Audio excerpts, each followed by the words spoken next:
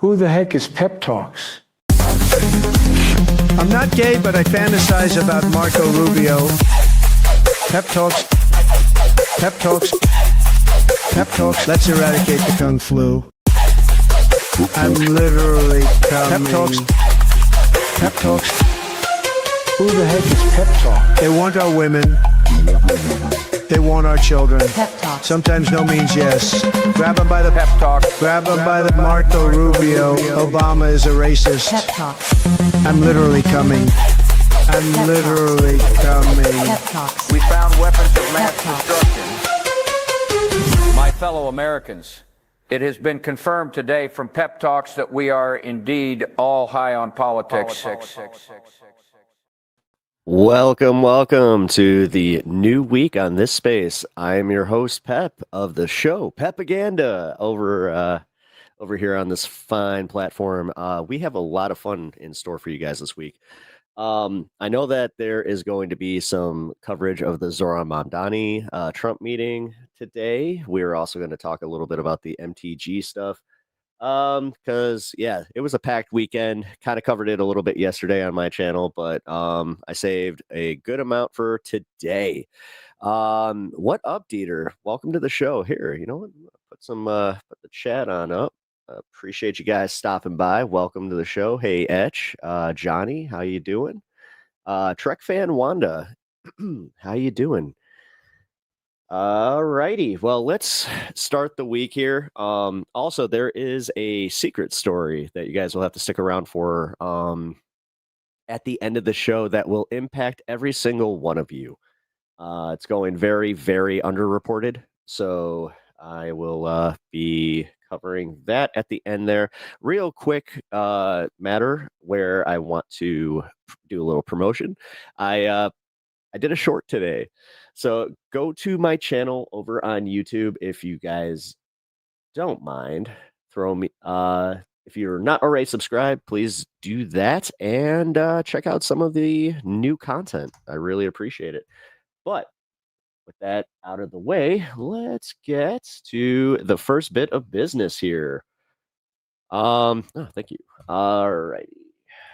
So this is a clip that I pulled from right before Zoran and Trump met. So I want you guys to understand that this was definitely expected to go a different way. I think that we all kind of know that, but it really shows here. I thought that this was the perfect clip to show to encapsulate just how they expected this to go. So reporting live from the briefing room where they're waiting for this big arrival. And I can already tell you that this lady in the black here,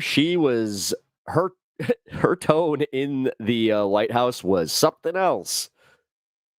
Hi, Jackie. Hey, Martha. Yeah, these two have traded some pretty tough words. You heard the mayor-elect say that his administration would be Donald Trump's worst nightmare. President Trump has routinely called Mamdani a communist, recently also a nut job. But these two appear to be gearing up for more of a sit-down than a showdown. The president even downplayed, as you just heard, Mamdani's election night victory speech, so seeming to taunt the president and say that he should turn the volume up. Still, there is a chance for fireworks. The mayor-elect says his office reached out with an agenda. Part of that is talks about affordability. And the president has said as recently as this morning, he doesn't really want to talk about that issue because he says it's clear to everyone that things are cheaper than when Joe Biden was in office. Plainly to the president about what it means to actually stand up for New Yorkers and the way in which New Yorkers are struggling to afford the city. And frankly, cost of living is something that I heard time and time again from New Yorkers about why they voted for Donald Trump. The Democratic Socialist spent much of yesterday preparing for this meeting. He held calls with New York Governor Kathy Hochul, Senate Minority Leader Chuck Schumer, and House Minority Leader Hakeem Jeffries, who, despite endorsing Mamdani, just this morning voted, along with the rest of House Democratic leadership, to condemn socialism. That resolution passed overwhelmingly with 285 yeas that included 86 Democrats. Yesterday, the press secretary called it, by the way, that we're gonna a testament to President Trump. He's here. opening his door to a communist, but not everyone is opening their arms quite as wide. The vice president joked he might have to have a stomach bug today. Martha. All right, Jackie, thank you very much. Hey, Sean Hannity here. Okay, so I really appreciate the fact that they were expecting it to be Trump just kind of pointing the finger, yelling at him. We all know how it went, but I do have some highlights here that I want. Oh, I don't know why that didn't work. Hold on. Give me 1 second. Why is it not letting me remove it? There we go. Here. So this was Fox right after the meeting. Obviously did my research on Fox News and how they were going to react to this kind of stuff. So, because let's be real, it's most entertaining when the people that were expecting it to be the Trump just doing like the mad teacher thing, just kind of again projecting where it's like, all right, buddy, you want something, then you got to give something to me. Quid pro quo. Wait a minute, I shouldn't use that word. Seen those great questions right in the Oval Office moments ago. She was in the room. Jackie, your impression of the get-together we all witnessed? You know, it was a surprise to see those two getting along as well as they did. A couple of times I asked the mayor-elect a tougher question. She was so sure that it was going to go the other way. And the president almost helped him dodge it. Take a listen to one of them. I want to ask the mayor-elect about a House resolution just passed overwhelmingly to condemn socialism, including with 86 Democrats, all of House Dem leadership, and the minority leader, Hakeem Jeffries, despite his endorsement of you. What's your reaction to that? It's that little shit. Just the, like... I have to be honest with you, I focused very little on resolutions. Frankly, I've been focusing. I understand. I think the focus is on the work at hand. I can tell you I am someone who is a democratic socialist. I've been very open She is about a perfect example of somebody that looks completely different from the side profile. that. And I know there might be differences about ideology, but the place of agreement is the work that needs to be done to make New York City affordable. That's what I look forward to. Oh, it cut off a little bit early, but I followed up asking the president, or asking Mamdani rather, to clarify an answer that he gave earlier, where he seemed to confirm that he does believe President Trump is a fascist. And the president jumped in and said, you don't have to answer that. You can just say yes. There were substantive conversations, we are told. That was the ultimate moment that they were not expecting, or they were just like, wait. Did he just give the game away? Are we all doing this media spin thing for absolutely no reason? Crime and public safety and how the two sides can work together.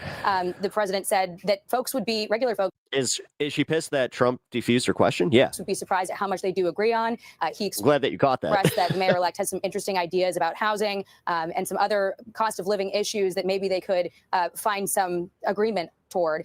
I asked, because crime and public safety kept coming up so many times, if that meant working together on ICE and having ICE agents do the work that we are seeing in so many other cities. Zohran Mamdani had, obviously said that he does not believe that ICE should exist and have the role. He didn't back down from any of his positions either. Having across the country, and he. I mean, what a baller move just to say, "Go ahead, you could say it," and then him to go, "Yeah." Said in his answer that he doubled down. There are, I believe, 173 areas of serious crimes in which they will work together. So that was interesting.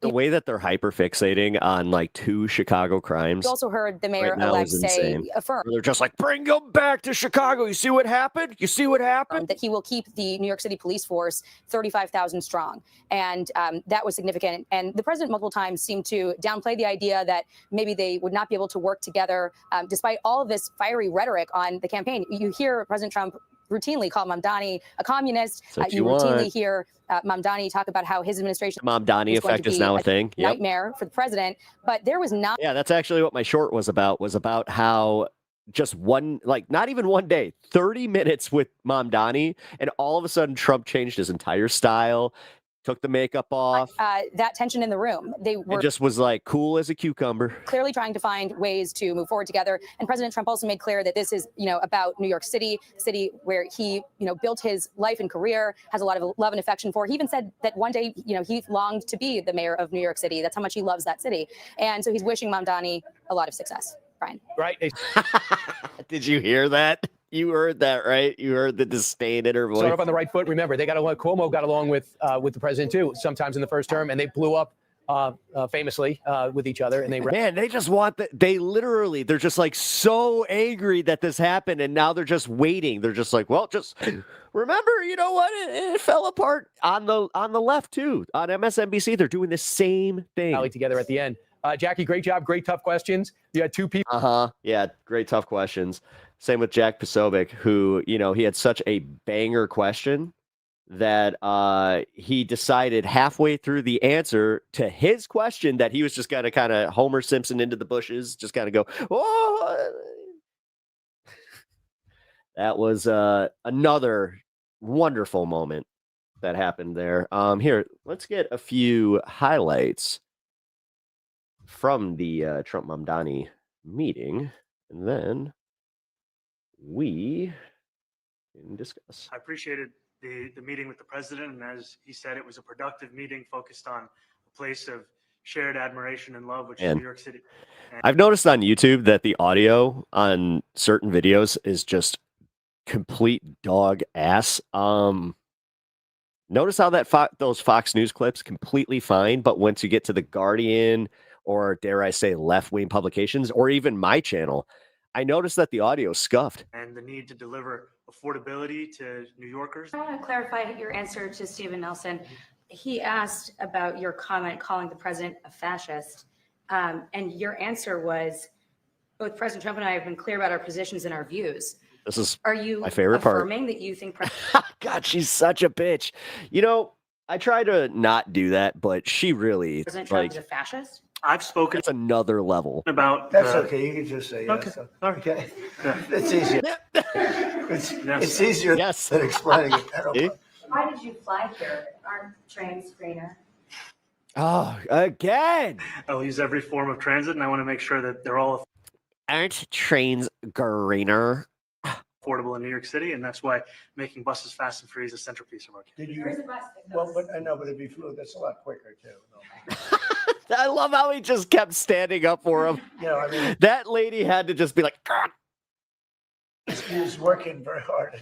For him to be, that's a very long drive. I'll stick up for you. You know, Republican Elise Stefanik has campaigned multiple times by calling Zohran Mamdani a jihadist. Oh, Do you here's Emily from Breaking Points. think you're standing next to a jihadist right now in the Oval Office? no, I don't. But she's out there campaigning, and you know, you say things sometimes in a campaign.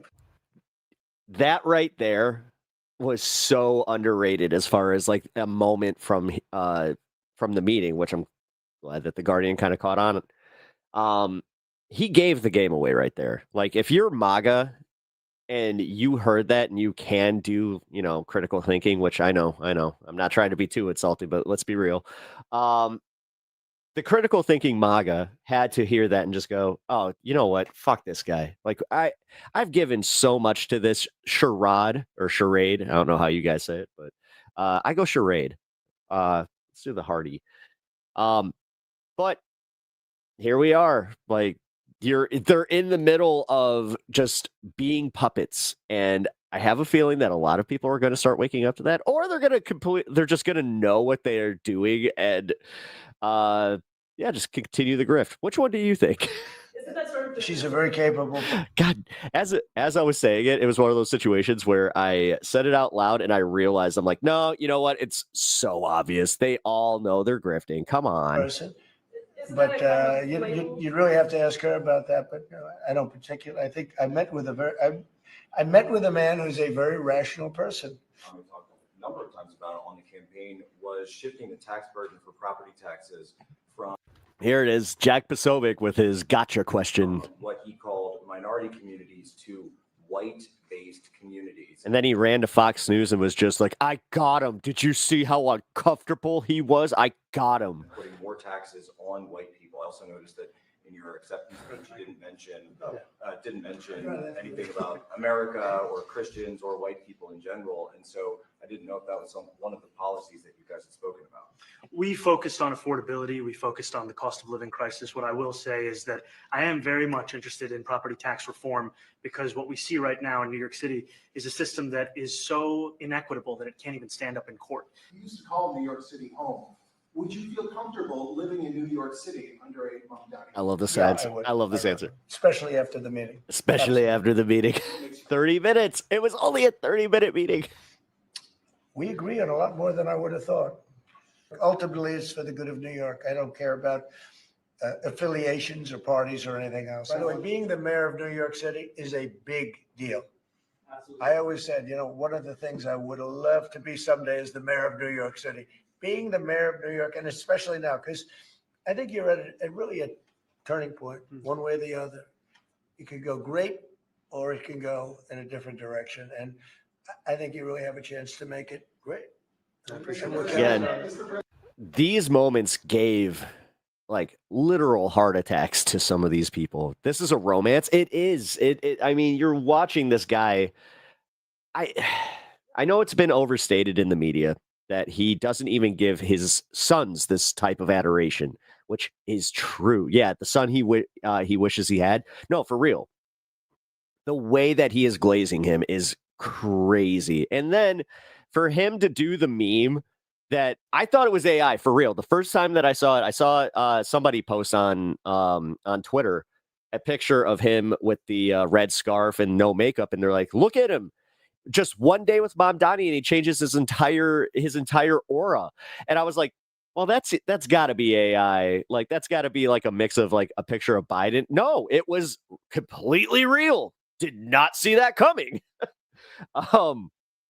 And like I said, this was definitely something that the conservative media was very upset about, where that's why I played that clip in the beginning. I wanted everybody to kind of see where the expectations were, what they got, and how they handled it, and then just the actual implications of the meeting. It was one of the most fun stories in all of media. Now, I have this small clip from MS Now, formerly MSNBC, because I noticed that when Emma Vigeland was on this specific panel show, that she was getting slammed with hostility. These same people seem to be now very cozy with the idea that it's just like, hey, you know what? Trump, Trump, he's growing up. It's crazy. But as you can see, we also have Tim Miller on here. So, that's even crazier to me, that this neocon, like this dude was a straight up neocon, just pivoted and has become a left-wing media darling, which I gotta say, like it's that Liz Cheney effect, and it's annoying. So, and using a Muslim socialist What up, mayor Ryan? How you as an doing? excuse to do that. And Mamdani said, hey, I'm Tinkerbell, going to charm Natch? him. I'm going to show him, I think this is less about the ideologies and the populism I'm just gonna say she annoys me. and the horseshoe theory, and more about like Donald Trump likes people who are good on TV. Pure transactional. But that's to glom onto his popularity. Like, because the way that she treated Emma was insane. Yeah, but I think it's also that he admires people who are telegenic. Well, That's all he cares about. Right. Well, That was the point that I really wanted to hammer on, was the fact that it's all like we knew that. He has kind of told us, where he's just like, it's like he came out of central casting. It's just like, oh, that was a weird thing to say. But then, he's the TV guy. but he's admiring the fact that Mamdani has power. He got 1 million plus. Nah.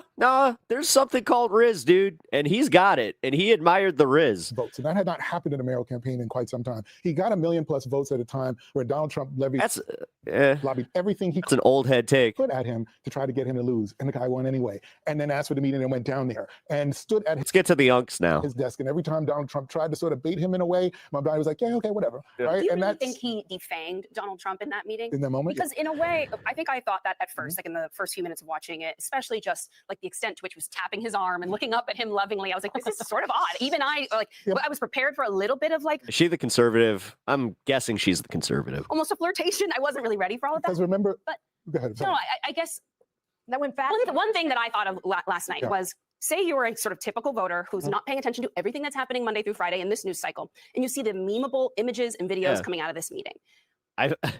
So in my life, I have a few friends that have sent me the pictures asking if it was real, number one. Number two, how it went, and they were just, and I sent them like the little clip thing I just played, and they were just like, whoa, that was not what I was expecting. I'm like, nope, nobody was. Not a single person who does political commentary could have called that. Trump kind of came off as a reasonable, cooperative person. He does not seem in that meeting like the same man who, I don't know, a few days ago said "quiet piggy" to a female reporter, for example. That's right. And so in a way, he was actually sort of able to say, if you are one of these voters who maybe, Miss I don't Blue know, Ocean, like, welcome. people see as part of the horseshoe theory, like you're not so dedicated to left-right, you would split and like Zoran and Trump at the same time. Like the image, right, is that's okay. This Well, works. This but- can work for those of you. But if you think about how a lot of voters, what they were hearing about Mamdani, particularly from Andrew Cuomo, who said Donald Trump's going to cut through you like a hot knife. Yeah. And he did none of that yet. Everybody check out Environmental Coffee House. Today, Mamdani was down there, stood toe-to-toe with the man, and what I saw was Donald Trump saying, I don't have any other move except to be nice. I got that right? Donnie got one other substantive thing out of this, I would say, which is there was discussion among rich New Yorkers, among Jewish New Yorkers, like maybe we might have to leave the city after this. If you're a fellow this space contributor, please shout out your show. Because of the kind of scaremongering that's going on about Mamdani, or in some cases maybe legitimate concerns about the increase in taxes, whatever might be coming. No pearls today. That Trump was asked that question, and Trump said, "No, I'd stay in New York." And we talk about this dude's dressed like a Hufflepuff. Defanging. That really takes the teeth out of that hit on Mamdani. Like, you sound kind of ridiculous now. You know, like the Barstool guy was saying that he's thinking about moving Barstool out of New York. Now you sound kind of ridiculous if you're like, I'm running scared from Mamdani in New York after Donald Trump said he would. Yeah, even Dave Portnoy really does have egg on his face. I think it's which he usually does, but it's Mamdani showed you do not have to be afraid of my leadership. I can do this. I can stand with this guy. Well- now it'll all end tomorrow potentially, but Well, exactly. That's what I was just about to say. they want, see? This is why I played this clip right there. They want this to end just as bad as Fox News. They're just like, we can't have them liking each other because then it just ruins the narrative. And the only people that we can point out that suck are the Democrats. Crap. Does it end in a week? Does it end in a couple of days? Does ends it the go next as long time- as Elon Musk, the next time that Mamdani says something about doesn't one and doesn't do something that Donald Trump wants. You look at what just happened to Marjorie Taylor Greene. Did you just see, like, did you guys get the fake vibe from that one? Like, what her face, her tone, all of it was just so fake. And so now he's bringing in to the Oval and just couldn't be more conciliatory and Can they ever reconcile with why they're so unpopular? laudatory to his former. Like, seriously. This is why nobody's watching this crap except for on shows like mine. You know what? A little pat on the back. This is why people go to political commentators now for this, because they are so sick of the disingenuous media BS. To actually kind of play to why people liked Trump, it's because he didn't speak like a politician, and it really is that simple. Like at the very beginning, where he was just like, this guy, Ted Cruz, his wife, ugly as a dog. You have an ugly wife, Ted.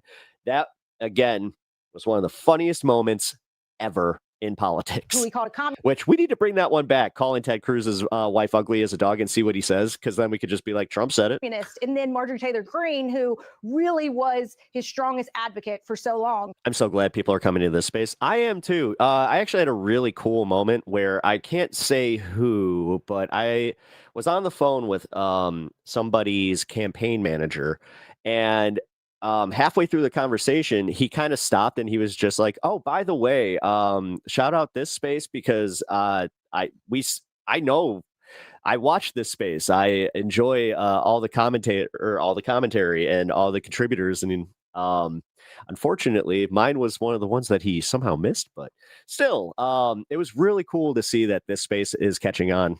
Banished. Done. Is she done? Quick. Is she done, Tim? Is Marjorie Taylor Greene done?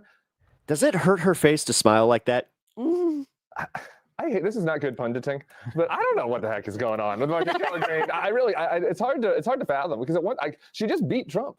My soul is leaving my body as I continue to fake smile. My cheeks hurt. She just brought Trump to heel on this big Epstein fight. I think that she obviously, I don't think that she was a threat from a Trump prime. Oh, this is the MTG thing? Okay, so we're going to actually do our own pivot here to the MTG stuff. Because, yeah, this was one of those rare weekends where it was kind of insane how much news there was. Pep Talks, the one unmentioned, it was kind of a little funny. Or I was like, hey, I'm the one who, starts the week. It's almost like I'm the morning guy, which I do enjoy. I really do.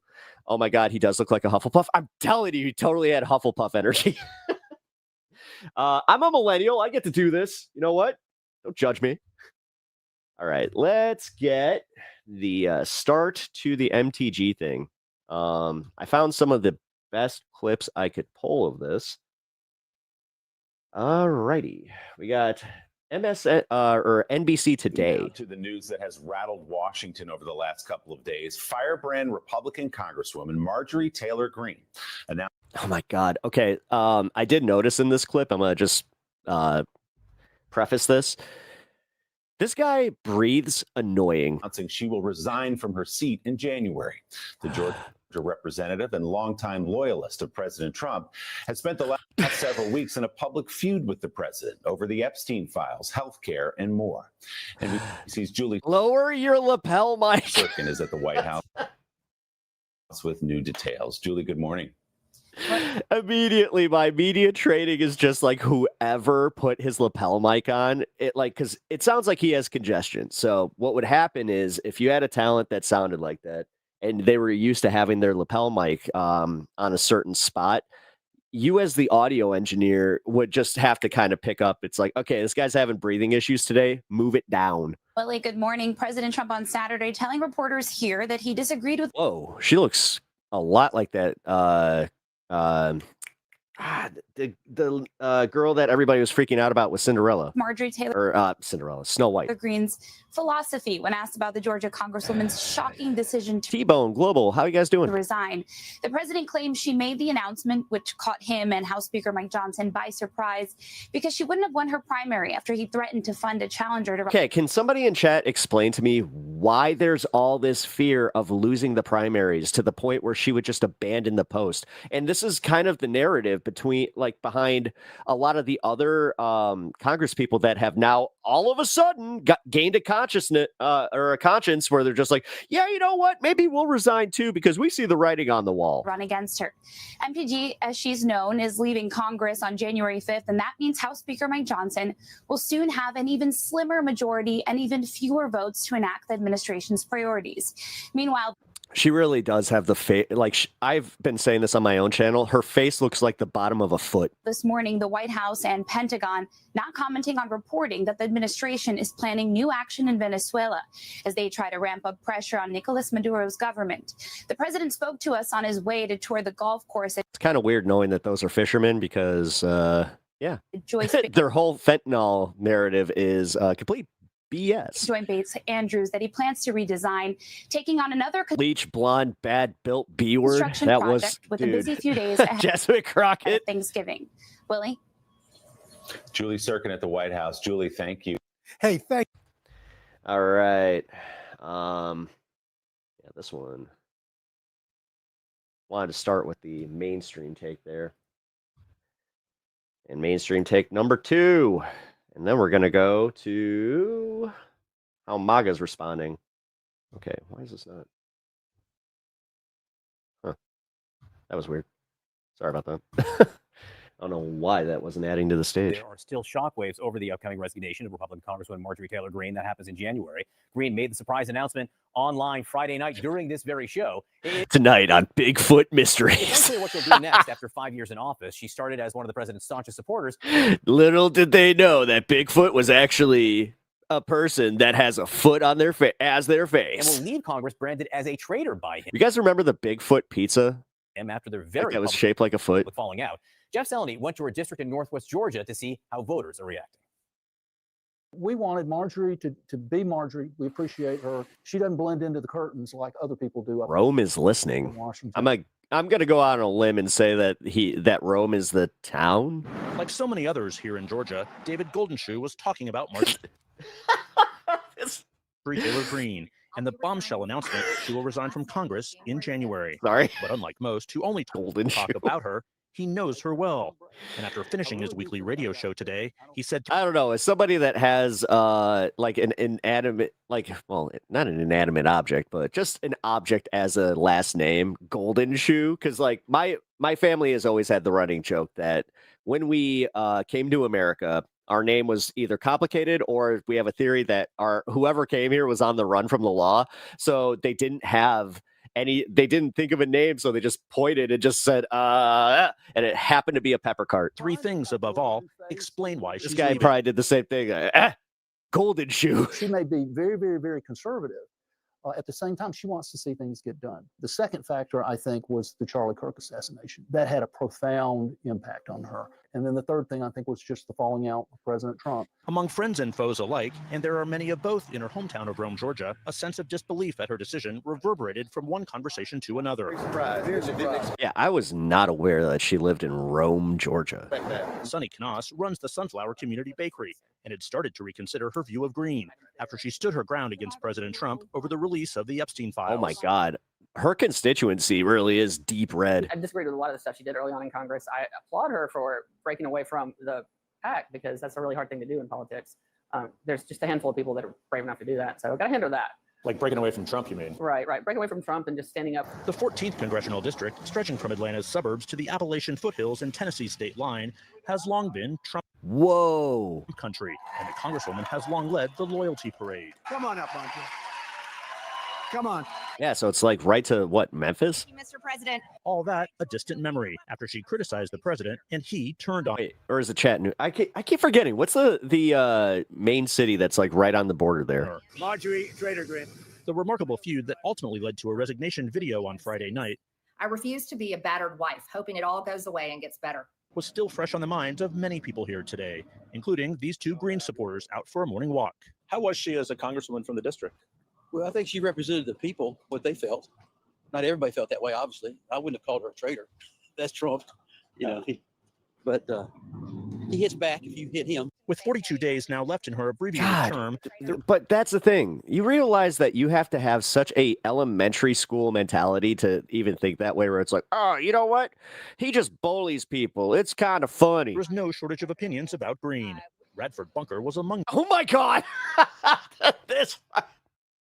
I'm never prepared for somebody that looks like they belong in a cartoon. Those expressing regret to be losing their firebrand in Congress. I'm sorry that she resigned. I think that she's a thoughtful person. This guy legit, like I would, if you told me that this guy owned a toy factory that made like deadly toys, I would 100% buy it. Like I said, I'm just sorry that politics has come to the sort of tribalism where you have to agree with everything on everybody. Others like Virginia McChesney were far closer to saying good riddance. This district really just wants someone who represents us instead of thinks of themselves and tries to promote a political point of view. Are you sorry to see her go? Not really. I think we've probably seen more of her as a real person in the past 3 days than we have ever. And Jeff Zeleny is with us. May not agree with her politics, but damn, that lady's kind of dead on. Tonight, Jeff, has Green said anything about what she'll be doing next after she resigns from Congress? I can't. Can I just say, like, as an aside, this Casey Kasem wannabe dude, like, I can't stand his fake concern face and just the way that all of these anchors have no soul. John, she hasn't. She said what she will not be doing, and that is run for president. Why, you may ask? She would even be considering that. Well, there was a Time magazine report over the weekend that said she's Are they talking about Marge? Yeah. considering it, according to friends of hers. She pushed back on that very strongly. She said she is not considering Christopher running for president. She said she laughs at the idea if anyone brings it up. The reality is that might be a bridge too far, obviously, going from the House. Or wait, Christopher Tablante. My bad. Didn't see that. Is what will she do? And even friends of hers that we talk to here are not sure what she will do. Of course, there's a governor's race. Political point of view, she's a congressperson. They never think of you. Nope. A Senate race. But for now, at least. Well, I'm also going to say that it is weird that like a lot of the narrative seems to be like they're playing politics. It's like, yeah, they're politicians. I don't like it when people use that one for political arguments. Plans to spend a little bit of time at home. It's just like, no, they should be playing politics. That's kind of their job. So sort of under the radar after January 5th when she leaves Congress. Under the radar on Marjorie Taylor Greene, not phrases that have gone hand in hand for a few years. Jeff Zeleny, thank you very much. Marjorie Taylor Greene's surprise decision to leave Congress has set off House Republicans, many of whom are reportedly frustrated with how the Trump team and Speaker Mike Johnson are behaving. Now, there's concern that her exit could prompt others to step aside. A senior Republican lawmaker tells Punchbowl News, quote, more explosive early... I can't get... I made this joke over on my channel, but for real, I cannot get over the fact that Punchbowl News and Cat Turd are two media outlets that we are getting breaking news from. Resignations are coming. It's a tinderbox. Morale. So, turn in the Punchbowl joke. Has never been lower. Mike Johnson will be stripped of his gavel, and they will lose the majority before this term is out. And adding to the tensions, New CNN reporting tonight that the president's health care plan, which was originally expected this week, has been delayed due to backlash from his party. Maybe we'll see it in 2 weeks. Am I right? Okay, so Jamal, this is actually, I think, one of the more significant things. I mean, covering Trump in the first term and now in this term, I don't think that we have heard this kind of discontent coming from inside the party's ranks. And people thought that Marjorie Taylor Greene resigning was like, oh, she's just giving up. But she was also making it harder for Mike Johnson to have the votes that he needs. And if many others follow her, Well, yeah, because like she's just about to say, like if other people end up leaving, then that's just giving up the majority, like before the election. They'll be doing the same thing. What are we You know, Marjorie doing? Taylor Like, Greene what are they was dispopular doing? inside the caucus, it turns out. I don't understand that that thought process, As we thought. But out in Republican land, in MAGA land, she was sort of as popular as a quarter zip in a matcha, right? Like people thought that maybe she was somebody that she was able to raise money. She was the second most popular fundraiser in the Republican Party. That's got to be a difficult thing for you to manage if you're the speaker.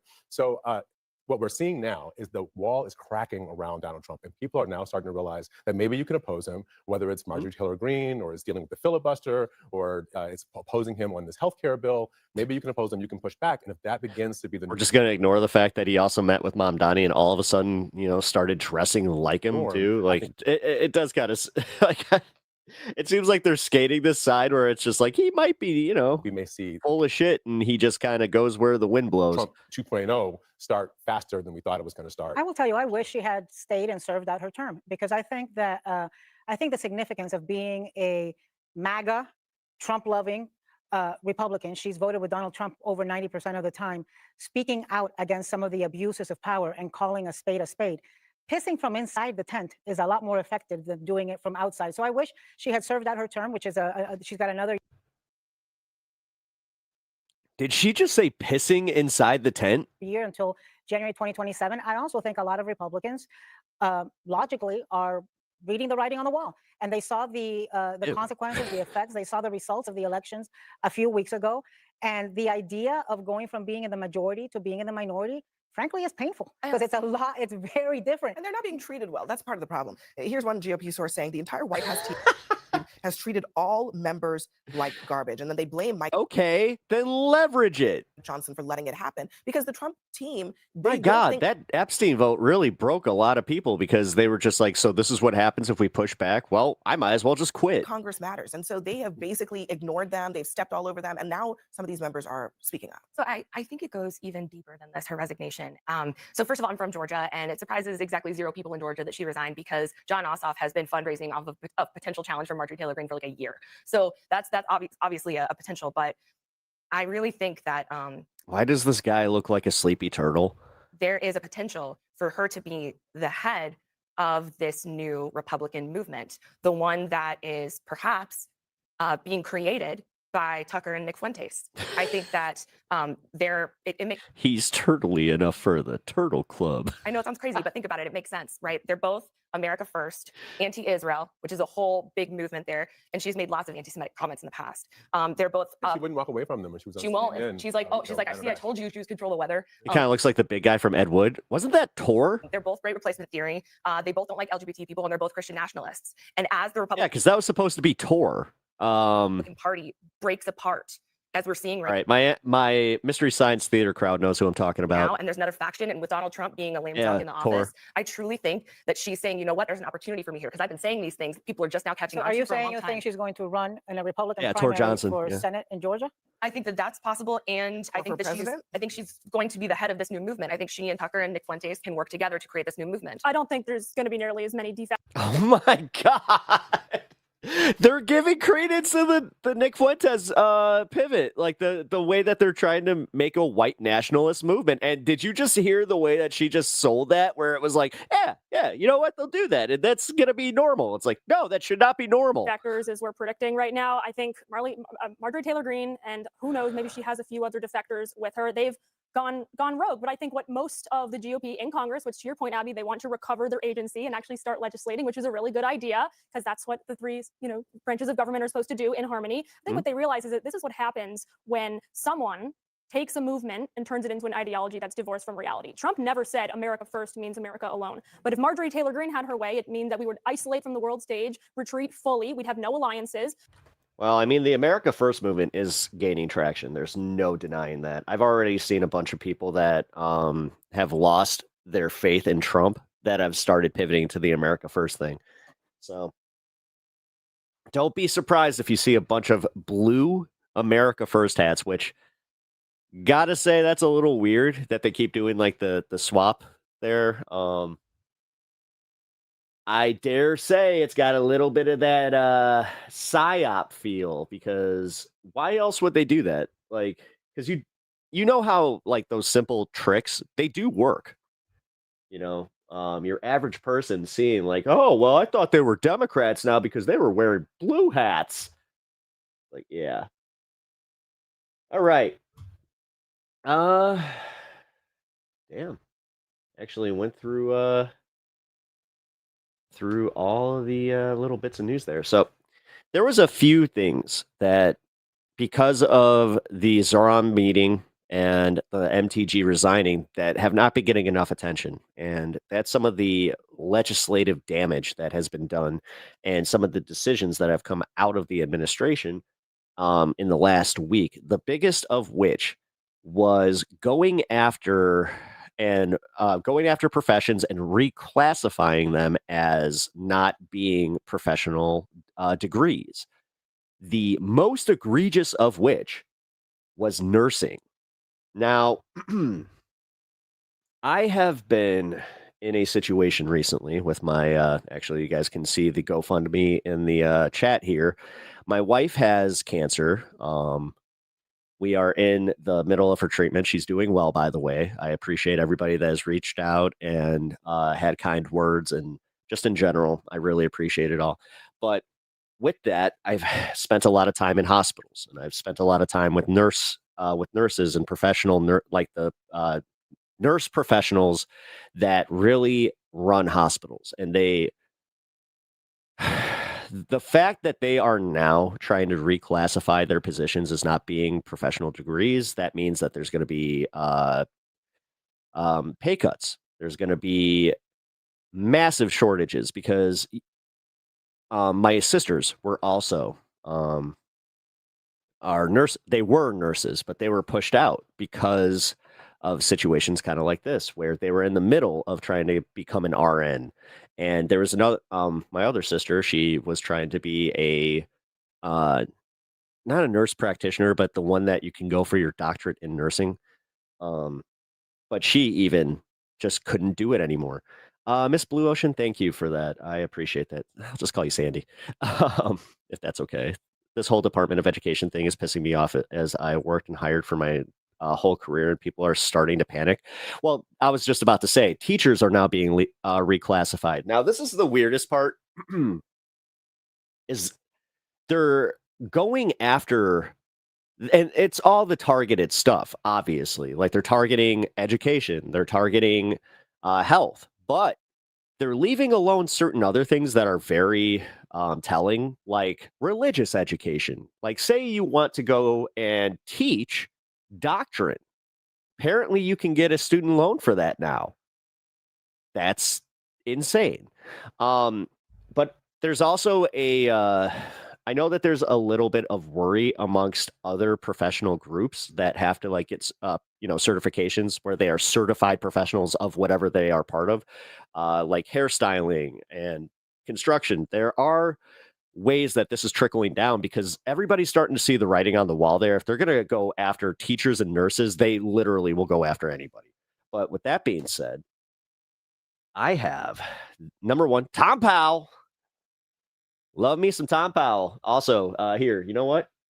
Want to make sure that you guys do the solid for me and go follow Mr. Tom Powell. If you do not already, he is an awesome content creator. Also, Chicago boy. I appreciate this dude a lot. But he did a really good video here showcasing the reactions to this news from the professionals that are being affected. So let's take a look. I'm wondering how all of the nurses and nurse practitioners that Which, by the way, there are a lot of them that are MAGA. are MAGA, Because my sisters, they're MAGA. support Donald Trump, support his policies, Fortunately. support his initiatives. I wonder how they're feeling today. I honestly wasn't going to say anything, but I can't help it. Can't help it. You should say something. Why would you see? Don't preface with that. Like, why would you do that? Like, you should say something. If they're coming after your professional degree, baby, speak up. The fact that the Department of Education would essentially Run by Linda McMahon, by the way. single out nursing. Like, just when I thought I hated Betsy DeVos, now I have a special hatred for Linda McMahon, which I had a kayfabe hate for Linda McMahon back in the 90s. And say that To be fair, I did watch her get taken down in a wheelchair. advanced practice nurses That's funny.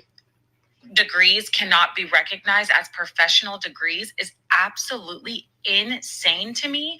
And Religion does not need help from the government to grow out of control with power and influence. it Yep. is so beyond. That's why I actually brought up the Betsy DeVos thing, because Betsy DeVos was all about that. And that's where I thought that she was more dangerous, in my opinion, than Linda McMahon, because Linda McMahon at least doesn't have an agenda to put a bunch of religious shit into schools the way that Betsy DeVos did. So that's why we're not seeing that overtly, but it'll likely be the next thing they tackle, Dangerous. just with less passion. It is so dangerous. The truth is that advanced practice nursing is what has kept a lot of people in the nursing profession. Yeah. Because without it, a lot of nurses Do you understand that they work almost 12 hours a day on average? would have simply just left the profession. Yeah. The profession that is already short, the profession that helps bridge gaps in care deserts where there's no one else. There you go, there's an advanced practice provider.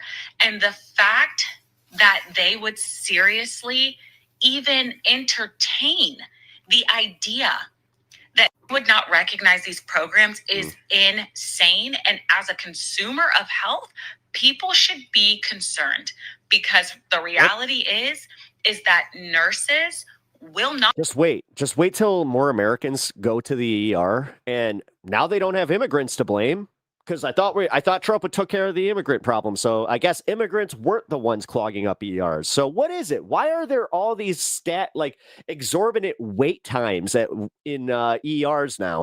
Huh? Not return back to the bedside. If that is what they're hoping for, it's not going to happen. People will leave the profession in drones. Droves. So this is absolutely I don't even know what to say. Like, I am in full on shock. Should be. Everybody should be. So apparently nurse practitioner degrees are no longer going to be considered professional degrees under the new Department of Education proposed rules that go into effect next July. MDs and DOs, they are still considered professional. That makes complete and logical sense. However, NPs, not professional. CRNAs, not professional. PAs, not professional. But chiropractors, they are still considered professional under these new proposed rules. However, physical and occupational therapists do not Leaving in a drone would be leaving in style, though. fall under these You hop on it like the Green Goblin. See ya. professional degrees. They are not professional. Speech language pathologists, not professional. Theology and divinity degrees, yes, they are considered professional. However, teachers, the ones who are actually the ones teaching the entire country, are not considered professional. I truly cannot even put into words how much this does not make any sense. As someone who has been studying my ass off for 2.5 years in a doctorate of nursing practice. What worries me is that this is happening during the Christmas season in the first year of the term. People are going to forget about this Program, completing clinical rotations and until it becomes a major problem. managing patients and sacrificing my time, my money, my sleep, My uncle had an aneurysm and died while he was waiting in the ER waiting room. He was 39 years old. Yep. and quite frankly, my sanity. We had to wait over 8 hours to get my wife into a hospital bed, which they ended up admitting her because they thought she had a perforation, which again, 8 hours, nothing bad could happen with it sitting in a waiting room for 8 hours with a perforation in your freaking intestine, but no.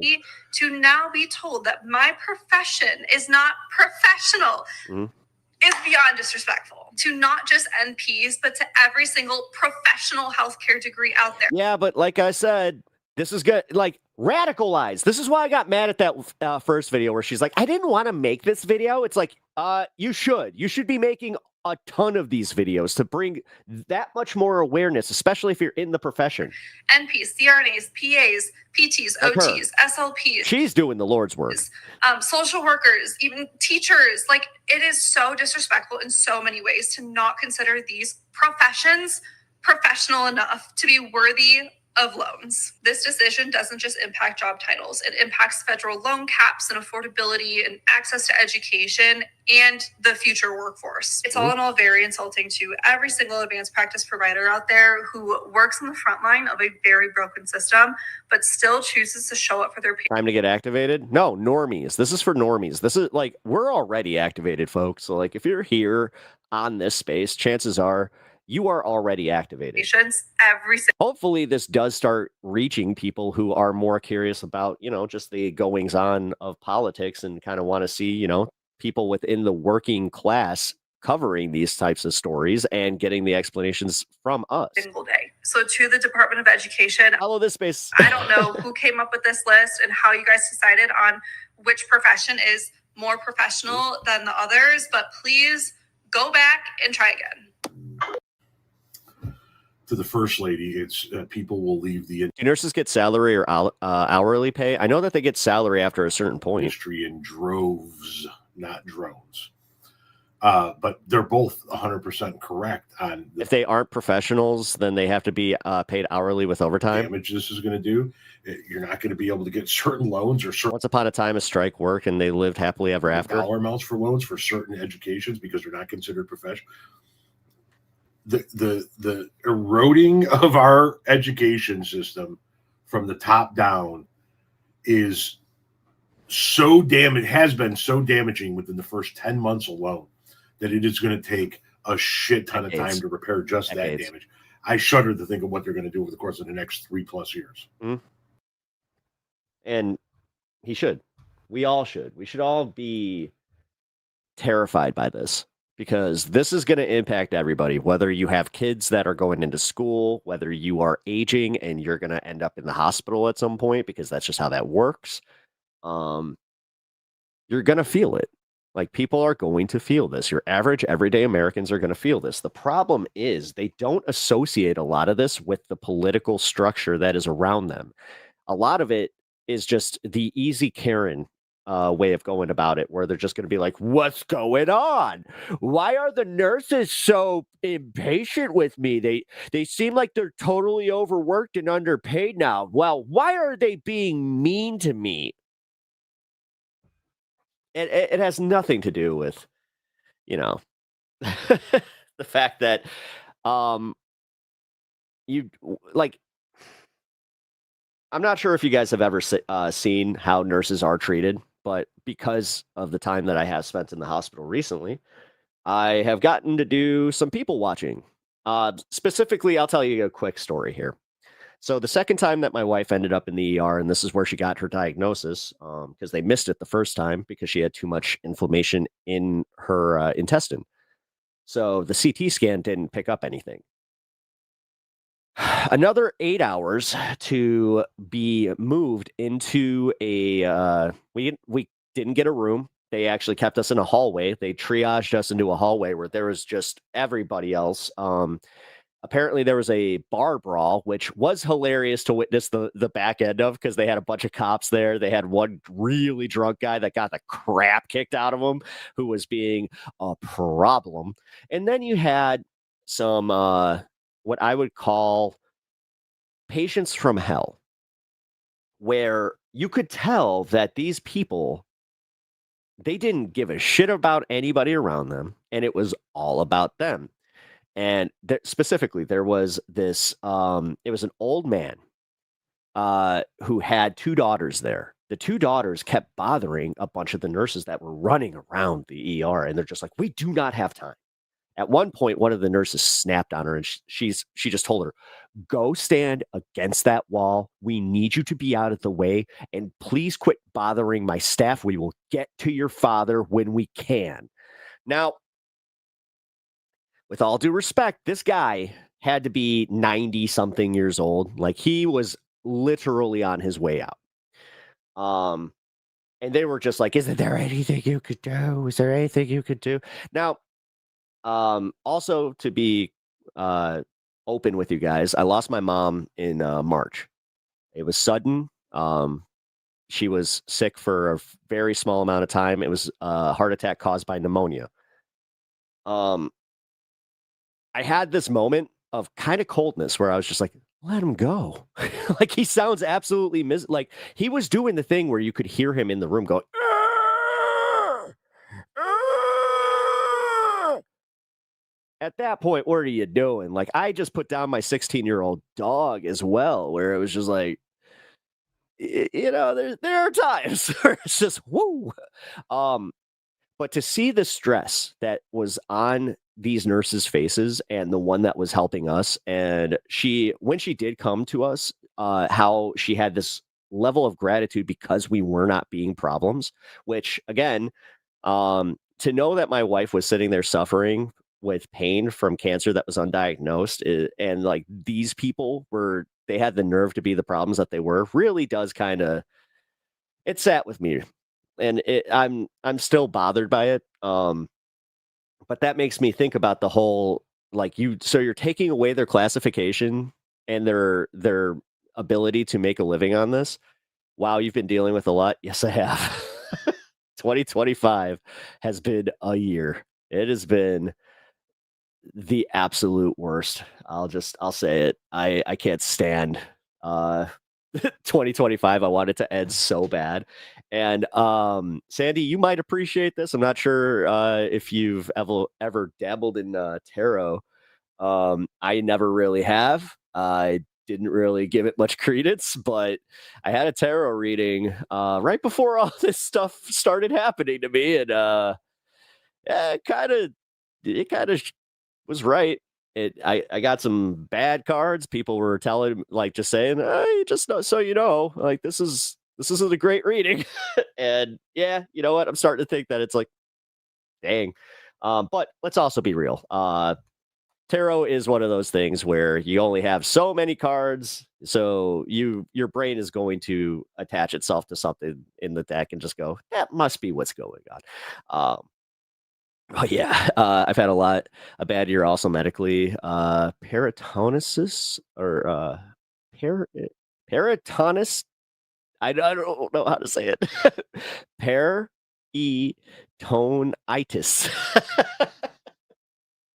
That is how you sound out a word there, folks. Surgery, and then another surgery, and then I effed up another hemorrhaging and in the hospital again. Oh, yeah. See, yeah. The hemorrhaging part is, yeah, that's where I kind of understand that. They were with my wife. They were really worried that she had a perforation. Peritonitis. Thank you. I appreciate that. I feel like I just had to do the Donald Trump thing. Acetaminophen.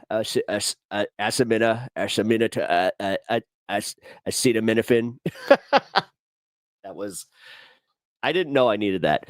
I'm on the mend. Oh, hell yeah. I'm glad. I just wrote an article in Substack. And I think I'm on a roll about health issues right now. Well, I appreciate anybody that's advocating. I really appreciate that. Because we all need it. Like, anybody, like, I am not going through it. I'm a witness to my wife going through this, and it is rough. She's in her third week of treatment, third round of treatment. You're in a tarot? Nice, me too. It's fun. It just kind of happened randomly. Yeah, I don't know.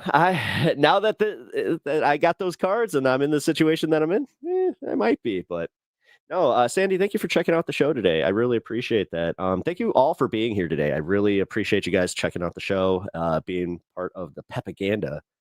Now go spread some of that. And I do mean this. If you guys could do me the quick solid of checking out my new short that I just released today, that would be fire. I really appreciate all the support, but I also appreciate you guys sticking around for the This Space programming that is coming up here. We got Jake following now, and then Quick announcement. I'm going to be on Good Morning Comrade tonight. So look out for me a little bit later. I think it's 8 p.m. Central. So yeah, I will see you guys there. I will see you guys next week. Stick around for What You Can Do with your old pal Jake. Who the heck is Pep Talks? I'm not gay, but I fantasize about Marco Rubio. Pep Talks. Pep Talks. Pep Talks. Let's eradicate the Kung Flu. I'm literally coming. Pep Talks. Pep Talks. Who the heck is Pep Talk? They want our women. They want our children. Pep Talk. Sometimes no means yes. Grab them by the pep talk. Grab them by the Marco Rubio. Obama is a racist. Pep Talk. I'm literally coming. I'm literally coming. Pep Talks. We found weapons of mass destruction.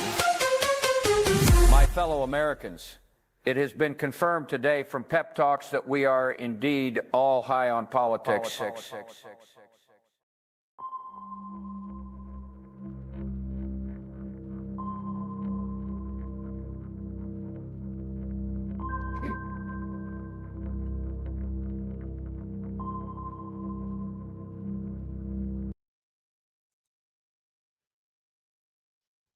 Welcome to WYCD Wicked. That stands for What You Can Do. My name is what? There we are. My name is Jake. And today we're going to talk about both politics and non-politics. On the one hand, the lessons I have learned from the last, what are we on now? 11 years of nonsense. We can't wait in two-year cycles of destruction. We cannot wait for politicians, whether we win or lose in these political competitions. We nonetheless have to be making progress. And when I say have to, I don't mean like sorry, apologies. I'm being distracted by the absolute shininess of my forehead. It's I keep hoping that my poor hair is the problem, but it's not. It's just the lighting. Oh well. No, we're not even going to worry about it. Anyway, you don't have to wait, and we can't afford to wait beyond if we lose in these 2-year cycles. We need to have, in other words, what Matt Strackbein begged us to consider earlier, which is solutions other than politics. Fortunately, they exist. Fortunately, we do have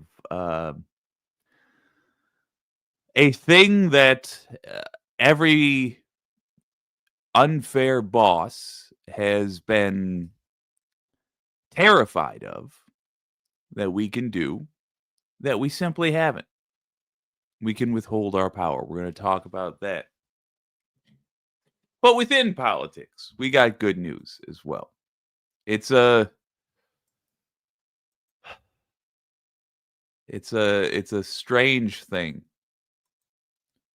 these days to have good political news. I know. All right. Let us start with,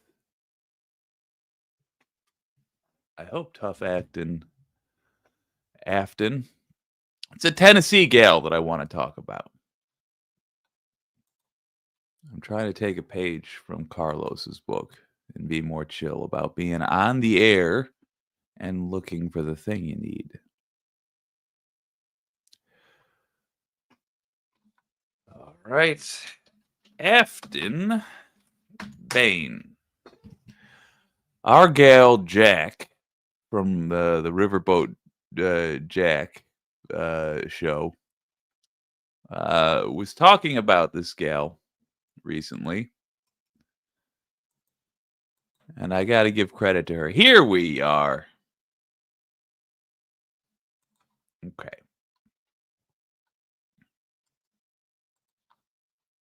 And now I will share.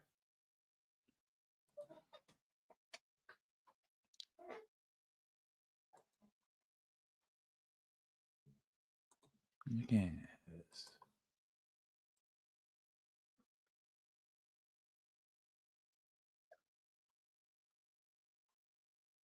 Ah, wait 1 second. I got it. Here we are. Let us try this again. You should be paying attention to the race in Tennessee's 7th congressional district. This is the last congressional race in the entire country. This is the last flippable seat in the entire country. This election is 14 days from today. Today's Tuesday. It's 2 weeks from now. Because like all races in the South, this one will come down to voter turnout. It becomes a self-fulfilling prophecy because people don't vote, nothing in their life changes, then they don't vote because nothing in their life changes. So my call to action, I think, for the voters in this district is that your vote actually matters. It could come down to one vote to send me to Congress versus my MAGA-backed opponent. That's Afton Bain. She's a Democrat running for Congress in a solidly Republican district. But early reporting suggests that cracks may be forming in Trump's base. The Tennessee Lookout reported that turnout was down 75% across Middle Tennessee, particularly in GOP strongholds. This is a predominantly Republican district. It was drawn that way. But what we are hearing, what I've heard on the campaign trail, is that there is an opening. Affordability is the utmost crisis that Tennesseans are facing, and that is across the 7th district, that is in Nashville. We have a state government that has inhibited the city of Nashville from addressing the rise of the cost of living. We have a federal government that is in chaos and cannot address the cost of living. And Afton Bain isn't the only one who sees an opportunity here. DNC Chair Ken Martin came to Nashville to campaign with Afton Bain, and Representative Jasmine Crockett recently appeared virtually with her. A lot of people are always trying to wait on a leader, trying to point to who that leader is going to be. Well, let me tell you what leadership looks like. It looks like Afton. As a reminder, Tennessee consistently ranks as one of the lowest voter turnout states in the country. So it seems that Afton Bain's biggest uphill battle may just be getting people to show up to the polls. The data shows us that if Nashville turns out, we can win. So that is what we've been trying to do. We've been mobilizing in Davidson County. We've knocked thousands of doors, hopefully, in the 10,000s by the time next week rolls around. But there are pockets of Democrats elsewhere, and the rural Democrats in this district are also important. So let's make sure that they understand. We vote. Early voting is happening right now. Day of voting takes place on December 2nd. We'll be keeping a close eye on this one, so make sure you like and follow for more. Thank you, Mother Jones. That'll do. So there she is, Afton Baines in good old Tennessee. Why are we excited about this? Well, boy, we started off this particular cycle with a massive deficit in the House of Representatives.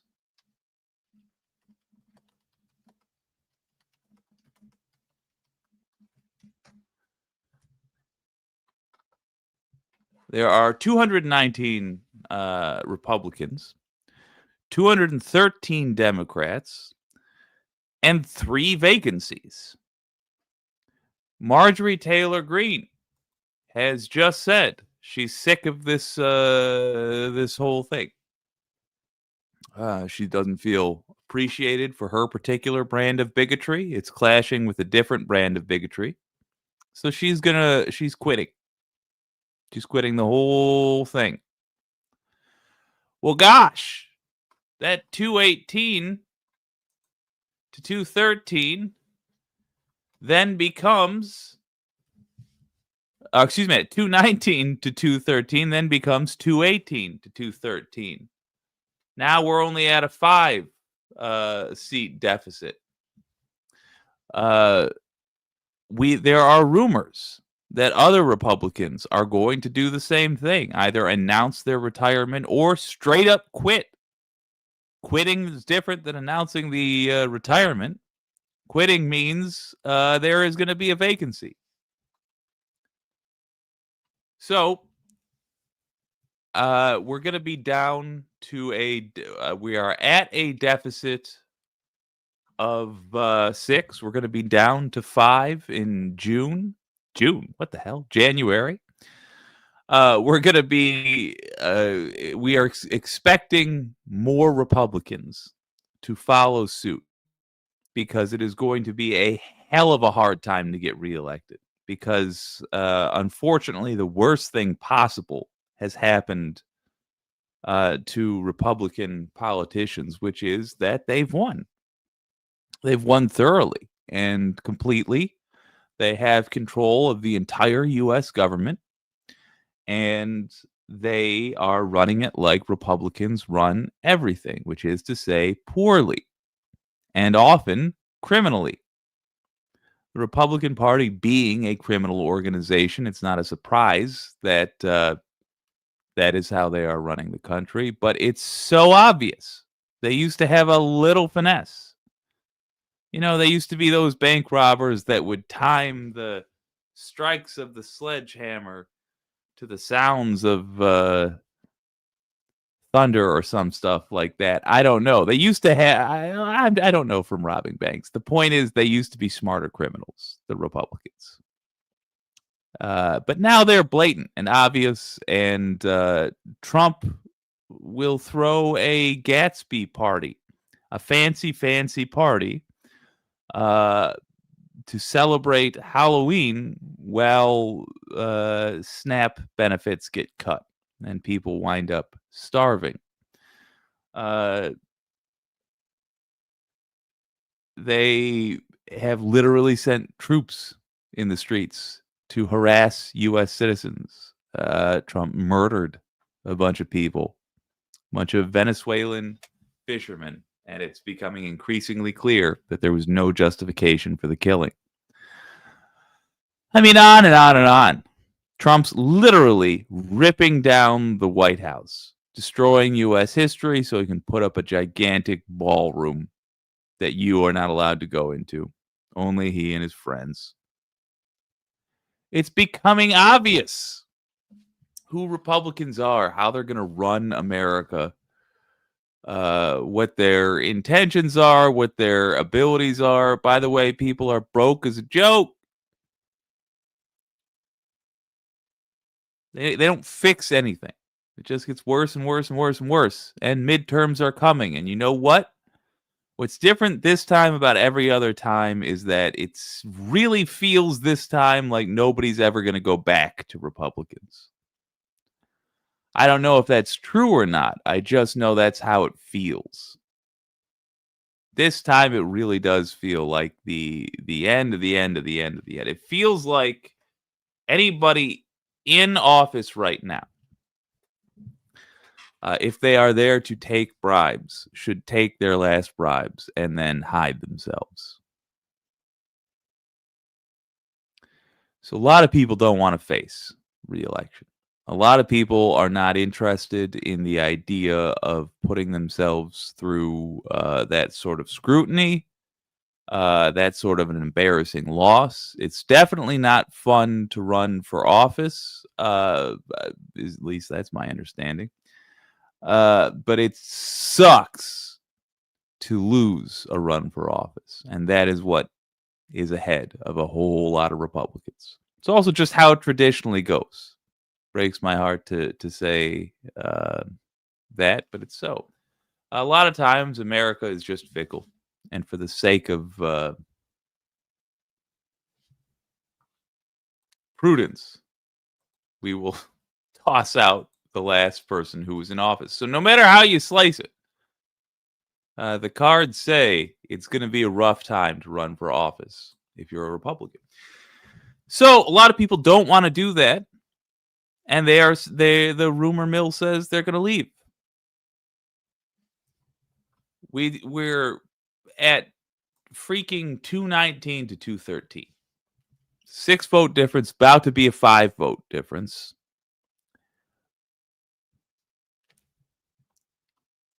You need real progressives. There's no reason why there should be anything else. And I've said for some time, that the best way to to win in a conservative area is to go very, very blue. The best way to win in a conservative area is to appeal to populism.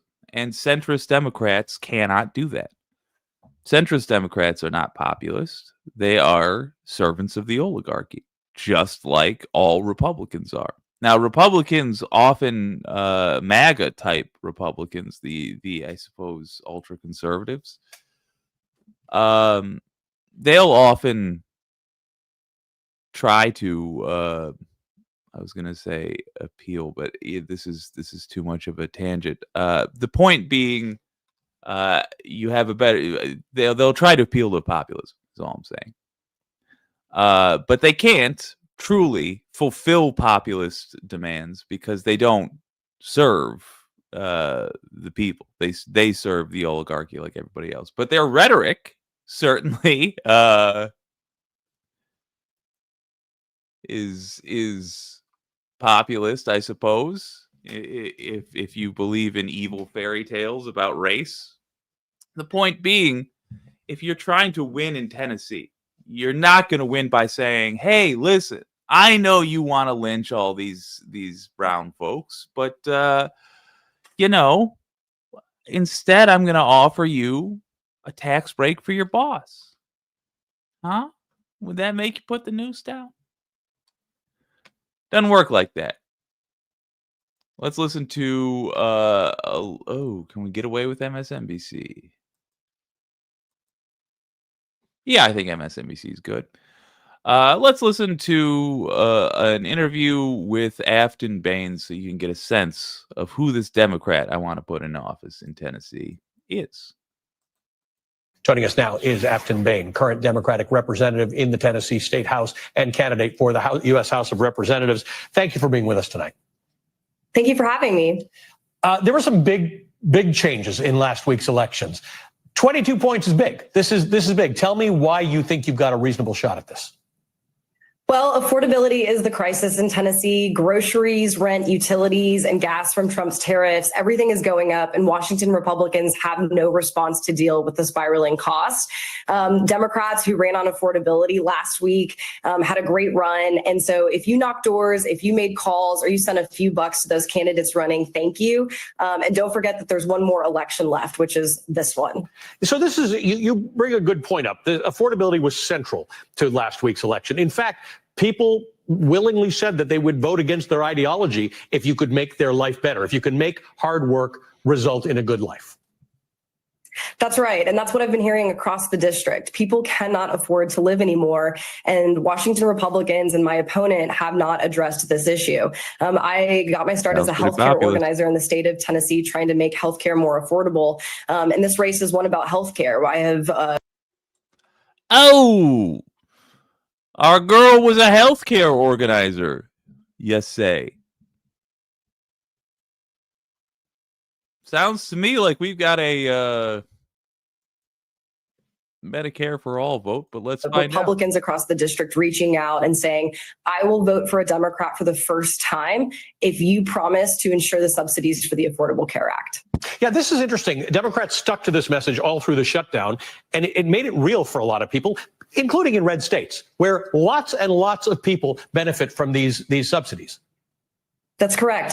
And Nashville, the district includes Nashville, which represents a lot of working musicians that also use the Affordable Care Act. And I talked to one family in Clarksville this week that said they would have to choose either to allow their daughter to play middle school soccer or pay for health insurance. And that's not a choice that any Tennessee family wants to make. Let's talk about the other thing that affects Tennessee and some of the rural areas that fall into your district. And it's the closure of rural hospitals, because there are people who have nothing to do with Medicaid or anything. Okay. So we're not hearing policy in this alley, or rather, we're not hearing what laws specifically she would propose, et cetera, et cetera. but we're getting the gist so far. She is a pro-healthcare Democrat. Do this, but the funding for those hospitals comes from the fact in many cases that Medicaid people on Medicaid use them, which means if you're in a rural area in this country, you just might lose your hospital. There are people in my district that travel 3 to 4 hours to access facilities. Wow. 60% of our healthcare facilities in the state don't have maternity care. We are in healthcare deserts, and the cuts to Medicaid after the passage of the Big Ugly Bill will decimate not only rural hospitals, but also nursing homes. So it's definitely at the forefront of everyone's minds. At least one rural hospital will close in the district because of the Big Ugly Bill passing. So since the beginning of this administration, we've had all sorts of things in red districts. We've had people mad about the Doge cuts. Then we've had this inflation and this affordability message that Donald Trump seems to forget every couple of days. And then we've had this healthcare issue come up. Tell me, to what degree do you think you're able to move people on these issues? I'd say a lot. I mean, the polling, obviously it was a Republican district, but our polling continues to show that we are shrinking those margins because of the affordability message that folks cannot afford healthcare. They can't afford to live. We have the highest inflationary cost of groceries in the country. And the Republicans don't have a solution to that. Neither does my opponent, who is backed by President Trump and is a puppet to the puppet masters of the universe. I also want to flag that the Epstein files have been a major issue within the district. And, it's just another example of the Billionaire Boys Club getting away with crimes while regular Tennesseans get crushed with prices. Afton Bain, thank you for joining us tonight. We appreciate your time. Thank you so much. Democratic candidate for Tennessee's 7th Congressional District, Afton Bain. Tonight's last word is next. Okay, so she is referred to as the AOC of Tennessee. And if you want an idea of how nervous the Republicans are about that 218, about that 219, that 218 to 213 dropping down to something a little bit more like 217 to 214,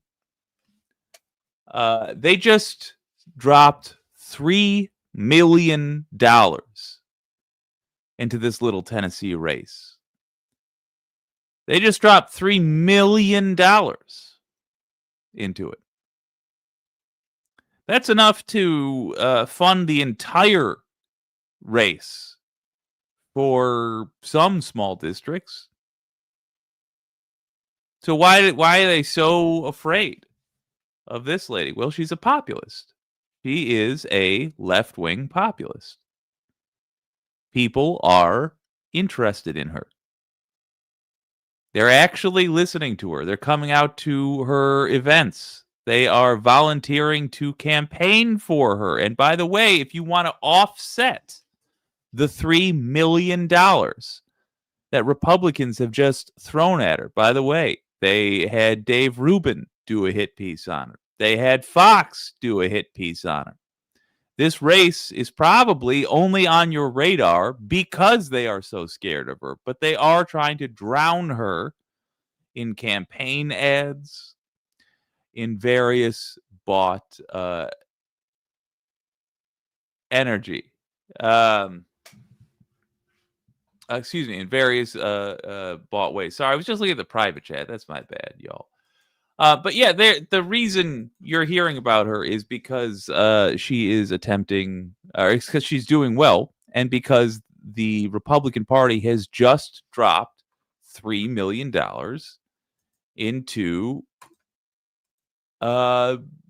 making sure she doesn't get the seat. Here's how you counteract Republican dollars. Volunteer. Do it now. Make Afton Bain in Tennessee your hobby for the next couple of weeks. Early voting has already begun. Right now, people can go out, vote for Afton Bain, and make their lives better. Help them make that decision, by God. This is mobilize.us, Afton for Congress. Oh boy, here we go.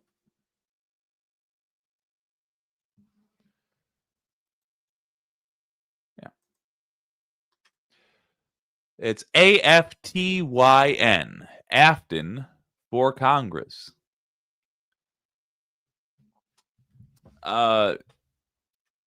This website will allow you to volunteer.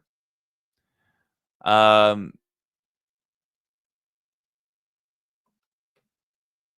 there we are. And well, I don't see where it said it, but I do happen to know. You can call in. You don't have to physically be in Tennessee. You can do phone banking for them. You can help write campaign material. You can be involved on just about any level, because this is a pretty, despite the fact that she was on MSNBC there, despite the fact that Dave Rubin's out there trying to take this lady down, despite the fact that she's running against so much TV ads and money, it's a pretty small campaign. So get involved. Honest to gosh, a handful of people would make a huge difference. A handful of dedicated people, a huge difference. If you can get out there and make phone calls with some regularity, you could change the power dynamics in America.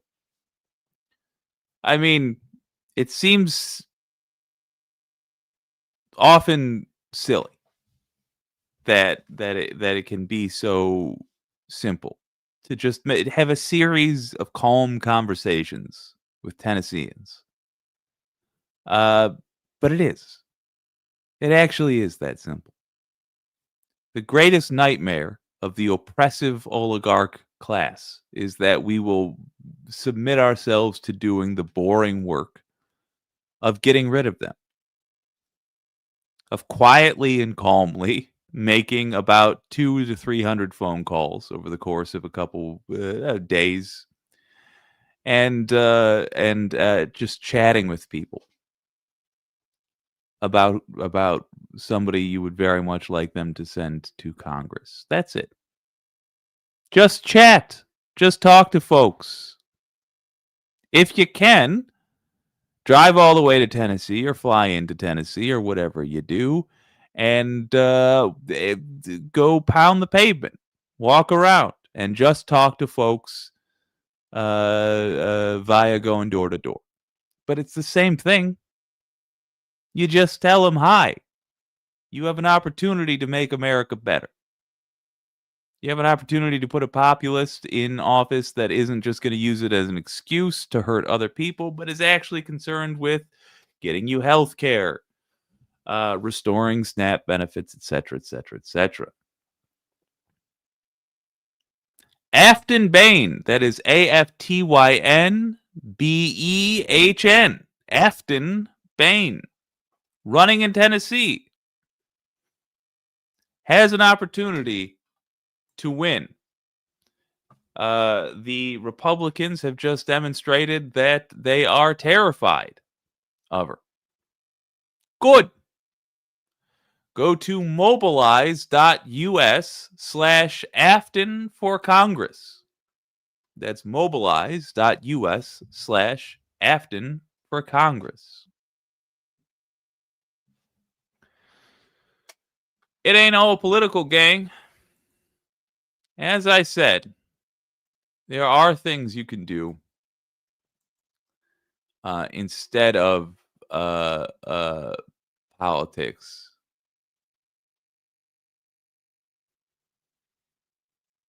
Oy.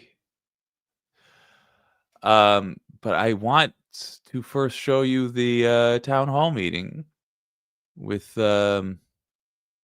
Jasmine Crockett.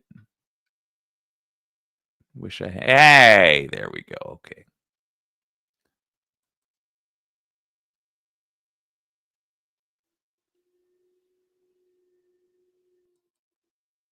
Alrighty, here we are.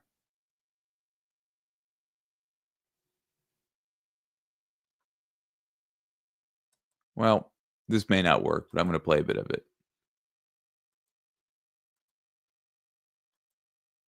following them around and posting the video. And you all saw Justin Canoe, who runs the Holler, excellent video yesterday where he was actually in the airport following my opponent. And I was like, did you buy a ticket to get into the airport? I mean, what were you doing there? It was serendipitous. And so my opponent has said that he won't release the Epstein files. And so Justin Canoe followed him and got that on tape, and it was really impressive. But that's called bird dogging. And so when I used to bird dog town halls, I also committed as an elected official when I ran for my state race. Okay, well, that I would hold town halls. And so I'm very proud to say that a senator. None of this is what I recall. As we have an administration that decided that they were going to send $40 billion to Argentina. At the same time, they. All right, is not the part I saw either, but this is illustrative of my point. All right, so Afton Bain and Jasmine Crockett bitching about Trump. This is a good. This seems to have the general vibes of what I feel is her campaign. $40 billion to Argentina.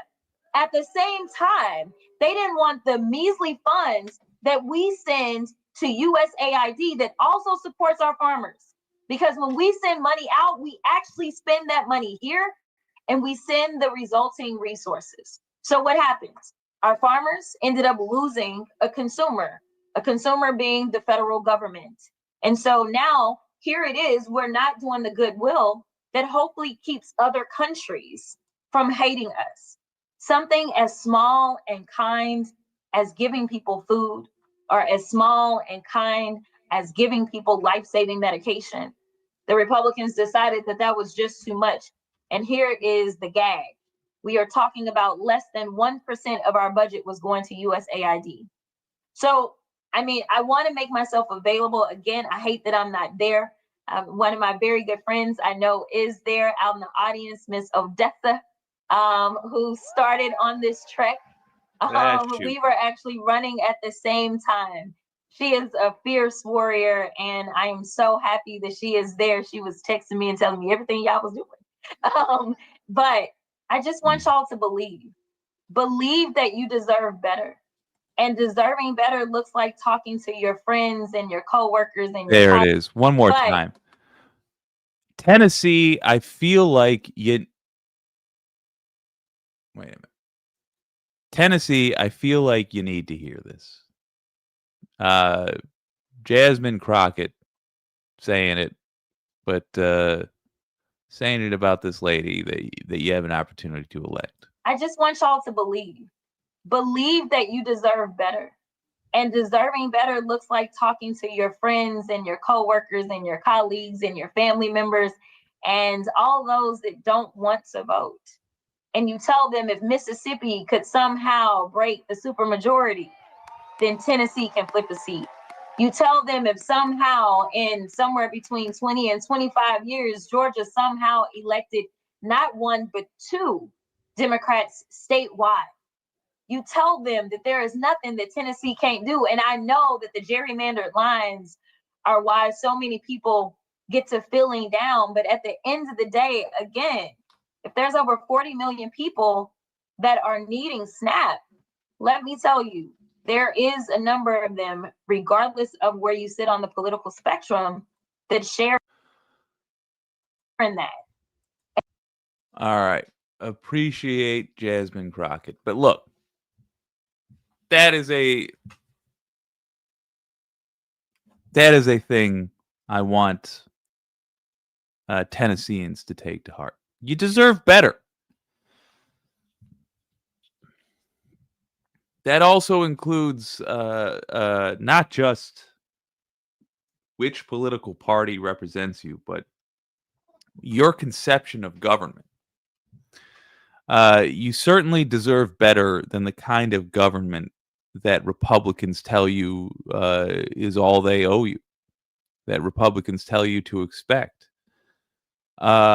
Republicans talk about how government is run badly, how government is bad, and then they have the audacity to ask you to make them be in charge of it. This thing they say can't work, doesn't work. Would you want a pilot flying you who says that planes are no good? That planes are useless?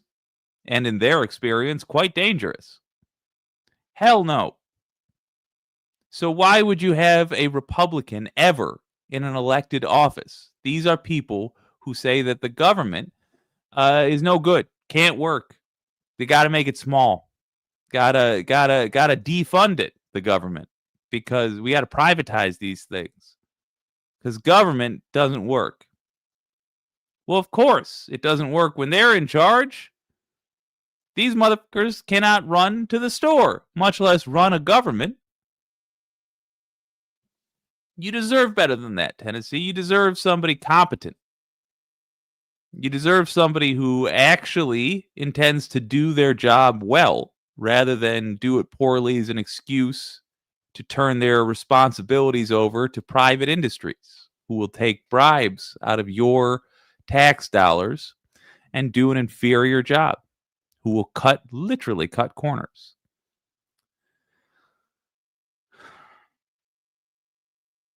You deserve better. You have an opportunity. You have a special election right now. And Afton Bain appears to be the real deal. Is she a perfect human being? No. That's why I trust her. Pretty sure I've heard her give 2 interviews where she had barbecue burps. That's my gal. You know? She's doing one of these. Yeah, Don, so I was talking about blah, blah, blah, blah. I was instantly like, hey, this gal's all right. She passes the vibe check, but more to the point, look, she's talking about Medicare for all. She's talking about taking away power from the oligarchs. She has as good of progressive bona fides as, anybody I've seen running in an off-year election ever. She's a pretty miraculously good choice to suddenly have appeared. I don't know the specifics of everything about her politics. I'm sure we'll find stuff we disagree on. I just know she's been an advocate for people's medical care. And it's yet to be profitable for her to do that. I know she has been supportive of progressive policy. I know I think more importantly, knows who the bad guys are. It's big business and oligarchs that own these businesses having an outsized impact on our lives. Pretty straightforward. Tough Afton Bain. Again, that's mobilize.us/Afton for Congress. Okay, but you can't only wait for rescue. In this case, I like to think that we're going to be doing the rescuing. We are the cavalry that will go to mobilize.us/Afton for Congress and help this gal out with a army of us who are going to make calls and maybe even go to Tennessee to knock on doors. But you need to be able to have answers outside of politics. And in this modern era, how do we flex our power as workers? What do we do? What do we do when the government, for example, sends troops into your city? What do you do? Are you going to outshoot them? Are you going to outpunch them? Are you going to out-tank them, out-drone them, out-helicopter them? You might be able to outpunch them, I'll give you that. But the rest is a matter of finances. and the government has more than you. You're not going to do those things. Well, what do? Because I'll tell you, the Trump government is irrational. There's no argument that you're going to make to them that will convince them to stop being evil. Because they love evil and they hate good. If they could, they would slap the puppy out of a child's hands. Any opportunity that they could, they would slash the tires of a saint. They revel in evil, is my point. So you are not going to convince them with how good your cause is. So how do you make them do stuff? What kind of force do we have available to us? Because guess what? We can make other people in this country do things. You do have the ability to force change. And I would like to encourage you here and now to do that. I would also like to encourage you to join up with others to multiply the impact that your force has when you make governments do what you want. What am I talking about? What force is it that you have? Your labor. That thing you do every day, that thing that takes you away from your family, that thing that takes away the end of your night and makes waking up sad, that thing that you have to do, that's your force. That's your power. Do you remember the pandemic? You remember what they called so many of us? Did you get one of those little slips with an attaboy, a little pat on the back saying, hey, you're essential. You're an essential worker. When I got one of those, I was on the radio at the time. I was doing the news, which included the traffic, and apparently that was still needed. I got a little slip saying I was an essential worker. Ooh, I'm essential. So did everybody else in my group. My group being poor people. Yeah. People that worked at McDonald's, people that worked at gas stations. People were getting slips saying, I'm an essential worker. Those slips allowed people to not quarantine. Yeah, that meant during the height of the pandemic, we essential workers, in fact, were allowed to risk our lives because that was needed. Because this is perhaps the last era in history, at least until World War III, where human labor is required to keep society going. All this stuff, this society where Paris Hilton got to be famous for a whole career just for being rich and famous, and the daughter of somebody who screwed over enough employees that he became a billionaire. Paris Hilton got to be that kind of famous in the same world where if you don't work, society shuts down.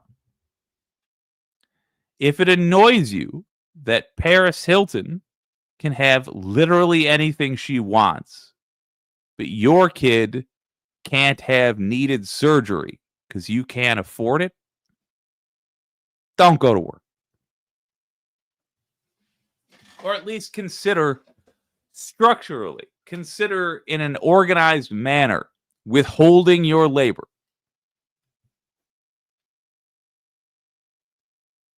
It's the general strike. Generalstrike.us.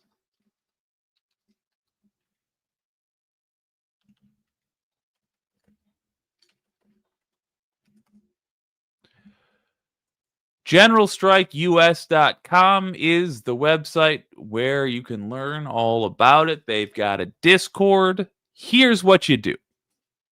For the General Strike, sign your virtual strike card. That is the big list of people who are telling the powers that be, heads up, if you don't get yourself right, I'm going to withhold my labor. Now, I've heard some people, and I'll withhold judgment, but I've heard some people say, hey, I don't want to be on some list that the government can see. Motherfucker, that's the point. That is what the strike card is. It's some list that the government can see. But it's not, the power is not theirs in that list existing. The power is yours. You want them to see this list. You want this to be a big, long list with lots of people, including you, on it. So sign your strike card so that we can make some GD threats here. If we get enough people on the strike card, that is going to make negotiating with people a lot easier. Good for Gabby. We're already on it. Good gal. Well done. Yeah, withhold your motherfucking labor. Put yourself on that list that the virtual strike card. This is going to help people also who are working for General Strike, which, by the way, it's not like it's a company. It's just a group. And it's like Robin Hood style. There is no official leader. It's just a gathering of people who are fed up with this nonsense. Anyway, it's going to help the people who are negotiating on behalf of that group, like, say, trying to get unions to join us in the General Strike. It's going to help them have some weight to their words. If there's 30 million people signing their General Strike card, if we can say, hey, 10% of the nation is here with us, is prepared to do this, it's going to be a lot different than if it's 30,000 people. We need you. But you know what? It's not just for a national fight. How are you going to respond if ICE comes to your town? Yeah, you can go on ICE patrols. That makes a lot of sense. You can blow on a whistle if you see ICE. Sure. You can risk yourself. Absolutely. And in fact, I encourage you to do all these things, particularly if you are not an immigrant, because you are slightly safer. But you need something more concrete. You need a do this or this happens. You need to be able to threaten the government, because they are threatening us. They are an irrational actor. They have killed American citizens. They have killed just random folks. So we need to be able to threaten the government. How can you threaten the government in your town? Well, if you are part of the General Strike chapter in your state, of which there are General Strike chapters for many states, and if you don't find one, it's time to start one. I will hook you up with Day, who can tell you how that is done. You come to me if there's not one in your state and you want to start it. But you go to the General Strike chapter in your state via Discord and you say, hey, we need to start the strike until they leave my town, because they're out here harassing people. You refuse to do labor under the conditions that they have laid out for you. Withhold your labor until ICE leaves. That is force that you have. They cannot sustain you not going to your job. They just can't have it. If you were ever an essential worker, it is because you are needed. It's because somebody's making money and reliant upon that money that you're making for them for their schemes to work. So with them.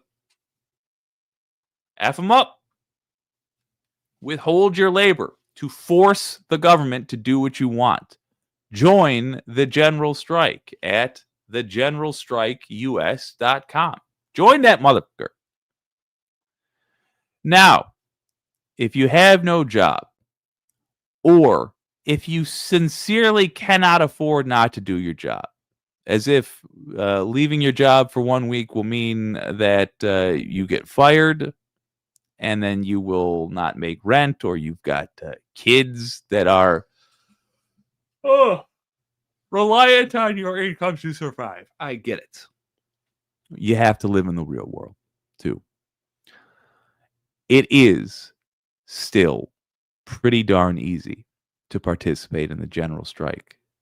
Thing number one, no matter how prepared you think you are, grow food. Go to the hardware store, get a plot of land, a garden box, if nothing else, and start planting food in that garden box. Or if you can do something bigger in your backyard, do that. Plant food there. Right now, today, make a hobby of learning how to grow food. You might not be very good at first. I don't care. Do it anyway. Keep trying until you get good. Then tell us how you did it. Growing food will help the general strike. Why? Because the more food we have available, the more we can share with people who are striking. The more people who are striking can delay replenishing their bank accounts. So on and so forth. Learn to grow food. Get a small garden and get started today. But wait, there's more. Start a savings account or open a specific savings account or dedicate your savings account to the general strike. You're not going to give this money to other folks. It's just for you.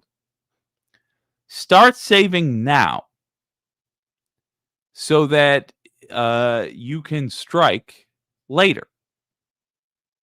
You make yourself more and more and more powerful.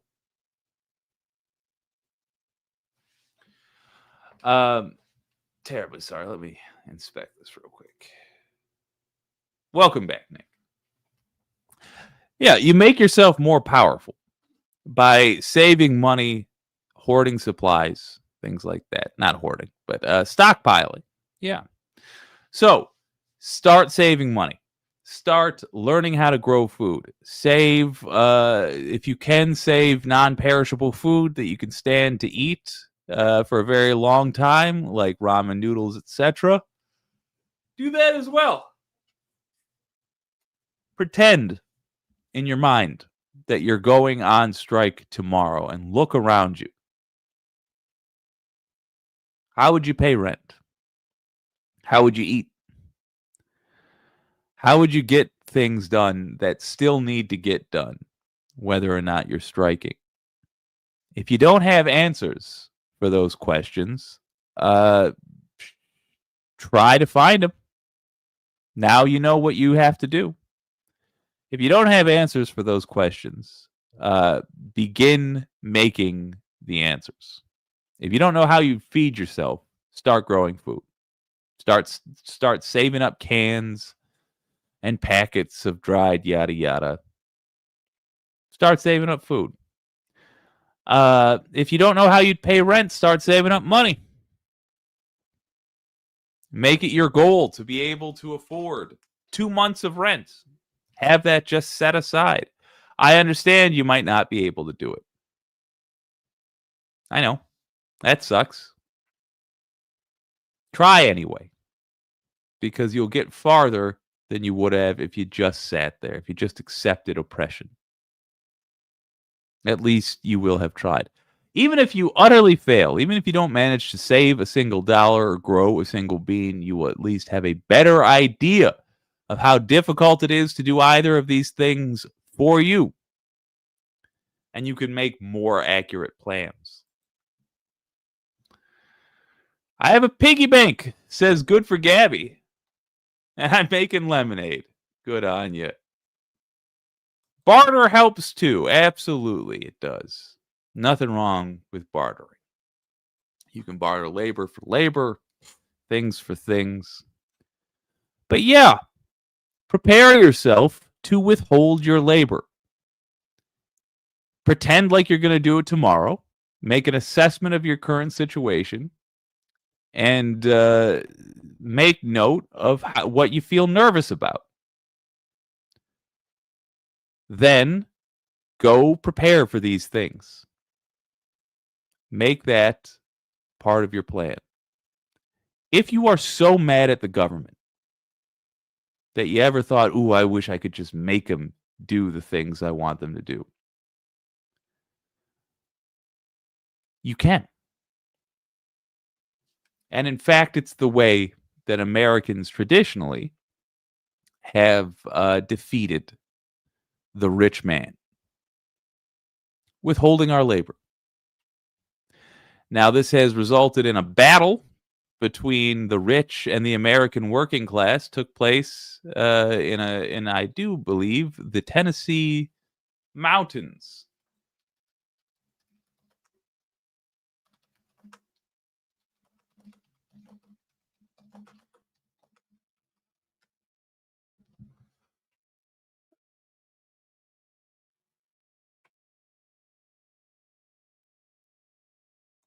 One second.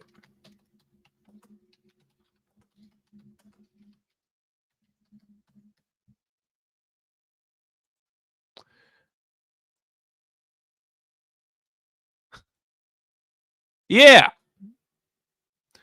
A corrupt political machine in Athens, Tennessee, was engaging in voter fraud, intimidation, and other illegal activities. On August 1st of 1946, a group of armed WW2 veterans who were local citizens attacked the town hall and clashed with local corruptions. You know what? I'm confusing Tennessee and Blair Mountain.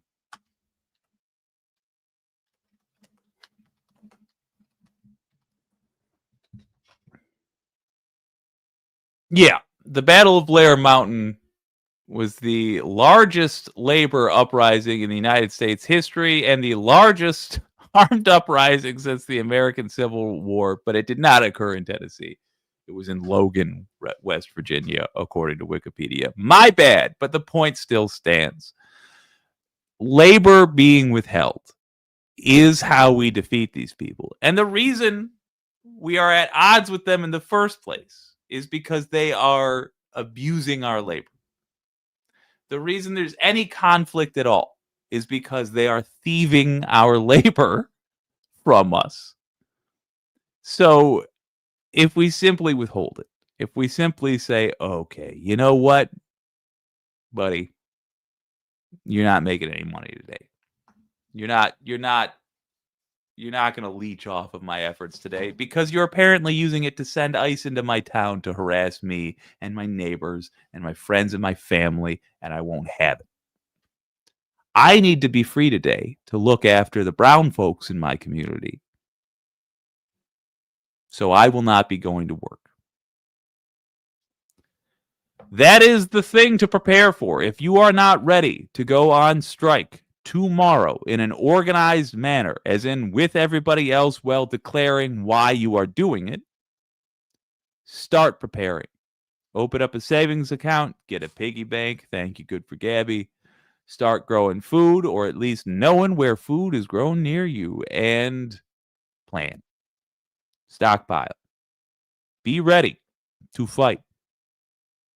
Because your town is worth fighting for. And if you want someone to fight with you, or at least on your side, make sure you're going to make sure you've got progressives in office. That includes going to mobilize.us/Afton for Congress.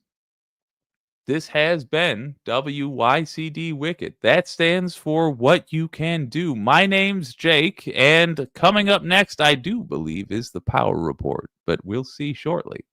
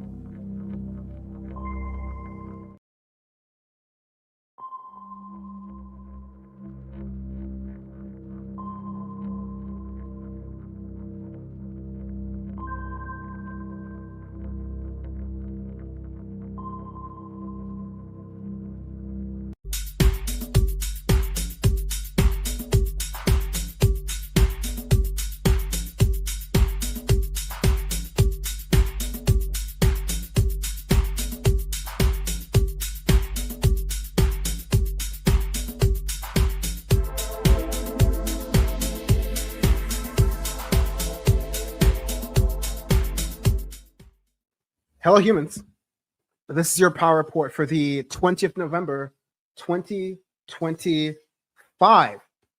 I'm your host, Dan from the internet. Bam will be here a little bit late, maybe like give him about 20 minutes.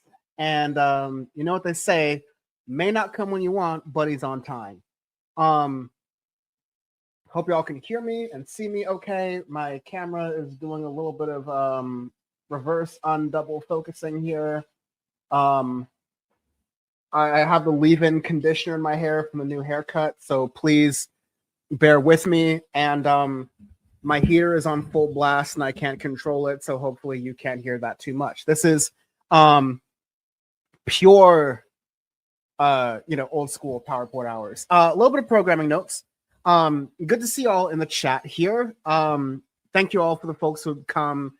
Some weeks, other weeks, we've been experimenting with some different times. And since I'm speaking alone for the next 15 minutes, I can do this a little bit.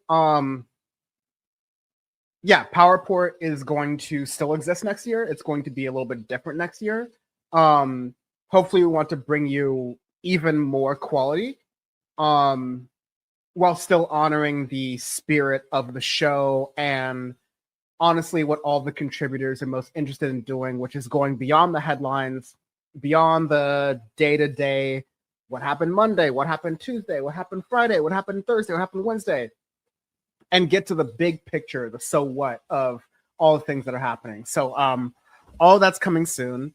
Power Report remains for the rest of this year as a Thursday show. Most of the Thursdays coming up, or at least many of the Thursdays coming up, are going to be holidays. So no Power Report next week because that is Turkey Day. No Power Report on the 25th of December because that will be Canisius. And no Power Report on the 1st of January 2026 because that will be the 1st of January 2026. And if you're a fan of the show or you're watching the show, I hope you will be having a good time or a relaxing time during any one of those times I just mentioned, regardless of some of the history behind those times and the context and sometimes the feelings that those may bring up around the holiday season. I know I'm definitely one of those folks who the holidays are not the best for me traditionally, but I have since made my own traditions that are outside the traditional sort of like family dynamic, and that has been very good for me. So I hope that folks in whatever place they're in, and there's a lot of places that folks can be in, especially during this year, that you find peace during these times. I know we will. I know we will on the Power Report team. I want to appreciate all the work that has been done this year through our contributors, Ravana, Kristina, Forrest, Letterhack, the guys in the Vanguard, Zach, I believe, came on, or Gavin. A little bit of a self-report that I don't remember exactly which one, but everyone who made 2025 Power Report possible. It was there's a bit of a slog for all involved. Also, just like the news we're going through, but I want to appreciate everyone. Also, I want to appreciate everyone in the chat. Shout out Pinkerbell, real one, from the TYT mods era, still showing up pretty much every single week out here. Shout out to Bad Lefty. Shout out to Mocha Stroika. Shout out to Kat. Shout out to RMT Watcher. Shout out to Aaron Patton. Shout out to Mono. Shout out to other folks who are going to be coming in the chat soon. Bad Lefty, Left the Box, everyone in this space, and including at this space. Appreciate you all.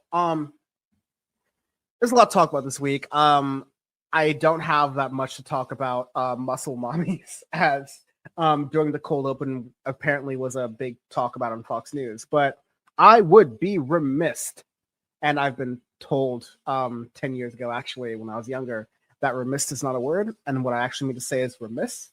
So that being said, I would be remiss to not note and not remember that today, the 20th November 2025, this Thursday, is also Trans Day of Remembrance.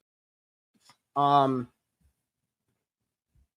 have an article here that I'm just going to scroll through because, it's tough times and we kind of know what this means. But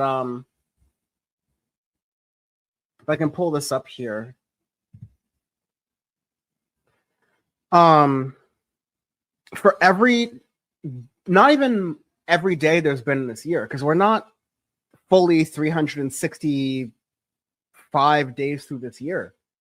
But for every day there's been almost this year, there's been at least one trans person who has departed this realm, unfortunately. And when it comes to these things, of course, I'm a cisgender queer person myself, but the non-binary experience is not necessarily something that I can speak to from a personal level. But of course, non-binary folks are, in general, in the world, in some of the deepest parts of my heart, and in my personal life, some of my closest friends and family. And we've talked about this a lot, how the way that society attacks people who are non-binary is something that we just can't forget about. Even during the Conference of Parties, the big climate summit that the United Nations hosts every single year, that's currently being held, I want to say in Brazil, or at least like somewhere in South America. People were trying to, there's like deals that are made internationally about climate that happen at these summits, especially at the COP 30. We've had, different COPs, the Paris Climate Accords, those infamous ones were handled at a different COP, Conference of Parties. And even at this one, in year of our Lord, 2025, stipulations were being put on climate agreements. The stipulations were basically undermining the civil and human rights of trans and non-binary people. And so, like a lot of folks have said, Amy Goodman on Democracy Now! Earlier this week was like, what do trans people have to do with the environment?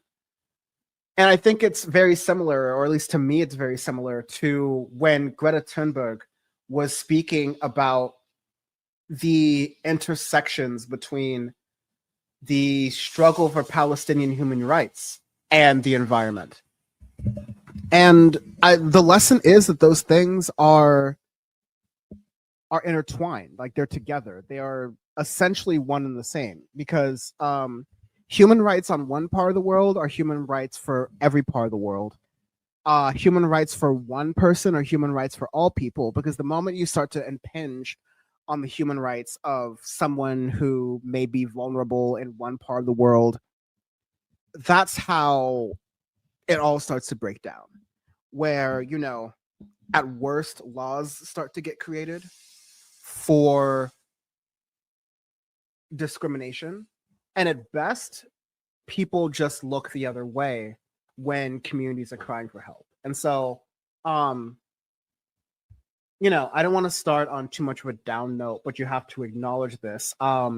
There's a list and a photo collage of over 360 trans people who are unfortunately no longer with us.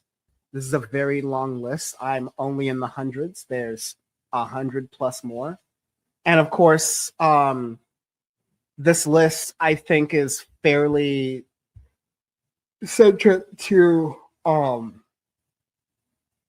the West, to the United States. This is to say nothing of other parts of the world where people who are trans or non-binary are invisibilized, unfortunately. And so I hope y'all will join me, however you want to do it, pausing this video, continuing to listen to my voice, practicing this moment of silence I'm going to do right now.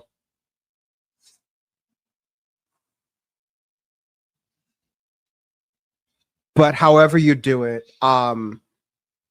remember our brothers, remember our sisters, remember our friends, and remember why we fight. Before Bam interrupts the show, I want to make sure we mention that.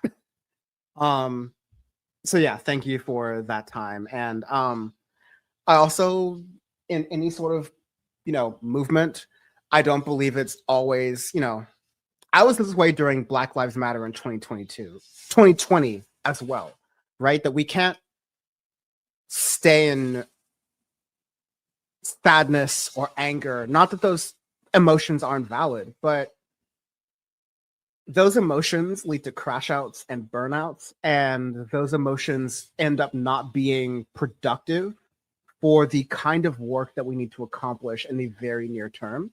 And so during Trans Day of Remembrance, I also want to remember the joy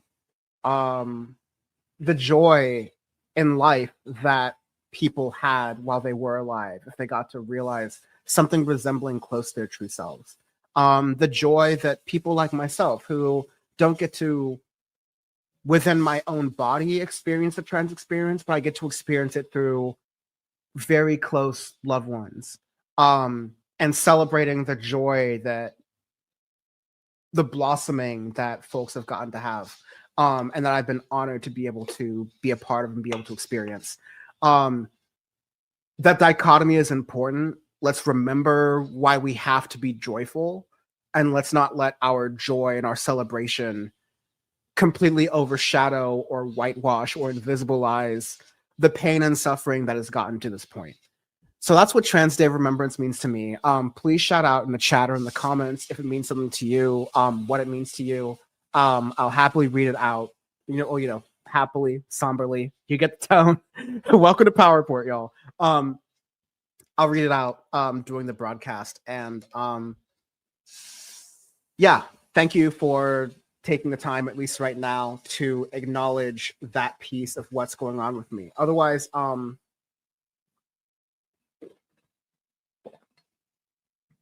I mean, me drinking water for a chance. What a shock. Anyways, thank you all for joining. We have a packed show. Shout out producer Sachi for getting things together. And there was so much that happened this week. Of course, we're going to get to the Epstein stuff. Of course, we're going to get to a lot of the global news that is happening. But, and as we mentioned in the title, there's some stuff to mention about Zoran Mamdani and AOC and my takes aging like fine wine, even though we only cracked them in the barrel like 2 weeks ago. There's a lot of stuff to talk about there. So I'm gonna do a little bit of like slight stalling, but a little bit of slight fun, and talk about basically the most like frivolous story ever. I don't like the fact that the New York Post is going to branch out to California. I think that's the last thing California needs, and I think it's going to only discourage, despite what they say, because I read a Vanity Fair piece, which is I only got it for free, but like they're fawning about how the New York Post is gonna shake things up in California media by creating the California Post. And it's like, we already have the Rap and Hollywood Reporter. Like, we already have these rags for California media. I complain in the past, present, and future that most of American media, because it's based on the East Coast and primarily either in Washington, D.C. or New York City, especially New York City, it tends to hyper-focus on issues that affect those two locales or, metropolitan areas, and focus much less on the things that are happening on the West Coast as though they're kind of tangential, even though oftentimes it is a canary in the coal mine for things that are happening on the East Coast. Before the East Coast reported wall-to-wall coverage in America about smoke and fires coming from Canada, California had been dealing with that for years, actually. Before, as thankfully we're seeing how the courage that communities in places like Chicago, Washington, D.C., Charlotte, Memphis, New York City, etc., are showing against ICE thugs brought to you by Donald Trump. Los Angeles invented the resistance to that. So there's a little bit of my LA pride speaking out, but there's, my take on the New York Post. That said, here's an article from the New York Post, as I also focus on hosting and taking this down. And wonderful, Bam is here, so I can do this as well. But Bam, right on time. How you doing? Doing good. I'm here. Dan, you're from Long Beach. Stop this LA stuff. You're from Long Beach, okay? And semi-proud of it. But I can't have people thinking I'm from Long Beach, New York. So I have to make sure there's a differentiation. You know what? I respect it. Never mind. I respect it. I take it back. Thank you. Also, don't think I missed out on the fact that you conveniently missed the part of the show where I had a heartfelt moment of respect for Trans Day of Remembrance. Conveniently, you happened to miss that part of the episode, but it's fine. We'll forgive you. It's all good. You don't even understand how near and dear Trans Day of Remembrance is for me. You don't even understand. But it's okay. I respect that. No, I respect that. I respect that, honestly. And that was part of what I said in the show, is that a lot of it is that it's experiences I don't have, but although I am beefing with a trans person right now, though. And that's America, baby. Beefing hard. Trans man, to be clear. Beefing hard. I think it's even. Don't do it. Don't do it. Yeah, Bam, you caught me. Anyways, here's a New York Post article for all of that preamble. What is a micro? Worst segue of all time. Oh my god. So apparently, and this is the photo I would like to use and have on screen. There's been some stuff going around. Have you heard about this, Bam? About how they're doing some research to figure out why Hitler was evil. And it's listen, white people have been trying to crack this nut for the past 100 years. And don't do it, Bam. And it turns out that they finally found it, and there's an Epstein piece to it. And in case you haven't realized that this is parentheses clickbait in 2025, yeah, but this is what this is. But apparently, new revelations on both Jeffrey Epstein and also DNA analysis on Caesar's boy from Germany, apparently there were a Kalman syndrome, which can delay or prevent puberty and result in underdeveloped sexual organs, especially in men.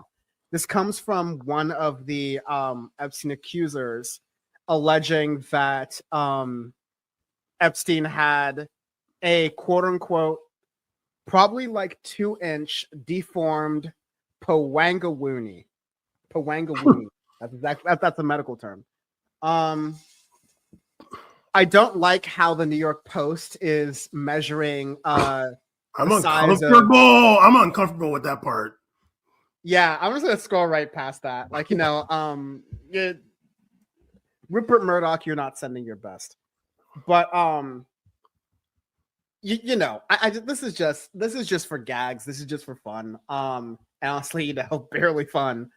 But is there like a Napoleon? I'm curious what your thoughts are. Bam, Mr. Toxic masculinity is the worst thing in the world. What, when you look at Napoleon, when you look at these revelations about Elon Musk, similar things have been said, courtesy of Azealia Banks, Jeffrey Epstein, Adolf Baron von Schnitzel.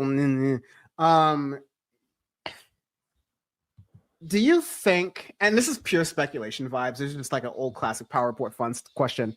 Do you think that the male ego, all the way down to anatomy, triggers certain men to be like even more crash outs than they already would be? Yes, because as I always say, male insecurity is the most dangerous force in the world. Especially when you have somebody who like makes a lot of money or like has a lot of power and feels like they're supposed to be like above all of it. And on top of that, they're also a shitty person.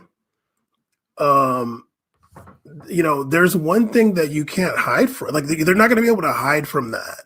Like, that type of person, let's say, Jeffrey Epstein, Hitler, whoever, they're going to want to kill every woman that sees their penis. Like, they want to kill her after, because they're like, at the end, like, now this person has something on me that nobody else would have. So like, you're just deranged off the rip. Now that's if you're already a bad person. Shout out to the small penises in the world. You know what I mean? Nothing wrong with that. Ain't nothing wrong with that. You know what I mean? Don't feel ashamed about that.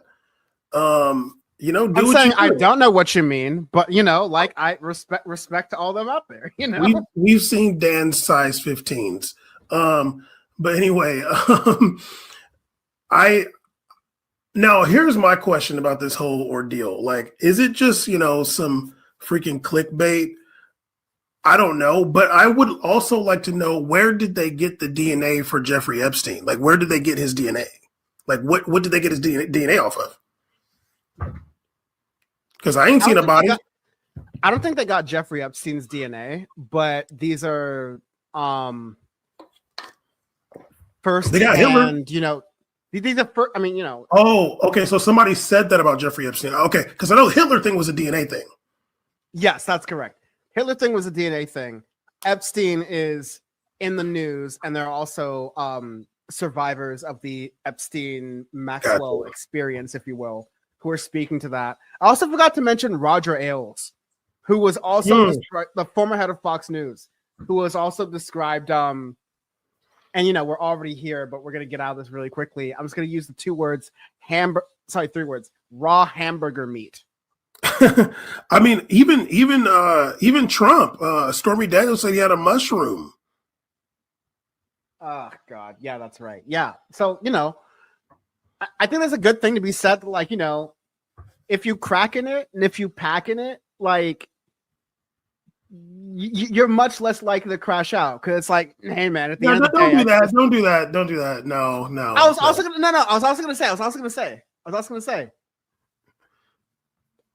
being endowed in however way you describe that. I'm very much team motion of the ocean here, right? Like and this is why the New York Post is coming to California. They're coming for your ass, Bam. Pause. Is this a sex podcast now? Is it a sex stream? You know what? I was gonna say something, but it's a little reckless. Let me not do it because we don't even want to go there. But you know, I think that the culture of masculinity and manhood is just so backwards and toxic. It's just like so juvenile in general. Like obviously we're making jokes, but like just the actual culture is just backwards and juvenile and stupid. And to the extent it's like men really think that like my big penis is like the best thing in the world when it comes to pleasure. And let me just tell you, buddy, it's just aesthetics, homie. Like it's really just aesthetics. Have you heard of a clitoris? All right. Anyway, that's for the straights. That's for the straights. Yeah, we'll do members content on like if you become a member, we'll do dick ratings. That'd be great, actually. I'm actually down for that. Listen, no, you almost got me. But we're just gonna move on. I'd be so down. I feel like I'm a good judge. I think so too. I think you almost got me.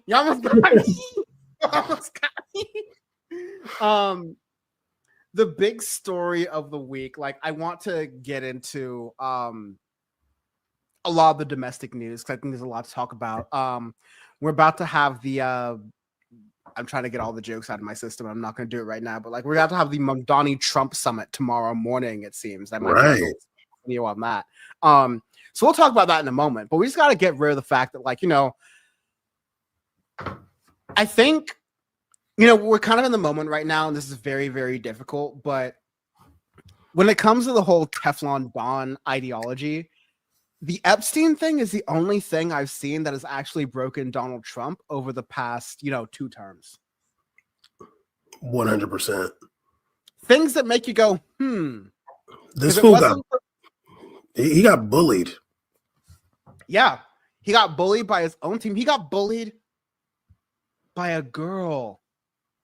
Marjorie Taylor Greene. I am not going to give Marjorie Taylor Greene credit because, again, just the same way I'm not going to give Ro Khanna credit, because Ro Khanna and Marjorie Taylor Greene both have political aspirations beyond where they're sitting at the House of Representatives. I think Marjorie Taylor Greene wanted to be a senator, and now she's like, fuck it, let me go for broke. Ro Khanna is being described by the Axioses and the Politicos of the world as a presidential hopeful, and he's not doing the usual thing you do where he like denies it and says, oh no, my my passions are with my constituents in Menlo Park, Facebook's headquarters, or Mountain View, Google's headquarters, or San Jose, Nvidia's headquarters. It's not one of those things. Again, I'll always say shout out Robert Garcia because he's the one who's actually head of the House Oversight Committee who's really running a lot of this stuff. And I'll try to find a clip a little bit later. I'll get to that in a moment. But Bam, what? I will say this about Ro Khanna. I was watching, I think I mentioned this before on here. I was watching the episode of Lawrence O'Donnell when Ro Khanna was on there with one of the lawyers for the Epstein survivors. And the lawyer told Ro Khanna, what you need to do is subpoena the Epstein estate. And Ro Khanna was like, he had no idea. He was like, wait, really? He was like, for real? The guy's like, yeah, like they will release everything, just subpoena them. And he was like, okay, I'm going to do that. And that's how we're getting these things coming from the estate. So I'm going to give Ro Khanna some love on that part. I'm gonna call bullshit. I'm gonna call bullshit on that. And I'm gonna call bullshit with this clip right here because I thank you for again, this is no offense to you. This is because of I've seen Ro Khanna and Jank be a little bit too lockstep on things. And so not only that, but I've been following Ro Khanna since back when I was working at TYT, and I'm like, okay, you little opportunist ass. I see you're a little bit more savvier than the average bear when it comes to hopping on the right political train. But are you, that little meme of the ant with a little like knapsack over their thing, like, running whatever catches the wind? Are you really about that? Enter my boy from your great city of Long Beach, California, Robert Garcia, who was speaking on Deadline White House on MS Now. Rit Bozo, not MSNBC, MS Now. But just how you set it up when Ro Khanna's like, oh, I didn't know about that. We should do that. And Robert Garcia is 30 steps ahead of that shit. I'm gonna play this here, and then I want to hear your thoughts. In the CONAN and Massey bill, there is a provision in there. Let me replay it because it speaks to in the law that was passed in the CONAN and Massey bill. There is a provision in there that essentially speaks to that the Department of Justice is able to possibly withhold some materials if there is an ongoing federal investigation. This has been discussed at length, and so folks are worried: is Pam Bondi, is Donald Trump, are they launching an investigation, particularly this one against Democrats, to use it as a way to stop the release of the files and of this bill? And that is a critical concern. What has not been discussed in the last few days, and we've been focused on this bill, I want to remind the Attorney General and the public that our subpoena does not have that language. And so if the Attorney General wants to use her sham investigation in the Southern District of New York to withhold evidence and documents on the bill that the president will hopefully just about to sign, she can't do the same for our subpoena. She is still legally obligated, regardless of any investigation, to produce every single document, photo, video, or material that she has in her possession of the DOJ to the Oversight Committee. That's something that we have not talked about a lot in the last few days because our focus is on this bill. But you can believe that in the next few days and weeks ahead, we're going to remind the DOJ that her investigation she might try to use to stop the effort in the full House, she can't use that to stop the effort we have in the Oversight Committee. So yeah, I think while Ro Khanna is going, oh, we should subpoena the Epstein estate, my boy Robert Garcia, the stuff that we got about Trump and Bubba was because him and the Oversight Committee led by him already subpoenaed the Epstein estate for those emails. Those aren't the Epstein files. Those are the Epstein estate's emails that even Epstein's brother is like, oh yeah, you got to keep cooking on those. Those are good things. And not only that, he's also reasserting that whatever like fuddy-duddy stuff that Donald Trump wants to try to do with Pam Bondi and his Justice Department and trying to obscure what is really in the Epstein files, because they're already trying to like, oh, here's a Democrat who is related to Epstein. Let's censure her. Let's censure her. Note that the House Oversight Committee is on some entirely different business from what the bill even passed was. So Robert Garcia is playing chess, Ro Khanna is playing checkers, and Donald Trump is playing Connect 4. This is really laid out really well, in my opinion. This is not really because I'm like trying to get at you or like Ro Khanna. It's more just because I'm like, shout out to your boy Garcia, man. Bam, you're muted. This episode of Lawrence O'Donnell, where that happened with Ro Khanna, was months ago. Let me just make that clear. And so I don't think it has much to do with Robert Garcia like that. And I'm not really giving Ro Khanna credit, but here also I'll say this: like I don't know what's going to happen with these files that are like with the FBI or whatever. I do feel though that the estate has like a lot of dirt. Like they're gonna have like obviously people are concerned like did stuff get deleted or redacted or whatever from like the files the government has. But I feel like Jeffrey Epstein was like a certain kind of evil, and I would imagine that and we've seen obviously how he spoke about Donald Trump. Like he at a certain point he didn't have any love for him. People ask who controls the estate. His lawyers, Epstein's lawyers, still control the estate. But yeah, whatever like people are concerned about getting deleted or whatever, I feel like the estate has everything. I don't know like what their like I don't know what their goals are or whatever when it comes to like releasing things. Like I don't know what game they're playing, but I feel like a lot more stuff is going to come out, and we'll see if the big kahuna comes out, which has been spoken about multiple times. The picture of Trump with the underage girls in bikinis, and they're like laughing at the stain on his pants. We'll see if that picture comes out. Yeah, I mean, I've been, I was talking to normies about this for the past couple of weeks off air, and by normies, let me be very clear. I mean politically engaged, progressive women.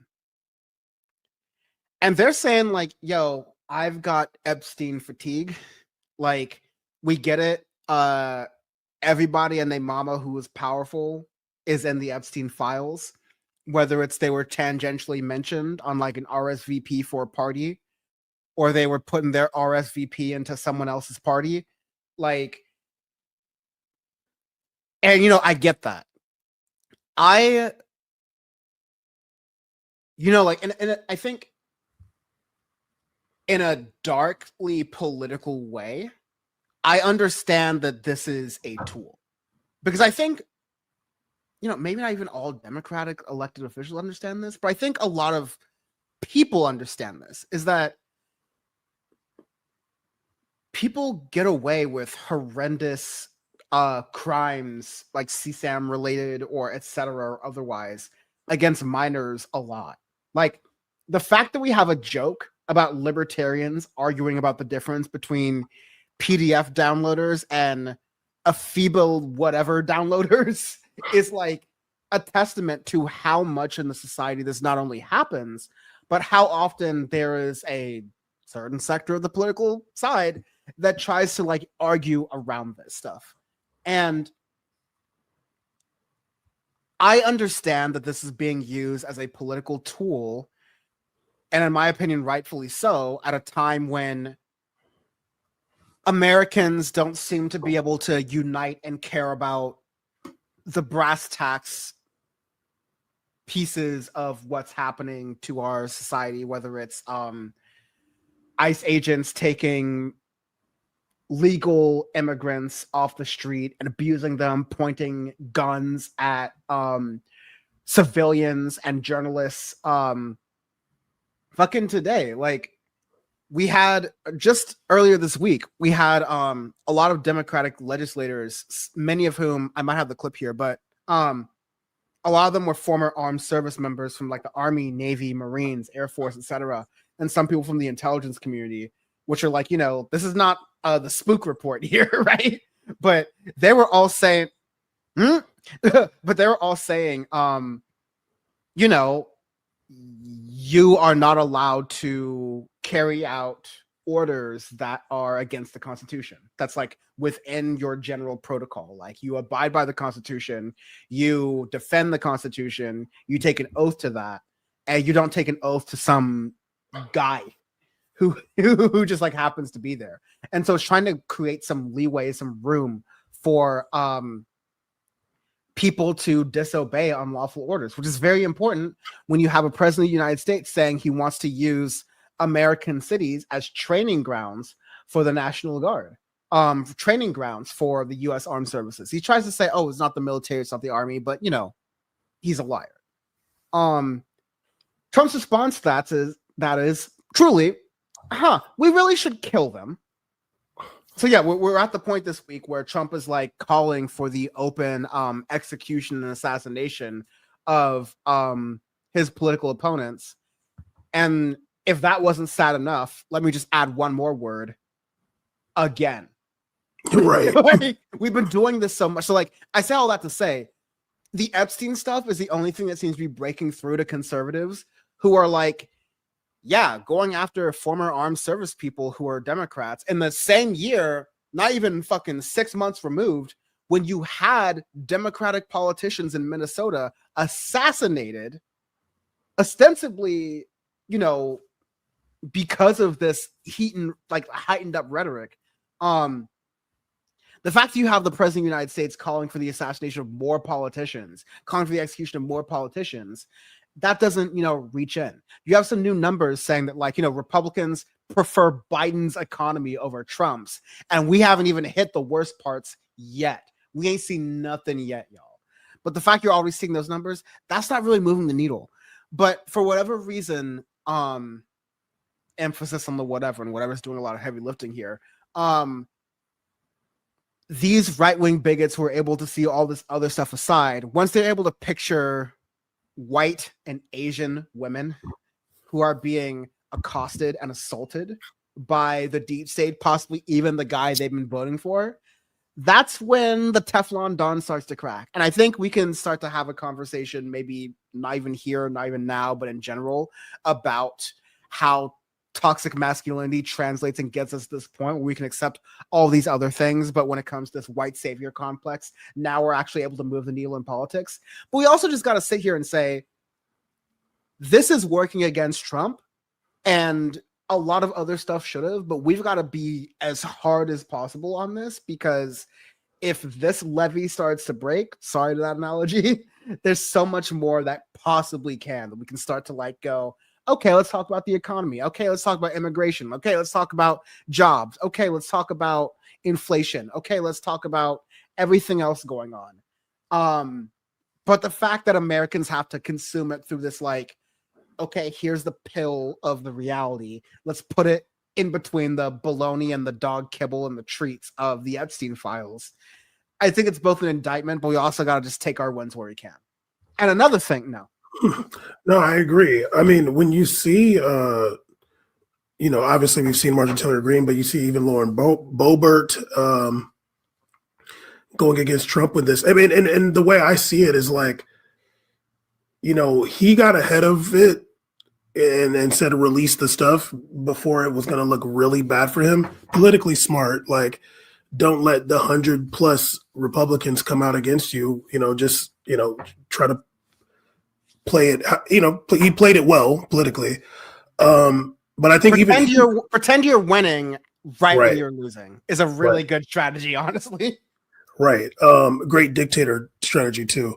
But yeah, I think that he realizes that this is something he can't just push under the rug. I mean, I think people are also seeing the hypocrisy in him saying it's a hoax, and then also saying that people should be investigated. It's a Democrat hoax.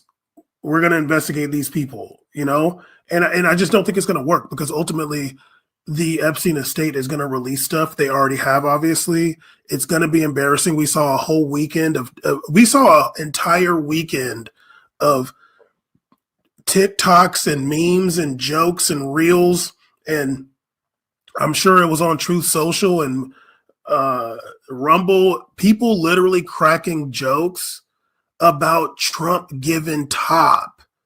In the world today, that's how you go down, dude. No pun intended. When especially when it comes to the young men vote or culture or whatever, when they're cracking jokes about you giving top, that's how you you're cooked, dude. You're chopped. If rotisserie. If I don't know, but it's if academics and freaking Aiden Ross and I don't know about Joe Rogan, he might be too. Oh God! Don't even finish that sentence. The video was bad enough. But if they're like, and I don't know if they were or not, but like, if it got to the point where even they had to be like, what? They talk about Trump giving Bill Clinton head. Like, if they had to say that, like, you're cooked, dude. Like, and I don't know if it's going to come back, but, and I don't know if the picture's going to come out, but this whole thing has been catastrophic for him. And like from my perspective, it's like, of course Trump did heinous things with Epstein. Like we don't know for sure, obviously, but like in my mind, of course he did. But he's such a monster that he would not even think that he did anything wrong today. Like just like Epstein. Like I don't think Epstein thinks he did anything wrong either. You know, Ghislaine Maxwell doesn't think she did anything wrong.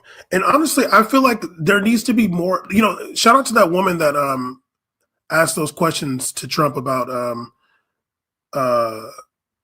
MBS. You know, we need another intrepid reporter to really press him more about what's going on with Ghislaine Maxwell. Because I can't even fathom how Trump supporters, how do you untie that knot? This lady is literally convicted sex trafficker, molester of children. And she got hooked up. Like, what do they even say about that? No clue. But yeah, I say keep pressing on, whether it's political or not, who cares? Keep pressing on it, dude. Like, let's go. Like, I want to see this fool out of here. If it was all that about Hunter Biden's penis with M&Ms on there, you know, and they were like alluding with Hunter Biden. They were alluding to him being with children in his laptop. They definitely alluded to it. You know, if they did all that, like, let's get Trump out of here. I'm with it. As you're mentioning Trump's relationship with the press, I know you saw this week. I know a lot of people did. And I apologize for the difficult audio because it's from Air Force Pun, whatever. But here is, you know, when it comes to why aren't more reporters challenging Trump, it's like you get this happening, and usually it's not. Usually people don't come to bat for you. People have come to bat for this because it's just like so embarrassing and ridiculous. But I want to play this piece here from Trump earlier this week with a Bloomberg reporter, I want to say. Oh God, I can't. You got to find out what did he know with respect to Bill Clinton, with respect to the head of Harvard, with respect to all of those people that he knew, including J.P. Morgan Chase. Sir, Yeah, if Jennifer, there's go ahead. nothing Go ahead. incriminating in the file, sir, why not take us in? Quiet, begin. On Venezuela, sir, you've had a lot of meetings on Venezuela. I know you can't tell us what your next steps will be, but can you say could be? So he dictated a couple of memos to himself to be breaking. Sorry, it's playing over a little bit again, but like Matt. There we go. Sorry, on a little bit of a delay between my screens here. But Trump is going off about like, oh, we got to hit JP Morgan and Chase and Morgan and Stanley and Wells and Fargo. It's just like, he's just naming shit. And so like, please don't think about me and Epstein. Please don't think about my relationship with Epstein. That's not important. And, you know, reporter from Bloomberg asks a perfectly normal follow-up. And then Trump responds with quiet piggy. And there's a lot of like, you know, there's been a lot of backlash to this. And I know you just like hated hearing that. And I want to play shout out to a boy, one of the few, the proud, the Marines still holding it down at TYT, J.R. Jackson, who put together a phenomenal compilation that a lot of people aren't seeing yet. That I'm going to play a little bit later. Of all the times that Trump has been a petty bitch to the media anytime he's like questioned on this. But I think like to your point earlier, like more people need to question Epstein on this. But when you do, you get bombarded, like Trump calls you names, and you know, like you can be professional and like get over the names, even though you shouldn't have to with the president of the United States, honestly. But he threatens your company, he threatens your employer, and most employers in this country, damn near all, are very happy to throw away whatever employees they need to in order to get in good graces with the president or the White House or the government in general, because they ultimately regulate them and cash their checks. So that's one piece that blocks them there. But I just want to like shout out the courage of that journalist, and also shame the lack of courage for other reporters who are only just now speaking up. Because it goes back to what I said earlier, like, the Epstein stuff is working and people are writing it like on the left because nothing else has worked. And that's an indictment not on the left not trying or Donald Trump not doing terrible things. That's an indictment on the American public's priorities. And I think this is also an indictment on the mainstream media's priorities, that like, oh, once you call one of us a pig, we're offended. Oh, but keep a fucking ripping babies from their moms, and like we'll keep recording that. That's that's just journalism. We're just putting camera to screen. Like that's totally fine. We're not offended by that. Just don't call one of us a pig.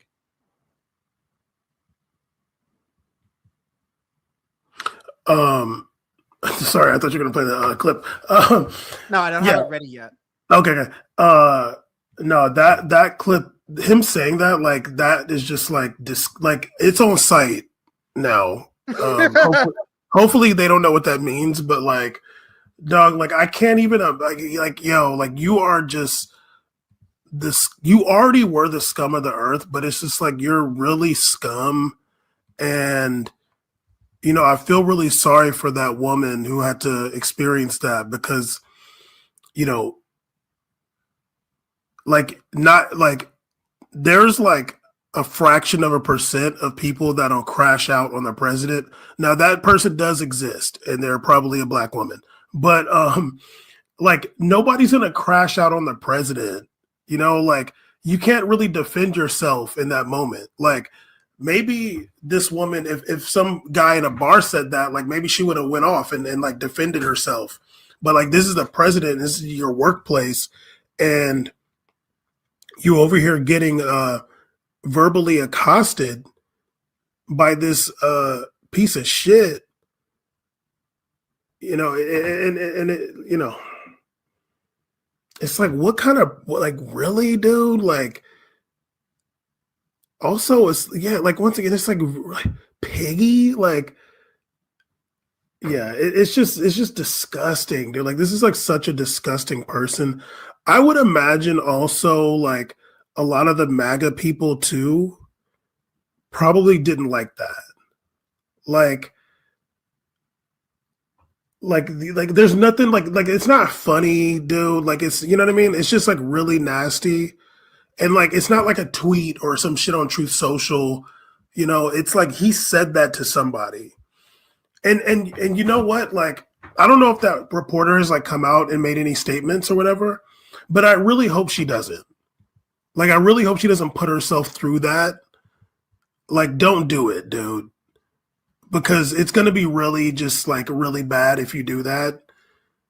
But, yeah, Trump, like, dog, like, Elon did that Nazi salute. It's on site.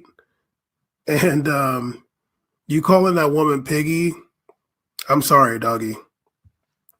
It's on site. That is not a threat, though. Yeah, that's all at Disneyland. That's the thing. On site at Disneyland. If I see you at Disneyland, I'm going to give you a cotton candy. It's SITE. Yes, it's on a website. Speaking of on website, here's a YouTube. And again, if this gets clipped out for this space version of the show, I'm sorry, but please check it out at youtube.com/Dan from the internet. But actually, check this out at youtube.com/watchlistTYT. Shout out to JR Jackson. The clip God. He's got this compilation here that I want to go through here, and I'm gonna grab some water so I can't pause this necessarily very quickly. But I want to play through JR's like slight commentary on this, and he put together like a 2-3 minute compilation that I think puts a nice bow on what Bam's been talking about here about male fragility this entire like hour, you know, the 30 minutes that he's been here. Like,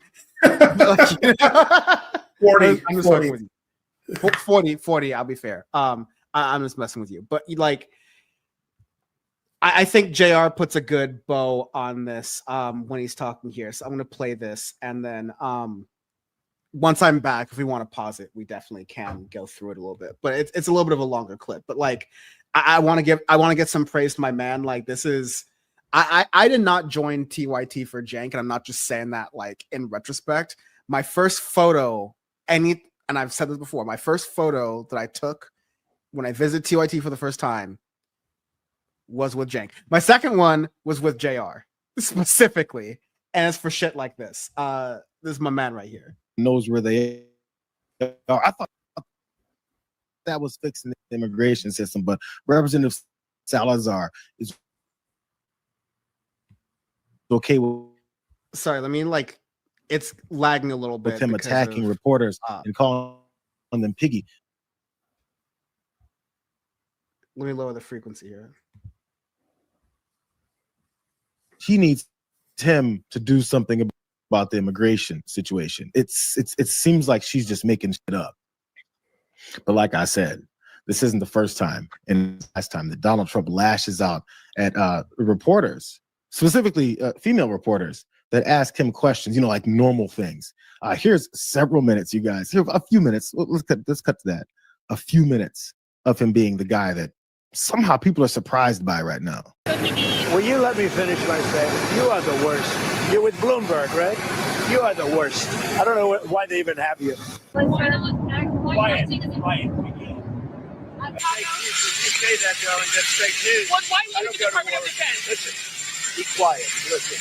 You don't listen. You never listen. That's why you're second rate. What he did, well, you don't know much about crypto. You know nothing about nothing. You're fake news. But let me do it now. You know, it's not the question that I mind. It's your attitude. I think you are a terrible reporter. It's the way you ask these questions. You start off with a man who's highly respected, asking him a horrible, insubordinate, and just a terrible question. And you could even ask that same exact question. I say, you're all psyched up. Somebody psychs you over at ABC. They're going to psych it. You're a terrible person and a terrible reporter. Oh, hold it. Yeah, wait till you hear this question. Thank you, sir. You should really say how great. Who are you with? And the same to you, Mr. President. No, who are you with? I'm with ABC News, sir. You're with who? ABC News, sir. Fake news. ABC fake news. One of the worst in the business. But I'll answer you. The White House account to have it go out on that particular Give me a channel. break. It was just somebody did it in fun. It's fine. Have to have a little fun, don't you? Who are you with? Politico, Dasha Burns, sir. Dasha Politico. Politico's gone bad.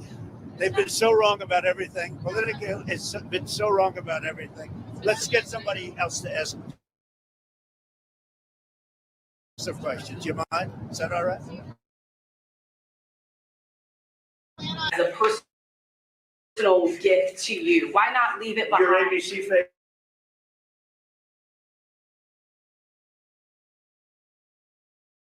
Asking that question. They're giving us a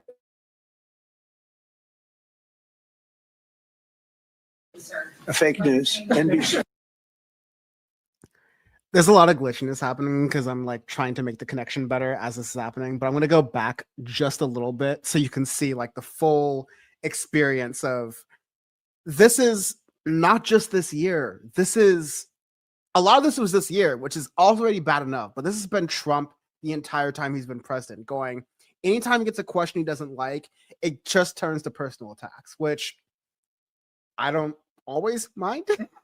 But if this is your only take, like it shows how weak and pathetic and how much of a petty little man you are. So let's continue. But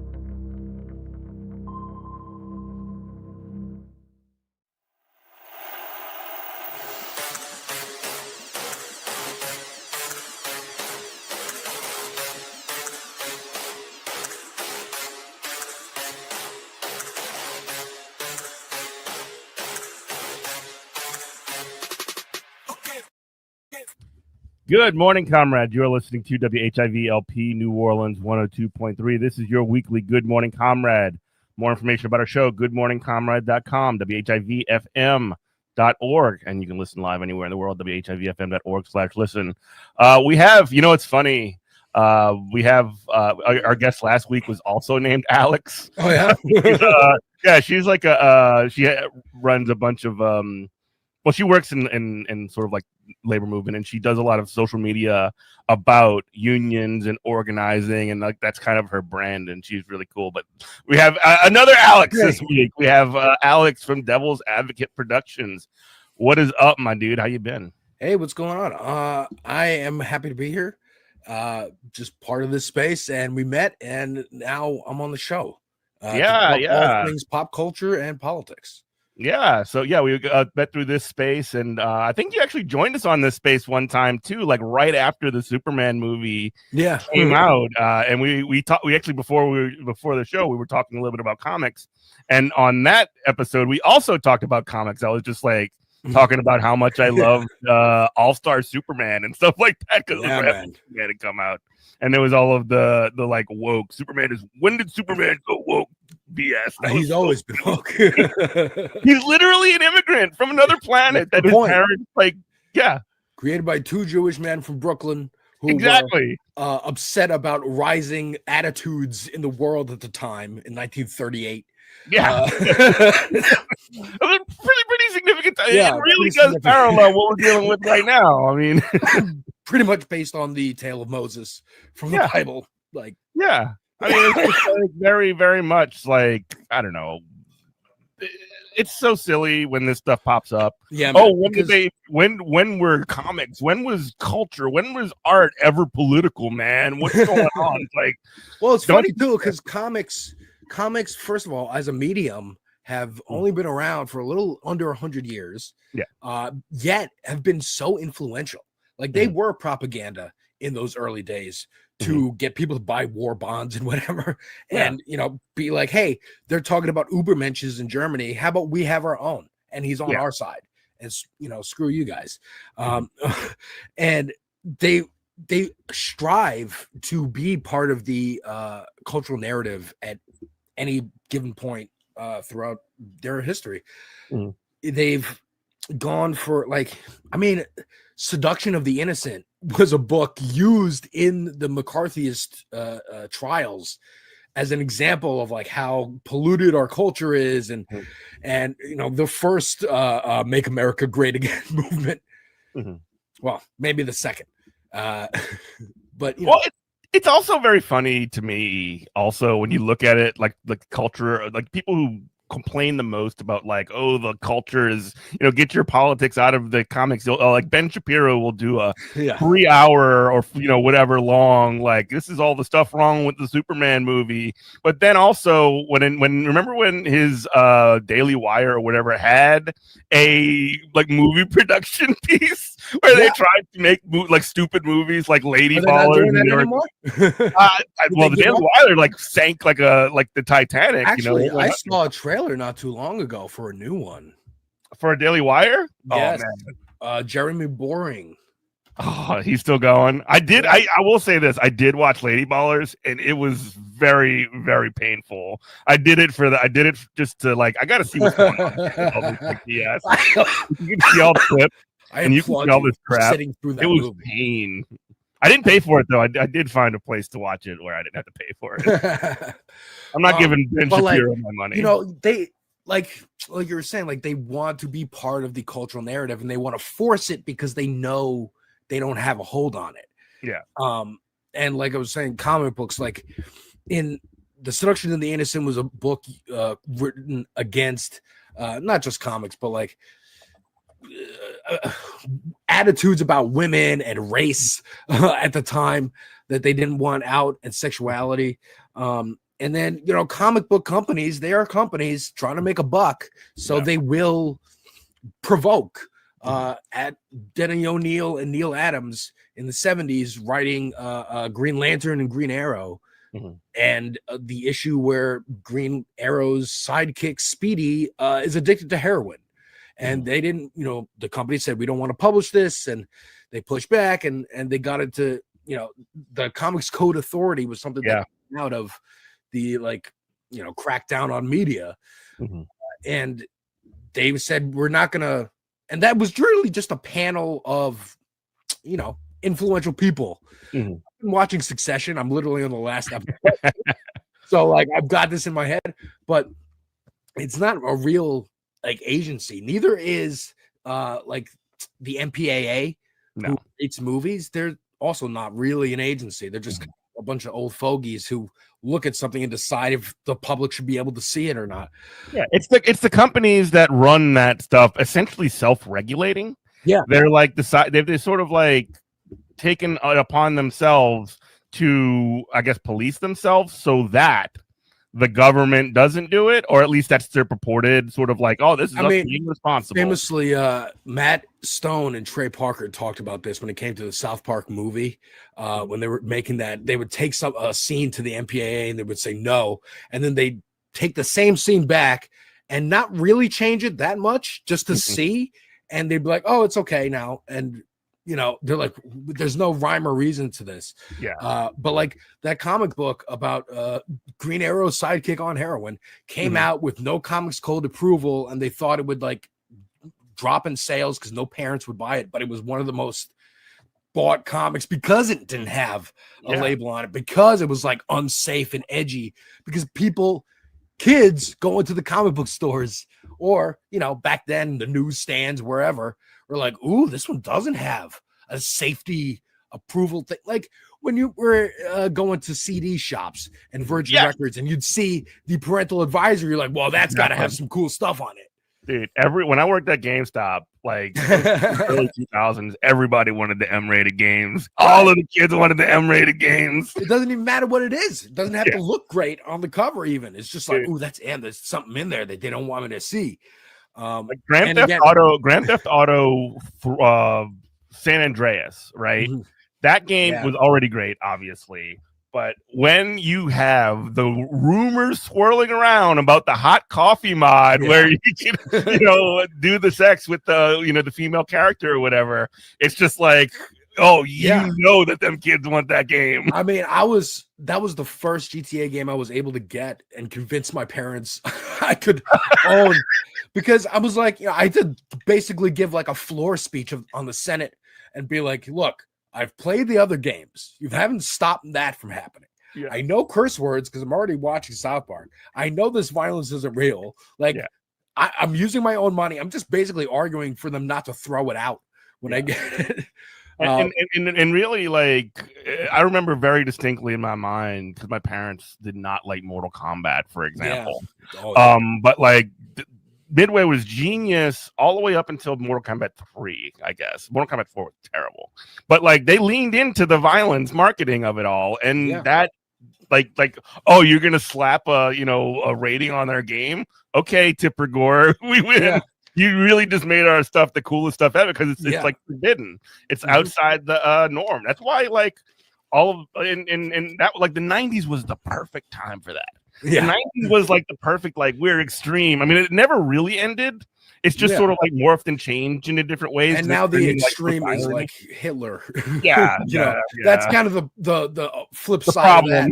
The problem where, you know, you have to pump the brakes and be like, no. You have to make sure that this is edgy, ironically, not like sincere.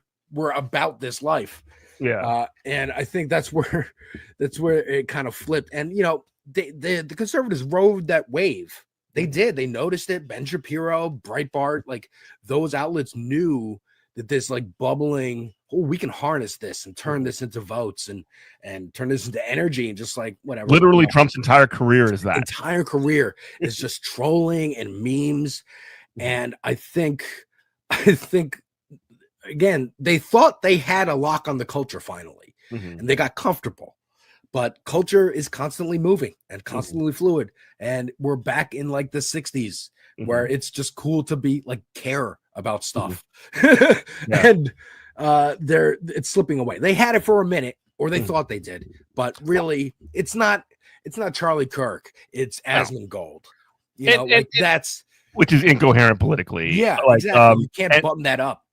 And also, like, they're like what the what the Republicans and the right are able to do very well, and this has got like less to do with the culture war, because like the Democrats are always doing all the woke, weird, the morally whatever, but they also do all the hall monitor stuff, and politically, as we just saw in terms of like things with the shutdown, they're extremely good at slamming the door on anything, like on making it seem that anything good could ever actually happen. Like if you think back to just think back to Bernie. They threw everything, including the kitchen sink, to try and stop him. I mean, if you ask, mainstream Democrats or just like normie Democrats now, oh yeah, Bernie was right actually. They'll say that. But like, it takes a little time for like normies to kind of. Again, I consider myself like half in, half out, because I didn't really start getting politically interested till 2012, and that was by accident. I slept over at a friend's house after a party, and wake up and he just throws on like Fox or CNN or whatever, because either the RNC or the DNC was happening, and it's 2012 election, so very exciting. Obama time. And I'm like, change the channel. I don't like the news, and he's like, no, come on, trust me, it's funny. And I got it. I got the joke that it's a reality show about reality. So we were flipping. I went home and I couldn't stop. And for like years after that, until now, I would do Fox and MSNBC back to back. I would switch between shows. There's two different universes, two different like on reality. And that's what I found interesting is that I would try to nail down through looking at like Breitbart and Huffington Post and Daily Caller and Vox, like what the actual source was for a story and like what actually happened, and see how the two universes like spring out of those events. It's so crazy. And so it was very interesting education. And it's only gotten worse because like you don't even have a consensus on what is real anymore. Like we are at an era right now. I mean, like Trump literally said it himself a couple months ago when he said like, yeah, only good things can happen. And if something bad happens, we'll blame AI or whatever. It's just like he said it literally saying the thing. Like from the first year or so of him announcing coming down that escalator. Yeah. Being like, I remember him being asked, like, oh, are you going to accept the results of the election? He's like, if I win against Hillary, like, we always knew because we knew Donald Trump. Like, we know him from the 80s. Remember him from the 80s? He's back. He's back with a brand new suit and a new attitude. Like, he's Biff Tannen. Like, this isn't new. It's just, he's a cartoon of a rich guy. Yeah. And like I'm just surprised that anyone's surprised. That's the most surprising thing to me is that anyone is surprised. The fact that like the guy from television who's been playing this character on television since before The Apprentice, he was just like had this image of this is who he was all the way back in like WrestleMania 4 or whatever. Like like we're showing up for wrestling events. And it was at the Trump. The WrestleMania 4 and WrestleMania 5 were both at a Trump property, I think in Vegas, or maybe no, in Atlantic City. I think it was a Trump Taj Mahal. And like you just sort of see, there was one of these incredible promos that Hulk Hogan cut, where he would just sort of like, you know what, me and Andre, we're gonna have this match, and we're gonna tear up the thing, and all this crazy stuff is gonna happen. A calamity is gonna take place, and I will save Donald Trump, and we're gonna do safety or whatever. Because I mean, again, like I'm watching Succession. This must have been because he had some deal going with Vince McMahon. Oh yeah, and whatever, and like they were just like, oh yeah, like we're thanking him by putting him in the show. He gets to be part of the show. That same thing with Home Alone. I heard, again, I'm a kid when that's out, so I'm like, who's this? Like, why is my dad laughing in this scene? Like who is that guy? Yeah, who's that guy? Lobby at a hotel. And my dad, he goes, oh, that's the guy who like owns the hotel, and he got to be in the movie for letting them shoot in the hotel. I'm like, okay. Same thing with Little Rascals, because he's in that movie too. He plays the evil rich, kid's dad at the end, and like that's a joke that he's playing because that he character. would be the father of this like mean little kid who just comes into town to wreck everything. And of course, Back to the Future 2. And it's just like, how did Gen X and the boomers let this happen, knowing This is their culture. It was just their culture, man. This was their idea. And it just manifested and metastasized over time. Yeah, they got beaten into their heads so hard that they were just like, you know what? Let's just be like the movies, whatever. It's like you know what? They're not gonna actually get rid of Social Security. They're not gonna actually go after Medicare. These things are in place, like Yeah. these standards and norms. And like, here's Newt Gingrich in the 90s starting to pull levers and like unscrew things and see how stable he can make it while getting his piece of pie. And that's, you know, I'm sure you know more about history and where it really started and if it ever really was anything to begin with. Like, it's always deals upon deals and red tape. And don't get me started. I'll bring us back to Goldwater, baby. I mean, so, you know, this is where we've landed as a country, as a world, as a planet. And you know, I think honestly, when I look at the grand scope of things, I think a lot of it is boomers thrashing in their death throes. Yeah. Like, Trump wants everyone to love Trump, right? And be forced to, lest you go to prison. Putin wants the USSR back. And he's trying to get as much of it back as he can before he wants the USSR without the communism. Right. Netanyahu wants one Israel with no, you know, Arab people or Palestinians. Like, he wants the vision to, and they want to be the ones to do it. Xi Jinping, I don't know what he's doing, you know, Taiwan or He's Hong younger than Kong a lot or of those whatever. guys, right? Yeah. How old is Xi? But like, he's in that range. He's in that range. You just imagine. 72. I'm wrong. He's 72. He looks good. He looks good. You look better than them. He looks better than Trump. That's for sure. But I really think this is like, you know, the next generation. Yes, Gen X and the older. I still call ourselves Gen Y because I don't like the word millennial because it's been poisoned by the media and avocado toast. Avocado toast. But some of the older ones of us are you know, they're siding with them, and I think most of us, I would say most of us, and then definitely most of Gen Z and Alpha are done. And we're like, this, we didn't ask to be brought into this world. We can think about these kind of bigger topics because we all have therapy, or at least therapy speak now. We have gotten smarter. The internet has helped. It's growing pains still, but global communication instantly is going to shake things up in a way that no one could have predicted or gain a hold of. Like, I don't care if you put Barron Trump on the board of TikTok. TikTok's still going to TikTok. Yes. People are still going to make things. They got to make money.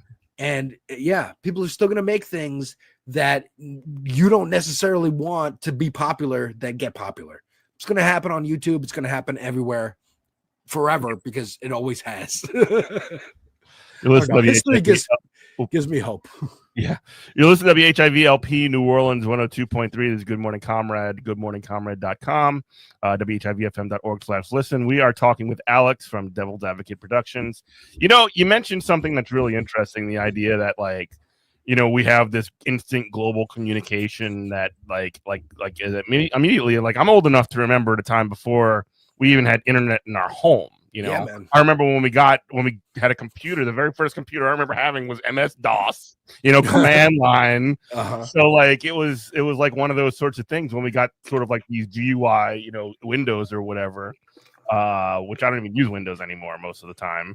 But like, when you use Windows, like, that was like, wow, you can click the thing. You don't have to know what to type in. I came in with having that, like, starting out with that, like, being able to click around. But I've seen, you know, been to people's houses where no, you had to just command, like Apple computers were the second tier. You needed the floppy. Yeah. You need to put Apple had not the dominated Wheel yet. of Fortune game or whatever it is. But I think, you know, and it wasn't instant. Like, I mean, it almost was like America Online. You had the chat rooms, but you had no idea who you were talking to. Yeah. And still, you know, there's still avenues like that now. Well, and also like I don't know, you had to use your phone line Back in the day, kids have no idea. Like, oh, you know, you got to get off the internet because dad's expecting a call or whatever. Yes. And then it even took that, you know, the noises, the noises that will always stick with you, the dial-up stuff, and then the you've got mail and all that, all that stuff. Like it is literally, and again, I sound like an old guy now. Sure. You know, kids just don't understand what it was like back in the day, man. But it felt good to have, like, when you download your porn, it's got to like buffer for 5 minutes before you can even make a girl. For a picture. For a picture. I remember seeing Kenny's face from South Park before the movie came out on a South Park website. And I was like, oh, I got this inside information that nobody else has. Because I was at my dad's office where they had internet. Like, we didn't even have it really at the house yet. You know, it was a time. And, you know, now with MySpace and Facebook and just these, like, everyone has a social brand. media platforms. Social media platforms, which again, I hate the term. Nobody let us agree on these terms. No, like, social media sounds bad. Influencer sounds bad. Sounds bad. I don't want to be influenced. You're gonna tell me that this person is going to influence the decisions I make? Yeah. Commercials, at least, it's a little bit. I don't It's know. an ad. Commercial, actually, if you break down the word, does not sound good either. Yeah. Advertisement. There you go. Advertisement. A little softer. Yeah. But I think a little now, more Don Draper coded. yeah, there's there's a little there's always avenues where, like we're talking about with comic books, they want attention. They're trying to make money, and we're so they a couple years ago, there's more than one Robin for Batman, by the way, folks, and one of them, they decided, you know what, he's bisexual, and maybe that'll Tim get Drake, right? Yeah, Tim Drake. And maybe that'll get more readership and, like, hey, we're kind of, you know, being more inclusive and whatever. And then a couple years later, they did the same thing with Superman's son, Jonathan Kent. They said, how about he's bisexual too? And then that one got picked up by because it was like, oh, Superman's gay. What's going on? Superman, because he's, you know, he's Superboy, really, but come on, he's really Superboy, but he's aged up because of a writer and, you know, storylines happening, comic stuff that you don't know if you don't read. So it's immediately when I saw the headlines of, like, Superman is bisexual, I was like, oh, they're gonna take this and run with it, because nobody cares about Robin, especially not Tim Drake. Even though I love Tim Drake, but nobody cares about him. Great character. Damian kind of ruined that thing. He's no Gary Kelly, you know. Right.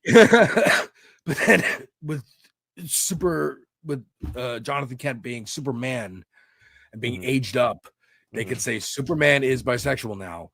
And then right wing gets crazy and eats it up, and then it's a frenzy, and then it's all in the Twitter mix, the social media mix. Which mission accomplished? Happened. Yeah, mission accomplished. Now you're getting people interested. Just like in the 90s when they killed Superman. Yeah. Because Lois and Clark was doing well on television.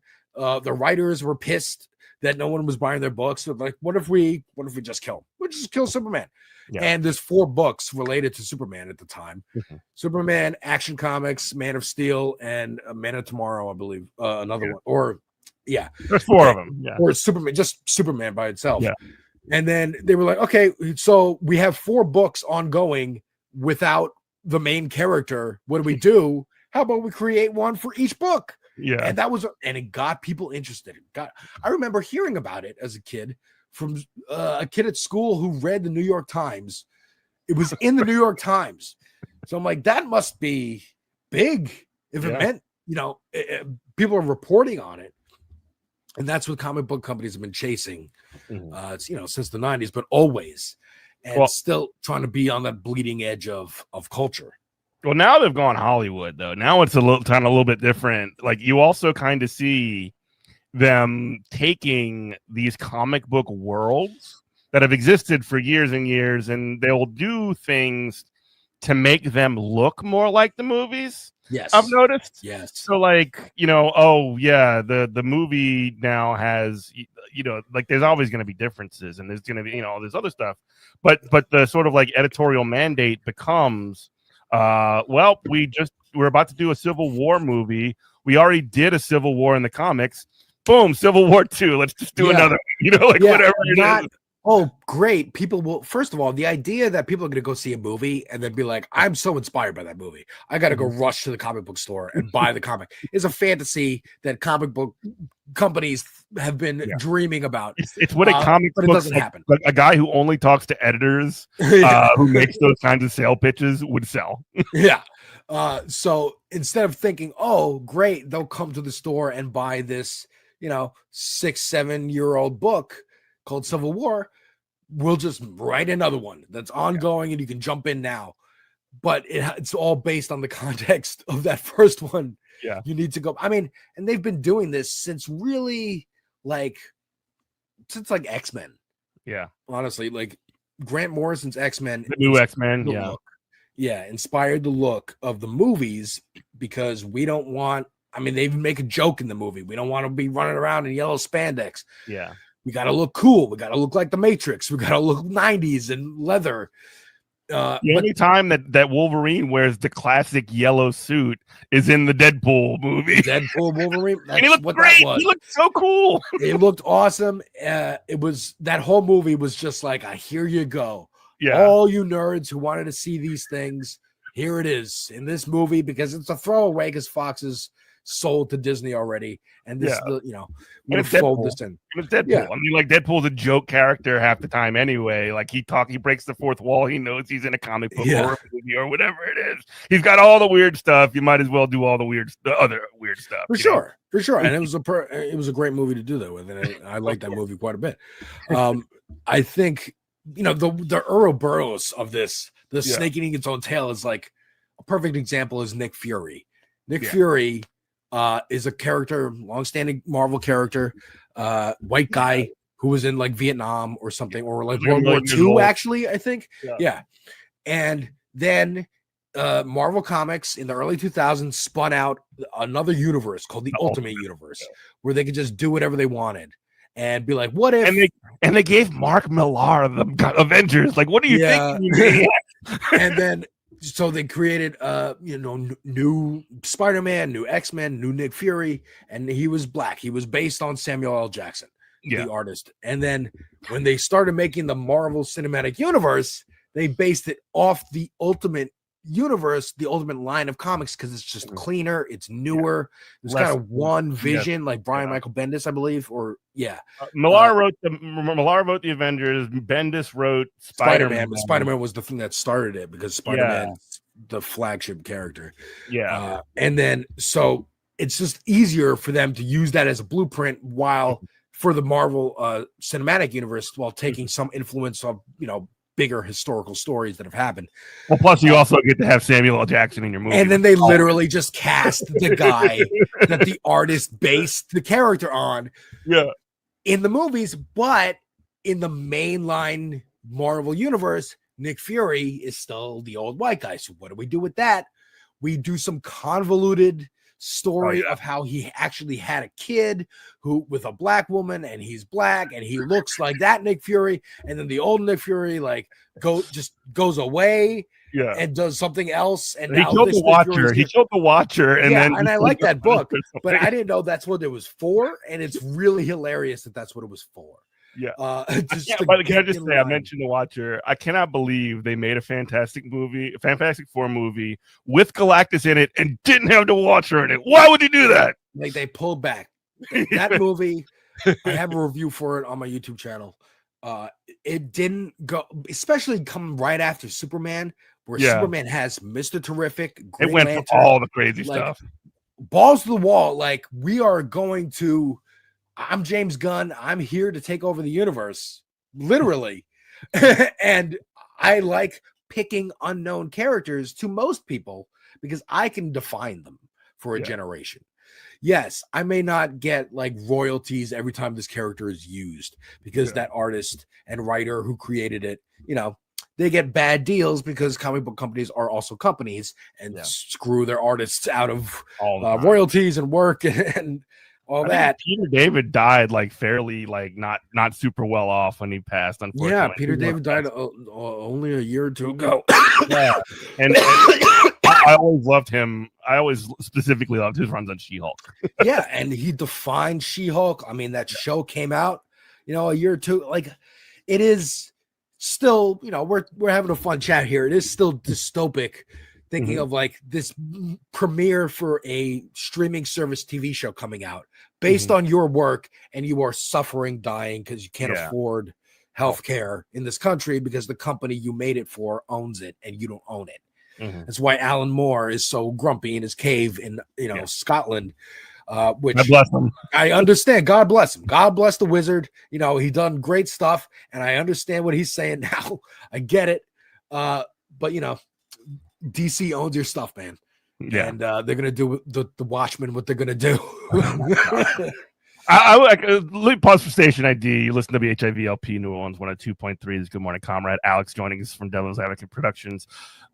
Man, I was really, and I've sort of like drawn the line on like all of this like Watchmen stuff. Like if like they apparently have had okay. I saw the Watchmen movie in theaters. Hated the movie. I was joking around with my wife the entire time. Somebody shushed me in the theater because I wouldn't shut up. And then like they started doing after that. I think I was like pretty much in the like majority when it came to that. But then they had like a TV series. They have I went in the comic book store the other day. There's like shelves of just like Watchmen comic books written by not Alan Moore, and I'm just like, this just feels weird and wrong. Well, when it comes to Watchmen in particular, I saw the movie before I heard about the book, because I didn't really get back into reading comics yet around that time, or I was just starting to, especially with DC. And I was like, I don't know what this is. There's this big superhero trend in the early 2000s, as we know, but like it was more of just like any company would try it. Like Hancock came out. Remember that movie with Will Smith? Superheroes were just like they thought it was just a phase again, and they always do. Ex-girlfriend. Yeah, yeah, I remember that. Yeah, that was funny. She throws a shark at him. Yeah, with Thurman and Matthew McConaughey. Watch that movie, folks. Look it up. At least look up that scene. But I saw Watchmen without having the context of the book, and especially not knowing how revered it was. So reading it later, I was like, okay, I get why people hated this movie who loved this book. I get it. I understand. But as someone who just saw the movie, I was like, this is cool. I don't really know what is happening or who these people are. Is this connected to something I'm familiar with? The Batman? Where's Batman? These guys aren't super except for the blue guy. So I was just like, this is cool. I don't know. It looks like it's by the guy who made 300, and 300 was cool. And it was like hot off the heels. It was only like a year or two after 300. Yeah, Zack Snyder was on a run. And then I get it now. Like before, I have a big omnibus on my shelf of before Watchmen. I'm still not through it because, and it's been years that I've been like slowly chipping away at this book, trying to read through it because it is an Alan Moore, and it's just a bunch of like, oh, hey, we're opening it up again. Whatever writers and artists want to get in on this that are in our bullpen right now, get in on it. And no hate to them. No hate to them. No hate to them. There are good stories in there. I'm not gonna do it. But and like even one of my favorite writers, Jeff Johns, kind of did the big crossover with Doomsday Clock and bringing the Watchmen into the DC universe to interact. I loved it. I thought it was cool. I am being a hater. It's okay. It's okay. Because I understand why. I'm the devil's advocate, man. I understand both sides of the situation. But like it's gonna do what it's gonna do, and I would rather have. There are people there who care. Like of course they're under direction from editors and studio people. Hey, we need Watchmen stuff again. Because we're gonna make another movie, or I know there's like a cartoon series out. I'm like, there's a HBO series. But I'll see the HBO series was really good. That was a continuation of the comic book, ignoring the movie, and it was really cool. Again, fanficky. I think they were gonna approach to do another season, and he was like, I don't really have anything more to say with this. I kind of just wanted to do this, and that's it. So there are people with integrity who know I'm sure James Gunn isn't in Supergirl going to have Dr. No role Manhattan show up. yeah. That would be crazy. But I mean, the fact that we have those memes of Watchmen now on Twitter and in the zeitgeist is because of that show. The reason I know about the Oklahoma bombing, the Tulsa bombing, is because of that show. I saw that first episode and I'm like, I know you're doing like historical fiction here, but like, is this a real event? And I looked it up and yes, it is. And I learned something because of a TV show. And that's kind of my whole thing. I'm just like, I'm like Alan Moore in The Simpsons when Milhouse comes up. He's like, "Will you sign my Watchmen Babies comic or whatever?" Or my Watchmen Babies DVD. I'm sorry. In V for Vacation. That was a great bit. Yeah. But like, I mean, that is what we're talking about. Is like I said, I've been watching Succession, and it's interesting in Succession how they don't really focus on the actual content that they're producing at all, or very little. Does that actually affect the plot of the executive positioning and backstabbing and all that drama? It's just about money. It's just about power and positioning and trying to get over and personal grievances and it's helping me understand kind of where we are as a society, because I know it's directed by or helped created by Adam McKay, who works a lot with David Sirota. We're very like, I would say some of the most cynical people, but in a good way, where it's like I'm giving you straight facts, and that's kind of why my entry into like real leftism and that idea and what it means was in like 2019, catching a look at Majority Report and Sam Cedar and being like, I get it. Like he can explain it in a way where like, look, these are the levers of power and here's how they work. And this is what we can do in this moment. This is what we can't. Like, and I appreciate that practicality. And it was through like, I was watching Joe Rogan, not because I like Joe Rogan, but because he would have on comedians who I did like. He would have on scientists and interesting people who I'm like, well, I know Joe Rogan's going to ask the dumb question that I would ask Neil deGrasse Tyson. So I'll watch this and hear Neil deGrasse Tyson have fun and, not be so buttoned up. That was the fun of Rogan. Yeah. It's very easy to self-insert yourself into. Yeah. So then it was something about him having on like Dave Rubin or no. He had some guest on. They brought up Dave Rubin and they said, they brought up Sam Cedar and they said, oh, I don't want to have him on because he kind of bullied Dave Rubin. He seems like a bully or something. And I'm like, who's this Sam Cedar guy? So let me check this out. And then, and that's my, thirst for information and what's the drama here. And the same thing that got me hooked on the news, watching Fox and MSNBC back to back, and how they would be like rappers dissing each other. Yeah, because you would like the morning show would say something, and then later in the day they'd respond to the morning show on the other channel, and then later in the day the other channel would respond back. And it was this whole, I'm like, oh, echo chamber stuff. Like, it's really? Echo chamber. You guys are across the street in Manhattan. Like, this is just you talking to each other through our national television. And, so seeing that and then hearing Sam Cedar kind of like cut through the noise and be like, here's what's actually happening. And if you want this outcome, here's what you need to do. Made it easier for me to understand really what's going on. And like the whole secession, like elites kind of just being sloppy and falling over each other with hordes of money that they don't know what to do with. And that tons of people around them are trying to get their piece of. It's insane and crazy.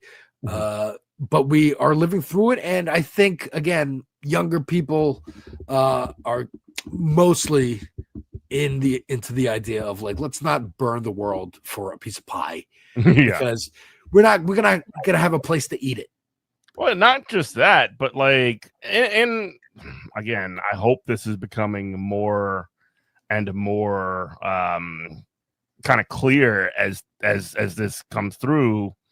Like the ICE raids that are happening in all these cities and all of these sort of like horrible things that, because I mean, say what you want, like Trump like said he wasn't going to go after Medicare and Social Security yet, and he said he wasn't going to, and he hasn't done it yet. What he ends up, because he knows that's like not something that's going to be that's going to get backlash. But what he is doing is he's creating this situation where he can just like carve up the working class across these racial gender lines, and essentially and like basically saying, hey, we're gonna go occupy New Orleans and Charlotte and Chicago and parts of all these other places, because the threat to America, the threat to you, is not the ruling class, not the people in the C-suites and succession that only care about making line go up and their hordes getting bigger. It's it's the the person that's sitting at Home Depot that's working for a day wage, or somebody who is essentially trying to survive, or the people that like pick our food. They're the threat. And to sort of circle it again back to the Superman thing, like they are as much of an American, screw all the paperwork, screw all the you were born wherever or whatever here. The working class is the working class, and what they're trying to do is cut a cleave between those workers and you, because if y'all are on the other side of things, they can divide and rule. They can take you to pieces, and they can laugh their way to power and money and control forever. Yeah, and they have been. They've been doing it, and they've been doing it well, very well over the last 80, 100 years. Again, I'm sure you know more about the history than I do, but they've done a really good job at it, making unions synonymous with like the mob. And I mean, they're the mob. Like that's who's running things. The mob. Trump's part of the mob. Putin, Netanyahu, they're just gangsters who got a little too far ahead than what should happen. They went legit. They're kind of the dogs who caught the car, and they're struggling. Like in the first Trump administration, especially, it was obvious they were like, "Oh, we didn't expect to actually win." And now, like the Tea Party and like Sarah Palin supporters in this Trump coalition, the MAGA coalition, is sloppy and doesn't know what to do. And these people like the disruptors like Elon and Zuckerberg and whatnot, they are disruptors so long as there's something to disrupt against. If they break the framework, it's open season. Like it's all over the place. They're not going to be able to hold this. Like we were saying earlier, they cannot convince people that their eyes aren't seeing what they're seeing. Yeah. And try as they will, there's a real attempt to just sort of like deny consensus reality. But yeah, there's at certain points, and they usually go along people's material needs. Yeah. That he can say he's not going to cut Medicaid and SNAP and whatever, all these things, but people are feeling it. It's happening, and people are feeling it in their real lives. And it's just not tenable anymore. Like they cannot. They're just lying too blatantly against what people are saying, and lazily. Like they don't care. It's so like, oh, I'm bothered that you're even asking this question. They would have cut it if they could years ago. Yeah, but they know that the voters are going to come out against them. Yeah, and they did, and again, this is another reason why it's so freaking annoying. Not annoying is the wrong word, but like it's so frustrating and demoralizing and all this other stuff. Like when you see, like if you were watching or paying any attention during the government shutdown, for example, like what was the response to the question of like, why are you cutting Medicaid by $800 million or whatever? And the response that the Republicans would give is, well, we don't want to give health care to illegal non-citizens of this country. And like that's their First off, They should get health care. Like how Yeah. everybody can have health care. Come on. We should have a better health care system that we currently have. We don't need, billion-dollar insurance companies just sucking it all up. But that's beside the point. It was very clear that they were being lazy in how they approached that question, like you just said. But also, like, the Democrats, as horrible and terrible and feckless and, how big of a loser they were. And they approached the thing with no plan. And we all knew that they were going to crumble no matter what. 1 week after, they have some of their biggest state and local gains in elections nationwide. And you have, essentially, Zoran in New York. You have, I'm not quite as excited about Abigail Spanberger here in Virginia.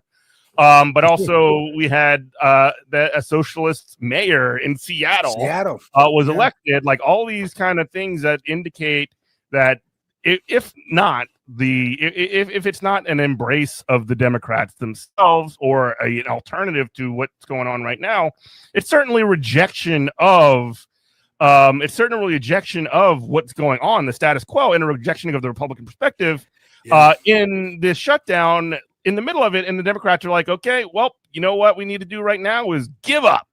You got to know when to fold them, like right when you're, winning and you're moving forward. And obviously, like, I don't like they were talking about the like you mentioned the systematic, not breaking the system, not breaking, and have the, the structures remain in place. The way that it kind of plays out is the political right, be it, Republicans or whatever, the parts of the Democratic Party as well, they do all the breaking. Yes. The political center is what maintains stability. They're the ones that are like, you know what?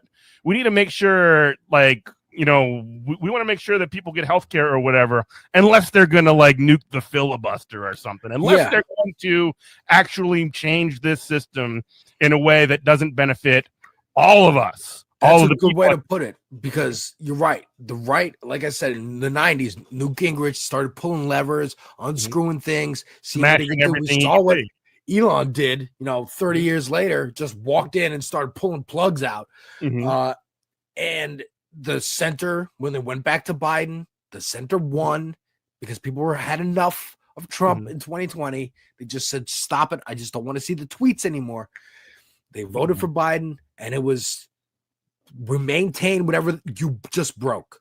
So it's not fixing it. And it's not even fixing it. It's not even putting it back. Yeah. God forbid making something good that people want. The left wants to fix it.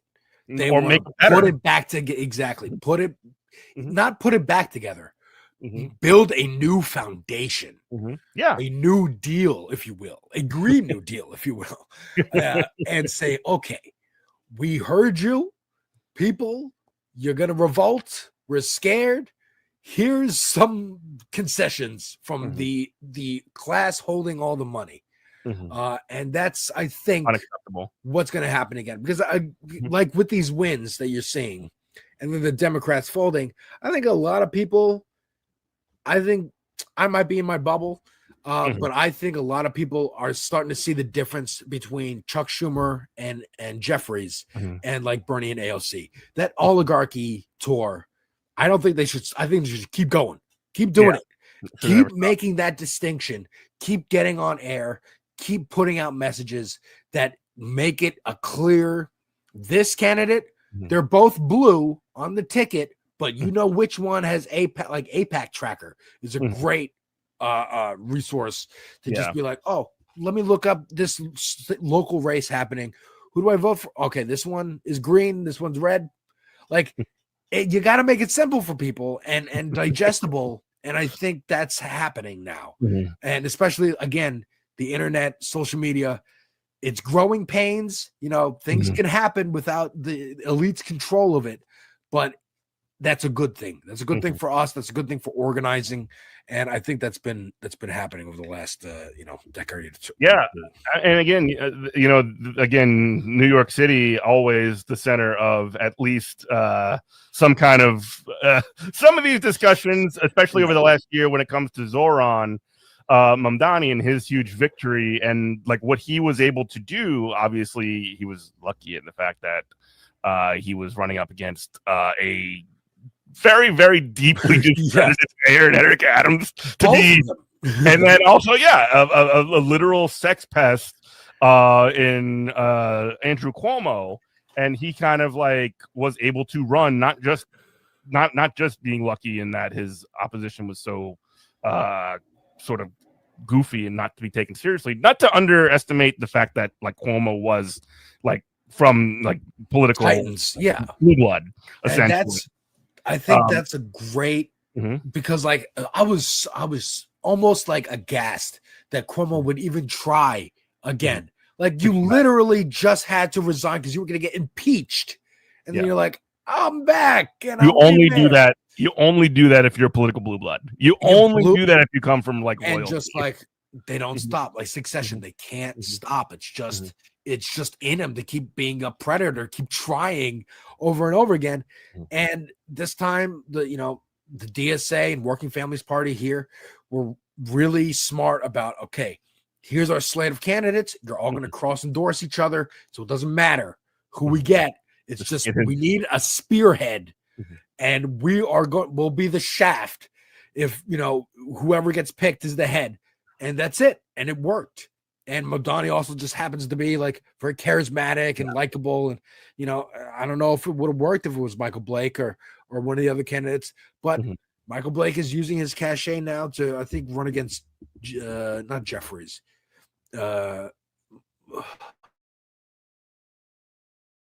He's because he's stepping away. Isn't Nadler retiring? Yeah, Nadler's, but so many people are running for that.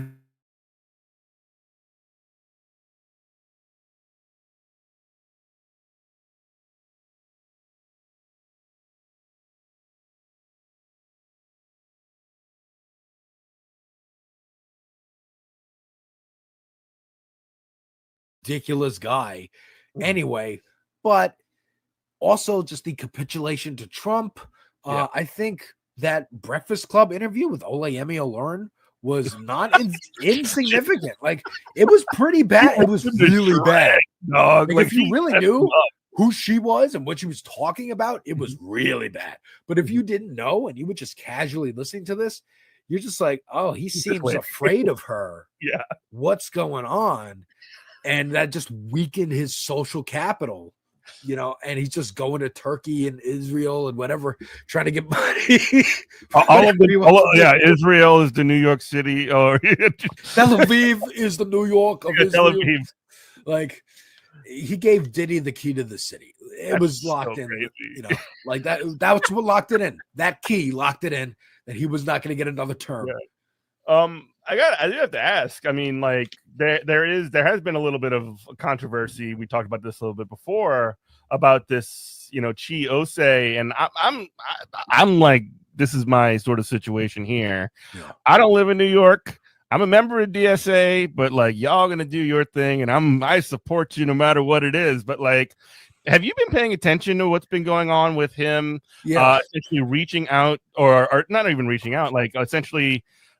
This became an issue as early as the night of the election, where Chi Osei was like not allowed, or he left. I don't know if it was kicked out or he left Zoran's celebration when he won the mayor. But essentially, he wants to run for Hakeem Jeffries' seat, and there is a little bit of a controversy. AOC has said that that she doesn't support it, or she doesn't think it's a very good idea at the very least. And even as of recording last night, there was a DSA working group meeting where folks like Zoran and Jabari Brisport, they all came out and they had something to say, and Zoran was against it. Yeah, I don't know if you have anything to sort of like enlighten us in that in the last 5 minutes of the show. I mean, like, I became aware of him probably in the last days of Zoran's campaign. He was in one of the ads or something, or I don't know. He was on somewhere talking about the race and DSA. And I think a lot of people were hype when it looked like Zoran was really going to win. And they were like, okay, well, after, you're all excited. Oh, we could take on the world. You're feeling it. And maybe Chi wanted to announce at the celebration that he was going to run against. Like, we're going to take them all on. Come on, I can do this all day, like Captain America. Yeah. And I get it. I get the momentum and feeling like let's not stop. Let's just keep going. Especially here in New York, like we got this energy. Let's use like your whole mayoral campaign is good, or mayorality is going to be just we're going to replace everybody in New York, and it's not going to happen in 4 years. You know, or, you're not going to replace everybody, and I can see how making that a fight now, especially before he's even sworn in, is not a good idea.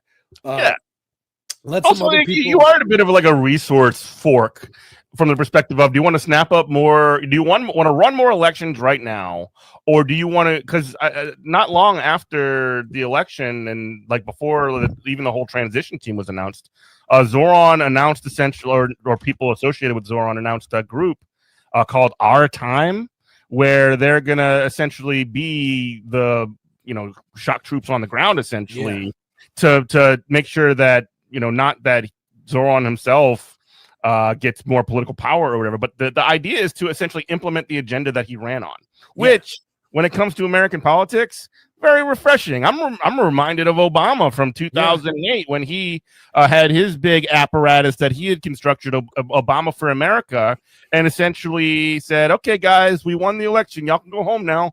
And like the opposite. Handed the email list. I didn't know at the time, because again, I didn't get into politics until 2012, but I know the lore that he handed over the email list to the DNC and just let that be, and was like, nah, we don't need to like keep organizing and like do all these state races. I'm in. We dog caught the car. Let's go home. Right. The dog caught the car. Let's go home. And let me get my bag and get out, like he has, because now he's just chilling. Shows up sometimes. Doesn't deal with Netflix. Like he's just hanging out, surfing, whatever. George W. Bush, he's painting. He's doing whatever. Oh God, Like, I was so mad, dude. I was watching football on Monday, and sometimes like I just like saw on Twitter like, oh, George W. Bush is going to be on the Manning cast, which is like the Peyton Manning and Eli Manning version of the so funny. of thing. And like George W. Bush is just sitting around talking about football with freaking Peyton Manning. It's like, like he didn't kill a million people. Like he didn't like cause. Hey, maybe Dick Cheney's funeral was today. Yeah, we should say that R.I.P. in a certain way to Dick Cheney. Exactly. Radio safe. But George Bush spoke during that, and I'm thinking like, okay, I'm going to come out for this. Maybe I'll do a podcast, and maybe I'll kind of get my name out there again. Like Liz Cheney was just running with Kamala Harris last year. Maybe it's not so bad. We can come back out.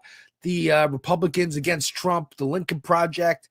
Like maybe it's safe to come back out into the zeitgeist a little bit. And I say we take over the party and make them start their own third party. Yeah. You go ahead with your billionaires and maybe we should talk to our mistake was not inviting Elon Musk to talk to Biden. Come on. Like it's over. We're organizing. And again, we ain't doing that no more. We're seeing a resurgent labor movement, like you've been talking about, like the racial lines and the class lines and if you ignore these people, you have a chance at getting that piece of pie that you want.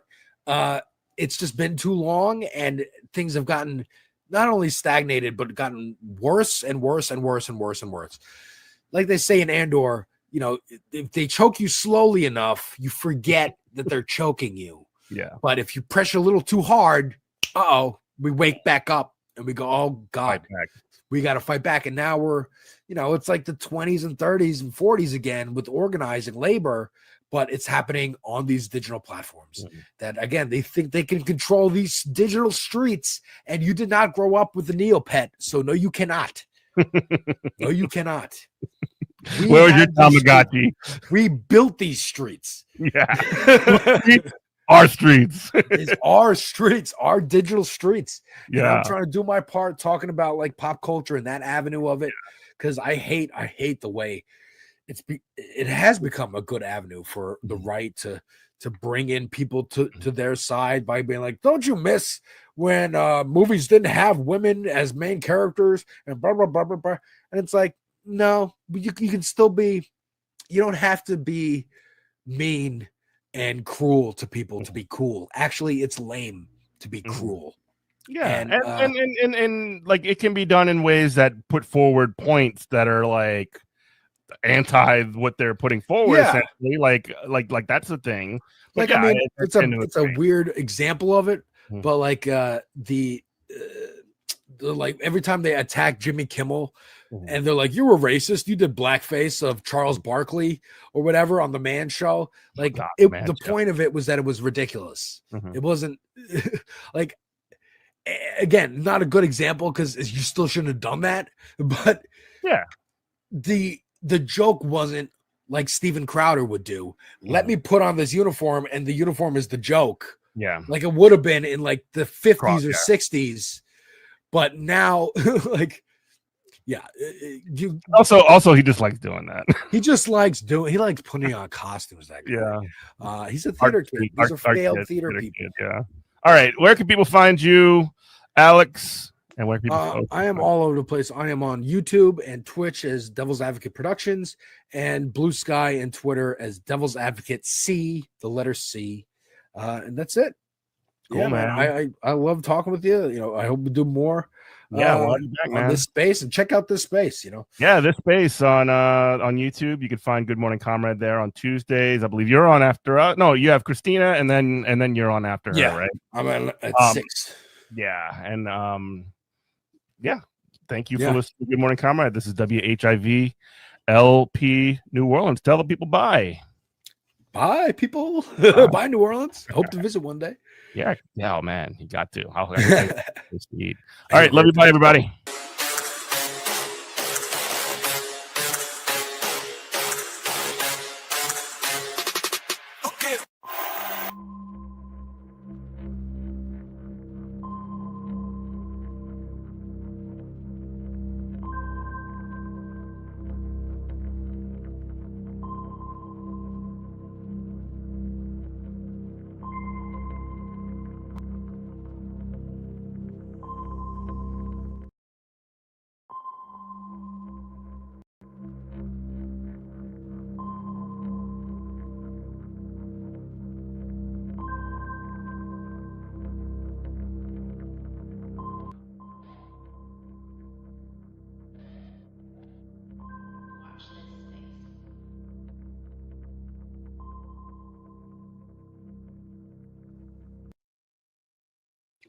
Who can say if I've been changed for the better? Okay, sorry. Welcome to Kristina's Corner, everyone. I have good news. I solved Wicked for good. The bad news is I have been properly diagnosed with asthma. Yay! So, if you want to help your girl out, I gotta get an inhaler, and it costs like $107. So, send tips my way so I can get the inhaler tomorrow because Walmart pharmacy is definitely not going to be open on Thanksgiving, and I want to and get on Zyrtec. So get this shit nipped in the bud. Anyway, so I'm wearing a Grinch. I'm all y'all can see I'm all decorated for the Christmas. I know what you're thinking. What is that? What is this right here? Okay, I have a puppy for a week. That's right, Lola. Hey, there she is. It's my good girl. Not even things. Oh, I'm sorry, but if you live in an upstairs apartment like me, getting Christmas decorations down is a freaking hassle. So we decorated the first or second week of November. Something like that. I don't know. So I have news. Keep saying that. I'm a weirdo. So, starting December 3rd, Forrest and myself are hosting another show, another podcast. Please subscribe to that so we can get 50 subs to stream on it. Yeah, you could better. She's a good dog. You're a good dog, right, Lola? Oh, she's a good girl. Anyway, I gotta take it slow, and I took some Mucinex, but I don't know if that's gonna help. The cats keep messing with the Christmas tree. So anyway, some stuff has happened. We're gonna get a Rush Hour 4 because of Trump. Of all the movies we're gonna get, we were definitely wanting a Rush Hour 4 because Rush Hour 3 was such a hit. I saw Wicked for Good. I'm gonna give my review, and I'll show you guys the TikTok that went. Oh my god! Trump's going to China. Did he take inspiration from Hassan Piker, known Prince of China? Like, yeah, exactly. But I'm gonna give my review of Wicked for Good because y'all been dying for it. I hope, because I've been waiting a year for this movie to come out. Okay, I've been waiting and thank God there were no kids in my theater because I was feral. Every time Jonathan Bailey came on screen, it was bad. It was not good. Doge is gone. R.I.P. to Doge. Saw that. We all saw that one coming, right? What? You want to say hi? Come here. You want to get down? Go. Oh. Look, it's a Lolalu. Oh, my sweet girl.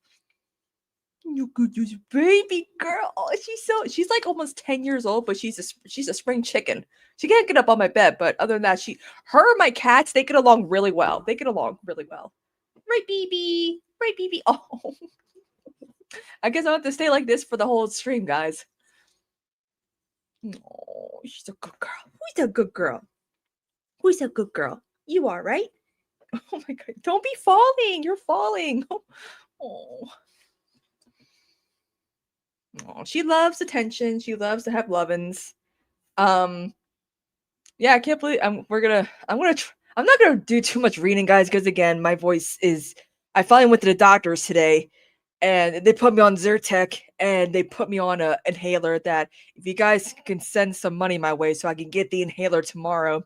I paid another portion of my electric bill, so I'm broke, but they haven't taken that out yet. So I'm worried that I'm not gonna have enough food or money to buy food for Thanksgiving. It's a whole thing.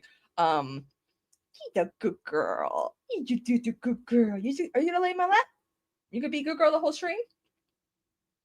Yeah? Okay, good. So yeah, I saw Wicked for Good, and I have a TikTok that is now viral to the view of 1.6 million views. I can't play the song because of copyright, but I'm so glad I thought of this because for those who don't know, the second half of Wicked. You want to go down? Okay, I'll put you down. The second half of Wicked for Good is basically a backdrop of the Wizard of Oz story. So we do see Dorothy from the back. We see some moments from the movie played out briefly. I'm not. I gained like 200 followers. That's good, but I want to have more. Okay, I don't know, and I look like crap. But so we see glimpses of scenes from the Wizard of Oz. Freaking. Okay, let me start. For those, put a 1 in chat if you've actually seen Wicked Part 1. Now stop saying it's a sequel. It's not a sequel. It's one movie split into two. Now, granted, I have a lot of complaints about For Good, but I still loved it. Act 2 in Wicked has always been the weakest act, I think, because it's very sloppy. The pacing, everything's happening so fast. Even during this movie, I was like, slow down. It's shorter than the first movie, but this movie should have been 3 hours long, I think. And I know Conan's a stickler for 90-minute movies, but I don't care. This one should have been the longer movie. We do see the Scarecrow, the Lion, and the Tin Man. Coleman Domingo crushed the 3 lines he had in this movie. Oh man, they gave Elphaba a new song called "No Place Like Home," and she's singing, and he just busted like, "Don't listen to her. She gave the monkeys their wings. She's evil. She kidnapped me from a cage." And everyone's like, "She took you out of a cage? What's okay? What?" It's so funny. I mean, Hey, Disney, if you want to show like a line with expression, look to Universal. They did it right. I'm just saying. Let me see. I mean, but I was on to something with this TikTok that I made. Something wrong. Refresh. God damn it! I hate when they do this. The TikTok app on refresh. You know what? Fuck it. I'll have it on my Instagram. I'll do it that way. I have no idea what this dog's doing behind me. I think she's trying to get comfortable somewhere. Anyway, fun fact, I know the actress who plays little Glinda, young Glinda, Scarlett Spears. She's adorable. She's also playing Donna Corinthos on the soap opera General Hospital. Yes, Sonny and Carly have another kid, for those who haven't watched General Hospital in decades. She plays young Glinda, and I couldn't be more proud of her. I was like, I'm so proud of you. Anyway, oh, perfect. Okay, so this is what I'm talking about. What the fuck? Okay, that's not what I wanted to do. This is the TikTok I made that went viral as hell, because if you see in the movie, you know exactly what I'm talking about here. But I did not think that it was gonna do so well, and by that I mean over 1.6 million views. I could not be more proud of myself. I'm hoping Jonathan Bailey and Ethan Slater see it. Maybe Coleman Domingo. I mean, again, sorry. But it's funny as hell. I'm very I just got off of work and then it hit me. I was like, wait a minute. What is the Scarecrow thinking during all of this? And it happened. I just came up.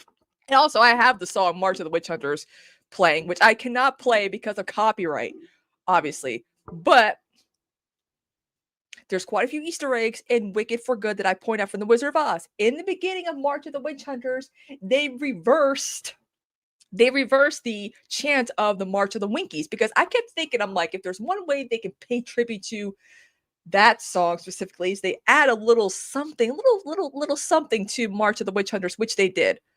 Also, everyone commenting on Michelle Yeoh singing. She says she can't sing, but we still have to accept it. And Jeff Goldblum can't sing, but give him a jazz song and he can do it.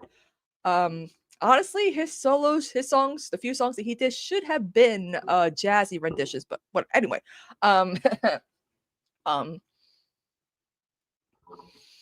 yeah, I mean, Cynthia Erivo and Ariana Grande crushed it. Ethan Slater as Bach, who turns into,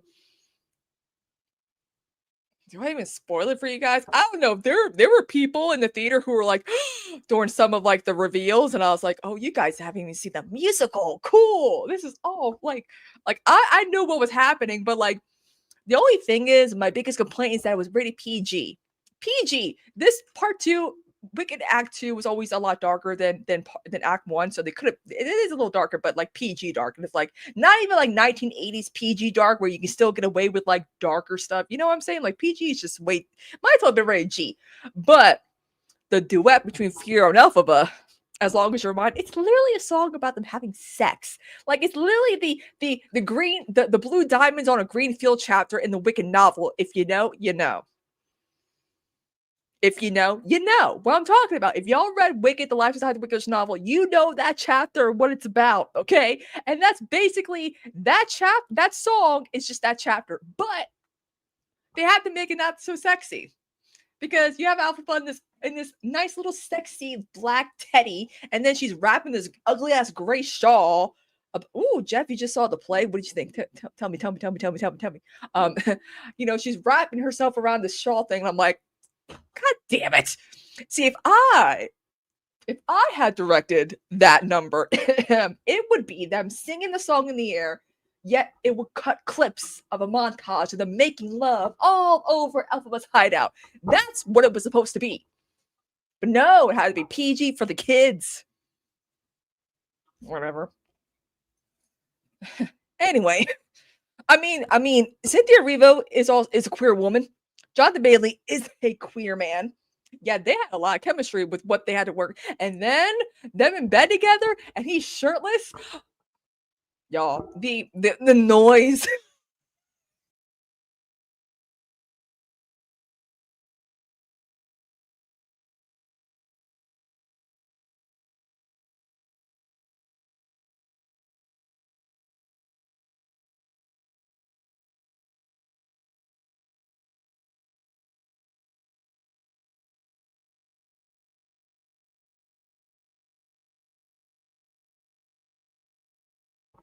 Aha, there we go. Thank God. I accidentally touched my mute button. What are you doing?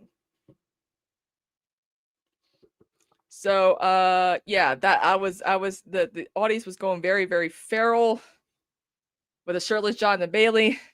Also, we get to see the tornado land on her sister. The house land on her sister.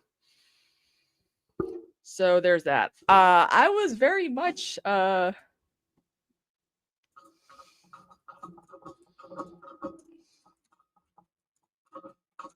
the hell is this dog doing? Hey, hey, hey, hey, hey. The Q-tip. Anyway.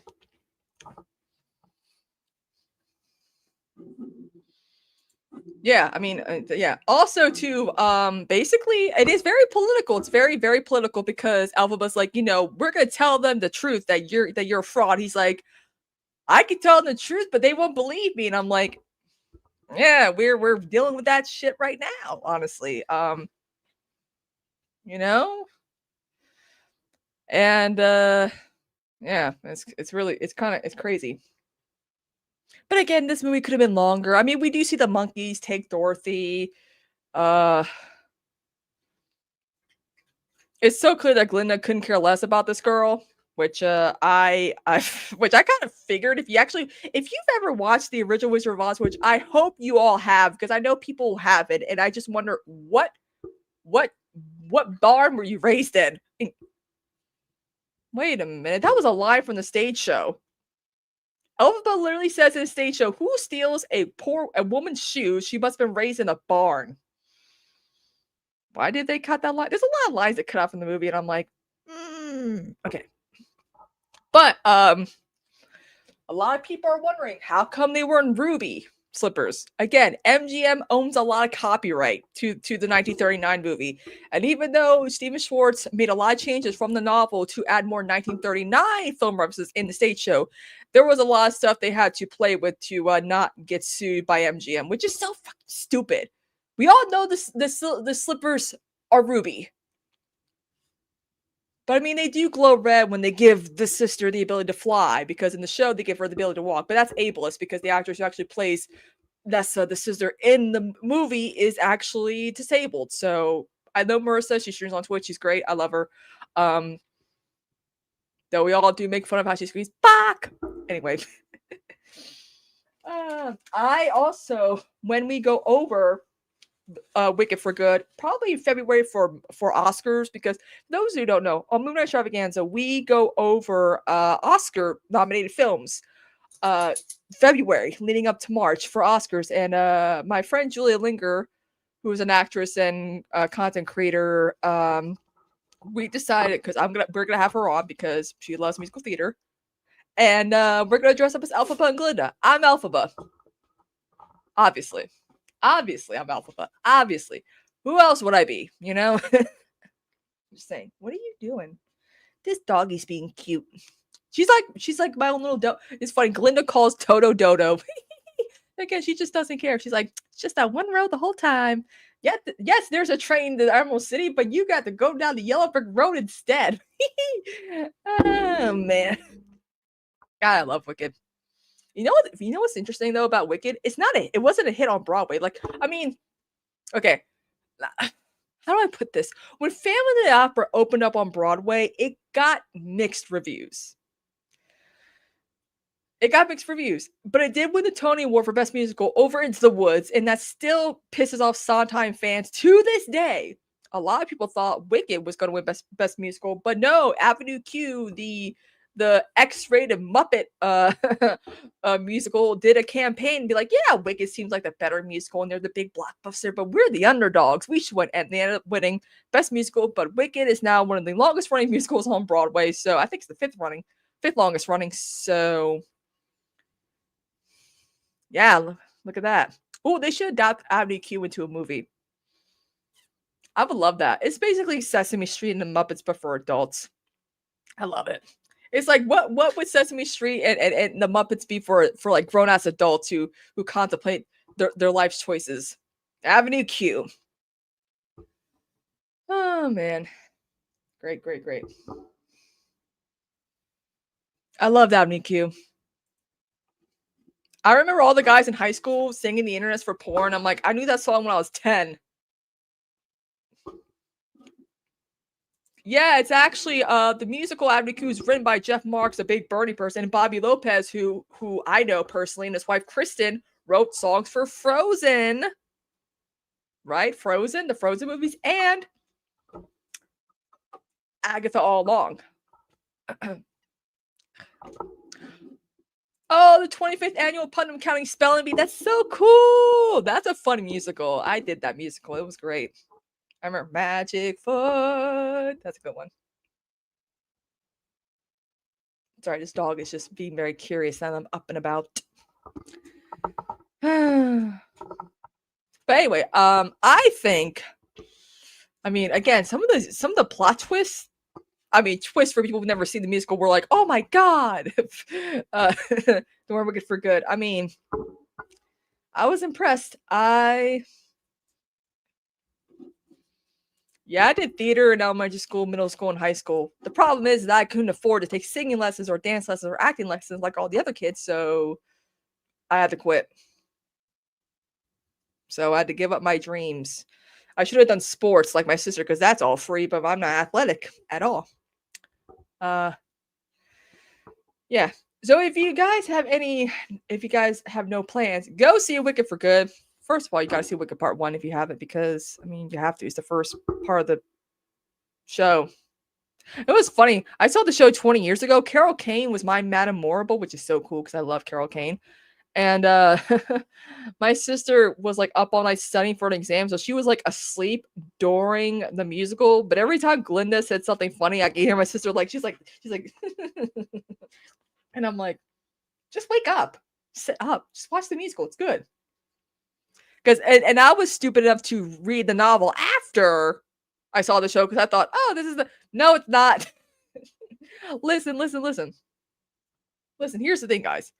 One of the biggest mistakes they do when it comes to Gregor Maguire's novel is marketed towards kids because they use like the logos for the movie and the musical, and they add pictures in the novel from like the musical and the movie now, and it's like, don't do this. This novel is not for kids. My God, even Son of a Witch, Elphaba's son, is in a coma and gets raped by his baby mama. Like, it's weird. Like, I'm like, this is not for kids. What are you doing? You want to come back? Want to come back up here? Okay, now it's not the time to want. Okay, now she wants to play and she wants me to take her out for a walk. But I got a show to do. But yeah, I'm probably gonna see it again. My mom wants to see part 1 finally on Thanksgiving. I'm like, she's like, is Wicked on any streaming platforms? I'm like, yeah, it's on like Paramount Plus and Peacock or what, HBO Max, and I got it on YouTube because I couldn't wait for it to get on the streaming. It's like $30 to buy part 2 now. You know what's funny too? A lot of people are like, when they saw part 1, they're like, how come she's crying? You know, I thought water melts her, and I'm like, you'll find out the truth in part 2. You know what's funny though? Rewatching The Wizard of Oz from like the lenses of Wicked and be like, wait a minute, this is what's really happening. They're thinking of doing more Wicked stories, or like making like an Oz universe. I have an idea. Since they made such a big stink about Coleman Domingo voicing the Cowardly Lion for like 3 lines, I think they should adapt A Lion Among Men, which is Gregor Maguire's novel about the perspective of the Cowardly Lion, aka gay Republicans for Trump. You'll know what I'm talking about when you see the movie. I'm sorry, but it's anyway. Wait a minute. I know exactly. I know what to show you guys. It's funny. If I can find it. Nope, that's not what I was looking for.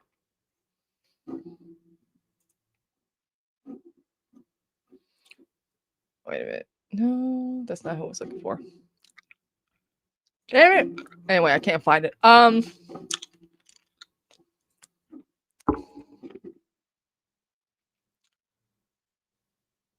Sorry, I'm looking at something real quick.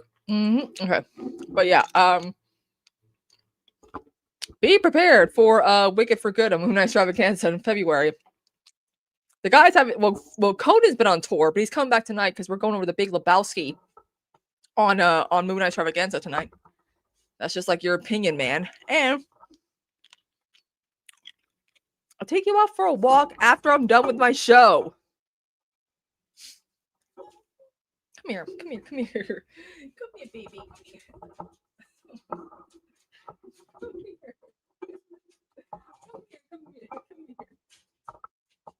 Oh my goodness. Whoa, whoa, whoa. Oh my goodness. Oh my goodness. Oh, this doggo. She's so silly. No, you can't have my cough drops. Anyway. Also, a lot of people noticed that the Scarecrow looked a lot like Ryan Reynolds, and I saw it. I was like, wait, I was like, this lighting is really bad. Because in the behind the scenes stuff, he looks okay. But like, I ain't revealing who ends up being the Tin Man and the Scarecrow in the you're gonna have to watch the movie. But I understand why he wore blue contacts in the first movie. Oh, okay, I'm in a very uncomfortable sitting position right now, but this dog is comfortable, so I will not move. No, you just Lola. What are you doing? I'm gonna be with her till she's gonna be with me till Sunday, guys. Also, I found out my sister's coming the day after Christmas. Yay. Are you giving me little kisses? Are you giving me little kisses? Okay, this is very uncomfortable. You can't be laying like this. I don't know if you can hear her, but she's moaning and groaning because she just wants all the attention and the lovins. So put up one in chat if you guys figured out that Doge was not gonna last. I mean, I raised my hand, but that means I'm putting a 1 in chat. That's funny though.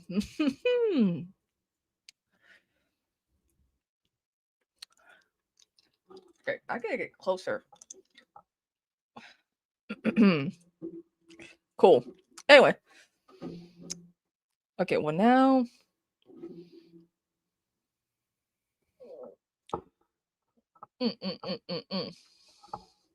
Oh my god. Lola. Oh.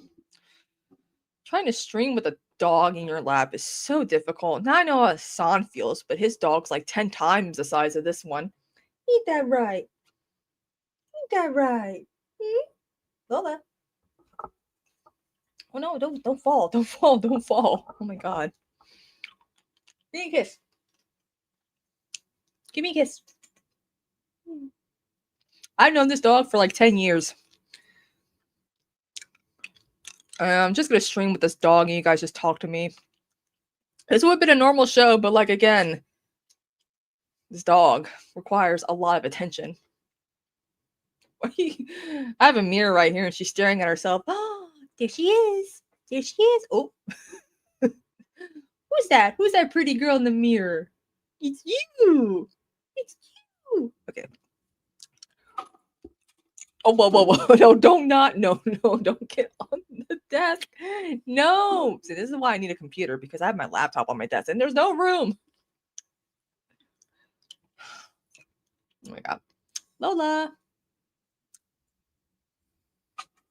I know you're so pretty in the mirror, but don't go towards it.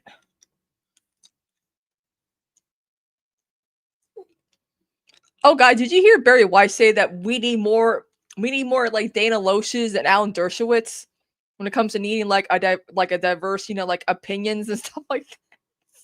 When I heard that, I'm like, yeah, the Jeffrey Epstein guy, the pedophile, and the gun rights nut job. Okay, fine, Barry. Cool. That's not a good look. Like, what is she on about? I hate this bitch. I mean, the fact that Warner Brothers is considering getting bought out by Paramount is, again, like, this shit's, like, really, like, worrying me because It's bad now CBS is becoming a right-wing hag for Trump. Now CNN is going to be. That means we're going to have like, and with like cutting funding towards NPR and PBS, it's like, what? We don't really have a whole lot of, you know, like besides this face and a few others. It's like, what? I mean, what do we have? We have like Drop Site. We have, Zateo. I'm amazed at how fast Zateo grew. Since many I saw him, you know, got fired from MSNBC. That man built a media empire, and look how well it is. Kicking YT's ass. What are you looking at?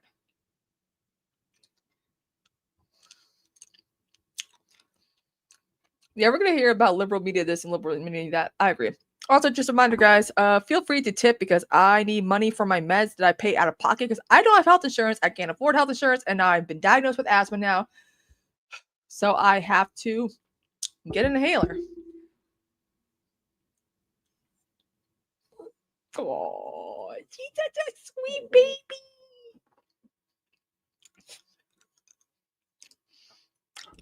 Oh my God.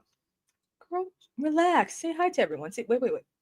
Say hi to everyone. Say hello to everyone. Say hi. Say hi, I'm Lola. She's a cute little Yorkie Terrier mix of some sort, I think. What, do you want to get down now? Yeah, I'll put you on the bed. Oh. She's so feisty. Always has to happen when I have to do something. There. Now relax. Ugh.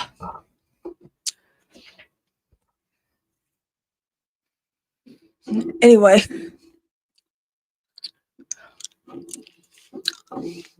Oh. So, you know, Trump is, you know, they're I guess the Department of Education is gone. Like, if you're gonna do like teaching jobs, that goes to the Department of Labor. Student loans go to the Department of Treasury. That's all so freaking stupid because it just confuses everything.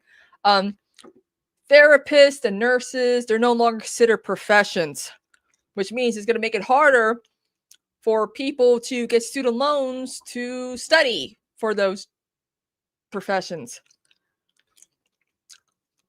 I hate it.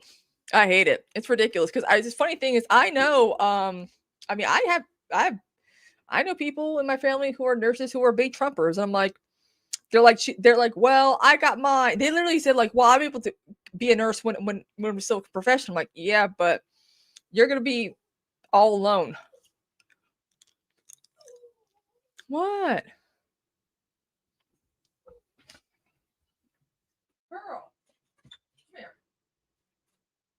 Oh. Here. Sorry, guys. It's being a pain in the ass right now.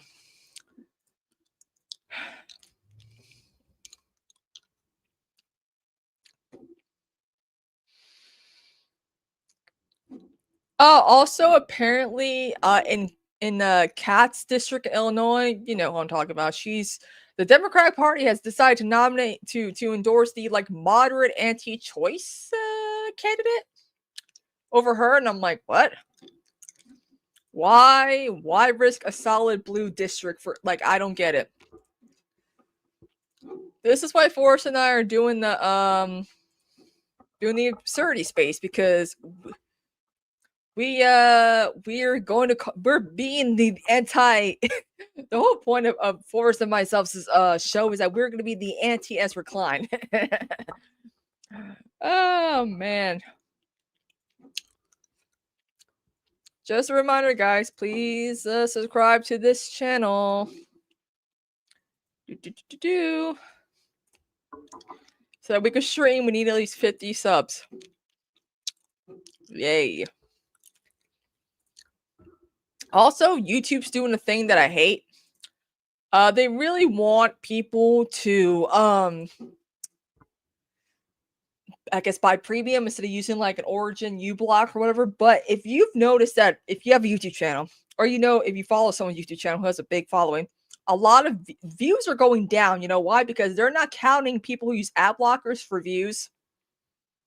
And also, too, all around YouTube, like your shit has to be like kid friendly now. So like I've seen people who used to have like hundreds of thousands of views per video get like a couple thousand now since like September, since they dropped this, and I'm like, what the hell? It's crazy. I don't get it. I don't get it.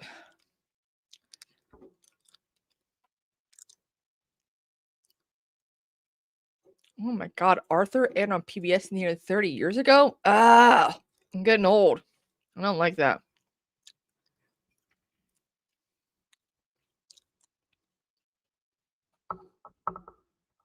Oh my god. Boris Head with the listeria outbreak again. Jesus Christ.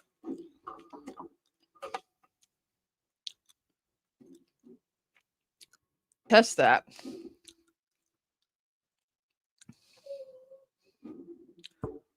Lola, wait. Come here.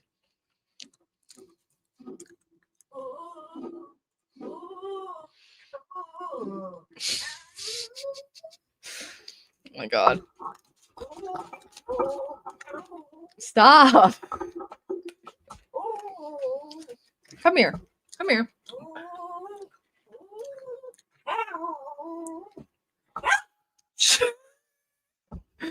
God, this is probably the worst episode of my show because this dog. Come here. Come here. You know what? Come here. Sorry, guys. She's getting on my nerves. I'm trying to do a show and she's disrupting me. That's why I kept it very casual today. Are you gonna be a good girl? You gonna be a good girl? What? Sit. Oh, she knows to sit. There you go. Wait, what? Oh, hell yeah. Oh, apparently, shout out to Michael Brooks, RIP. He's probably laughing his ass off because Bolsonaro is now serving a 27 prison sentence. I can't even laugh without coughing. Damn it. This sucks. Oh, Gregor Maguire's gonna release another Wicked prequel called Galinda, A Charmed Childhood. Yeah. Just keep pumping those just keep pumping those Wicked novels, Gregory. It'd be good. Oh, Sinners is going to be, oh wow, Sinners will be released on IMAX 70mm in select theaters on December 12th. Yeah. It's a good day to be me.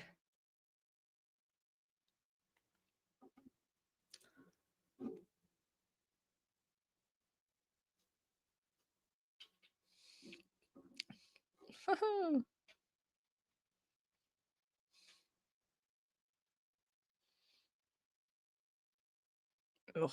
Anyway, yeah.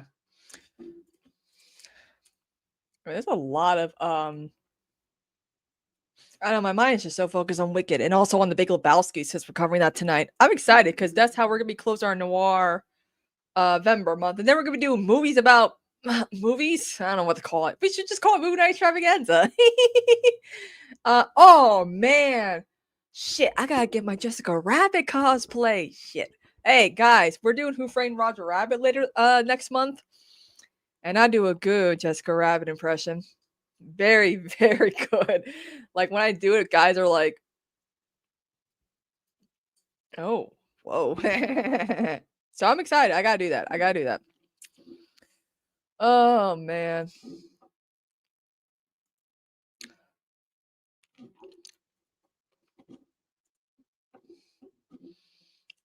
Yeah, and since the writer got the rights back, I think he's planning on writing another movie or something like that. I'm excited. Lola, leave my ring light alone.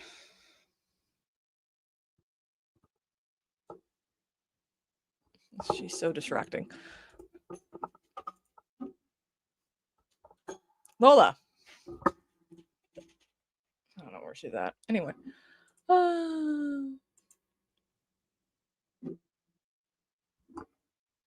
Hey, okay, guys. Wait, what? You don't like what? You don't like Bob Hopkins? What? Excuse me. I thought that man was from New York. Oh, he doesn't like the movie. Oh yeah, that's right. You know what's funny? When I heard he was British, I was like, what? I was shocked. I was like, how? He doesn't look British. He looks like a guy from like up north.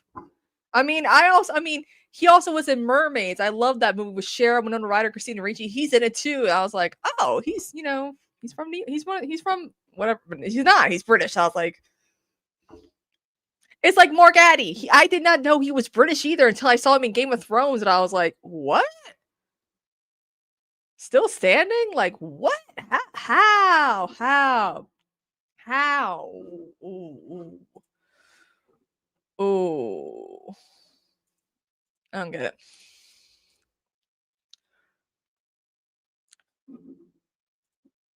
Oh my god. Apparently, according to a source, I have an update about Euphoria season 3. Cassie's gonna have an OnlyFans. God, man, this show. I mean, there's really not much for a character to do.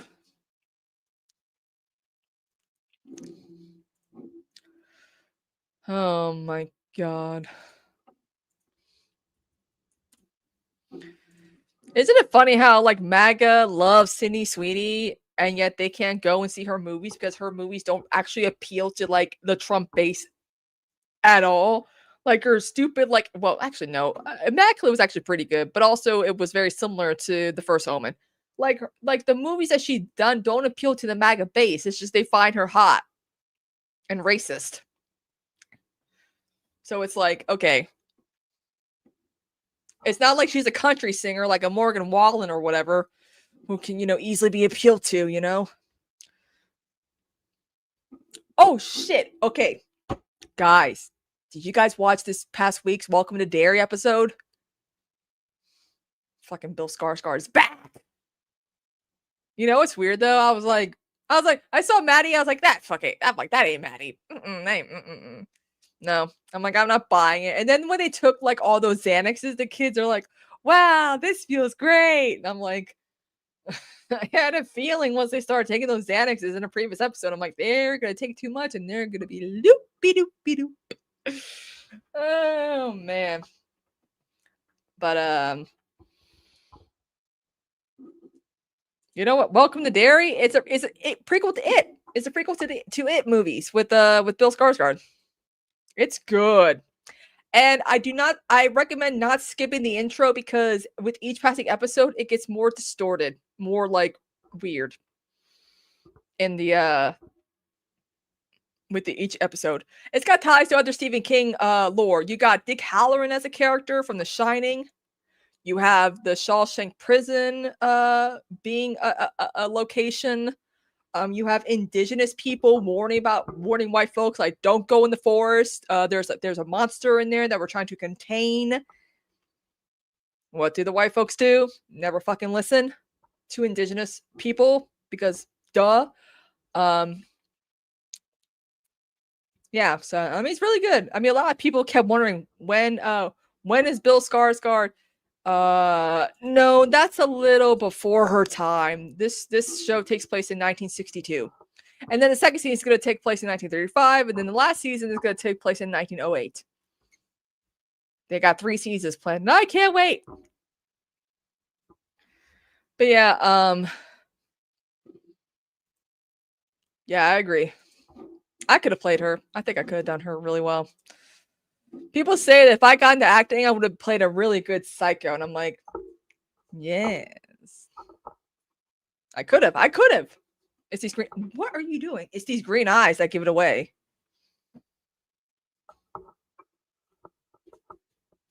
I don't know what you're doing. Okay.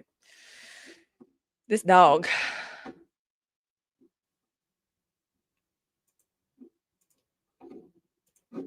Anyway, I knew that Maddie was alive. But I mean, it is kind of sad because it does show, like, I mean, Mike's dad is a character in the show, but then we also know that his dad dies in like a fire when Mike was young, and he lives with his grandfather, who's a character also in this show. The whole point, because it takes place during the Cold War this season, so they're trying to use it as like a bioweapon, and I'm like, you cannot control an extraterrestrial entity. Like, what that shape shifts. What are you doing, people? I don't get it. I don't get it.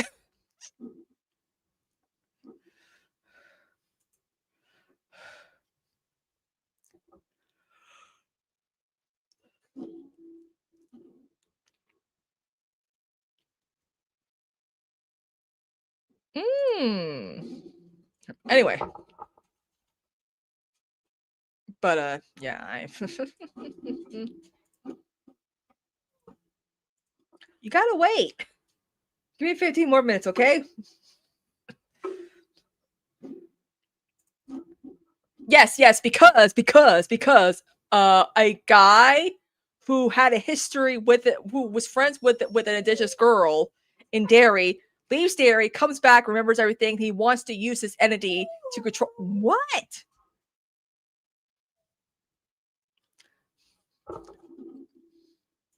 Like they know something like weird is down below, but like the main like military dude knows exactly what's like what it is, and they're trying to locate it, and they finally brought back the Neibolt Street house. I know this whole Cold War storyline is stupid, but whatever works, I guess. Oh my god, what are you doing? Lola, leave my stuff alone. Come here. Here. Oh my god. She doesn't want me to pet her. She wants me to take her out for a walk, and I can't do that. Okay. The reason, but here's part of the lore. He remembers when he goes back to DERY, and that's kind of what happens to people who do eventually go back to DERY. If we remember the miniseries, when you leave, you forget, but when you return, you start remembering stuff. Hey, Nick, or someone who edits, make a compilation video of this dog interrupting me.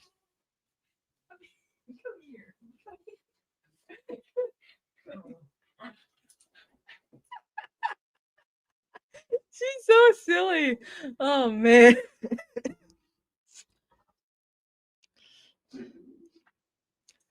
Exactly.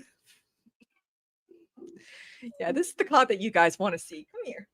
Wait, watch. Come here.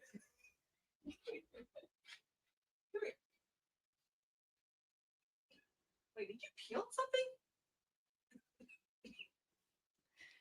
Here's the star of the stream for today, y'all. There she is. Say hi, Lola. What? Now you got nothing to say? You're okay. Here, get in the chair. There you go. Get in the chair. You're the star. You're the star now.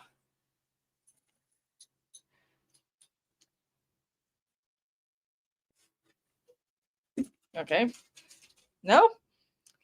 I don't know what to do with you. As soon as this show's over, I'm taking out for a walk.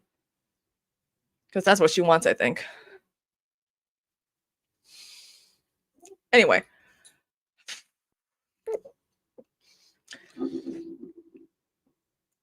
She's a sweet dog, but like, I mean, I took her out at like 1. I mean, it is almost 6 and she was napping, so, but still.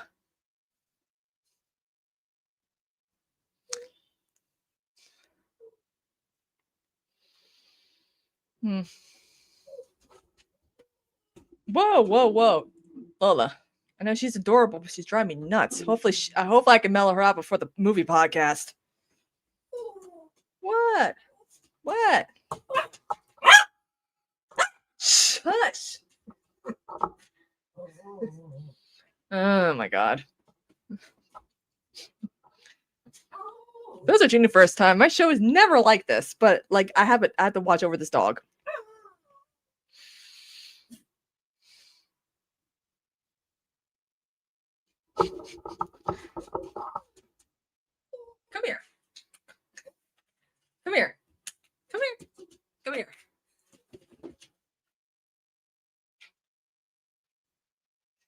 Yeah, that's what I'm worried about. She's gonna be even more feisty. Come here. You're seeing her, right? Come here. Oh my god. Okay. She just wants to play, but I can't.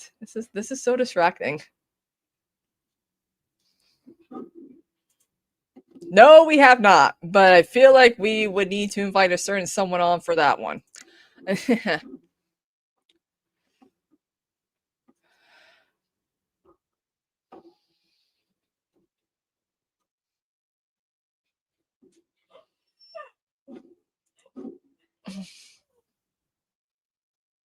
What?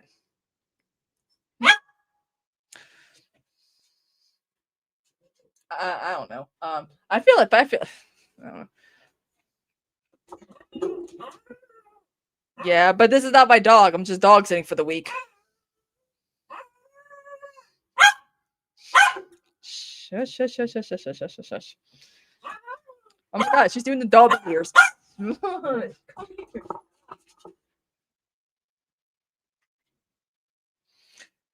I saw a collar, I know, right? Nah, it's a collar with her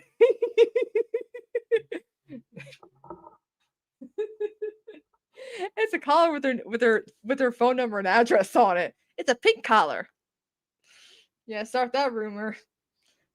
I'm surprised people haven't seen I abuse my cats because we were spraying them with water continuously during the decorating of this house. Clip in and ship a chat.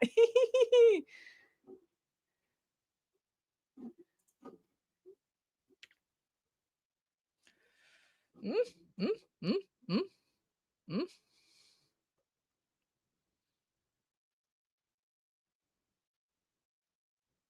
I cannot believe no one has pointed this out.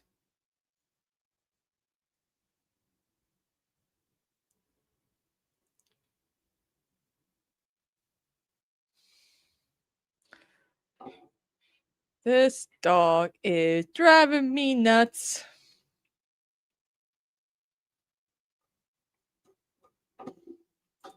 Anyway. Hopefully she'll be good. After this, I'm definitely taking her for a walkie. She's not even paying attention now. I think she also wants to be with the cats. She likes my cats. My cats my cats love her. Sort of. I mean, they get so close to each other. It's adorable. And I'm like, oh, I want a dog. My mom's like, no. I'm like, yeah, true. We live in an apartment. And the only type of dog you would want to get in an apartment are pugs. Pugs, if you train them well, are good apartment dogs, is from what I've heard. But like we work all day, and it's not, don't leave a dog indoors all the time.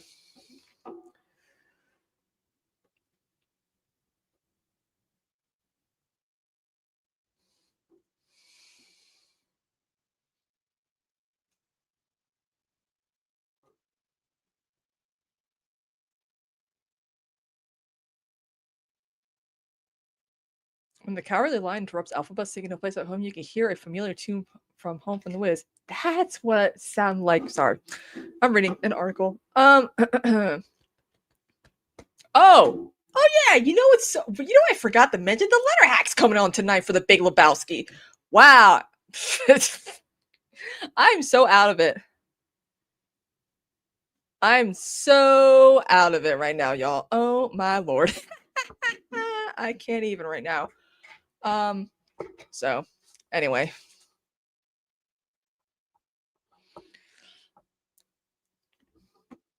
I can't even begin to, I'm surprised, man. It's so funny when I see all these like, oh, I hate seeing these articles where it's like, here's all these Easter eggs that I found from from Wicked for Good, and I'm like, you missed like 10 of them. I have them all listed because I am a smart. Though I think tonight I'm gonna let the boys do all the talking because I don't know how much talking I could do tonight. Deep breaths.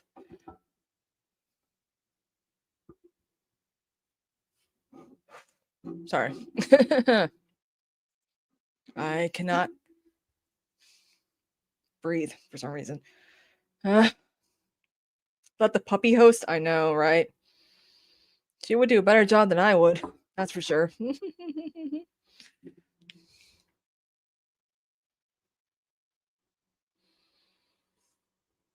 Mm. But anyway. Okay. Anyway, guys, I'm gonna head out now so I can take this dog out. I'm sorry for a very much unprepared, chaotic show today. Hopefully next week I will feel much better and I'll be able to talk without wheezing. Anyway, tune in later tonight for Moon Night Extravaganza, and next up is Alex of Devil's Advocate Productions. See y'all later. Bye.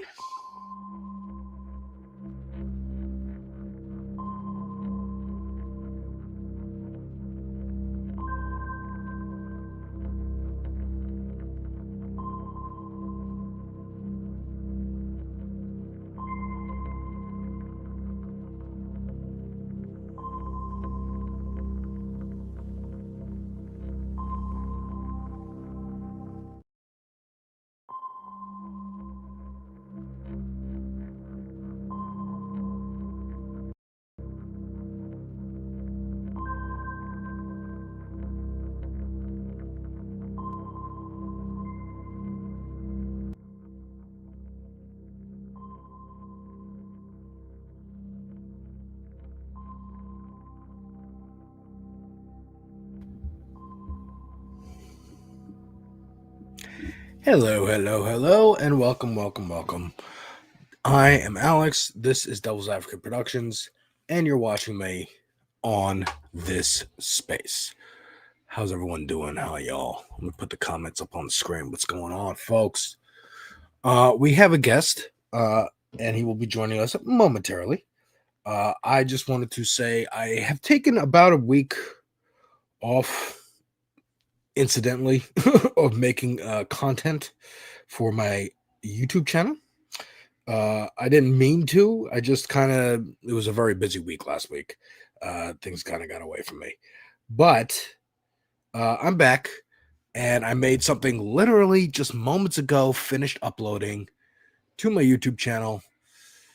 This Kanye West video where I go and listen to his very first album, College Dropout, because I've never actually listened to it. I've never actually gone through and just listened to any of his albums all the way through. I knew a couple of the songs because I remember them coming out and whatnot. But yeah, that's me, a certified Kanye hater from back in the day, sitting down and listening to all 1 hour and 16 minutes of his debut album. So if you're interested in that, check that out.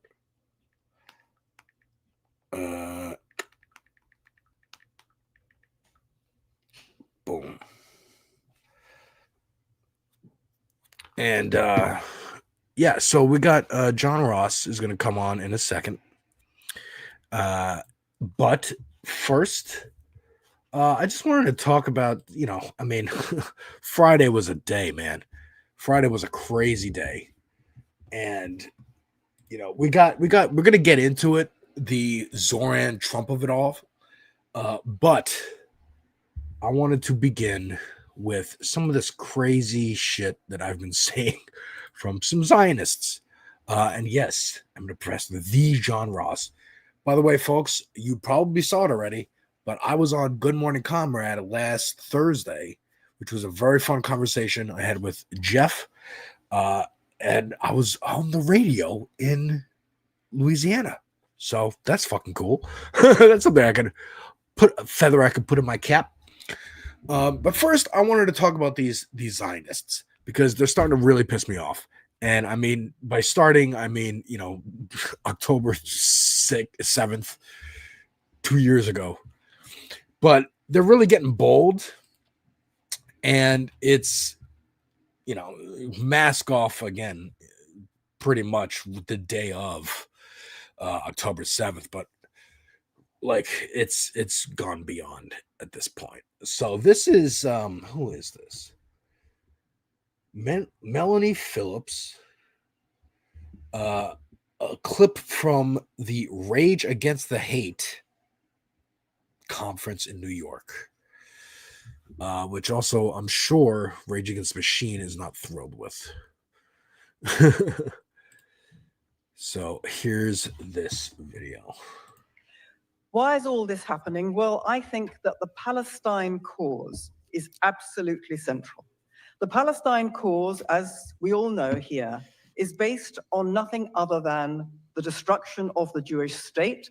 But more than that, it is also based on stealing the Jews' own history in the land from them. But the Palestine cause has become the cause of causes in the West, which of course is in the business of destroying its own core values, which come from Judaism. No coincidence. In my view, the Palestine cause is a form of holy war, Islamic holy war, and it is a Trojan horse for the Islamization of the West. By adopting the language and the moral inversion of the Palestine cause, the West has bought into the agenda for its own destruction at the hands of Islam. This is a death wish by the West. And if you have a death wish, you cannot fight a death cult, which is what the West is facing in the forces of Islam. It cannot fight it because it no longer knows what it is. The West no longer has the will to defend itself because it no longer knows what that means. And insofar as it ever knew what it means, it has tried to destroy it by telling itself that the West is to be hated. This has created a vacuum into which has marched the Islamists to conquer the West because the West is paralyzed. So, I mean, I didn't even watch the whole clip. Do you remember in the lead up to the Iraq War and several times throughout the Iraq War, George W. Bush would get on air and say, like, hey, we're not at war with Islam or Muslims. We love Muslims. We're at war with these terrorists. Try to differentiate at least a little bit. They're not even trying anymore. They're just saying we are at war with Islam. We're at war with all Muslims. Just sickening shit from a piece of shit. Like, I don't know what to say.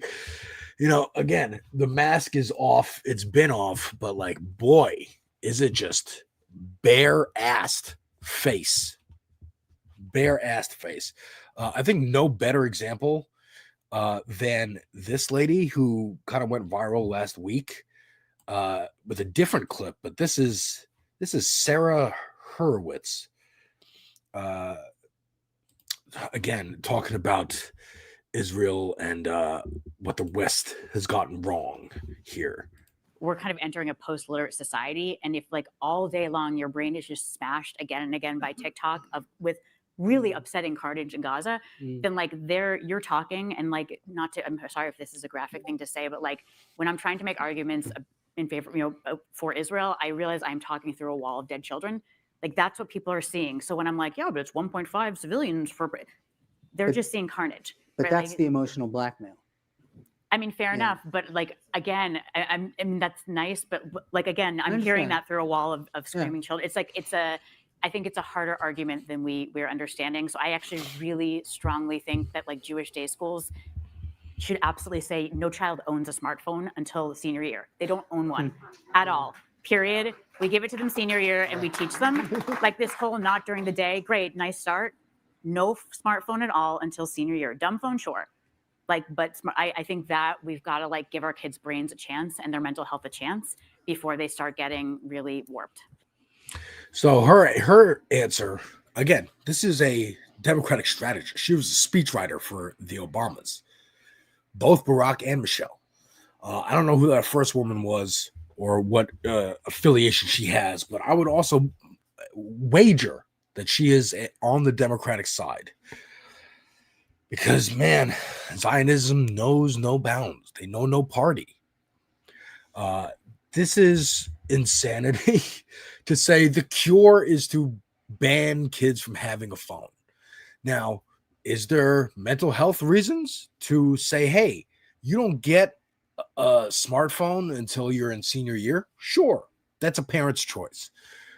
I think she's saying give it time, give your brain time to adjust and whatever. No, give us time to propagandize them enough that even then seeing images of dead children won't change their minds. Like it won't change mine because I'm so enamored with it. The idea of genocide. I'm gonna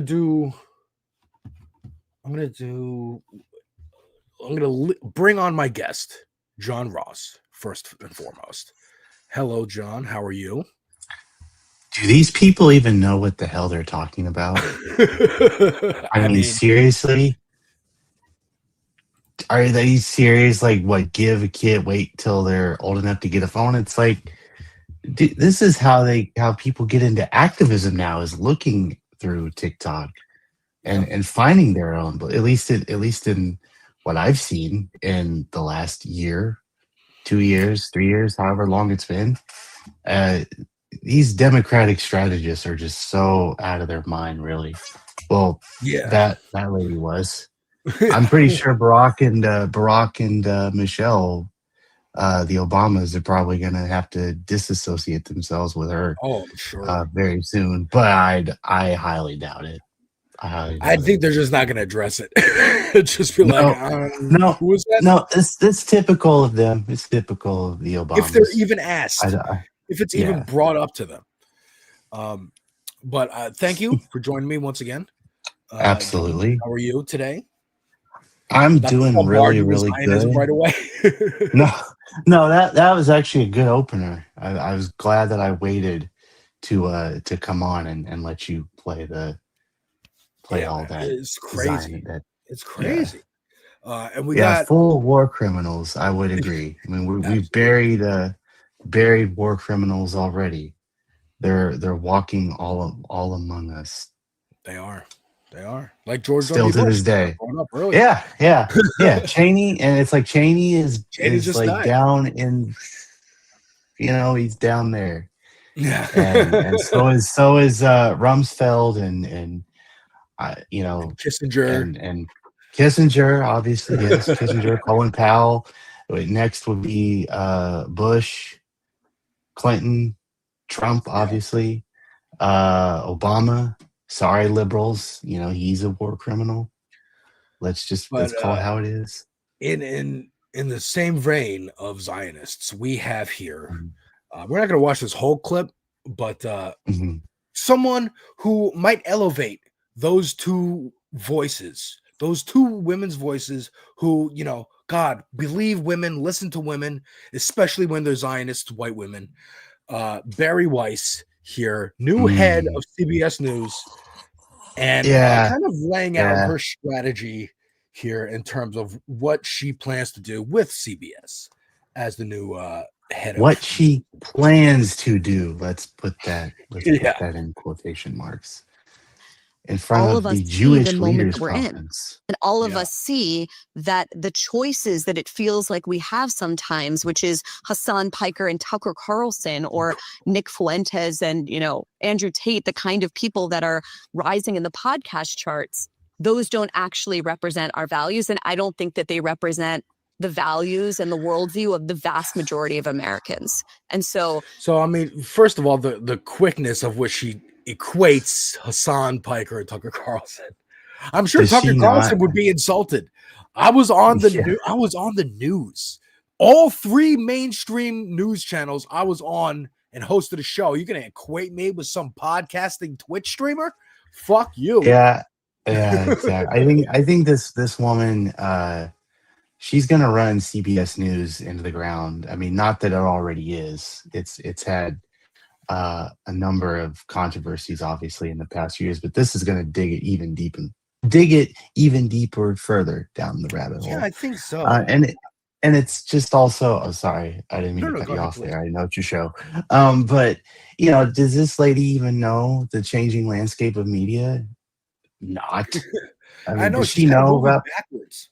Yeah, she's how do I say this? She's for traditional news media, which is now falling by the wayside.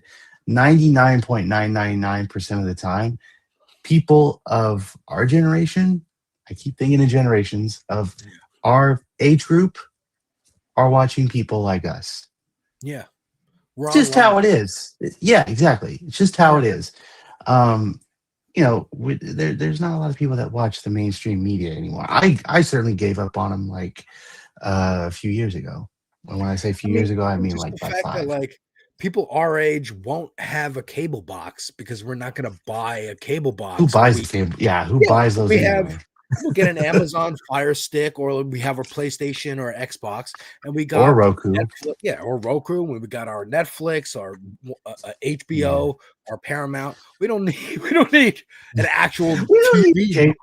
Yeah, exactly. Like, who sells those anymore? Who sells those? No one buys a cable box anymore. I guarantee you, Ms. Weiss. But I just wanted to point out Here I here go.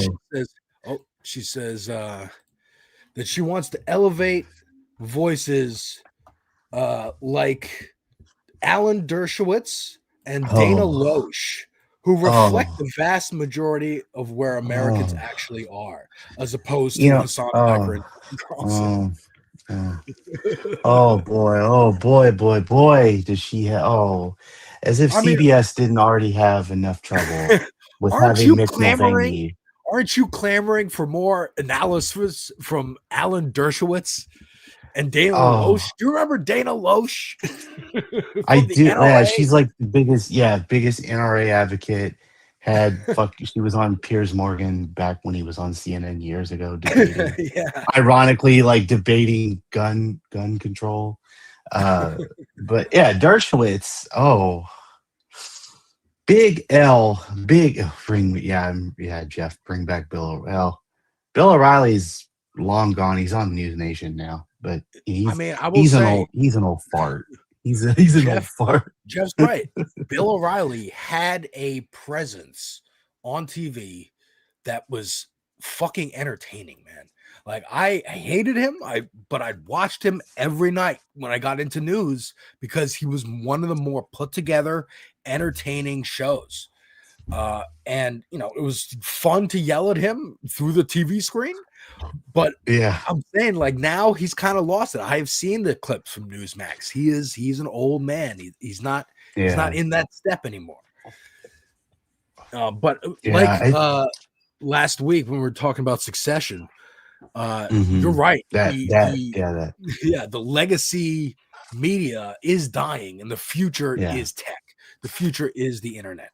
And people, she's put in charge of a sinking ship at this point. And I think it's going to be fun to watch her flounder. This is going to be an interesting couple. I mean, I'd give it 6 months. I always give it 6 months. And you're going to see a big fat Variety article or a Hollywood Reporter article or something from one of those TV insider websites, those blogs. And it's just going to be like a behind the scenes atmosphere that is not very good. Again, as CBS has already floundered by having people like Mick Mulvaney on after the first Trump administration, and half the people who run the politics at Face the Nation are all giving the Republican That's what I'm saying. Party. I think conspiracy hat goes on. This is Larry Ellison's way of destroying CBS News and like destroying it as an institution and the credibility it has. Conspiracy hat off. It's just gonna she's gonna fire people who are boomers favorite anchors, and they're gonna start noticing, hey, how come my favorite anchors aren't on 60 Minutes anymore? How come they're not on Good Morning America anymore? How come I'm hearing about Dave CBS Portnoy on 60 Minutes? Who's Dave Portnoy? Let me Google him. Oh my God. And then it's erode the audience. What dwindling audience they still have?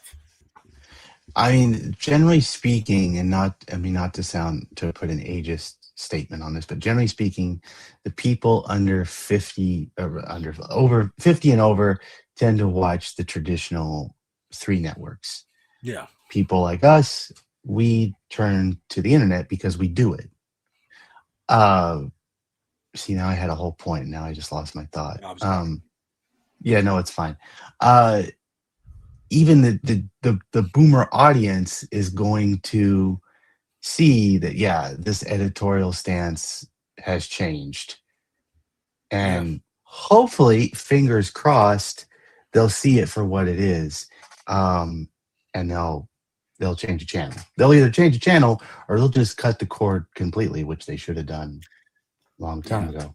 And frankly, I think, between Andrew Cuomo mentioning him in the debate and just the more mainstream exposure that Hassan Piker gets, the better. The better for everyone. Yeah. Because people will look him up. People will notice. I'm sure there's parents who are like, oh my God, is my kid watching this terrorist sympathizer? And it's going to make sure their kid isn't. And, it's going to be it's going to be like Mortal Kombat. He's going to be Mortal Kombat, where parents are worried that their kid is exposed to him.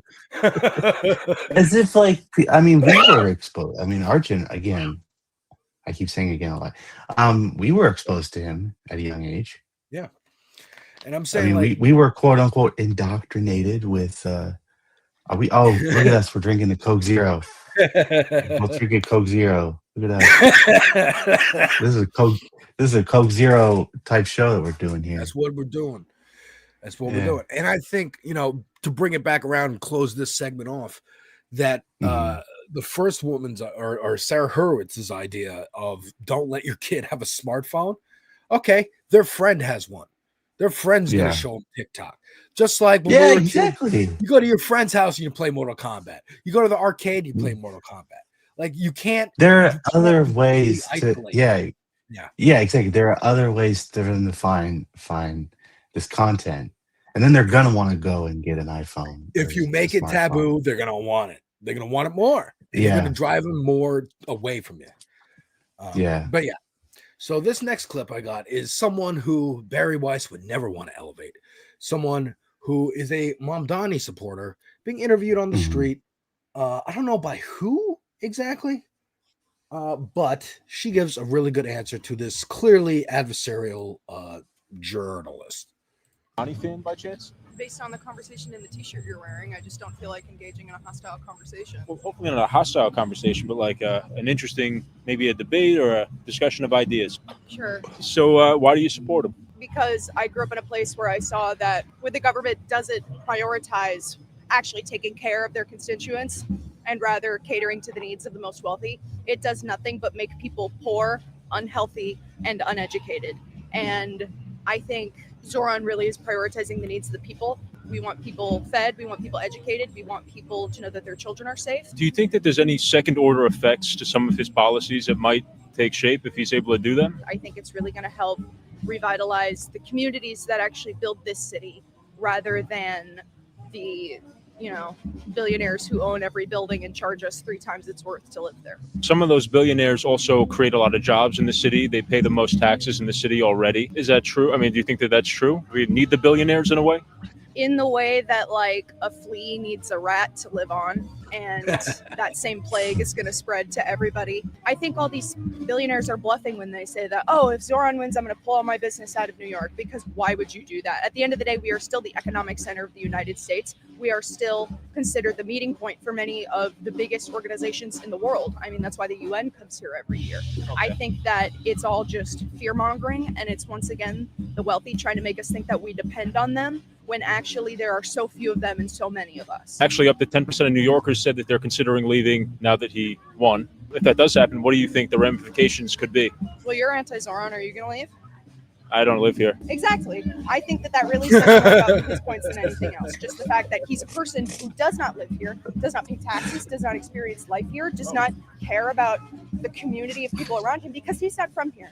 And yet he thinks he can go around with a microphone and yell his opinion at everybody as if he can actually have a opinion when he doesn't live here. Well, I didn't do any of that. I'm here to talk to New Yorkers and see what their opinion is, which is what I'm doing with you. I'm interested in that's a perfect response.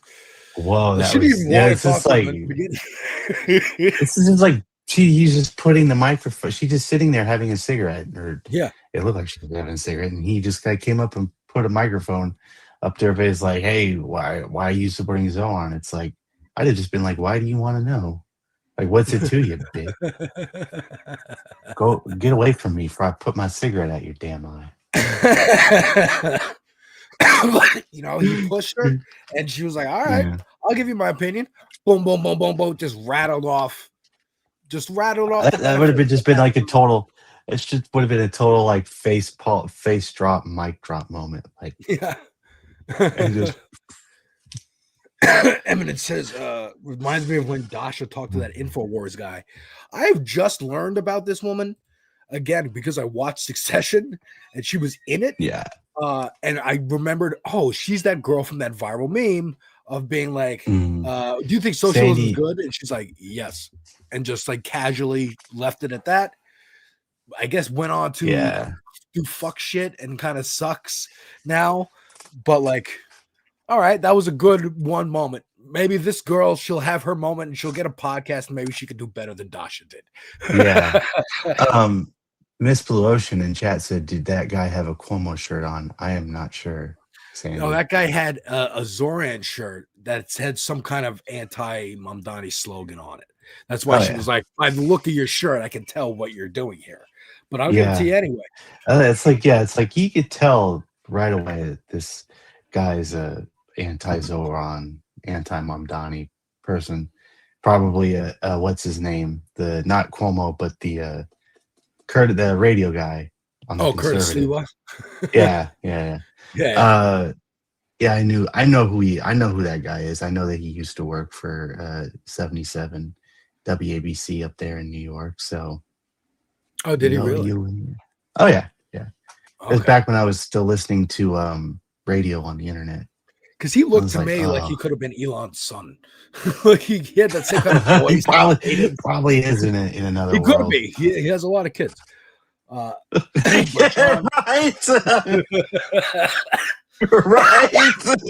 Good point.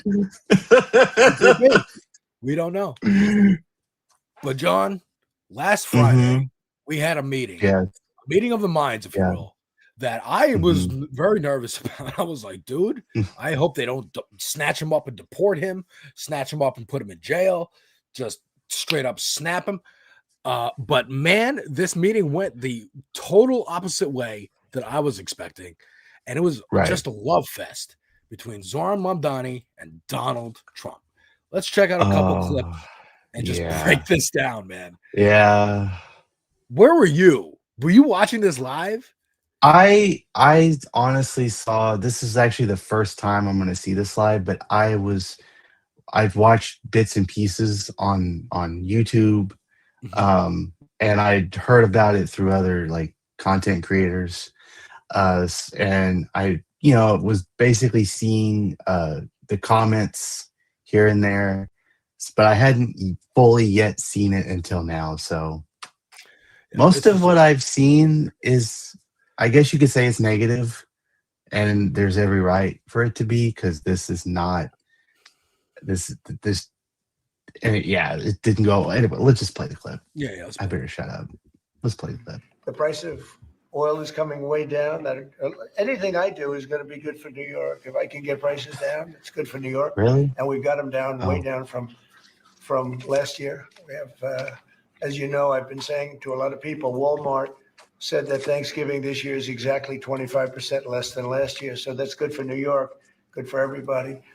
But I just want to congratulate. I think you're going to have hopefully a really great mayor. The better he does, the happier I am. I will say there's no difference in party. There's no difference in anything. And we're going to be helping him to make everybody's dream come true, having a strong and very safe New York. And congratulations, Mr. Mayor. Thank you, Mr. President. Thank you. I appreciate it. Please. I appreciated the meeting with the president, and as he said, it was a productive meeting focused on a place of shared admiration and love, which is New York City, and the need. He better wash his have washed his hands after he right. For real. Yeah. I would just been like, I need some sanitizer right away. Yeah, exactly. Just wash my hands. This man spilled. I imagine okay, go ahead and play the rest before to I say deliver anything. affordability to New Yorkers, the 8.5 million people who call our city their home, who are struggling to afford life in the most expensive city in the United States of America. We spoke about rent. We spoke about groceries. We spoke about utilities. We spoke about the different ways in which people are being pushed out. And I appreciated the time with the president. I appreciated the conversation. I look forward to working together to deliver that affordability for New Yorkers. All right. So there's many other clips like you were talking about. One where he says he's asked, you've called Trump a fascist in the past. What do you say? Do you think he's a fascist? And Trump's like, it's okay. You can say it. You can call me a fascist. And just completely, Donald Trump wants this shine. He recognizes that he is a star. He wants star power. He wants some of that shine on him, especially the affordability. That word. He is, yes. And he's also seeing the fact that this is the guy that's going to bring at least if not all of it, it's going to eventually bring his MAGA movement, whatever you want to call it, it's going to crumble. He is scared. His supporters are scared. The whole community that they have festered for 10 years, if you can, almost 10 years, is now going to crumble. And I think Trump, I think that's key. Yeah. I think that's key Mm-hmm. is that yep. I probably the first thing he did, walk into that room and be like, hey, man, I talked to Trump voters, asked them why they voted for Biden, then voted for you, and what I can do to get their vote. And here's what they said. Affordability. That is the platform he ran on. Those were the three tenets: free buses, free childcare, and rent freeze. Well, yeah. All affordability. Good luck on the free buses. Yeah. I mean, we'll see. Well, I say that because we tried that down here in KC, and it's not going to be free after next year. So, oh, interesting. I mean, I have to say, good luck, Mr. Mayor-elect, because you're not mayor yet. You're not mayor yet, so you're still mayor-elect. I have one more clip from this I want to play because it's just very funny. Jack Posobiec is in there as a reporter. I might know who you're talking about. Yeah, I may know who you're talking about. I don't pay he's a attention. right winger. He's been around for a while. But he has press credentials now, and he's everybody who's like right wing. Yeah, wasn't it? Yes, like it feels like yesterday they were quote unquote locking out CNN because you don't hear a lot about the fake news media anymore. Yeah, no, because then you did let in the real news. Yeah, I mean that's dishonest. That's the thing I had to point out. Yeah. I mean, back when Jim Acosta was still running. Oh yeah. Yeah. But so Jack Posobiec, I don't know if the question is actually in here, but he asked a question. I'll play the clip. Right. He asked a question like Zoran has said that he wants to basically divest money from white neighborhoods and put them towards more ethnic neighborhoods. And what he said was rich neighborhoods, and the rich neighborhoods tend to be more white, but Posobiec only heard white. And this is the response. Feel comfortable living in New York City under a Mamdani So this is this guy asking Trump, would you feel comfortable as a billionaire living in New York City under a Mamdani mayorship? Posobiec is the guy in the tan suit, right? This guy. No, this is Posobiec right here. Oh, okay. I thought the guy talking was. No. Yeah. This is Look at his facial reaction, though. He's just like. especially after the meeting.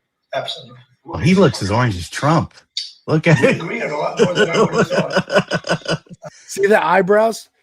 You see the eyebrow raise? Like. Yeah, he's like, what the fuck? And then do a great job. Starts It's just one.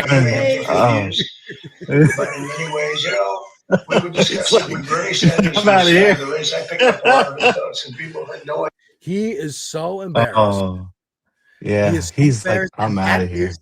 That face encapsulates exactly what you were talking about. The ride or die Trumpers, the Steven Crowders, the Matt Walshes, all these people have had that moment during this meeting going, what the fuck is happening? We're going to lose our audience. If someone rational like Zoran can reach our audience and say, hey, would you like it so that you don't have to pay to go see the doctor? Would you like it so that you can leave your kids in a safe kindergarten when you go to work? Would you like it to have free transportation? Maybe free housing? They're going to say, yes, of course. Free college. free college, free school, period. Free education. I should point that out. Not just They're going to college. say yes. And it's going to totally, like you're saying, make the MAGA movement fall apart and fracture, which it already is. It's already very weak because Trump is very weak. It's all held together by his cult of personality. By the time of next year's midterms, we're going to see I predict a really, really even darker day for the MAGA movement. I think so. I hope so. That's, I know that it's wishful. It could sound like wishful thinking, but these guys, like I say, these folks are scared. They should be scared right now. They should be shitting their pants, literally, because they know that their time is up. I don't mean to get too gross, but no, it's all right. I'm saying Trump helped in that regard because, again, in that meeting, he's asked, Elise Stefanik, who's running for governor in New York as a Republican against Hochul, has called Zoran a jihadist. Do you believe you're standing next to a jihadist right now? And Trump's like, oh, no. He's a very rational guy. He's very good. Like, I really hope that he helps New York and blah, blah, blah. And that's their entire campaign. Their entire midterm strategy was going to be Zoran is the face of the Democratic Party. Any Democrat running nationwide has to run away from Zoran and pretend, I didn't endorse him. I'm not like him, blah, blah, blah. Now they're all going to be running towards him. Going, I'm the Zoran of Indianapolis. I'm the Zoran of Tennessee. I'm the Zoran of Kansas City, of LA, of St. Louis. The Zoran on the Midwest. We might have somebody like that. Now, again, Republicans are still going to go with this, and they're still going to try, and I'm sure the corporate Dems are going to be very scared. Yeah, they're never going to give up. The Republicans are never going to give up. The corporate Dems are going to flail to their centrist base. They'll try to help. They'll try to let Mamdani succeed locally, but nationally, they're going to, as the case with any outsider politician or not politician, outsider candidate that becomes a politician, they're going to try to bring him in, and they're going to try to curve him to say, hey, you got to do what we tell you to do. Yeah. Because that's how you succeed. I mean, this is typical of the corporate Democrats. Always. They did this with AOC and look what happened. Yeah. I mean, that's a shame. That's the sad thing about AOC. I mean, I'll admit, is that she really sold herself out I don't think so. bit. I don't Really? think so. I don't think so. I think she's doing great. I think she had one bad vote that I didn't agree with, the Israel weapons vote. Aside from that, I think she's playing the game and knows it from the inside. This is, and we're going to get into the DSA of it all. I mean, I have a lot of problems with DSA. Of this criticism of this meeting itself, because I've seen a lot of lefties and be very mad. Oh my God, he's chumming it up with the fascist in chief. What are we doing here?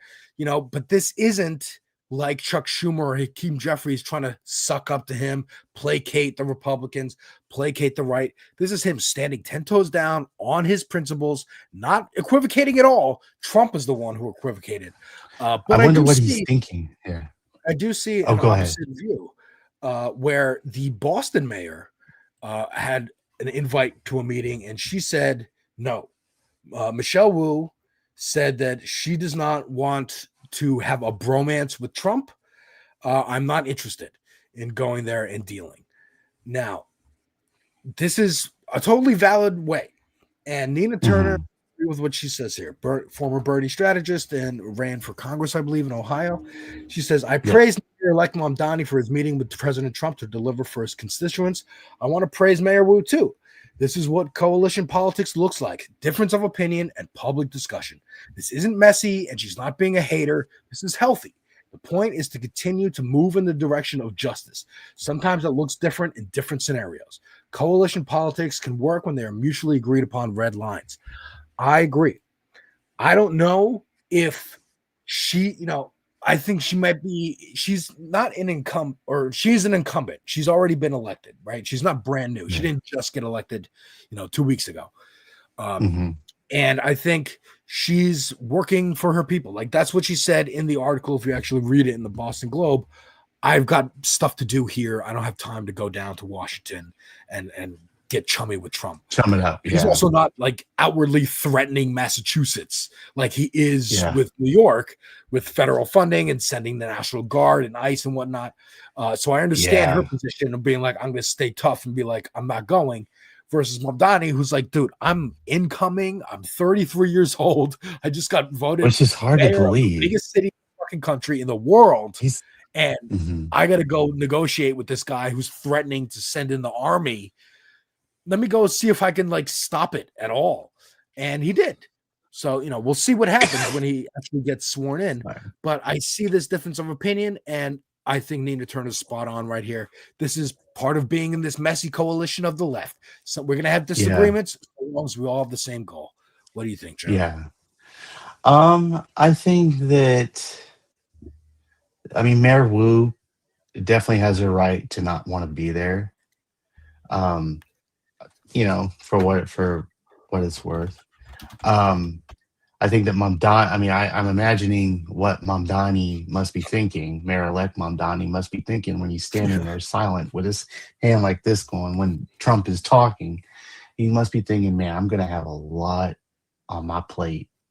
Because for a fact, this is not the first time, this is not the only time that he's going to have to be in the White House and have to stand there like stone cold faced during the beginning of his mayoralty, or like the tail end of we're already, I would say, probably approaching the lame duck 2 years. Yeah, I think we're kind of in it. Like a lot of people have been saying, we're kind of in it right now because we're focused on the midterms. Trump's also like sick, clearly, and he's got that. People little pointed out during the meeting on. he kept his hand over his other hand the whole time. Yeah. So, like, I don't know. We might be in that Trump season.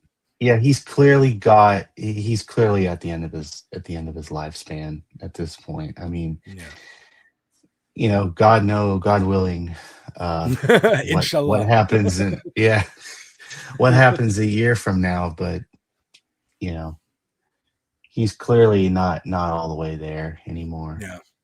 But and I think, you know, again, it is a perfect time for the left to rise and, like I've been saying, take over the Democratic Party. Make Hakeem Jeffries have to tack left. Make the corporate Dems have to tack left and appease the base, like the Tea Party made the Republicans have to placate to the base. And I feel like the Democrat, because of the blind spots of, I'll just say that, of Hakeem Jeffries, the Democratic Party, especially the progressives in the party, the AOCs, the Bernies, the Mamdanis, whoever else, like the DSA coalition, they really, I can't say in how many reallys, but they need to push, like they need to really knock some sense into Hakeem Jeffries, just put it bluntly. And then they need to look at themselves and say, look, because in all honesty, not a whole lot, but they have fallen short. You know, AOC, Bernie, like I'm not like, I don't want to jump down their throats too much. And I'm looking like Trump with the hand waves. I'm gonna stop. So I think they need to look at themselves and like, look, we too have fallen short of our goals since we've been in power. And like that's if they do that, like that's okay, you know, to admit that to admit that they have had blind spots. I mean, it doesn't make them bad, you know. Yeah, it's like if they at least, you know what I mean? Like, maybe if you like have like a disagreement with that, I understand, but it's like, you know, they need to. There's like a faction of the left that has been disappointed in them. You see what I'm saying? Yes, I definitely understand. And so, and we're going to that leads perfectly into my next segment, because that was That was Trump and Zoran. Now we're into Zoran and the DSA and this whole Hakeem Jeffries thing. Because the other day, Chiose, who announced that he was going to run a primary campaign against Hakeem Jeffries, the DSA had a vote about it and whether to endorse him or not officially. And apparently Zoran and AOC showed up to express that they thought it was a bad idea. And there was people who, what's going on? Are they already selling out? What's happening? You know, and I think, you know, Zoran showed up actually today on Majority Report to explain. He was asked this question, and I think this is kind of a perfect answer. And it kind of goes into what I've been thinking with AOC and Bernie. I'm sorry, John, go ahead. I was going to say also, speaking of, did you see Zoran on Adam Friedland's show? Yeah, I actually did watch that earlier today. Yeah. It was good. I haven't seen it yet. It's fun. I didn't see it yet. If we had an extra hour, we could just sit and maybe we could do that on Twitch. I'm going to actually change my like setup again, so maybe we can set something up where we can watch it together or something. Or on YouTube or anywhere. So Zoran was asked about the possibility of Chiose running against Hakeem Jeffries, and this is what he said.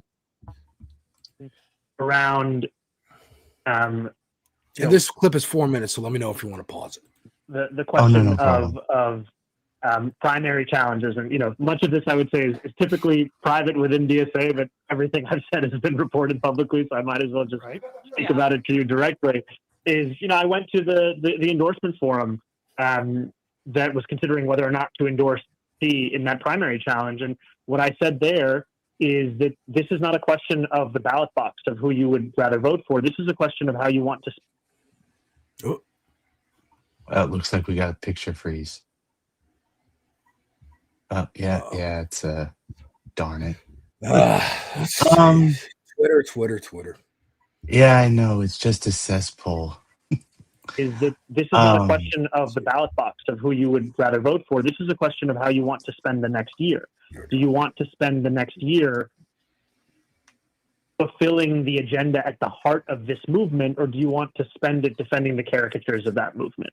And the decision that I made, and the one that I shared with other members that night as they were considering how to participate in that democratic process, is to maximize every chance we have to fulfill the promises we made door after door, call after call, with many New Yorkers who had otherwise lost faith in politics years ago, so that we can tell them that success isn't just measured in the election we've already had, but also in our fulfillment of the agenda at the heart of that election. Well, and yes. I think that this. Oh, sorry. Go on. Pause it real quick. And I was just going to say Sam that Cedar would say. Yeah.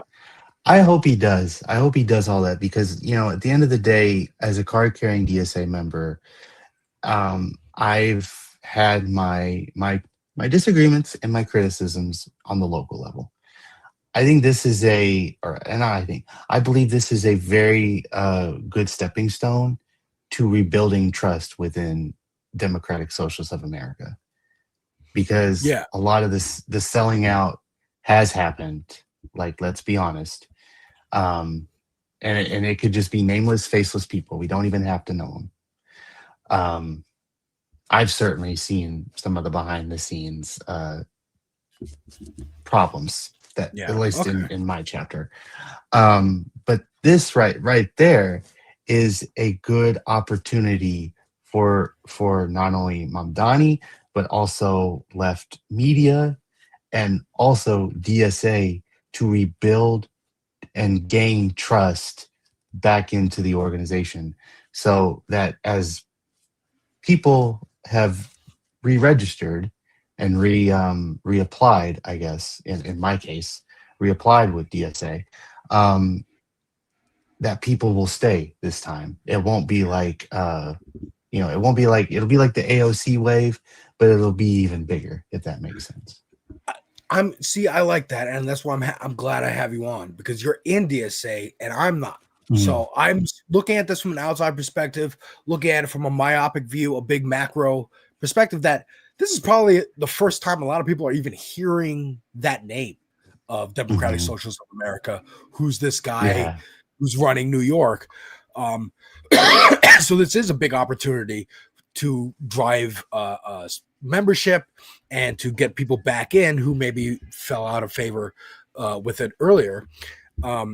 So I hear what you're saying, that this is a good response, and we're gonna keep playing it.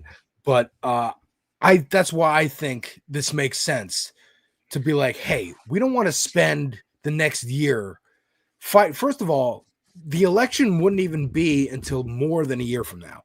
So you want to spend the next year, my first 6-9 months, where I have a good window to, like, before Hochul's election, really put pressure to get my agenda through, our agenda, the agenda of making New York City affordable, making DSA's agenda known nationally, and that, hey, we can not only, you know, a lot of people think these policies are pie in the sky and, you know, Green Lantern, if you will, that they're impossible to do, but with enough willpower, there is a way.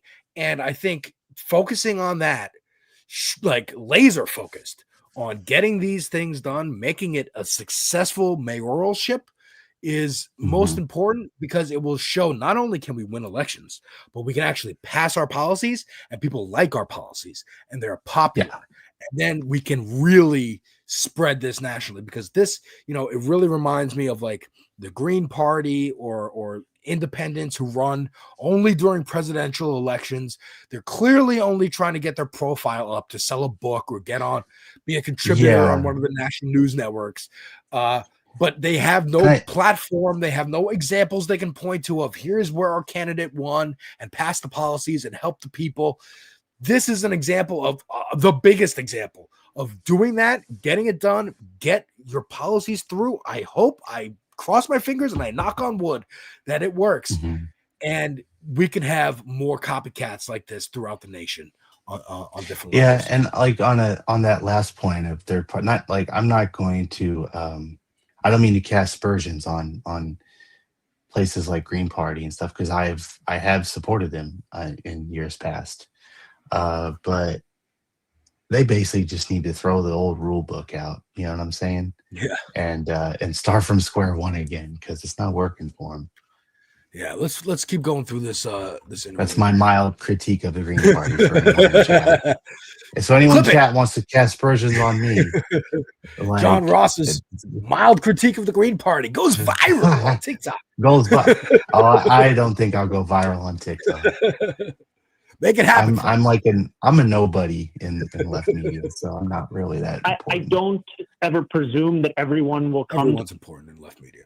To the same conclusion as me. I don't think that dissent or critique is something that I'm above in sharing these decisions, but they do come from this as my framework, and I think it's honestly helpful to be able to share it with people. No, I appreciate that, and I'm just eager to ask you these things, because we have you for such a limited time. Really, is one, is it your kind of belief basically that delivering on your agenda in terms of the macro constituency that Sam was just speaking about is the best way to kind of show how the movement can expand and have more politicians like yourself across the country run in that way? And I would imagine that was motivating you and what you said to DSA.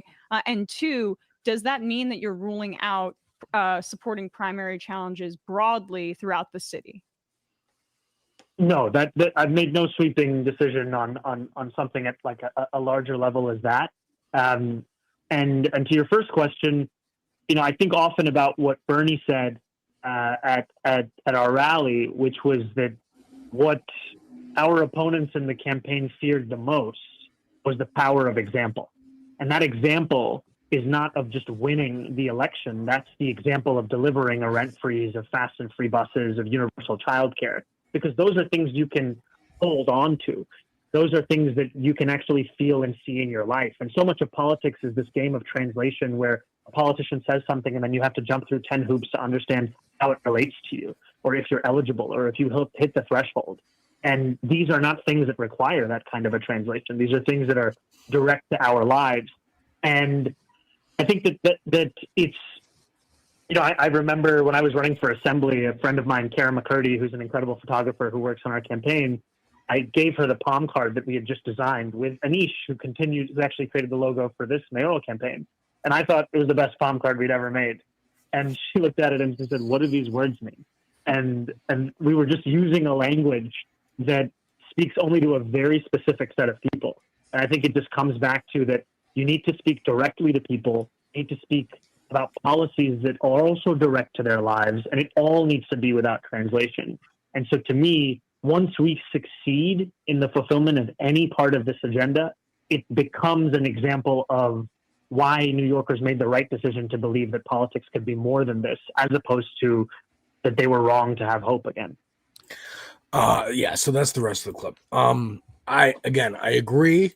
I think when it comes to specifically DSA and like some of these candidates like AOC, high profile, like Bernie and whatnot, I think first of all, Bernie's been in there, but way before any of us were fucking born.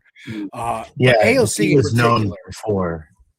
Yeah, he was known way before any of us. He was on the front lines of all that stuff, like before any of us were even old enough to know about politics. But yeah, as you're saying about AOC. Oh yeah, I was saying like AOC, the vitriol that I feel some on the left have for her. Here's what I equate it to. Okay, it's a weird. Go with me on this. It's a weird analogy, but here we go. It's like if the Democratic Party was literally a party in a big fancy hotel room, right? Or a ballroom. And the DSA are outside together, hanging out, try to get into that party. And they can't get in. Can't let them in. The security won't let them in. Someone like AOC is someone that DSA has given a makeover to and done the montage of we're going to make you acceptable looking and whatever. And then she gets invited to the party. She gets to go inside. And so when then she comes back outside to talk to DSA, they're like, "Hey, how come you didn't bring us all in with you? How come you didn't change the whole dynamic of the party inside by yourself?" And I think it's going to take some time. It's going to take longer than 4 years.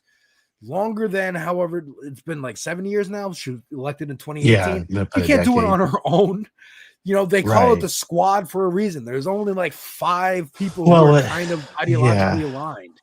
Her, Rashida Tlaib, Ilhan Omar. I'm sorry. Yeah.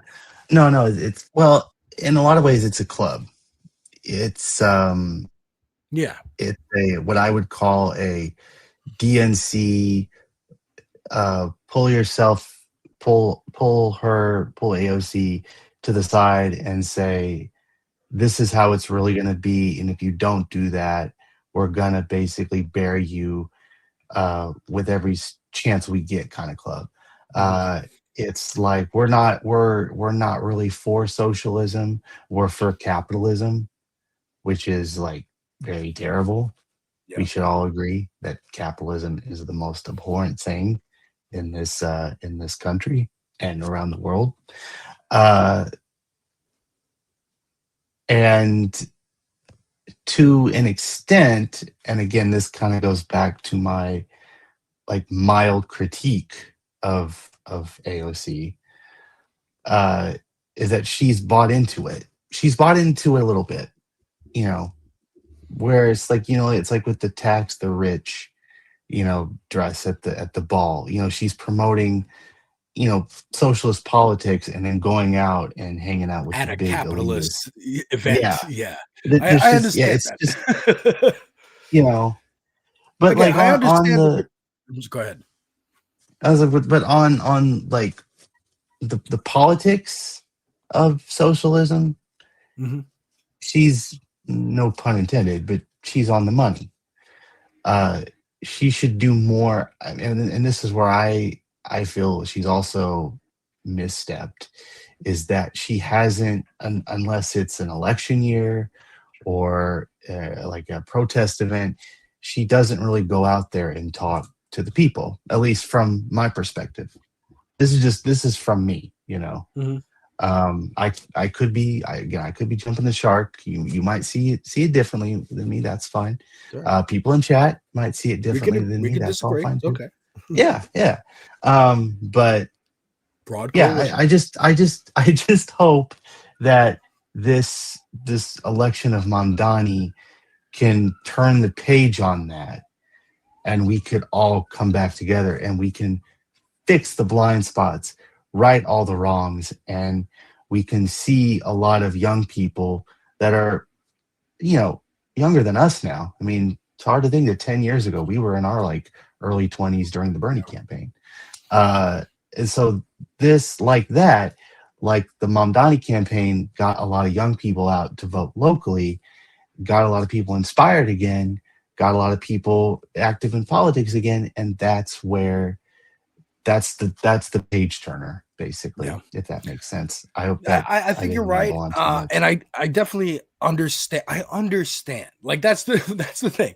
I understand leftist critique. I understand even people who I don't like. Like Brianna Joy Gray, being like, she's one of ours. We put her there. She said she was going to be a one-term congresswoman. She's going to do whatever she can. I think, like Jeff said, she is playing to win. She is playing to win. I don't think one congresswoman is going to be able to, hey, I got Medicare for all for the whole nation. I got single payer for the whole nation in my first year. I think a lot of it is kind of like, we got one in. Come on, let's get our shit that we want, and it's just not happening fast enough for some people. And I think like it's just gonna take a while. And AOC is the most prominent by design. Like the right wing made her the most prominent. Hell, Ilhan Omar was censured by the Democrats her first year. I think that same year for saying it's all about the Benjamins with people because they were bought by AIPAC. And now all these years later, we're seeing with AIPAC tracker and like this anti-Israel sentiment, anti-Israel because they're fucking evil and doing a genocide. That like, a lot of politicians are bought by AIPAC. Actually, she was right. And this more turning of the tide. Like I said, like Bernie's been there for decades with this waving this flag of tax the rich, the billionaires are the problem, blah, blah, blah. But nobody fucking listens. He's the crazy old guy from Vermont. We don't really need to listen to him. But now he's forming more of a coalition. He's going on the oligarchy tour. I think they should still keep doing that oligarchy stuff. But the thing is, they should also listen to the pro-Palestine people. Oh, of course. And that's again, the one blind. That's again one of the blind spots. You have definitely a really nice Bernie's hairstyle, blind by the spot way. for sure. And I think AOC made that vote strategically because she didn't want to fight. And it's again, I disagree because if Rashida Tlaib and Ilhan Omar voted for it, vote with you girls. Like I get it. The bill was introduced by Marjorie Taylor Greene, so it was iffy to begin with. But if they voted for it, vote with them. Anything that is introduced by Marjorie Taylor Greene probably should just be shredded up and thrown in the garbage, regardless of how it's going to affect. And it's interesting because now she and Trump are no longer best of friends anymore. So I mean that was the other big news from Friday is that she's announcing she's resigning from Congress on January 5th. Which a lot of people point out is like a day or two after she's going to make sure she gets her pension. And probably so she can live comfortably. She can live comfortably in her $1 million mansion. But again, I think this whole DSA leftist infighting stuff, it's not as big as it seems online. And most people, people who aren't paying attention to politics just see Zoran winning. He might hear Democratic Socialists of America. That's where he came from. And what's this organization? I like what they have to say. And I like these policies that, like he said in the clip, seem very easy and digestible for people to understand. Yeah. Please. And I will say this. I once a member, always a member for me. I joined DSA to take part in the local activist movement. And so like I said, I want to see a page turner. I want to see all the rights that were wrong be right again.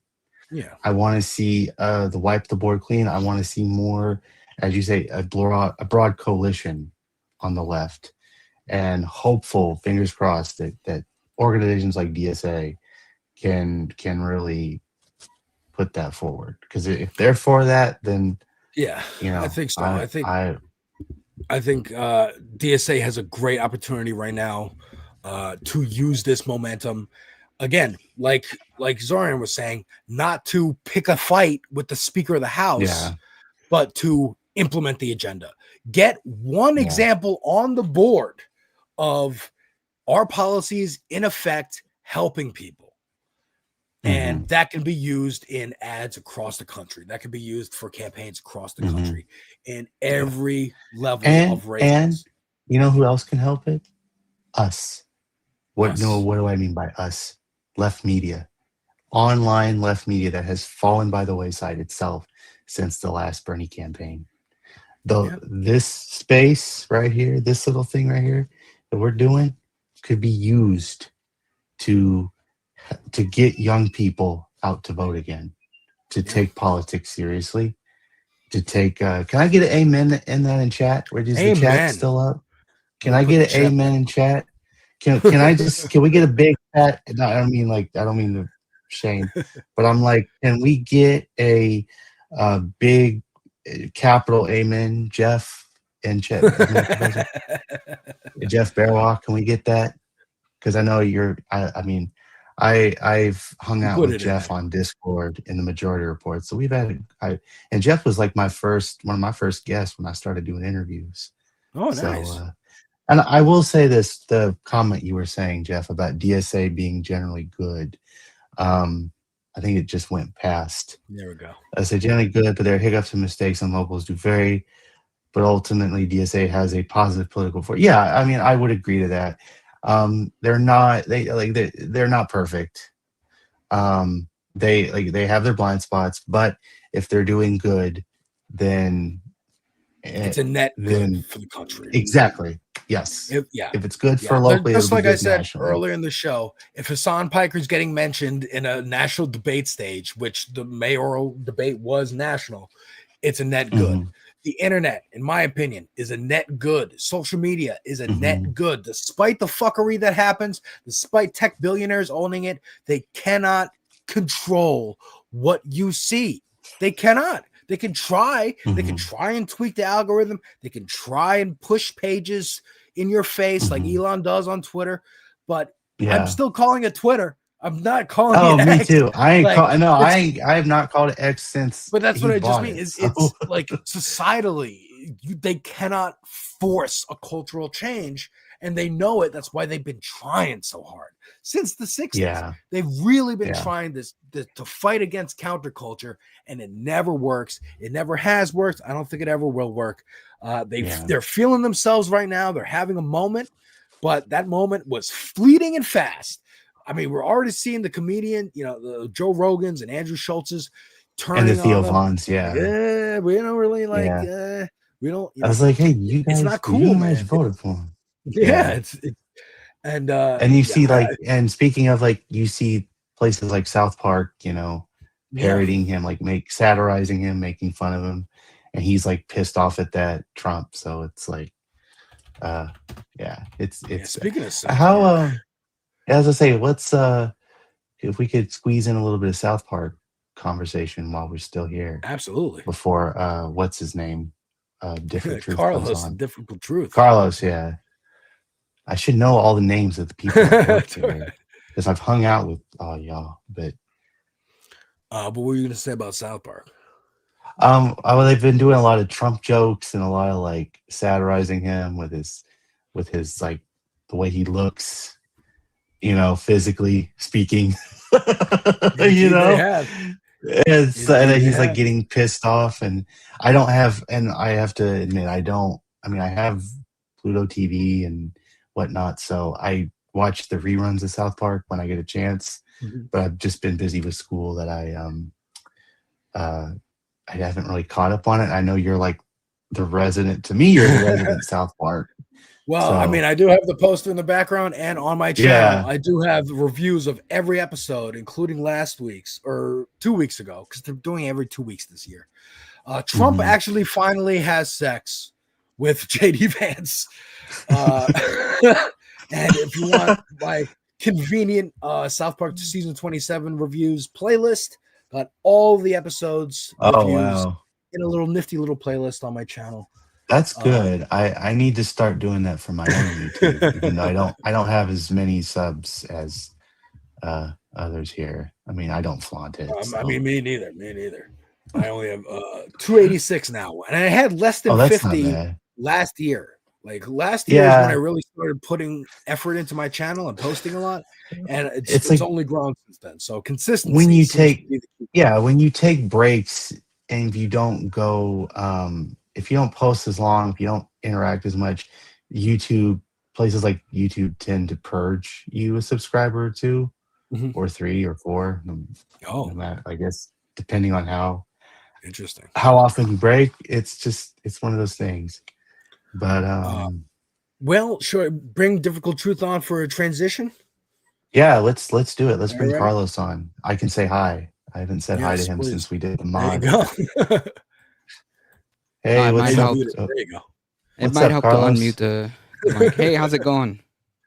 It's Good. going pretty good. Oh, you have the shaved face look. I think the last time I Yeah. saw you on the show, you were had the beard. You kind of had the facial hair. I've rocked out the longer hair since the last time you saw me. Yeah, it's a matter for me of just laziness, and I finally got around to it. Laziness is good though. We're at that time of the year where we tend to, that with the year winding down, it's better to let your hair down. Year winding down, let your hair feel down. that. Warm, that kind of thing. warmth. Like I will say this, like Alex has like taken his hat off just to check his hair out, just to like fluff his hair. I'm like, dude, you have a real nice hair. Look at that. Oh, thank you. That is Check raw. out the first episode of this space where I still had the shaved head. I haven't had hair this long in years. It My took wife me really 2 wanted years to grow this back. Although I feel like I hate to say it, I feel like I'm losing my hair. Me I don't know too. if I am. That's why I was a little nervous. Yeah. But Carlos, would you react to this clip, this one clip with Yeah, us before we jump off here? Yeah, This let's is do just it. two former New York governors chatting it up, having a good time. This is David Patterson, Governor Patterson, interviewing former Governor Andrew Cuomo, who might God. be looking to run again for something. Yeah, like in Miami, apparently. Talking about what he thinks happened during the election.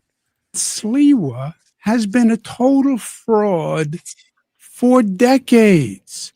I think Sid Rosenberg was still in Florida when it turned out that the Guardian Angels in Sliwa made up a whole raft of stories of rescues that they did that turned out not to be true. That Sliwa said he was kidnapped by the New York Police Department and held, and then admitted that wasn't true. But he, I believe, he cost me the election. I believe if he did not run, I would have won. It wasn't like he presented any issues of any deep thought or actions he's taken in the past that improve the quality of life for New York citizens. It's just that he likes to be noticed. He likes to walk around with capes on and the whole thing and say things about everybody, when in fact, he got 7. He got 7. Even the Jets had more than 7 yesterday, Andrew. I mean, Boo, hoo, hoo, Andrew Cuomo, you said. Leave Sliwa alone. Leave Sliwa alone. And then mathematically, even if every single Sliwa voter went for Cuomo, he still wouldn't have won. So it's just that's like- copium and- to the max. Oh yeah. It's like you got these two sex pests because Patterson has his own history. True. I Like forgot about right that. You're after he took the governorship of Merit was revealed he had an extramarital affair. Look it up. So boy. yeah, Cuomo and Patterson, the two biggest I think what was that? Isn't it sexual pervert like Cuomo wise? Yeah. Well, yeah, it's disgusting. I agree. Heat 420. Yeah. It's just really bad behavior.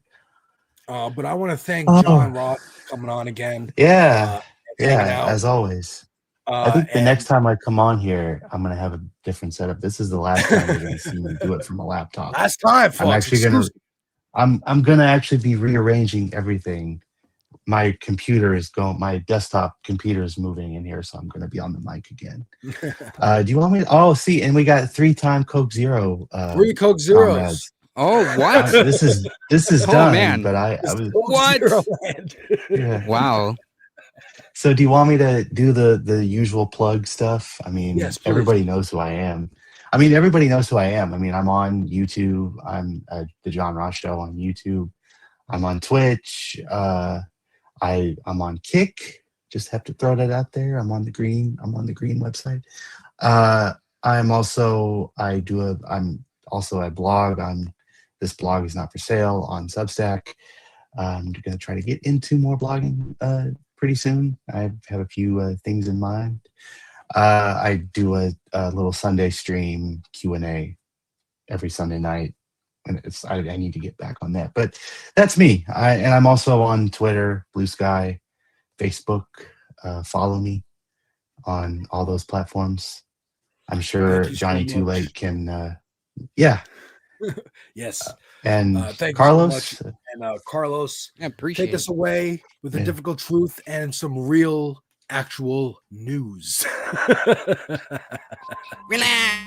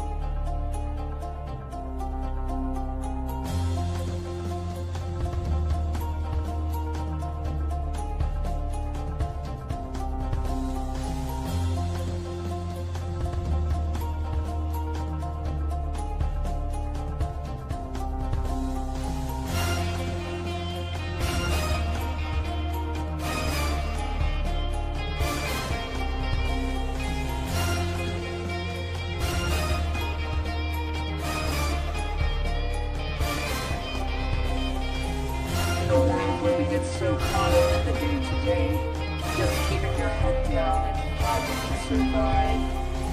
We throw by each other like ghosts every day, ignorant to the struggle, the fight with one another. Complacent with the fact that our systems are broken, with the fact that the top 10 will always be first in line, the fact that we are killing our planet and allowing them to keep us divided.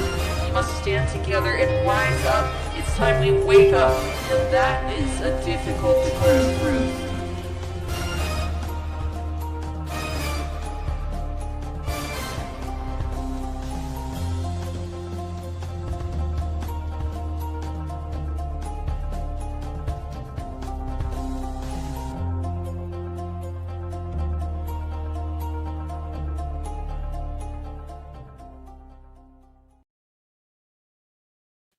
Welcome to the Tuesday stream. I hope everyone's having an awesome Tuesday. Thank you for that, Alex and John.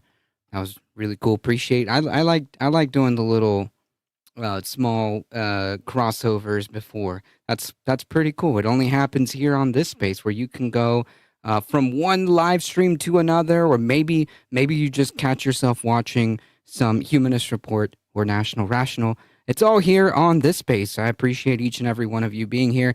Thank y'all. It is the top of the hour, folks. If you haven't done all the things, please do all the things. Hit all the buttons. Smash all the likes, hearts, shares, comments. It really does help us out. One of the best ways you can do to support the channel is spreading the word, folks. We're here Tuesdays, Wednesdays, Thursdays. Thank y'all. Heat, how's it going? Edgebox, welcome. Rich P. Sandy, Miss Blue Ocean, welcome. Fascism Watch, welcome. How's everybody doing? Johnny Too Late. Eminent Professor, welcome everybody. I hope everyone is ready for some well-deserved time off, because I am definitely ready. That's all good. Good to see you, Sandy. Happy holiday break coming up. Yes, indeed. Welcome, Heat. Etchbox. I don't know if I said hello.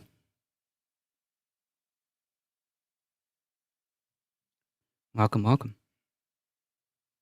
Yeah, personally, I'm ready. I'm ready.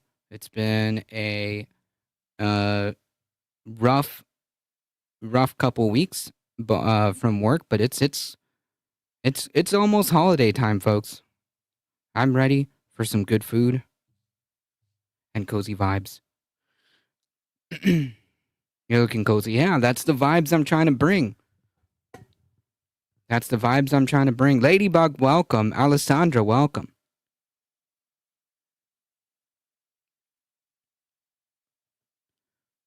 Just being here cozy.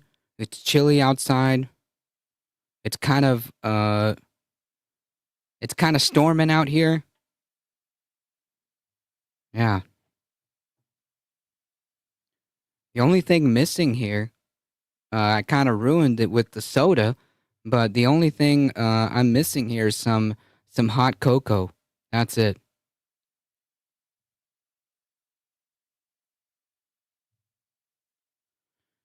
I'm stuck at home Thanksgiving because we're getting up to 20 inches of snow where I have to drive through, so I just said forget it because I don't want to get stuck in Buffalo. Yeah, I would say so. First snow of the season here today. Oddly enough, where I'm at, it's a bit more south, and we had our first snow right at Halloween because the climate is all kind of messed up. So we went from like having flurries of snow, not much, just to be clear, not much, to almost 80-degree weather in the span of a couple days. Because, you know, everything's fine.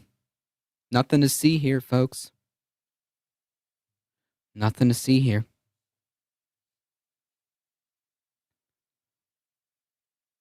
Next week we'll be in the 20s. Yeah, similar, I think. Maybe just a tad bit warmer. Our Thanksgiving. Well, no, actually, that's in a couple of days, not next week, but close enough. We'll be around that temperature, maybe a little bit warmer. Nice. I'll post some pics in Discord. Okay, Minnesota. Yeah, that's definitely the real north. Okay, that's the real north. Not here.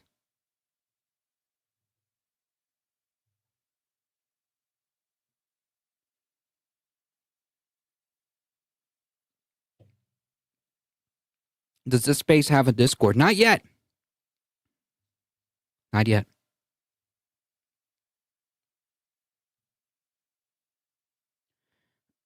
Let's get started, folks. We have a couple of things to cover. I would say two to three topics here.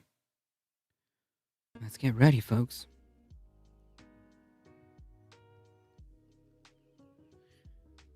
So last week or so, there are a couple of Democrats who made a video saying that soldiers should remember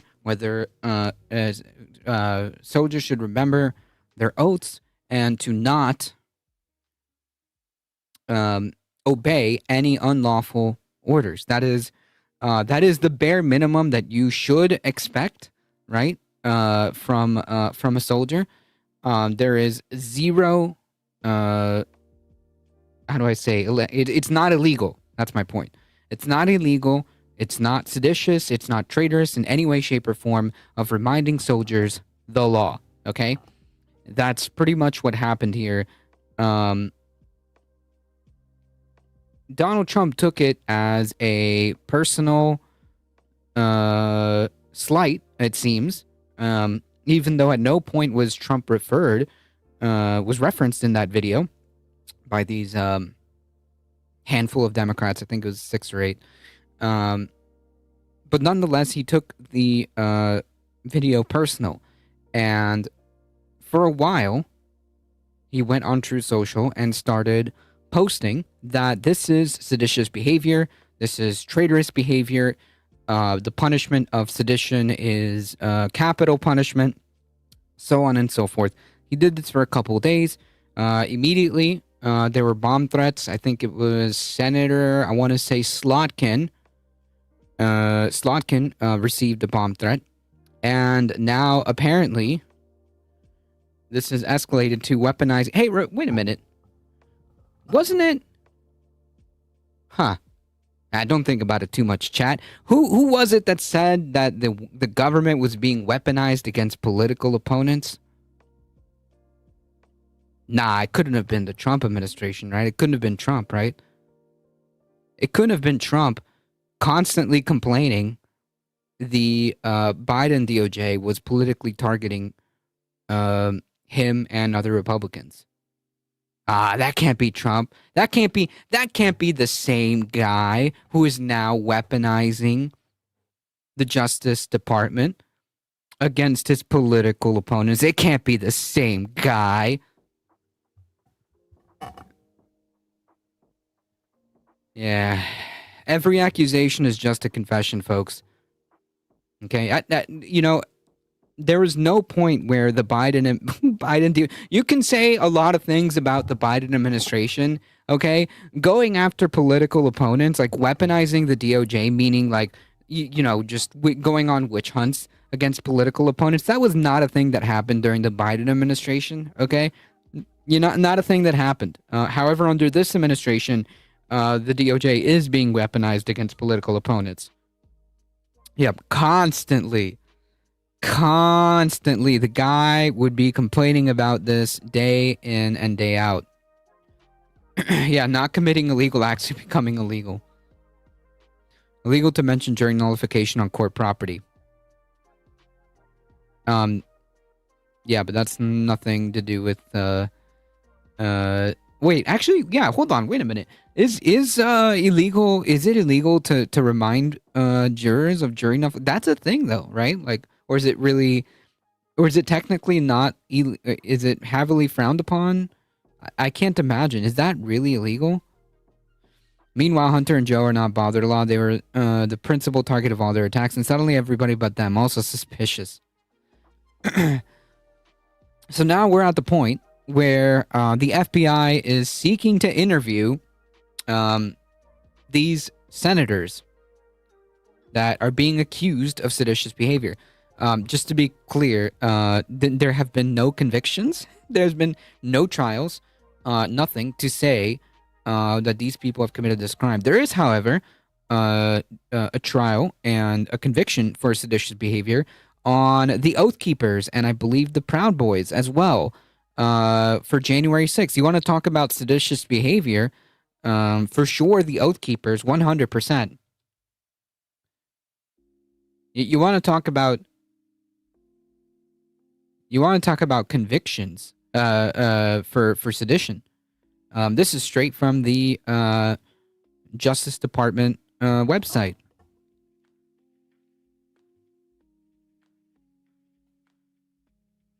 The judge owns the courtroom 100%, and the court includes full of property. Well, I mean, I guess he sets he sets the rules. So yeah, I mean, I don't know. I guess it's up to the judge. So this is your seditious behavior right here. But of course, the Democrats reminding military personnel of their oath and commitment to not follow any illegal orders. The president is now trying to weaponize the Justice Department against them. The FBI is working to schedule interviews with the 6 Democratic lawmakers who appeared in a video urging members of the military and intelligence community to not comply with illegal orders. According to a person familiar with the efforts, the move, first reported by Fox News, of course. Yeah, wall-to-wall coverage. DOJ investigates Dems for sedition. Yeah, I see it. I bet. The move, first reported by Fox News, comes days after President Trump accused the Democrats, all who have served in military or intelligence roles, of seditious behavior. Again, nothing that they said in that video is seditious, okay?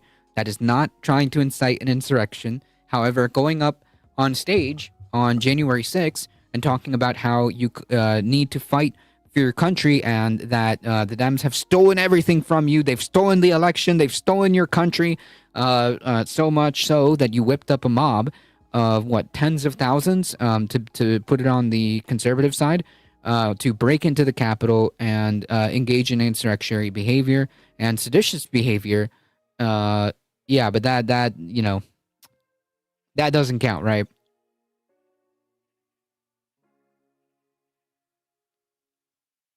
That doesn't count. Details of the investigation were not immediately clear. The lawmakers confirmed they had heard from the House or Senate Sergeant-at-Arms about the FBI effort. I mean, this could really just be nothing.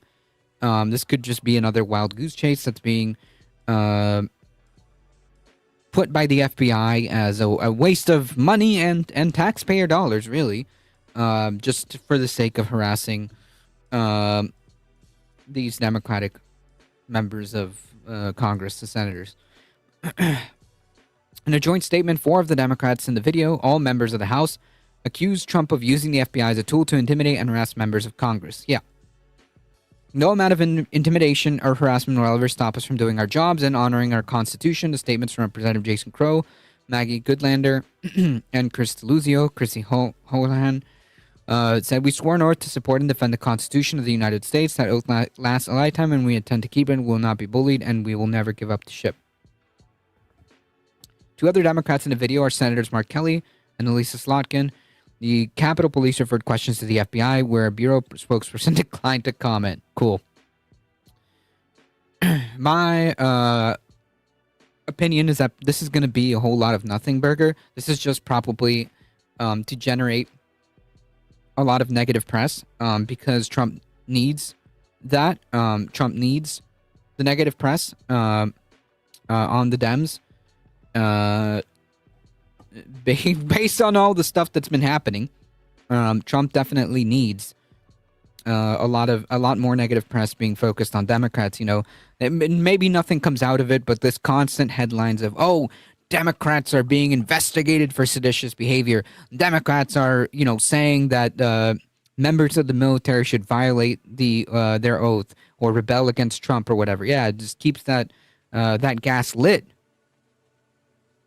I heard that reason they made that video is because some young officers were asking them what they should do. Yeah, I would not be surprised if you look up how the frequency of military personnel seeking legal counsel, you will notice that there is a noticeable rise in that regard.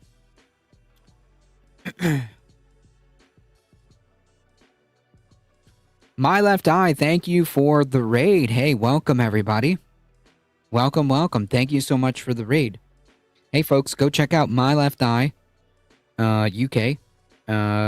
Go show some support, folks. Thank you so much for the raid. Hey, if you are new here and you have not seen this channel before, hey, welcome. We are a working class media conglomerate called This Space. If you stick around, it is a one-stop shop for leftist content. Okay, you could be ending up in a live stream like we're doing right now. You could end up watching some Humanist Report, or maybe even the Rational National, Logical Leftist, and other fantastic content creators who do syndicated content. It's all here, folks. It's all here. Raiders, hide my bottle caps. I got some over here. I got just enough.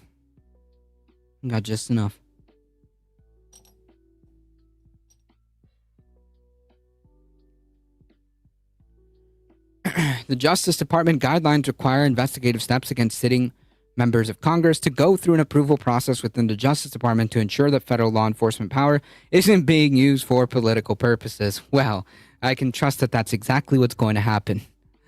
Hey,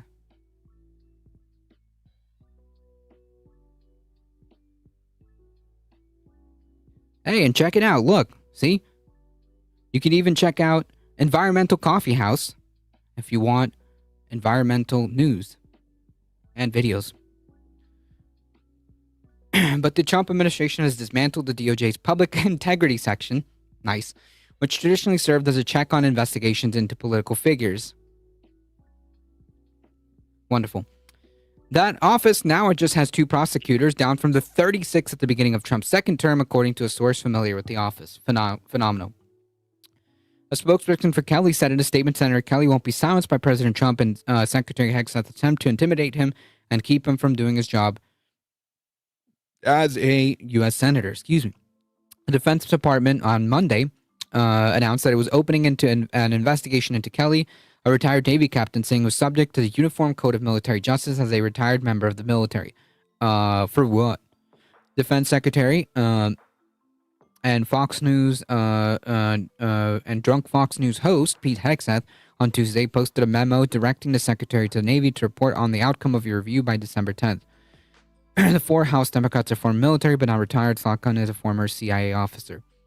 Slotkin said on Twitter that she was not going to let this next step from the FBI stop me from speaking up for my country and Constitution. The president directing the FBI to target us is exactly why we made the video in the first place. He believes weaponizing the federal government against its perceived enemies and does not believe laws apply to him or his cabinet. Yep. Yeah. This belief that there is a 2-tier justice system, because by definition, he believes that, right? If he believes that he can get away with fraud, but will gleefully and happily prosecute his enemies for fraud, then we fundamentally have a 2-tier justice system. In this case, he absolutely believes in that. He believes that rules don't apply to him, but rules apply to everyone else. He uses legal harassment as an intimidation tactic to scare people out of speaking up. Senator Lisa Murkowski reached across the aisle, thank God, to defend Kelly. You know, like this is like, people like her are the reason why Trump, one of the reasons why Trump exists. Okay, people as spineless as her are the reason why Trump exists. One of the big reasons. Okay, not just the only reason. To defend Kelly and other Democrats in a social media post Tuesday, it also criticized the Pentagon and the FBI. Her and Feinstein. Who was the senator? It's like, oh, I think he learned his lesson now.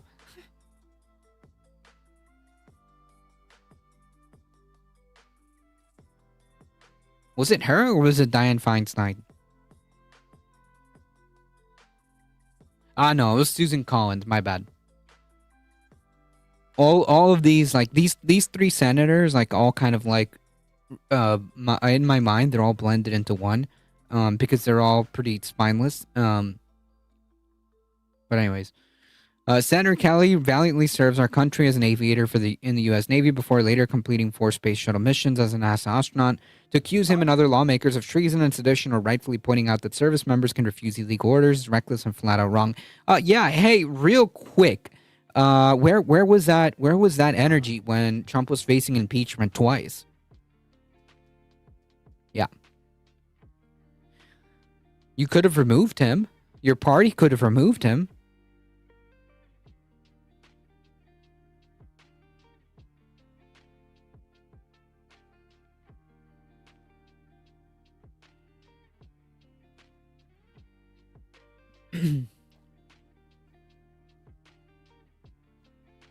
Instead, they didn't.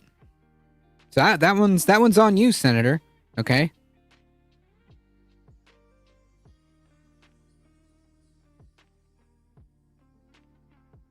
Like, I'm sorry, you don't get to hide from the consequences of what you support, right?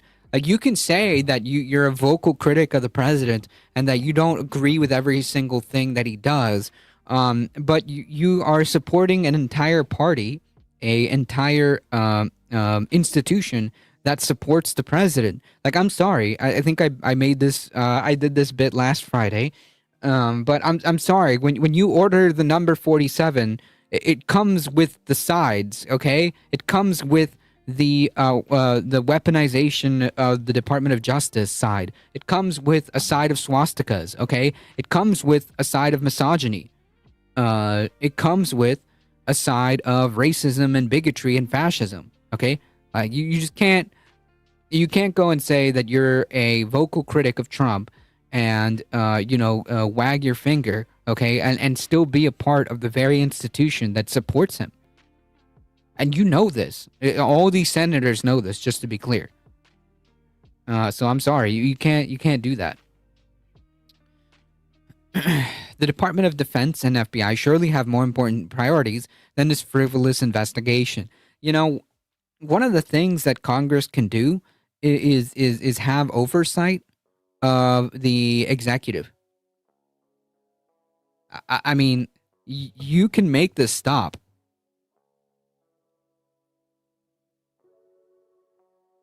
At any point, you can tell your party to stop and remove Trump.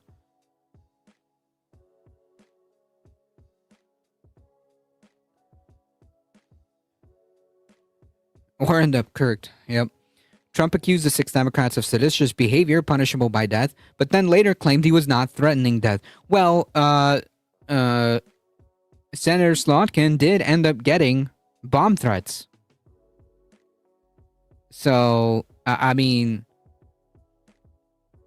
speaking of, when the whole Charlie Kirk thing happened, didn't the right go off talking about how all of a sudden they understand what stochastic terrorism means, and that how all of a sudden they realize how words matter? Of course, this is all disingenuously, because the left at no point, as far as we know, had anything to do with stochastic terrorism that led to the shooting of Kirk. But anyways, the point being is that the right understands that stochastic terrorism is a thing, because they're willing to apply that disingenuously to the left, and yet now here we are. The president of the United States, is saying that these Democrats are engaging in seditious behavior.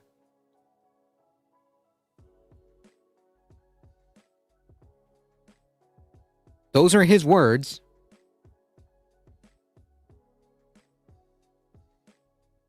And here are the consequences.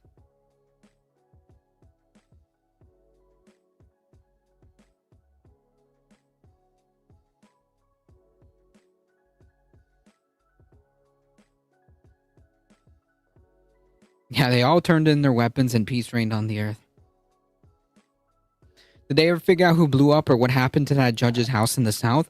The last thing that I heard about that was that they don't think it was. They said something to the effect of, like, they don't think it was arson. But they didn't really give us a cause of the fire or a cause of what happened in the incident. They just said they're not gonna pursue this as like a criminal thing. But unfortunately, we were never given a lot of information on that. So no, we never really figured out what exactly really went down. In addition to the First Amendment issue at stake, the speech or debate clause of Article 1 and Section 6 of the Constitution gives members of Congress immunity from prosecution or acts taken within the legislative sphere, a fundamental check on the constitutional separation of powers. But again, like, who cares, right? Like, at no point did they say anything illegal. None of these 6 senators or House people, both, didn't say anything illegal at all. At no point. Nothing.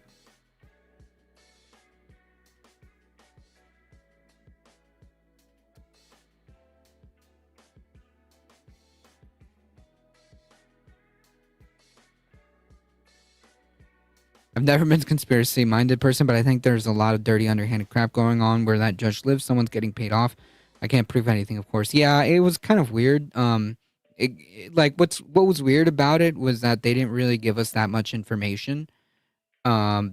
So it's not like we really have nothing to go with. They're just like, so anyways, we've decided that it's not criminal. So yeah, cool. Case closed, everyone. Good job. So yeah, kind of leaves us with more questions and answers as far as I can tell. Maybe there's more updates on that, but I haven't seen anything.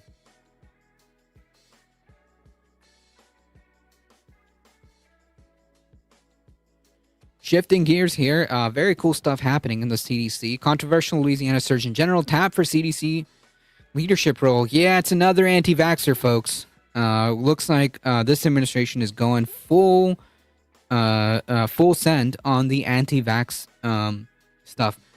So a quick round of applause to measles and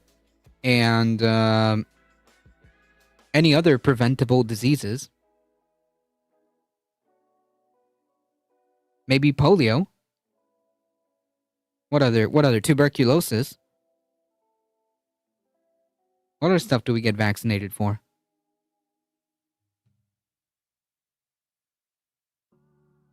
Yeah, we're doing. They've got a whole comeback tour planned in the United States, of course.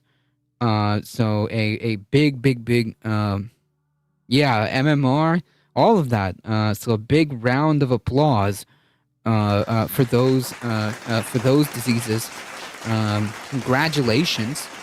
Looks like they're going to be winning bigly soon. I'll do some looking because I'm interested. Hey, if you please feel free if you find any updates to post. Yeah, comeback tour, MMR, polio.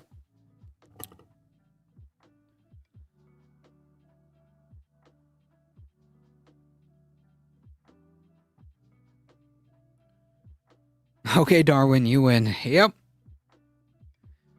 Louisiana Surgeon General Ralph Abraham, vocal supporter of Make America Healthy Again. Don't call it a comeback.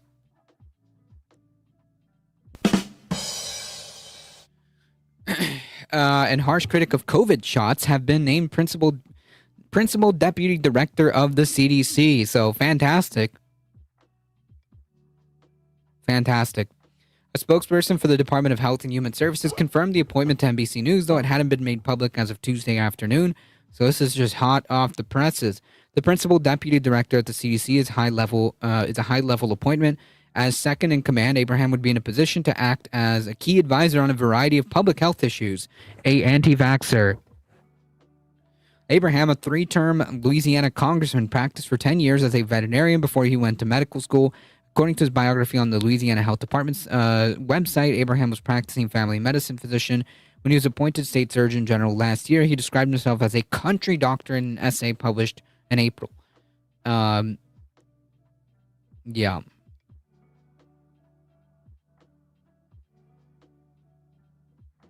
Groove Dragon, welcome. The military code regarding unlawful orders is primarily governed by the Uniform Code of Military Justice. Yup. Specifically, Articles 90, 91, and 92, and service members are required to obey lawful orders, but they must refuse any order that is illegal, such as that it violates the Constitution or involves criminal acts. Yep.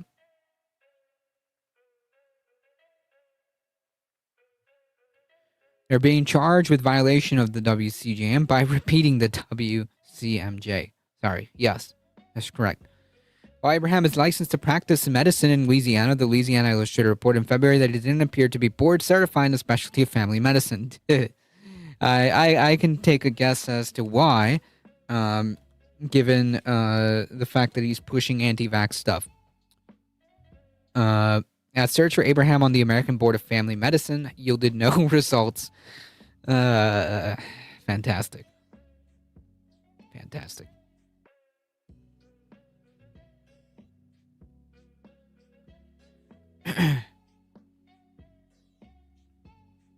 A separate search on the Louisiana State Board of Medical Examiners site lists Abraham as a general practitioner but not a family medicine doctor. So wait, is he or is he not? Board certification isn't required to practice any particular specialty, but is viewed as an extra layer to ensure the doctor's credentials, experience, expertise, according to the American Board of Physician Specialties. Abraham's new position makes him the most senior scientist at the CDC. The current acting director, Jim O'Neill, is not a medical doctor. Cool. Looney Tunes, welcome. Dr. Richard Besser, who was an acting director of CDC in 2009 during the Obama administration, said he's greatly concerned about Abraham's appointment and will serve as an extension of the Health Secretary Robert Kennedy's well-established distrust of vaccines. Yeah, that's the point. That's the point.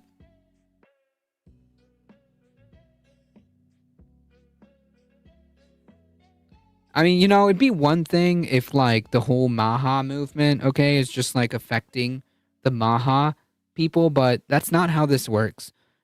These people are incredibly dangerous for society because they are pushing this nonsense of anti-vax, this anti-vax nonsense for quite a while now. None of it is based on any real data.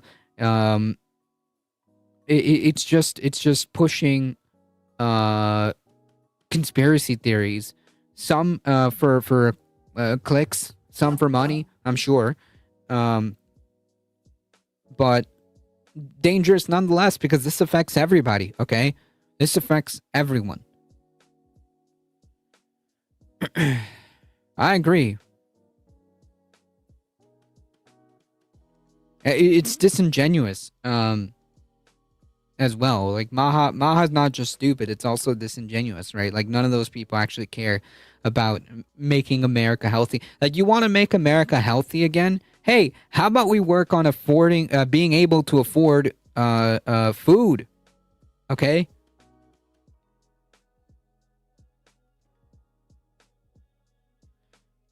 Being able to afford good food.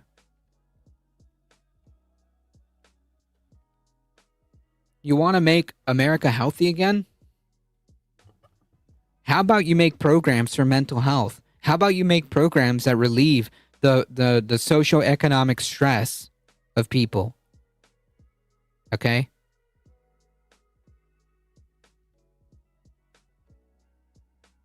I mean, it's obvious that they don't actually care about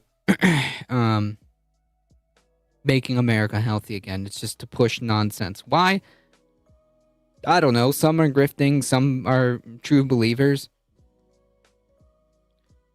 No way, believe science also. Yeah, food, shelter, healthcare, and education.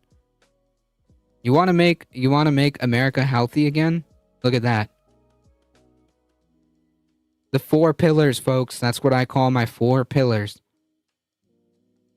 You want the answer to like 99% of political prescriptions for policy? Just look up those 4.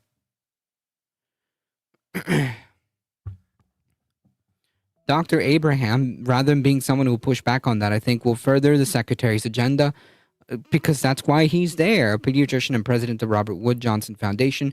I would expect that Dr. Abraham will have a lot of authority over what takes place within the agency. Fantastic. Abraham has been vocal in his support of COVID vaccines, even though the overwhelming data showed that they did exactly what they exactly what they said they would do. In September, he told the Shreveport Times that he sees COVID vaccine injuries every day. There was no explanation of the kind of injuries he was referring to because it's a lie.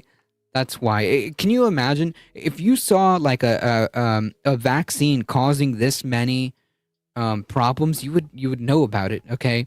But of course, no. It's only this guy that experiences daily vaccine injuries. Okay, yeah. No, yeah. That did not happen. Okay, that it just didn't happen. He lied. In February, the AP reported that Abraham directed the state health department in an internal memo to no longer promote mass vaccinations. Fantastic. Measles likes this. Through media campaigns like those of flu shots typically seen at the beginning of winter and respiratory virus season. Oh, that's cool. Very cool. Yeah, if we go after the flu vaccines, oh man. Yeah. Folks who are on the elderly side or very, very young or immunocompromised are all going to be susceptible to the repercussions of this disastrous type of ideology.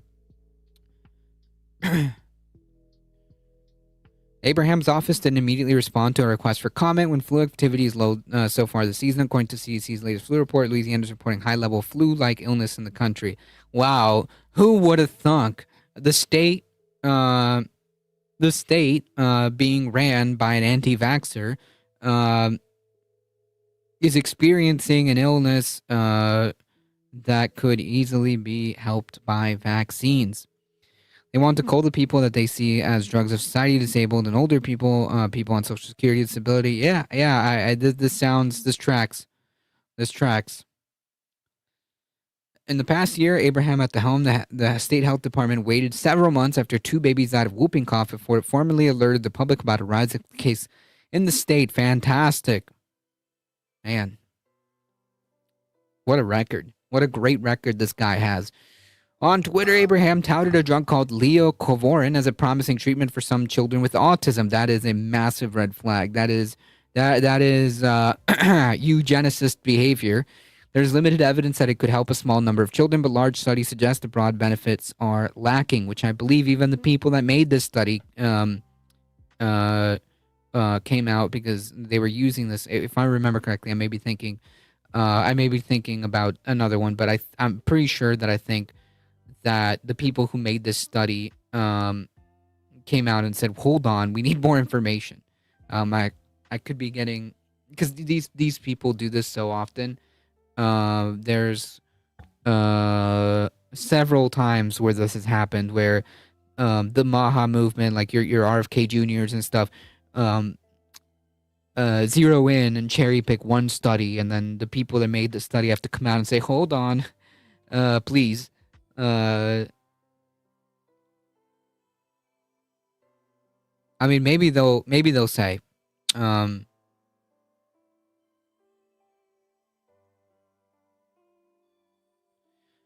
wait, this is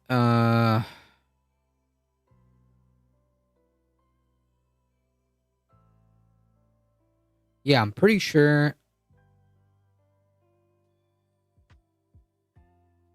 this was it.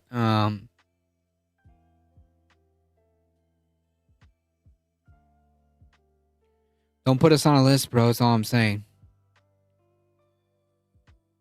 Let me see if I can find it real quick.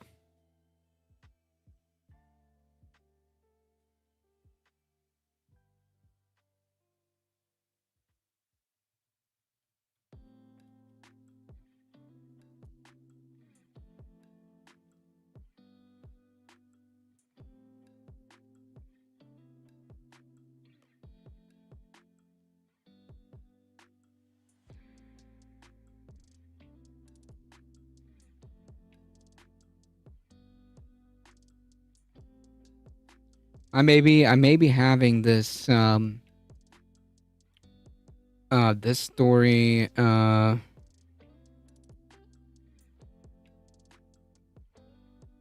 with another study.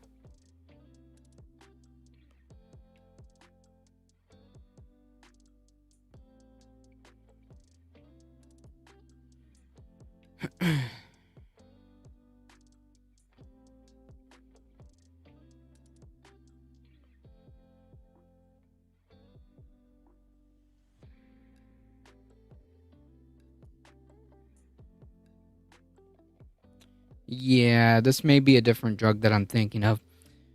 Doesn't he have a financial interest in the drug he's recommending? I think so.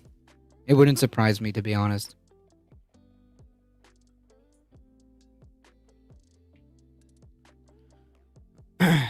On Twitter, Abraham touted a drug called leucovorin, which has a promising treatment for some children with autism. There's limited evidence that it could help a small number of children, but large studies suggest broad benefits are lacking. Yeah, the other way of viewing that is that we just don't know, so we shouldn't be doing that. Also, like, what is this language about about treating this is eugenicist as it gets. But anyways, as a Republican candidate for governor in 2019, Abrams released TV ads taking aim at abortion rights and the trans community. Of course. Who would have thunk Marjorie Taylor Brown Green would run away like a coward? She's officially canceled by MAGA. Bye-bye. You know, I said bye-bye, you're fired.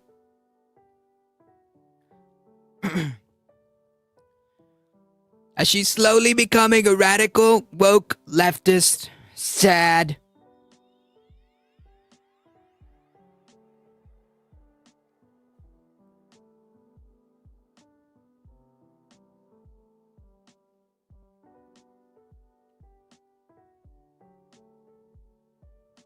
Of course, they're only going to give the drug to white male children. Yeah, no, this is not. This is not. I don't think that if they do give it to anybody, it's not going to do anything, and there's going to be a lot of problems with that.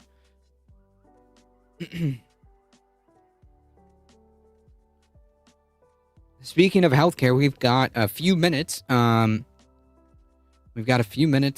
So hey, remember when we were told that the House, when we were told that Democrats just had to fold because they were promised, okay, they were promised a vote on the ACA subsidies. Well,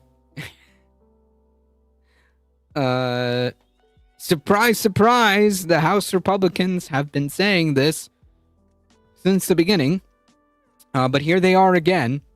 Reminder, this is why the 8 Democrats folded, that it's not going to happen, okay? It's not, we're not interested.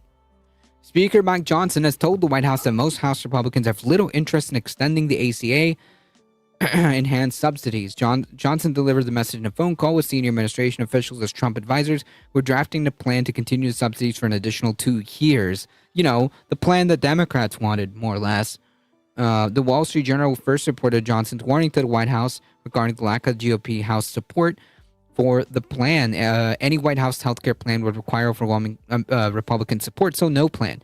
Seriously, what is the Republican healthcare plan? I mean, seriously, think about it. Can anybody tell me what the Republican healthcare plan is? Is there one? There isn't.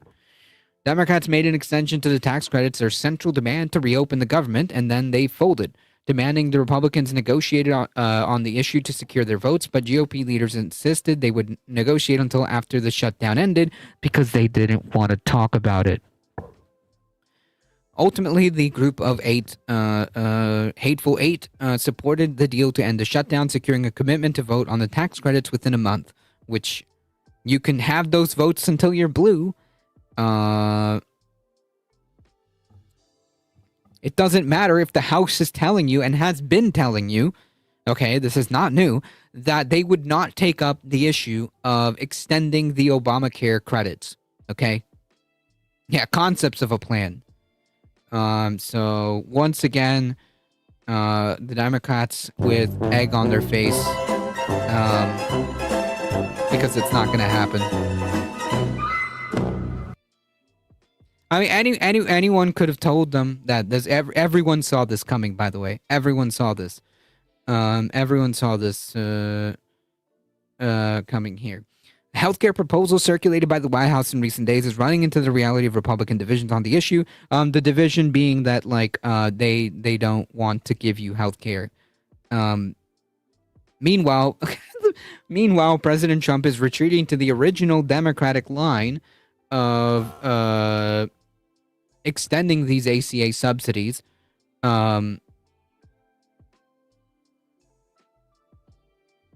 It's not going to happen. The Republican healthcare plan is good luck. That's it.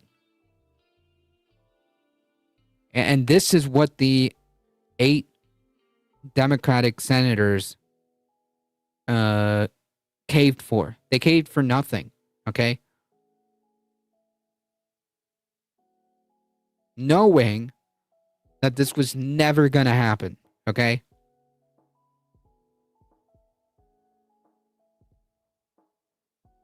Fantastic negotiation tactics. Masterful gambit.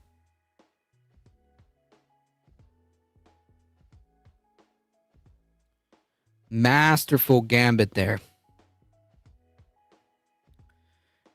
All right, folks, it's just about to be 8 o'clock. Movie night extravaganza is coming up. So please stay tuned here, folks, for movie night extravaganza. Thank you all for being here. I appreciate all of you guys and all of your support. You guys are what makes this channel go. Please, it's the top of the hour. Make sure you do all the things like, share, subscribe, comment, spread the word. We're here Tuesdays, Thursdays, Wednesdays. Catch my show every Tuesday at 7 p.m. and everywhere else on Monday, Wednesday, and Thursday at A Difficult Truth, 5 p.m. Thank you all for being here. As always, folks, please stay safe. Please take care of each other. I love you all, and I hope to see you guys in the next one. See ya. Bye.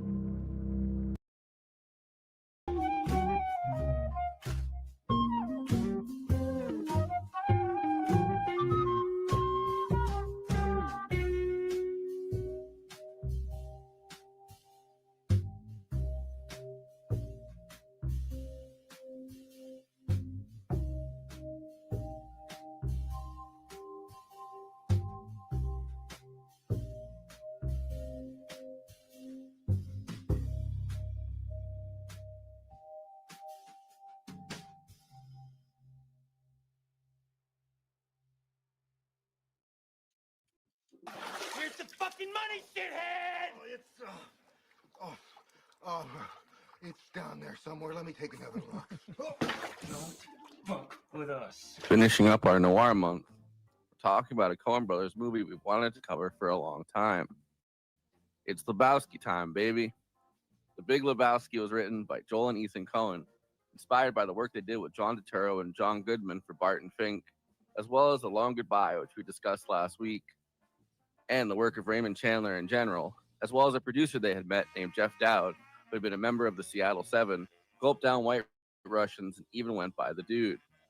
You know, I lived through the 60s and 70s. There were elements in my own life that I pull from, and elements of friends that I know and knew. And also the Coen brothers, one of their buddies is a guy named Jeff Dowd, Jeff the Dude Dowd. His name is actually the Dude. That's how he was referred to.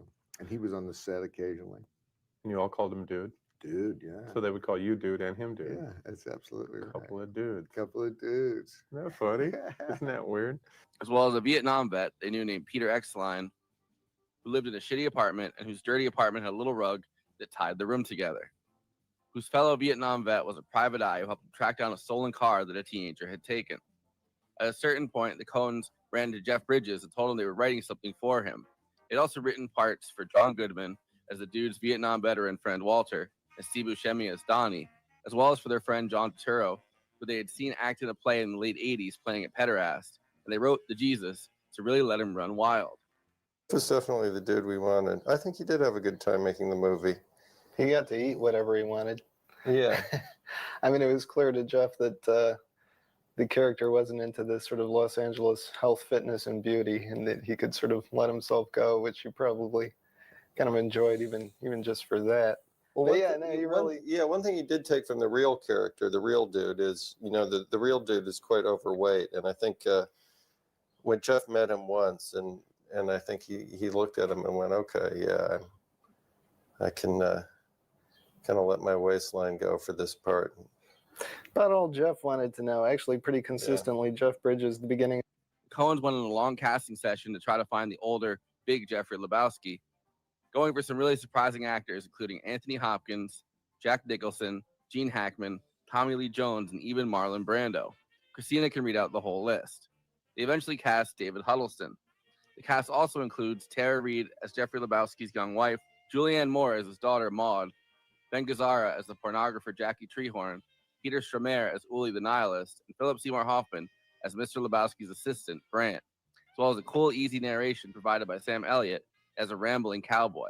I seen London, and I never been to France, and I ain't never seen no queen in her damn Dundies. The screenplay was written in the early 90s, around the time they wrote Barton Fink, but since John Goodman and Jeff Bridges had other projects, it didn't get made until after Fargo. Ever thus the deadbeats, Lebowski. Oh, no, don't do that. Not on the rug, man. See what happens, Lebowski? The dude comes home from the grocery store, and two guys are in his house breaking stuff and waterboard him in the toilet, demanding he give Jackie Treehorn his money even though his wife owes it. After realizing it's a case of mistaking identity, and it's another Jeffrey Lebowski, they pee on his rug and then leave. This sets off a wild, anarchic set of events where Walter Sobchak convinces the dude to track down the other Mr. Lebowski, a crippled but very rich businessman who doesn't want to replace his rug, but the dude steals a rug anyway. And then he's called back by Jeffrey Lebowski, whose wife has been kidnapped by an unknown ransomer. Convincing the dude to act as a courier for $20,000, taking the $1 million ransom to the drop-off point, things go awry when Walter comes along and throws his dirty undies out the window instead. What the? Have they called yet? What the hell is this? My dirty undies, dude. Laundry. The whites. Walter, I'm sure there's a reason you brought your dirty undies, man. That's right, dude. The weight. The ringer cannot look empty. Walter, what the fuck you thinking, man? You're right. The dude, Walter, and Donnie have a bowling team that's going through a tournament this whole movie. The dude is repeatedly beat up, including getting punched while meeting the pretentious artist Maud Lebowski, who hires them on the side to get back the $1 million that her father stole from the charity fund, as well as Jackie Treehorn, the pornographer, who drugged him in Malibu and who offers him a percentage of the money if he gets it back from Lebowski's wife. He also has his car stolen by a teenage boy, losing the money briefcase, or what he thinks is the money briefcase, and is repeatedly mauled by German nihilists from the band Autobahn who want the ransom money. Dude is really taking it from all sides as he tries to get his facts together, and every time they get a bit of a chance, Walter immediately fucks it up. The Big Lebowski is one of those classic Coen brothers movies combining hapless characters, inevitable plot twists, convoluted kidnapping plots. Almost every character isn't quite what they seem at first glance, with the exception of the dude, of course. It's funny they ended up having to make it back-to-back with Fargo, their other most famous movie about a convoluted kidnapping plot. It's probably one of the top 5 most quotable movies made in the last few decades. It's also a really interesting time capsule, as they chose to accentuate the Gulf War happening in the background. This will not stand. This will not stand, this aggression against Kuwait. Yet it's timeless, and the characters are kind of timeless, trapped living through decades past. Both the dude and Walter living through the 60s on a daily loop, with comparisons between Vietnam and the Gulf War in multiple scenes. It's really an ode to bumming it, I'd say, because we're all living through the whole darn human comedy anyway. I was one of the authors of the Port Huron Statement, the original Port Huron Statement. Uh-huh. Not the compromise second draft. Before I introduce the panel, please like this video and subscribe to the Movie Night Extravaganza YouTube channel. Then hit that bell to get notified whenever we're streaming. Super chats are now open. If you have any pressing questions, send us a super chat, which helps me maintain the expenses for the show, which I'm obligated by the rules of the Geneva Convention to stop everything and ask the panel. Another way to help us out is to become a patron and give us money every month. In exchange, you get access to all of our after parties, bonus content, and we'll tell you even more movies we watched recently. Patreon.com/Movie Night Extra. We have a Movie Night Extravaganza Discord. There's an invite link in the episode description, and we have a Letterboxd HQ account. So those are 2 more places to follow along with us. Okay, let me introduce the illustrious panel. We are live right now on This Space. If you aren't following them, join This Space TV on YouTube. Link below. Conan Neutron is the co-host and senior producer for Movie Night Extravaganza, host of PROTONIC Reversal, an independent Film Critics of America film critic, and the frontman for the band Conan Neutron and the Secret Friends. Check out his music at neutronfriends.bandcamp.com. Kristina Oakes is a co-host of Movie Night Extravaganza, a streamer on Twitch, twitch.tv/cosmopolitics, a host at This Space, hosting Kristina's Corner, and is across social media at Cosmopolitics and on Letterboxd at Kristina. Matt Strackman, aka Letterhack, is an artist who does original comics and illustrations, is an interviewer with the Letterhack YouTube channel, and is the co-founder of This Space TV.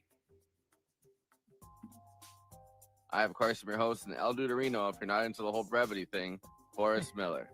The dude abides. Yes, indeed. Indeed he does. Take a little pleasure in that. Hey, Matt, welcome back to the show. We didn't let you pick this one either, but it's luckily one of the greatest comedies. It's one of the greatest comedies of all time. So that's the trade-off. I didn't think you were going to be here, Conan. I actually thought you were still on the road. This is a real treat for me. You weren't here the last couple of times. Or were you? He would On kill the road us. again. He would Can't kill wait us to if he be missed on this. the road again. This is Right? my fifth favorite movie of all time. So I mean, think he's that gotta was go wrong. up there, Destroy this podcast. Yeah, I would burn this place to the ground if they tried to do Big Lebowski without me. Peace and love. It would Conan, be wild. Just imagine if somebody here. Just imagine if somebody here didn't like it. If like I one of would- us I was would- like, I didn't really get it. I I didn't get it the first time I saw it. I would Ladies and ban them from gentlemen, the show. I bring on Anna Kasparian to talk about why she. First time I saw Big Lebowski, I was like, I don't get it, but I was like, I need to watch it again because it's me. It's not the movie, it's me, right? So I immediately watched it again, and I was like, this is one of the greatest things I've ever seen. Good on you to know that, because I came at this. So let's just dive right in. By the way, welcome back, Matt. I can't believe we haven't had you on since we've been simulcasting at This Space, but what a show to be on. Yeah, we've been talking to Matt constantly though on all of us. I know. I know. I love it. It's a you guys are my pals. I love it. Yeah, it's great. And I've been kept quiet because I've been focused on other things, and I'm sick. All right, so. can we get to my point now, or what are we doing here? So, okay, You were complimenting me. Yeah, I was complimenting you, and I was saying it's great to have you on. Yeah, this to me, I'm so glad we're closing Noir Month with this, because for me, this is the perfect embodiment of something that celebrates noir, but it also kind of upends it at the same time. And it's interesting that Long Goodbye was the one before, because that's the first one to kind of bring in. And I know people like doing neo-noir, all that. I don't care about any of that. It's all noir. Sorry. Peace and love in my heart. And I think that this, like, you don't get a Big Lebowski without a Long Goodbye. But that said, when I saw this in the theater, by the way, and I was like, oh wow, like this is very different, like from like Fargo. Like this is very different, because I expected like, oh, it's going to be another, like, you know, it'll be funny, but in that darkly comic, putting someone in the through the meat grinder, you know, the blood shooting everywhere kind of way. I was like, oh no, this is a comedy, and I got it pretty quickly. But what I didn't realize is who you're with kind of can change the viewing experience. Like for instance, when I showed to my dad, who loved it, by the way, and not the least of which is like all of his freaking friends were basically, you know, the dude for a period of time. And then like, you know, watching it with my friends, because when I watched it, I just went to the theater alone, right? And then watching it like on home video, watching it on DVD, so on and so on. Because I think it's very easy to get like, it's a vibes movie in a big way. But Yeah, there well, and is that can there is a plot change to it, a every very time. intricate, like well-constructed plot that everyone is acting the hell out of. And by the way, where was Oscar for John Goodman? Hello, Jesus Christ! What are we doing? I mean, I think every time I watch the movie, even to this day, I'm like, it's a stoner comedy. No, it's a detective story. Yeah. No, it's a Coen Brothers. That can be all of Well, it, right? and But like, and the it thing is, shifts. when it first starts, right? And I was reading reviews from the time because I was curious about this. When it starts, right, you think it's going to be a Western. I mean, you know, now that we have It an looks like a understanding of Western, what's yeah. yeah, and they have and on purpose, right? They psych you out because the Coen Brothers' amazing Western, like Buster Scruggs, right? Like they clearly like that genre of movie. But it's clear, but this is very clearly not a Western, except, you know, for the fact that you know, it's California is technically a Western in the sense that It you know, is they're in Western the in most- direction, yeah, if not a yeah, genre, yeah. Well, Yeah, but I just- think it's notable too, and I'm curious, Matt, I'll let you finish, but I'd be curious, Kristina and Forrest, like what your experiences were, because I have the rare experience of I knew who the Coen Brothers were, like them, and was like, oh, cool, what's this going to be about? I'm like, oh, not what I thought it was going to be, but like in a good way. And then it became, you know, a VHS hit, like right before VHS kind of like went the way of the dodo, right as my best friend worked at the video store, I might add, so that no one ever got to rent that one. It was always at our house. I had a disc scrambler at the house where I worked, and we would just watch it. It was just on repeat over and over and over. But I think, you know, what I was saying originally was that I didn't get it. It's not that I didn't like it; it's that I didn't get it, and like I didn't realize that that's what was happening. And I sort of thought, like, why don't I like this? I should like this. I love the Coen Brothers. I've never seen anything they did that I didn't like. I should get this. And so I watched it again. And like I said, it immediately landed, and then became one of those things where you're like, everyone needs to see this. Like, I had to like start recruiting anyone who hadn't seen it. I was like, you have got to watch this. And from there on to this day, you can quote the movie with those people. Well, and it's crazy to think about because like now we know like they have like Lebowski conventions, right? And they have like, and there's like your most annoying friend quotes it ad nauseum, just like, you know, does Austin Powers or whatever, right? And like it's such as a cultural ubiquitous. And I was like, yeah, of course, yeah, exactly. Borat's probably the better example. But it's known to be, you know, the kind of masterwork of black comedy and noir send up that it is, but that was not the case. This was not a successful movie when it came out. Yeah. Like it found its audience in home video and DVD and home viewing. And memes. Wait, so just Well, just later to- on, yeah, just definitely to, it memes. That's kind of how I found it. Oh, really? Okay, so I'm interested in that. So you This- saw like what? Like which memes? The stupid Sam Elliott, you know, meme. Oh, the boomer memes? Oh, that's what I call special kind of stupid. And it's like just like the saying ones that stuff boomers like. conservative do. And I'm just like, and I'm thinking to myself, I'm like, I don't think Sam Elliott's Listen up, conservative. liberal. Yeah, yes. And then- First of and all, then- he's not. Secondly, that's not Yeah. what that movie's about. Yeah. Yeah, it's weird. So I watched it and I was like, oh, this is nothing like this one meme. Wake So I up, was like, liberal. but also too, I knew who the Coen Brothers Which is were. crazy because Walter Sobchak's very clearly conservative coded. Like, why don't you use one of these? And the answer is because everyone's like, Walter's a fucking asshole. He's not wrong, but he is an asshole. John Am I wrong? Goodman. Am I wrong? No, Walter. John you're Goodman just even an missed asshole. some of filming I have to used film this show. I have Some used movie. that quote so many times in life. He suspects that John Goodman himself suspects that Walter is a stolen valor guy because he said he knows vets and nobody talks about Vietnam as much as Walter does. So it's He's kinda always like he brings it up in every saving. conversation. It's like, Yeah. dude, we know you were in Vietnam. Larry, have you heard of Vietnam? It's like he's a kid. Christina, Like, leave him alone. Christina hit on a really good point, which is that John Goodman was like in the thick of filming Roseanne at this time. Yeah. And Yeah, it was they actually getting had closer to the end. Yeah, his so they time. had to actually. So I found this interesting because I didn't know this until doing research for this episode. The original, you know, like this is the timeline, I guess, of the 90s for the Coen Brothers. The timeline we got obviously is Miller's Crossing in 1990, Barton Fink. Then, Which we've done. We've done Barton Fink. Barton I love- Fink. We have that's- done Barton. Barton Fink, I think, has to be my favorite Coen Brothers. Bring me on But for Miller's then- Crossing. I love Miller's Crossing too. I mean, you know, of course I do, but Who doesn't like the but Coen 1994, Hudsucker Proxy, they wrote it. 1996, Fargo. 1998, Which is- Big Lebowski. Which the Fargo, which this original- show has done, but I got the COVID, so I was not on for that. Yeah. So the original timeline that it was going to be was Miller's Crossing, Barton Fink, Big Lebowski, which I think would have It almost would make more sense to a certain degree, but Yeah. it also takes away the element of surprise by having that order. Yeah. So because it was back to back with Fargo and everyone had seen Fargo and everyone yeah. was like, Myself they were inclusive. they were really catching fire at that point, and everyone's like, oh, because they kind of had a thing at that point because people had seen Barton Fink, people had seen Fargo. They're like, wow. And of course, people saw Raising Arizona. And a lot of people saw Blood Simple, but that wasn't until later. I think people really discovered Blood Simple a lot more when 100%. Like even people that were like, film loving folks, it was not the case. So like for me, there's a lot of things I was like really early on. Coen Brothers, not one of them. Fargo is when I learned of them, and I was like, this movie rules. I love it. This is great. It was an early video store. I had 2 VCRs.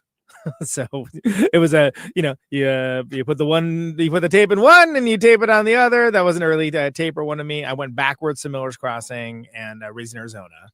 Yeah, but like when you think about how easy it is to kind of just understand a filmography now, and that was really kind of wasn't the case at the time. And then the late 90s developed the IMDb forums, everybody. Yeah. Which had exactly who you think would be on there, but it was actually a place you could like discuss movies with people, and that was something that this movie was. That's one of the first like big, it's trash, no, it's genius, and like people really were like mad about it because they basically wanted Fargo Part 2, right? They wanted to be the same film movie. Twitter, there Right, was. exactly. No, but you're right, Kristina. It was like the same vibe, which is to say, toxic. But it does generate discussion to the point where we can talk about like behind the scenes things, and even that is cliche. Like the whole where Jeff Bridges would ask like, did the dude burn one on the way over? That's like an eye roll to me as far as movie trivia. And I should have like I think I accidentally clipped it a little bit too short. That's what they were about to ask in the intro when I had the Coen brothers. Oh, nice. They're talking about Jeff Bridges. They're like every single time he asked like, did the dude burn one on the way over? I think that's interviews where that line comes from. There's one scene where I was watching it last night. Like this still perplexes me when he's reading the ransom note and you can hear it in his head. He's reading it as if he's like illiterate, and I think he's just totally stoned because then he's just really high. Show you the letter, and you can as someone who read grew it, up around people hearing that were him. high all the time, I can assure you he was just really high. He's like, this is a bummer, man. He asked, he was, there were times to be like, Mom, Dad, need help with that? I can read that for you. he goes, he's like, can I do a J while you talk? So they have this scene where Mr. Lebowski's giving him the whole like real men sometimes cry, Mr. Lebowski. Real men sometimes cry. Oh yeah, that whole scene where he's giving him the waterworks, and you don't know in that moment, if you're watching it for the first time, that like obviously he's putting on this show because he's like, this guy's gonna fuck it up. And I'm giving him fake stuff anyway. And I hope I never see that again. And in the Big Lebowski's sort of makeshift soliloquy of the strong men also cry quote, it's like he's like has the rapt attention of the dude who he clearly does not like, and because I mean the dude's front loaded, right? Like and that's what makes it so great, because it's an upending of the noir where in the classic noir you would have the detective like paying very close attention to the story, maybe trying to have the cracks in it, whatever. But no, this is the one where like like the nascent detective is just high and like out of it and kind of inept, but like also kind of like a savant somehow. Yeah, like I mean, he's actually like, who better for a reluctant hero than like a slacker burnout stoner? You know what I mean? Like especially at this he wants time to do good, but he's not really like ambitious or motivated to do stuff. Well, and remember, like when this came out in 1998, like we were still in the middle of generational warfare where the boomers were attacking Gen X. Like millennials that wasn't even a thing. Nobody like knew that word was. But it's the exact same playbook it's always been. So and you can look at things like Richard Linklater Slacker, et cetera, plenty of stuff in the miasma at that time. But it's very classic greatest generation boomers versus Gen X vibes here, in the same way that The Long Goodbye was for its time period, where it was I like, love oh no, that. we're Yeah. bringing Philip Marlowe in, who's like basically transported from like 1945 and then to the 70s, and it's just like that's one of the, it's like a unintended like fish out of water story in that way, and that's what makes that movie so interesting and so important to noir, by the way, which they did There's- last week. And, Matt. I was and, not on that one, but and There's openly, blog post about Gould's suit in that. I believe Like it. the suit he's wearing, they're like, Yeah. it's actually separate. It's not a full suit, but it is the same. It's like, geez, you guys really went in on that. Yeah, but absolutely. I think that yeah, like they were very inspired. The Coen brothers are very inspired for this by The Long Goodbye, and it comes through. And like they've said it a bunch, and like it's weird because they'll give a bunch of interviews, and then I mean, including to people we know, like Eileen Jones got the interview. Right. That's right. I But, forgot she did that. That's great. But they'll give interviews, but then they won't for a really long period of time. So you have some movies to go off of their like interviews that they filmed, and some where there's none at all. For this, there's quite a few, but they get to do the thing where they're extremely enigmatic about things because it's like they get to be like yeah. Are they the only ones besides David Lynch really they've gotten away with that? Because like, I feel like and this day and age you can't really you can't. They just people like we don't care. Yeah. We don't care enough to like. Well, draw I this think out of you. everything, and there was a lot of press about this at the time. They had been accused of being too enigmatic. I'm definitely not saying that word as well as I could. But, they're too enigmatic because Miller's Crossing, they have the hat on the crossroads, Yeah. right? Like they have scenes like that, And being then mysterious Fargo and even- mystery boxing things. Yeah. I mean, Yeah. I remember all of this. By the way, I think just Paul didn't- Thomas this Anderson movie- gets away with that. Oh yeah, a little sure. bit. Inherent Little bit. Vice, definitely. It's like, what is going But- on with this movie? But this movie, they're kind of thumbing their nose at the critics who have accused them of that by giving people something that's like, fun to the point where it's, even because the plot does feel convoluted in a way, but it's also, I mean, the plot makes sense. It's just the fact that you don't get that big payoff in the end, right? Like everybody's kind of fucked over everybody. And so when you actually watch it, you're like, the plot of this does make sense. It's just that, nobody actually it kind of fizzles out. And it fizzles out because he realizes like, intentionally. oh, this old crippled man is like, this old crippled man was kind of fucking me over when we kind of fucked him over. And like, you're like, oh, all right, well, there was never any money. Like, well, but that's also the turnaround to the turnaround, right? Like, and that's a very noir thing too, like the double cross, the triple cross, the this one dealing up against that one, et cetera, et cetera. And all that's happening. But what's so funny about this movie is like, for me, it's maybe the third time I saw it that I started paying attention to that. Maybe. Yeah. Oh, yeah. And it didn't matter. It was still entertaining because it was like so quotable. It's such a good time. The characters are so well written, not just well acted, but well written, which is something I feel like usually we're lucky to get one of those. Even Donnie. And like I Donnie's just gotta say, this one of tragic. This is one of Steve Buscemi's greatest roles because a sign of a great actor is when they can show that much restraint. Yeah. You know what I'm saying? Like Because he's really the guy holding back on that. So just It was like you amazing. have your raging out friend, which is Walter, right? And you have your kind of just passively every once in a while to spend some wisdom and mostly just taking up the furniture, which is the dude. You have Donnie, who's just perpetually like one or two steps behind, right? And then the dichotomy between him and Walter is like straight up Looney Tunes. Right, because Walter's constantly mad at Donnie, constantly insulting him, constantly yelling at him, but it's so funny because like Donnie's like the most like just innocuous and just like well-meaning of the bunch of them, and he's the one who dies, which is crazy. Yeah. Spoiler alert for a movie that's like 30 years. How later, but- dare you? And it is somehow like in that crazy battle with the Kraftwerk ripoff nihilist guys, like oh no, Donnie, and like you've never So thought would it- twice would it- about Donnie. Would it not be a Coen Brothers movie if Steve Buscemi gets killed off? Yeah, he died in 5. No, there are 5 movies before this that he was in with them. They said that they had him die. They had him killed off. and- Yeah. So it's Miller's Crossing, Fargo. he's in Barton Fink. He's in Barton Fink. He runs Barton the. Fink. He's the bellboy, right? No, and I assume he dies. He dies in the fire. I think when it's Madman implied. Monk sets the But just the way Um, he's barely doing anything, and It's he so is- great though. He ends up being so essential to the trio because, like, Walter is so over the top and aggro and just dude chill. But look who he's friends with. These guys, the dude can say, anything he wants to him. He can shut him down, right? And it just, he suddenly becomes very relatable when you realize like he's surrounding himself with people that keep him grounded or humble him, which is almost impossible to do. Well, and it's example of look, like the entire way that the dude operates is a sort of counter towards what we call now toxic masculinity, which Walter has in spades, by the way. I'm drinking my coffee. Or I'm finishing my coffee. I'm saying exactly. It's such a. They're like, this is a family establishment, and he's like, can you stop flipping out for like a quarter second? And you're scaring our rest of our customers, you know.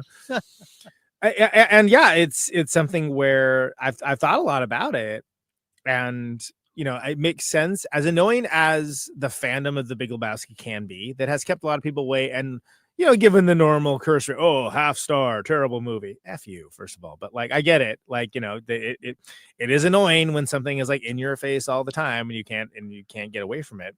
But there is a sort of Zen thing that happens with the dude as he wanders from scene to scene, area to area, and you know, has his own rise and fall of engagement and disengagement and so on and so on. That's like, oh, I can see where people like find some value of, you know, good religion, whether it's ironically deployed or not, with it, because it is sort of like a westernized Zen attitude. Yeah, and I feel like you really do have to wait for a certain point in the movie before it starts to like become like a wild ride. Because I think the beginning of the movie, as unconventional as it may be, comes off pretty straightforward. It's not until like a few seconds before Totoro's character is introduced when he says, he's like pulling on that roach and he goes, you think the carpet pissers had something to do with this? And Brand says, well, dude, we just don't know. And like from there, the movie is on. Like that. Well, yeah, and then you really have one of the just best at the introduction beginning. scenes of any character Yeah. ever, which is the Jesus with, and you get that Which amazing I Los find Lobos version of Hotel California, so which good. is impeccable. And you're just I like, find it so- what is this guy? What is his deal? And then like, you know, in 2 scenes, you're like, I know exactly who that guy is. You know, it's so. I find it incredible that they had seen John Turturro on Broadway in this play. Like, you know, he was doing like the play actors theater. So, like he was in New York City doing a play, and they were sitting and they were watching it, and he played this this pederast like Latino like character. So he was like this Latino guy, and he did this whole play as that. And they're like, we want him to do that, like a character like that, but in this movie, because we saw him in the late 80s or something. When he was friends with us, and he invited us to go see him on the in the theater doing What like a this, long game like those this guys play. pedophile Hispanic guy, and they're like, we need you to do this for one scene. Incredible scene, but it's like he shows up in his own costume, right?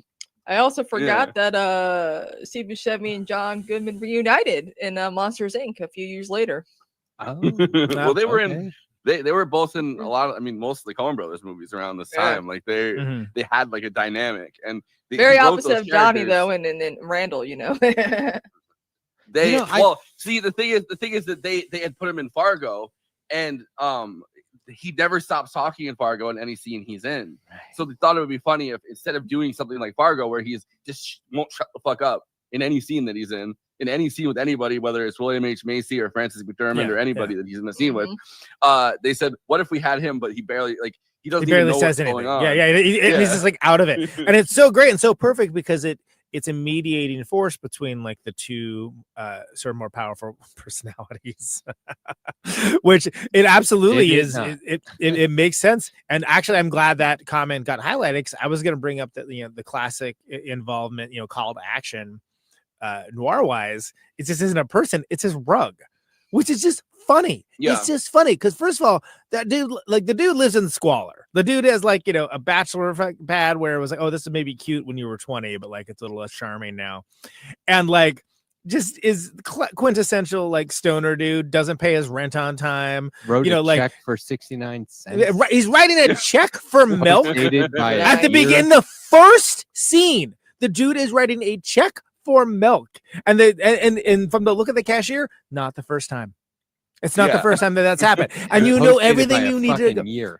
amazing. It's so great. And so then like what involves him in the story is the freaking rug. So you get the great they call back. Yeah, really tie the room together. Yeah, it's like everybody keeps like, and it's so good because in the way that would be, a kidnapping or like an error or something along those lines. Yeah, we get into that, but that's not the initial engagement. It's for his rug, which is such a stoner thing to get obsessed on. And then the Credence. And then later, I wouldn't hold out hope for the Credence, though. No, great. That cop duo is so great. Like, how freaking awesome is that? By the way, I love the call. he has his tray of like separating the seeds from the weed, and he's like just looking at it the whole time, and like this piece of crap, like just the whole time. Amazing. But so I found a very detailed synopsis. Oh man, all right. So a tumbleweed rolls up a hillside just outside Los Angeles. Oh, this is detailed. That is literally the first scene. Okay, wow. Yeah.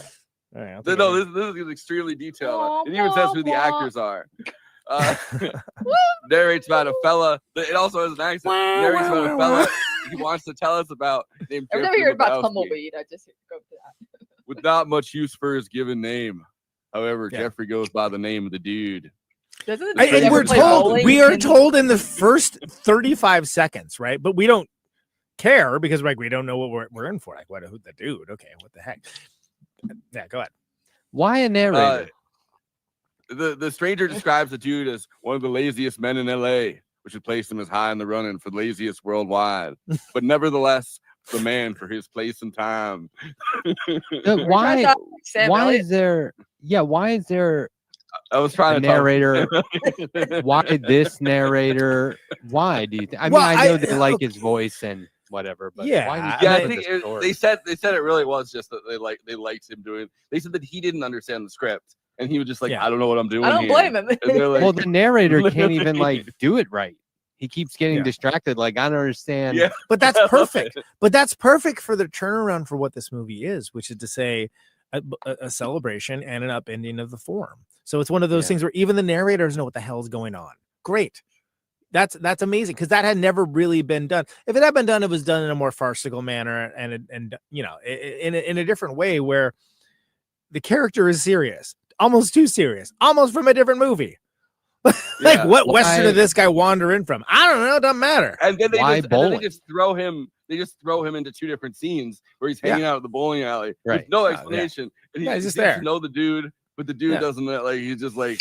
He's both an audience proxy and that kind of old Hollywood like John Ford style character that and which again is mixing in tropes from older movies and things where they would actually have a narrator show up because no one's gonna be able to follow the plot if we don't give them a little helping hand here. But the irony here is, if anything, it muddies it up. They do essentially the same thing with Tim Blake Nelson in Buster Scruggs.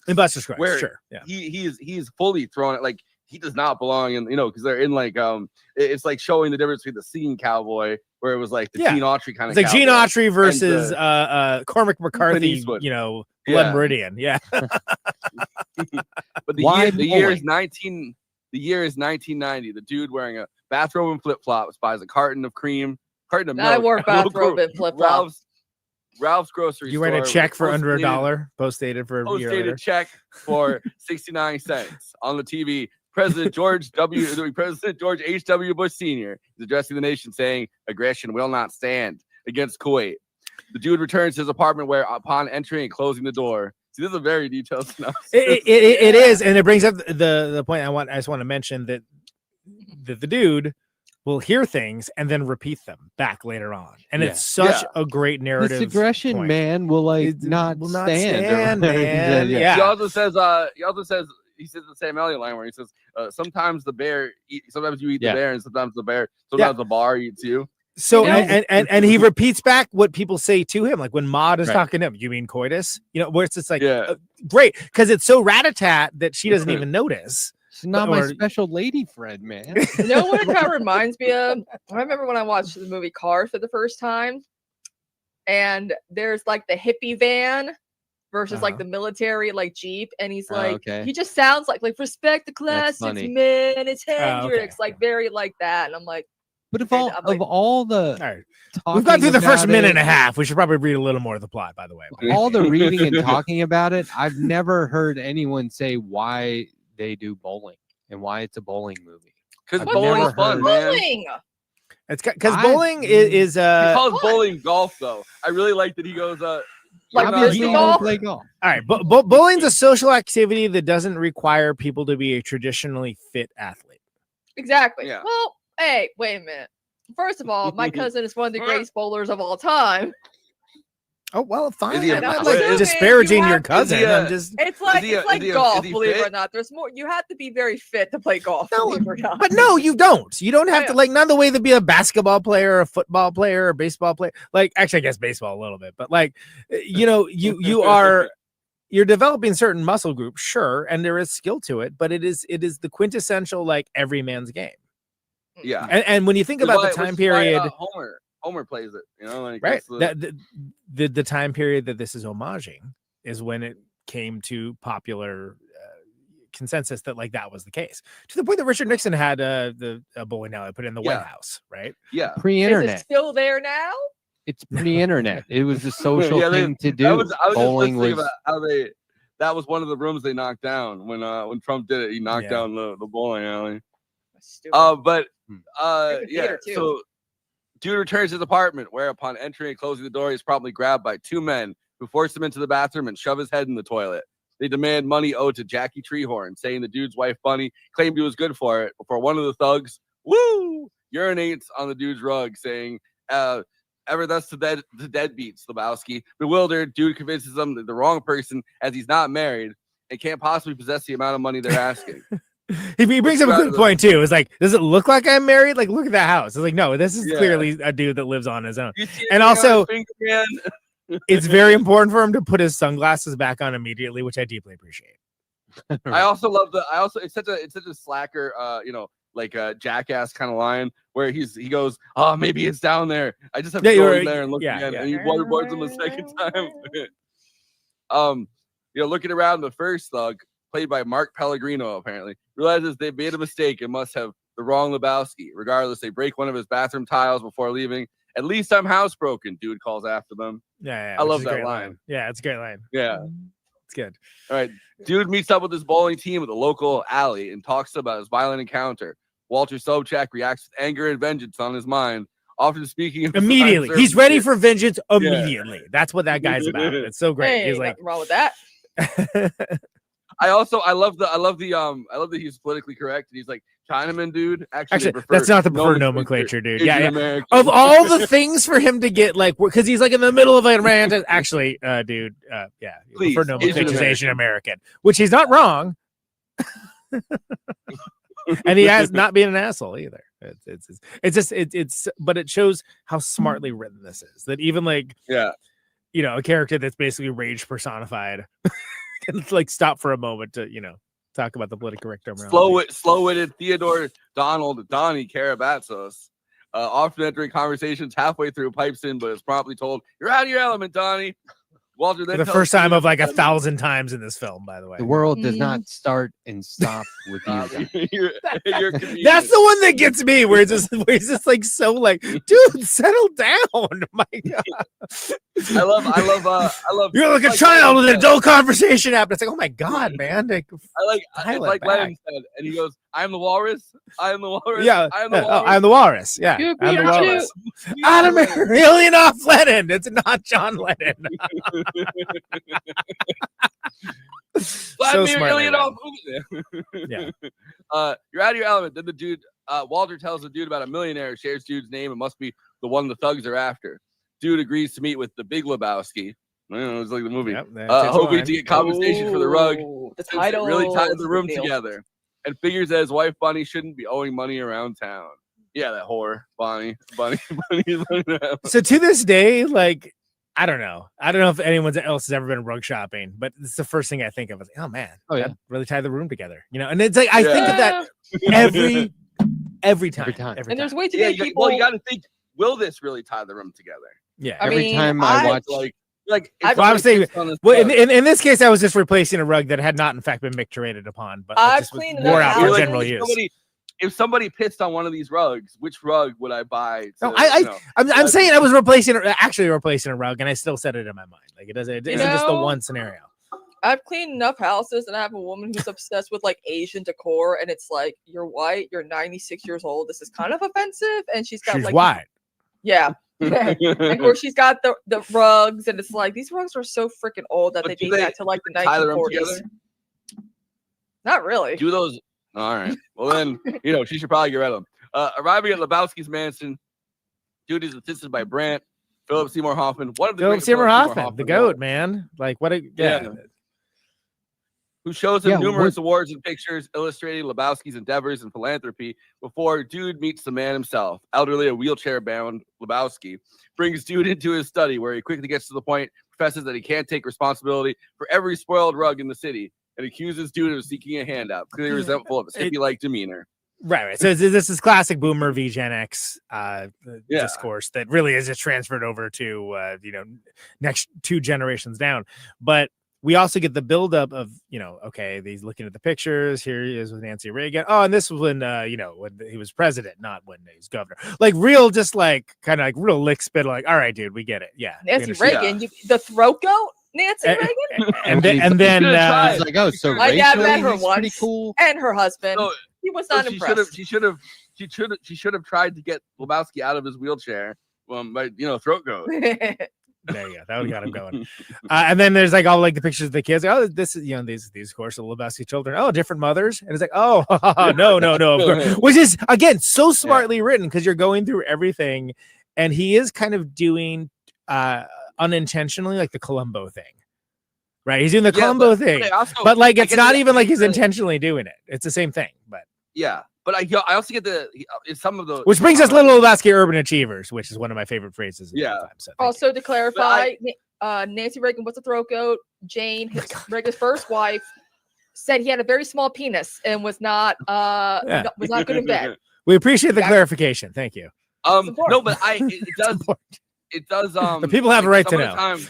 Some of the time, it seems like he's fucking with Brandt, being a wise ass, and some of them he's obviously asking questions that are it's relatable. See, it's like he's like so aloof and he doesn't care about the answer at least half the time. But he's also messing with them at the same time. Great. Well, and there's moments. I love the Time magazine mirror cover that says, "Are you a Lebowski achiever?"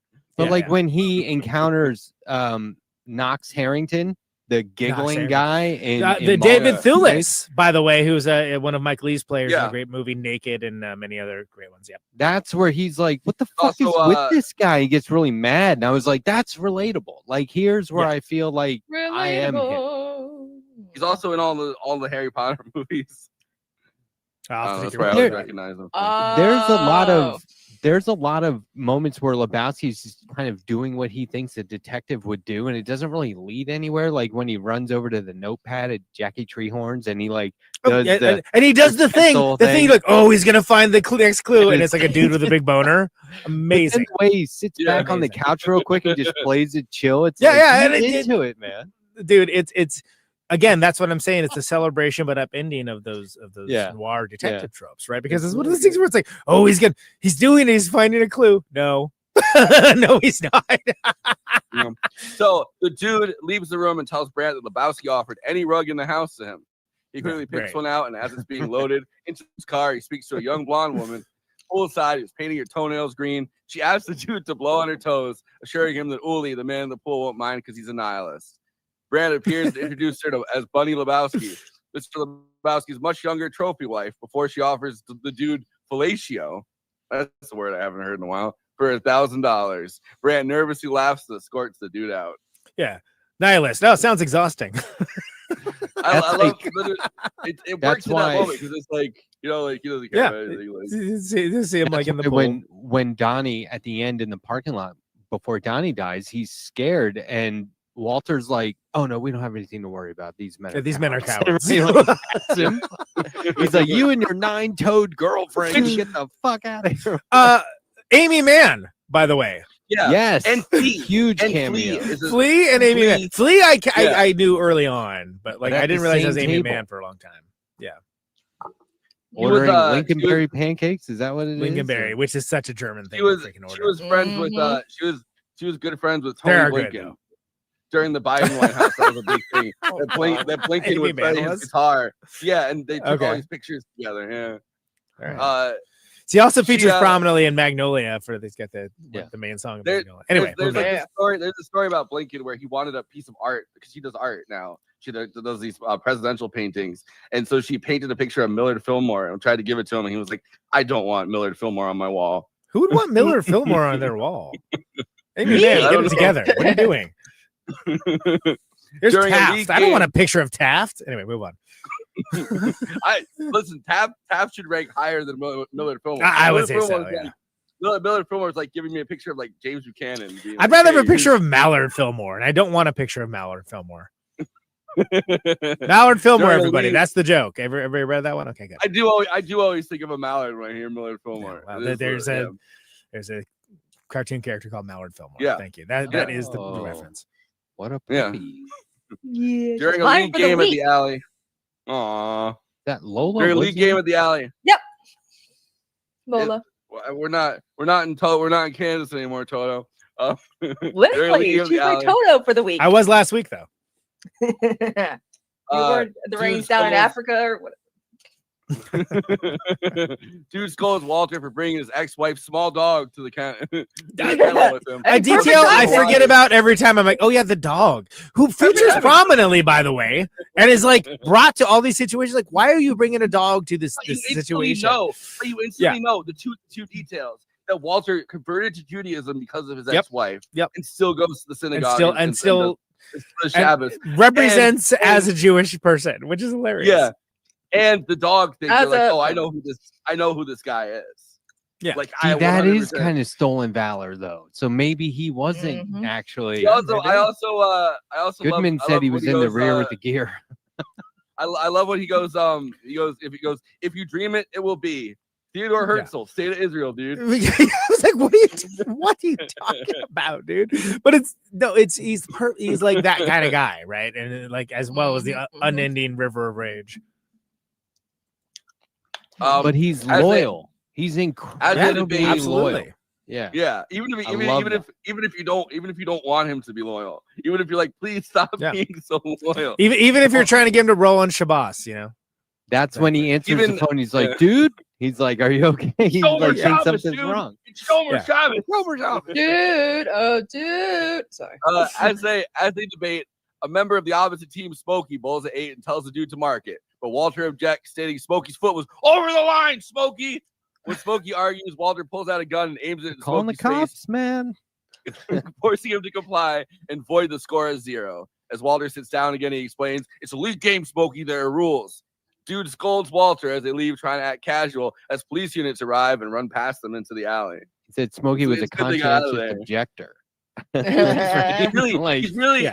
He's really fragile, man. He has emotional problems. I did not You know mean that. aside from being a pacifist, which is the best. That's the best line. It is. Because again, it tells you everything you need to know about this guy, right? It's like, oh, this guy. All right, you know. Afterwards, relaxing in his apartment, enjoying a white Russian drink. By the way, I love that he calls them Caucasians. Yeah, that's Give me a He goes, Caucasian. "I like classic. another Caucasian. I never heard that before or Caucasians after. Are from the country. Never mind. No, they're from the region of Caucasia, Yeah. the Caucasian mountains. They're Dude, technically his phone not messages. white. Smokey calling to call about the talk about the gun incident. Brant asking dude to call him, and the bowling league administrator wishing to speak about Walter's belligerence and gun brandishing on the lanes. Which we see Dude's in doorbell. the answering machine messages, which is amazing. Yeah. Rapid succession. Again, so well done. So well done. Dude's Where'd you doorbell find this rings to his synopsis? landlord. This is On not IMDb, a it's pretty synopsis. good. This is a prose Steve. adaptation. He found the screenplay. He's just reading the screenplay. Yeah. Dude's doorbell rings to his landlord, Marty, calls to him or reminds dude to pay his rent and informs him that he's performing. Far out, a man. dance Yeah. in the local theater. My cycle. It's like, It's about to start. it's it's already 8th, dude. Far out. You know, like, oh yeah.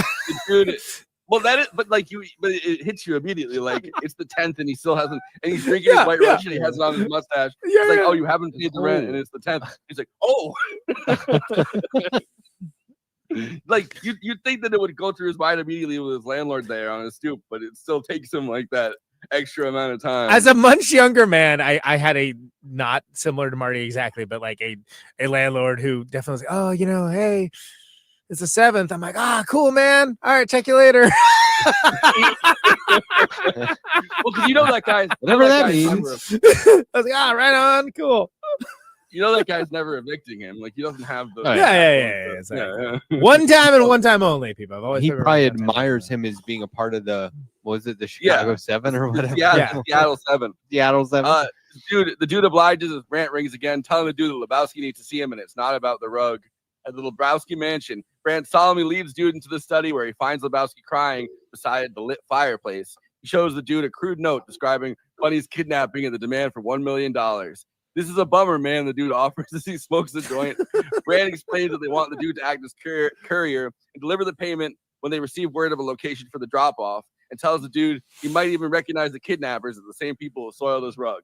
So this is pissers, man. the carpet pissers. So this is the real call to action, of course, right? Which of course is like one of many layers of a interweaving story. Yeah, but it's like we've had vibes only, a false call to action. If you think of all the narrative tropes of what makes a noir, like almost none of it's there until you get to about this point. Yeah. Back at the bowling alley. Mistaken identity. That's it. And this is right where he says you're saying the carpet pissers had something to do with this. So tying it together. Yeah. Like a rug. They're really tying the story. That's good. Back at the bowling alley, a Hispanic man wearing a hairnet and purple jumpsuit with Jesus embroidered on the front pulls a perfect strike. A few lanes down, dude, Donnie and Walter. Once again, to a Los Lobos version of a Hotel California, where he does this like funky little dance where he's like, this guy, what is this?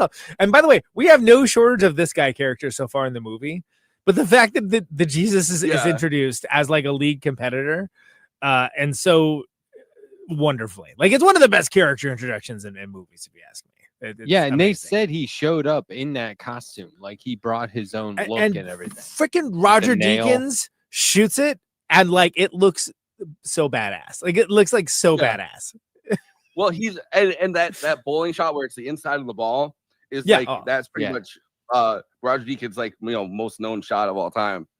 But a few lanes down, dude, Donnie and Walter watch him with slight resentment. Dude compliments Jesus on his skill, but Walter criticizes him for being a pederast, having served 6 months for exposing himself to an 8-year-old before asking dude about Lebowski arrangement.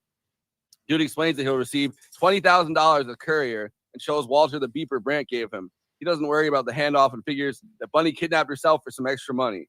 Walter seems to take Bunny's offense personally as Jesus walks over, telling him to watch out for his team. And if they flash a piece at the finals, I'll take it away from you, stick it up your ass, and pull the fucking trigger till it goes click. Click. I love when he says, gave dude a beeper, like he's referring to himself. I love that. Well, and then that intent that like you have Jesus saying these things, right? He's all, posturing and preening, and he goes, 8-year-olds, dude. It's so great because this is like, because you get that established fact that is it's perfect. It's perfect because it's one of the things that tells you again, because the whole time, first time we watch it, how's Walter going to react to this like outward aggression? And honestly, not by much, because like what he really wants to do is to be able to like explode an opine at will without consequence. But in the face of actual aggression, he just kind of like just like everyone else is sitting on the bench. I'll take it away from you, stick it up your ass, and pull the fucking trigger till it goes click. One of the best character introductions. I like the comment. You guys think being a nihilist is exhausting? How about being a fallationist? There's a third man on their team who you only see in the background, and I want to know his story. Because what kind of guys? Yeah, the other guy when they're cleaning their balls. They both look like pedophiles too. Like the one guy is like it looks like a guy that'd be on like the Republican National Committee or something. He's like a fat blonde guy. Anybody see the prequel that Totoro did? I'm not interested in that. Yeah, I saw interviews that he did around that time, but I was like, it was too hard to find, or like it never was released, or at no point ever. Like, whatever. So this movie was released on Netflix. Not to tip my hand, but at no point ever after watching this movie has been like, I need to know what happens to these characters next. I was like, this is a self-contained story. Especially everything it needs the to be. Jesus. No, like a character that is like badass, a badass character for specific use case. But like, I never was like, what's that guy's next adventure? I don't care. Or his I mean, I'm backstory. guessing he's going to just molest another 8-year-old. Well, this would have been like leading up to that. It was a prequel. So it would have been maybe like the next one is a 10-year-old, and maybe you just keep making movies where it's a little bit older kid every time. But yeah, I mean, that would be a great opportunity to just make love a to new move character. away from this subject. Yeah. Anyway, moving on. At his apartment, dude lies happily on his new rug, listening to a tape bowling game through headphones. He opens his eyes love and that. sees a red-haired woman, Julianne Moore, and 2 men standing over him before he's punched in the face and knocked out by them. He dreams that he's flying over LA, chasing a woman who's riding his rug ahead of him. A bowling ball suddenly appears in his hand and pulls him to the ground where he stands miniaturized, facing a gigantic bowling ball as it rolls towards him. I love this whole sequence. This dream sequence rules. Yeah. Yeah, over one of the figure holes of the ball. From his perspective, we see the ball roll down the lane away from its female bowler towards the pins. As the pins scatter, the dude wakes up to the sound of his beeper going off and finds that his rug has been taken from underneath him. At least he didn't get pissed on because he's on the rug. Yeah. Well, yeah, great introduction for Maude, right? And a great introduction for like one of the better dream sequences I've seen in a movie, which is just like great. And also like a palate cleanser and appetizer for the big Busby Berkeley sequence later on, which is also great in a different way. Yeah. And this movie doesn't try to give you like these extra hints like, oh, this is what the dreams really mean. Like I hate when movies- I feel like it's a that's freaking dream. You know, Saddam Yeah. Hussein's going to hand you some bowling shoes. That's what's happening in the dream. Doesn't matter. I don't know. I saw some Saddam Hussein on the news earlier, you know? Answering the page, dude returns to Lebowski's mansion where Brandt explains that the kidnappers want to exchange. The exchange happened that very night. He gives dude a portable phone and a briefcase. I love the detail of like the portable cell phone having to be like this big brick thing. I love whenever they have that in 90s movies. where, And like, that's you have what to they actually were. carry around. Yeah. They did exist, but it was like just Yeah. hilariously like clunky technology. And you really couldn't take it out of your car a lot of times. Like No, car no. phones came before. Yeah. Once the exchange is complete, dude is to call Brandt immediately. Before he leaves, Brandt repeats to dude, "Her life is in your hands." I love that whole "her life is in your hands," dude. Yeah. He's like, don't say that, man. Her life is in your hands. Her life is in your hands, dude. Life's in your hands, dude. Yeah. He's a Great. genius actor. I miss that guy. He is. Yeah. Despite Brandt's instructions to go alone, dude picks up Walter from his store. Walter gets in the driver's seat and immediately proposes a plan for a switch, holding his own briefcase full of dirty underwear. So he and dude, you gotta imagine that briefcase fucking stinks too. So a he and ringer. dude can keep a million themselves. Walter also plans to capture one of the kidnappers and beat Bunny's location out of him. Dude is adamantly against the crazy plan. It's such a specious, ill thought out plan. Every piece of like, what? Wait, what? But like the thing is, he's saying this as they're going to, and like, so it's like he's put the dude in a position where like he can't say no, and then also he's supposed to be going alone and keep blowing that as well, which is hilarious. Oh, the royal we, which is great. That's Yeah. great. Oh yeah, we the editorial we, man. I like when he says El Deuterino if brevity isn't your thing. brevity isn't your thing. Amazing, great. Does Fucking his genius. dudeness or El Deuterino if brevity isn't your thing? The kidnappers the kidnappers hang up and dude panics that Bunny is as good as dead, but Walter reminds him of his own suspicions that Bunny kidnapped herself. He takes that for granted, but like So we're skipping one of the better action sequences of the movie, which is that like Walter does the tuck and roll outside the car, and that's coming next. Oh, okay. I didn't. All right. Well, I don't. At the I can't read designated the location, the synopsis. kidnappers call and instruct the dude to throw the suitcase out of the window onto a bridge. As they approach the bridge, dude tries to throw the real suitcase out. The last second, Walter tosses the ringer, forces dude to take the wheel as he arms himself with an Uzi and bails out of the moving car. Despite his seemingly flawless and heroic plan, Walter loses grip of the Uzi and fires it wildly, hitting And dude's it starts taillights and freaking just tires. firing. It's. Yeah. I saw that in the theater. I lost my mind laughing. Like and I was the only one. I was like, "Are you kidding me? Like what? Like what's wrong with you people?" Why is it wrapped in newspaper? Is Why that like anything it's in this disguised? movie, Like Because he's he's hiding? hiding it. Yeah, he's like, if they So get he's pulled gonna over. take time The to other thing is- unwrap it and use it? I don't know. Yeah. So the other thing is that Ridiculous. this whole thing takes place on the Simi Valley Road, which Yeah. I was Right. wondering like when they picked to do this, because both Rodney King and OJ, those two trials Yeah. both involved Simi Valley. It and was that road. after that for sure, right? Yeah, R.I.P. to the they have to have sister, gone a friend like of a friend location of a friend hunting of a after that. friend. But that's well Friend of the known. show. But that's well Mm. told himself a friend who told himself a friend who Got murdered by her that was husband. well known as number one. As number one, like as somewhere that's outside of LA, like in its own kind of place, but Yeah. also number two as a place that's filled with cops. Oh yeah, it's a freaking. Can't we cop all land. just get along? Three men on motorcycles appear just beyond the bridge. This dude scrambles out of the car with a briefcase, picks up the ringer, and then they ride off. By the way, Walter Simi Common gets Villa up and says, also home of the Ronald Reagan Memorial Library, just to give everyone some context. Oh God. Walter calmly gets up and says, "Fuck it, dude, let's go bowling."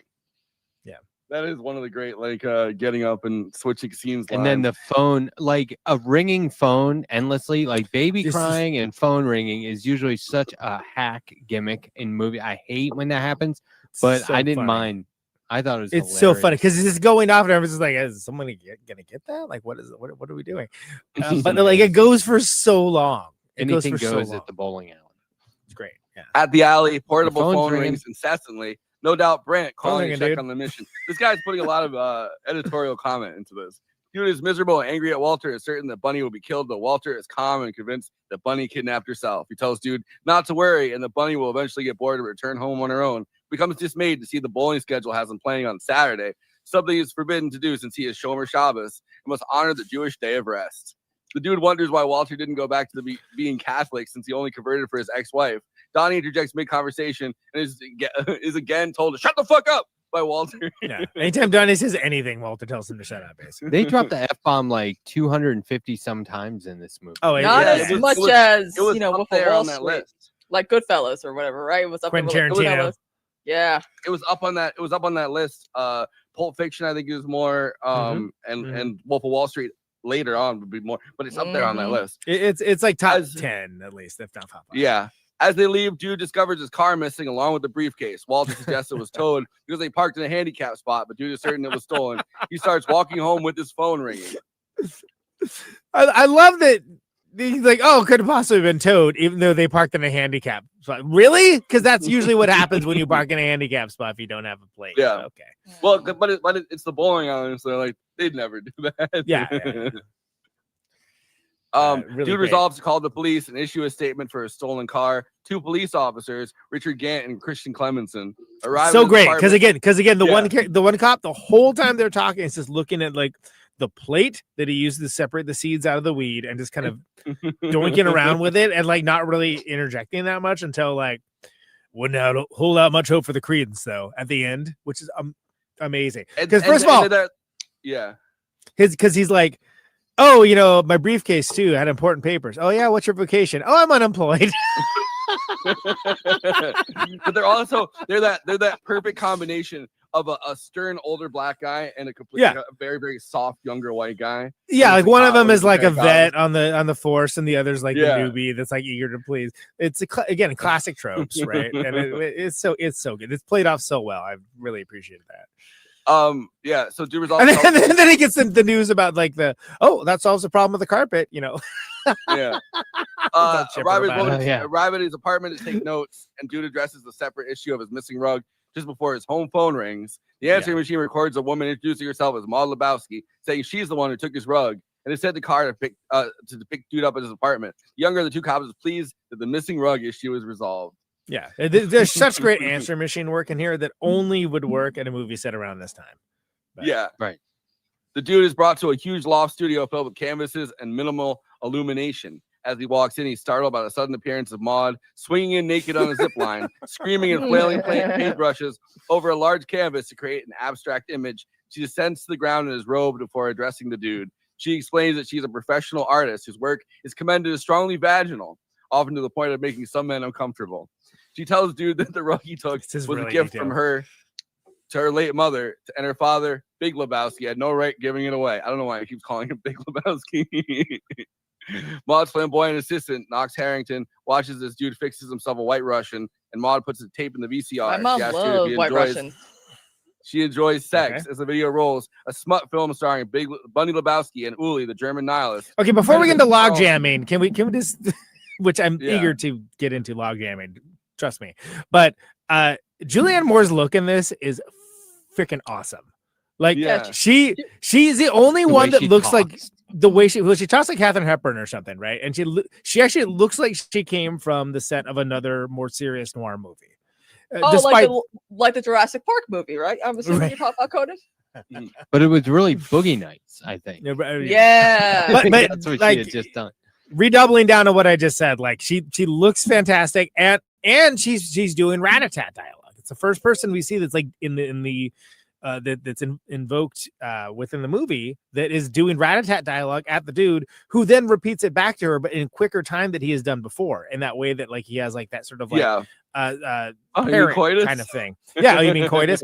Great, amazing, and it's something where if you didn't pick up on that before, because it was kind of subtle, like like with him picking up certain things that he hears and he's saying them later, like you really like, oh, he's just repeating things like Chauncey Gardner and being there or something along those lines. Like, Yeah, for sure.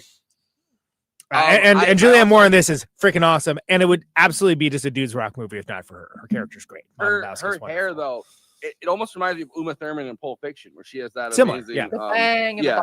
Yeah. It's a good look for. I mean, anything's a good look Redhead. for Julianne Moore. She's a badass. Well, that was kind of look she was sporting in a lot of her films in the '90s too, because she had that look in Benny and June as well. Yeah. But she I asked don't dude if he enjoys sex as the video rolls. A smut film starring Bunny Lebowski and Uli, the German nihilist, credited as Carl Hungus. Carl One of my Hungus. favorite- That's a good one of my foreign name for a favorite- German. Yeah. Log jamming. Carl Hungus. Yeah. Oh, my Log friend jamming. was just taking a shower. Yeah. What? Brilliant. Well, you can imagine what happens next. Oh, he fixes the cable. I'm here to fix a cable. Yeah. I'm here to install Cinemax illegally. I am here to fix the cable. But Don't be fat, yeah, Joseph. Monster surmises that Bunny kidnapped herself, elaborating on the already obvious notion that she gets around and even bangs the producer of the film, Jackie Treehorn. Which is again another one of the noir two- thing that we introduced in the also story by another- name and the reputation. studio, yeah. Yep. Yeah, but it's also a very Boogie Nights kind of like name and like characterization Sure. of that guy. Yeah.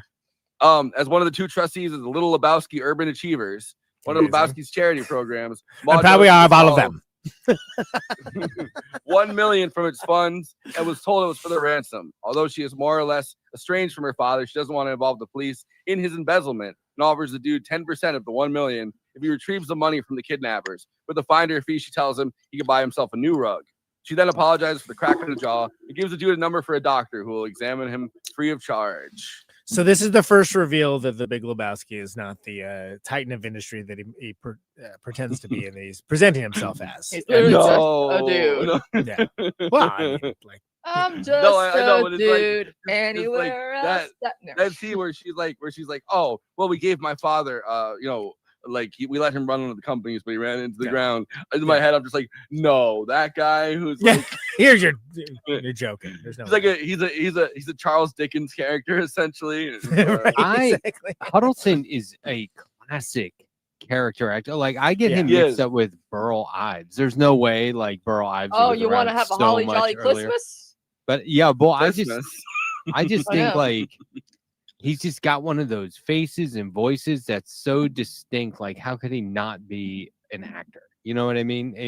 But anyway, so Bridges were in a movie together before, Bad Company, the we Western. either Oh, I thought you were talking about the band. either Kristina could do this or one of us could do this. Oh, you wanna there's do a all really long casting? list. We It's can a do long no. ass Well, list. it's a really long list, but we'll do it after we're trying to get through this. The dude is given a limo ride back to his apartment where the driver points out a blue Volkswagen Beetle that had been following them. Before the dude has a chance to do anything about it, So brother he comes to Seamus. another limo, waiting for him on the street inside Branton Lebowski. And remember, I'm surprised this isn't in the screenplay you're reading, but there was a beverage present when he does that. Dude, there's a beverage Yeah, present. But my favorite scene in the whole movie is when he's in the limo and he's just hammered in the limo. And he's like, I have a rash, man. Yeah. Great. Yeah, he's vibing with the limo driver. Yeah. Yeah, Lebowski accuses dude of stealing the million himself as dude tries to reason that the royal we dropped the money off and that Bunny, since she apparently owes money all over town, most likely kidnapped herself and probably instructed her kidnappers to lie about the handoff. Brant and Lebowski look skeptical before producing an envelope. Lebowski tells dude that the kidnappers will be dealing directly with him now and any mishaps will be avenged tenfold on him. Very, very Jewish. Inside the envelope, dude finds a severed pinky toe wrapped in gauze with green nail polish on the nail. It's like, I don't know, it reminds me of like the Old Testament where they're like, all things that happen to you will be avenged tenfold on you. It's like a serious man, which is even a more pronounced version of that. You know, I just realized, you know, with the German techno band Kraftwerk, it reminds me of that ongoing sketch that Craig Ferguson had on the Late Late Show with Josh Robert Thompson, where he's like, Christmas with Kraftwerk, Florian, Ralph. Well, yeah, and just like there's like sprockets, right? What is that if not like a lampoon of what Kraftwerk did? And again, Autobahn is who it is in this movie, which is hilarious. They call the band Autobahn, dude, because it's like you could not have come up with a better, it's great. Bon on the Autobahn. Yeah, it's great. Yeah. In a small cafe, dude tells Walter about the severed toe. Who doesn't believe it's bunnies? Walter calls the kidnappers a bunch of fucking amateurs for using such an obviously fake ruse, but the dude isn't convinced. Walter tries to convince him by saying, "You get a toe for him. I can get you a toe, dude, in no time at all." What does he say? Like you don't want to know, but you don't want to know about it, but I can get it for you. Believe me. It's like, I can get you a toe. What does that mean? Walter kind of reminds and me this of, isn't a diner, by the way, which is asked to hey, can you not be yelling about all this stuff right now, please? Walter kind of reminds me of someone we all know that may or may not have originally helped host this podcast at times. All right. Despite Walter's unwavering stance, dude fears for his life. If the kidnappers don't get him, Lebowski will. I don't think so. You can just run away from him. At home, the dude tries to relax in the bathtub, smoking a joint, listening to music. His phone rings and the answering machine records the LAPD telling him they've recovered his car. Dude is overjoyed for a moment until he hears a loud banging in his living room. Looks up to see three men breaking into his apartment wearing dark clothes. The leader, who the dude recognizes as Uli / Carl Hungus, the nihilist, along with his two cohorts, Franz and Kefa, enters the bathroom with a ferret on a leash. He dunks the terrified animal in the tub where it thrashes and shrieks as dude tries to avoid it. Uli takes nice the ferret marmot, out. he says. Yeah, which they didn't. Apparently, the Coen brothers did not know what a marmot was. But that makes it that makes it better because marmots is an inherently funny word. Yeah, marmot. But they thought a marmot was a ferret, and they wrote nice marmot because they thought that's what they were putting in the tub. But why would the dude is not a zoologist? But they contacted animal people and they said, we want a marmot. And they said, do you know what a marmot looks like? And they showed, and he was like, no, we want that other animal, like the long one. They're like, oh, ferret. Give me a ferret. Yeah. But the fact that he misidentifies the animal, like as he's smoking weed yet again in the bathtub, is hilarious to me. Well, it'd be less funny if it really was a marmot. And he's like, nice marmot. It's like, how do you know that? Letting it shake off and tells dude they want their money tomorrow. Oh, so cut off his Johnson. Yep. That's true. Morning. Yeah. Oh, that's a great scene. I mean, it's like, you know, it's like you get the Autobahn guys are hilarious. You get to see Flea kind of mug it up with his weird ass looking face. Yeah, it's we wants the money, Lebowski. That is like one of the most quotable. That's the first time they say that, right? That's one of the most quotable things in the movie. The following morning, the dude goes to the impound lot to collect his car, which turns up badly damaged and reeking with a terrible stench. An apparent victim of a joyride and temporary home to some vagrants. The briefcase who may have used it as a toilet, yes. Which I like that Adam McKay copied kind of that same scene for the other guys when he has the Prius and they get the Prius back and it's like Adam McKay's been living in it. The dude asked the officer at the and also you get this next great scene where it's like, oh yeah, we got our top investigators on it. You know, it's great. They're working in shifts. Yeah, it's like wow, great. It's like, all right, dude, calm down. Funny. At the bar in the bowling alley, dude expresses his fears to an unsympathetic Walter and unhelpful Donnie. Unable to cheer him up, they leave the dude at the bar to find an open lane. The stranger sits down next to dude and orders a sarsaparilla. Before chatting briefly with dude, complimenting him on his style. That's why it's a Western. Why he uses so many cuss words. He offers dude one piece of advice before he's leaving. Sometimes you eat the bar, and sometimes, the bar, he hates you. Yeah, he says, do you have to use so many cuss words? And he's like, the fuck are you talking about, man? It's so great. Such a great response. Gary, the bartender, hands the dude the phone. It's Maud. She's miffed that the dude hasn't seen the doctor yet. It instructs him to meet her at the loft. There, dude informs Maud that he thinks Bunny was really kidnapped, possibly by Uli. Maud disagrees, saying that Bunny knows Uli and the kidnappers cannot be acquaintances, which is the first logical thing anyone said in a while. She then dismisses dude to take call, reminding him to see the doctor. He's thorough, right? And he's good and very thorough. Yes. Again, very Julianne Moore is like this synopsis. Like the synopsis. Yeah. No, Julianne Moore, again, so great in this. Like, and Maud Lebowski is a very well written character that is maybe the only thing that keeps us from being like a Dudes Rock movie. But like, she is very on it. She's very competent. She has her own agenda. Like, it's great character. But can you imagine how bad? Can you imagine how hard it would be for them to solve anything without? If it was just a Dudes Rock movie, no one would solve it. Nobody would solve anything. Nothing would happen. Yeah, exactly. It would just be like a bunch of baffled dudes running around fucking stuff up. One note about The Stranger: the Coen brothers said that they loved Sam Elliott's mustache because they could change his dialogue if they wanted to, and you would never know.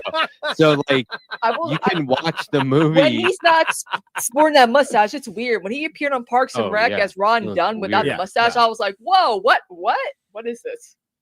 Well, and yeah, he's notable. I mean, let's all remember Roadhouse, right? Like, you know, yeah. Oh, come on down. Jackie Treehorn was in that. What's that? That's right. Ben Gazzara was the heavy in Roadhouse. Yeah, he was in Roadhouse. That's right.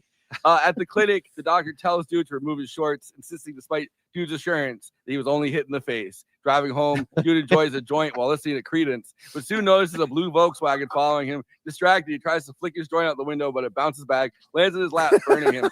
He screams and dumps beer on his lap before he swerves and crashes into a dumpster. When he looks out the window, the blue car is gone. Looking down, he notices a piece of paper stuck in the car seat. It's graded homework with the name Larry Sellers written on it. Here we go. Yeah, so John Polito's in Hot Pursuit, and John Polito, fantastic. He's another Coen Brothers regular, right? And he's fantastic. Very first line of dialogue. It's a Brother Seamus, exactly. By the way, can I tell you, after rewatching this movie for, I'm going to say probably the 1,000th time last night, we watched Planes, Trains, and Automobiles. Also great. And another movie where the car just has a really hard time. Just constantly is getting. You're going the wrong way. I watched. How do they know where we're going? Yeah, every Thanksgiving I'm at my grandma's where like whenever I'm at my grandma's, whichever ones I'm there that has cable, I always watch Planes, Trains, and Automobiles. That's like my go-to Thanksgiving movie. Is that where John Candy said we can laugh about it now? Like that is one of the funniest fucking lines.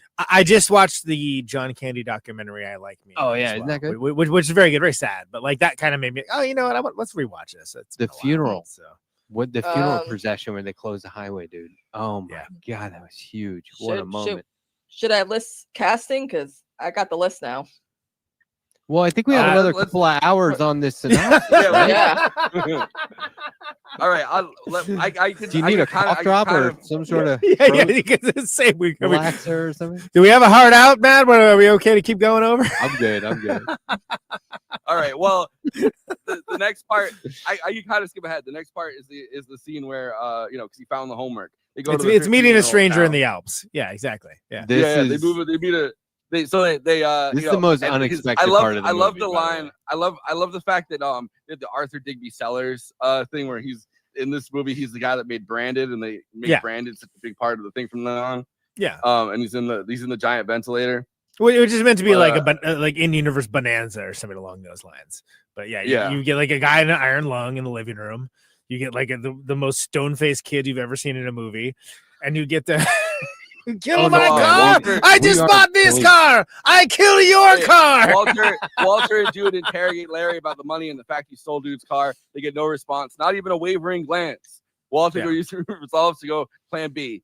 He tells Larry to watch out the windows. He and dude go back out to the car while Donnie's waiting. Walter removes a tire iron from dude's trunk, proceeds to smash the Corvette, shouting, "This is what happens when you fuck a stranger in the ass!" Which this is where we pause the synopsis for a moment to mention that in the TV version, what is it, Matt? What is it? This is what happens when you find a stranger in the Alps. This is what happens when you find a stranger in the Alps. And he says it like 7 times. And when I saw this on cable, like basic cable with that, like I thought I was having a stroke for a second. Because I was like, Yeah, oh my God, like what? Someone even, a few artists have actually named their albums after like that. Oh, yeah. It's so funny. Because it's funnier. It's actually funnier than, Like- than the actual line. Because it's Yeah. like, what? What? Because something like that can be said in like other great. movies, but like who the hell says that? Yeah, exactly. So I'm just gonna start saying it randomly in my day-to-day life. I think that's a smart idea, really. That could make a good a good Coen Brothers podcast name. Yeah, this is what happens to me to Stranger in the Alps. Stranger Great. in the Alps. Yeah. Continue for us. Yo, skipping ahead. Back home, dude talks to Walter over the phone as he nails a 2x4 to the floor near the front door. Yells at Walter. no reason. Tell him to One leave of him the alone. best visual gags, by the way. Yeah. That, like, because it's like you always have the moment in the noir where, oh, we're gonna block the door so someone doesn't come in, right? And so he Yeah. does that, and the door just opens because it's the other way. And then he tripped over it. Later on, that's right. Yeah, it's so good. Yeah. He hangs up and props a chair against the door, braced by the piece of wood, and turns away as the door opens outwardly. The Treehorn's Yeah, two amazing. thugs in the beginning of the film walk in. They tell the dude that Jackie Treehorn wishes to meet him. The dude is taking it to a large mansion overlooking a front beach where a tribal orgy-like party is going on inside. Inside, the dude meets porno producer Jackie Treehorn, who appears Thank you, friendly and sir. agreeable as he mixes the dude, a white Russian, sympathizes for his lost rug. Treehorn asks him where Bunny is, to which the dude responds that he thought Treehorn knew. Treehorn denies knowing anything about Bunny's abduction, theorizes that Bunny faked her own kidnapping, and then ran off knowing how much money she owed him. Treehorn is an excuse for a phone call. He writes something down on a notepad before leaving the room momentarily, employing a trick of rubbing the pencil lightly over the pad of paper to see what was written. Dude reveals a doodle of a man with a rather large penis. With the He rips gigantic the paper erection. off. And then he rushes back to the couch so he doesn't get caught. Amazing. Amazing. He offers dude a 10% finder's fee if he tells him where the money is. Dude tells him that Larry Sellers should have the money, though Treehorn is not convinced. The dude insists he's telling the truth as his words begin to slur and his vision glazes over. He mumbles, all the dude ever wanted was his rug back. It really tied the room together before he passed out, drugged from the drink. Well, and that's I a like- great. That's a noir thing in all of, like, in pretty much every noir movie. There's always a scene where the person, like, in a lot of them at least, where the person gets drugged in the middle of it by somebody. Like, that's a we homage that in the Villain of Circumstance video. Like, you know, yeah, it's like a detour, big combo thing where it's like, oh, he's unreliable, he's a public drunk, you know, whatever. So he gets arrested while being ran around in Malibu, where we have that great scene with like the asshole sheriff that's like, you know, I don't like your jerk off face. I don't like your jerk off. First I don't we like get first we get the gutter balls thing where he has that dream sequence that's really amazing. And Oh yeah, which of course, so that's how could we forget about? Well, this synopsis is like 1,000 years long. We'll be here for 3 more hours. The greatest non-Busby Berkeley setup is that dream sequence. It's so good. That's where the movie poster came from. I used to have that poster, which ultimately is probably not the best representation of the movie, but is a cool looking poster. And like Bob Dylan, is that a weird song to play there? Like, it doesn't feel weird now, but like, would you At the have time, thought it of must that? have been like, huh? Is that that is the scene where they're playing Dylan? No, that's the right? one they're playing. That's the one where just walked in to see what condition my condition was in. Is that Kenny Rogers? Yeah, that's Kenny Rogers. What's the name of that So band? we get it's just Kenny it's Rogers. driving me I think nuts. Yeah. Was No, this but he- stuff the time when Kenny Rogers needed to pay back like taxes and stuff? Because Probably. Well, it was all right, so we it's get a the Mickey taxi Newberry ride. song. So it's if you want to know, it's from a band called the First Edition. But anyway. That was it. That was what I was thinking.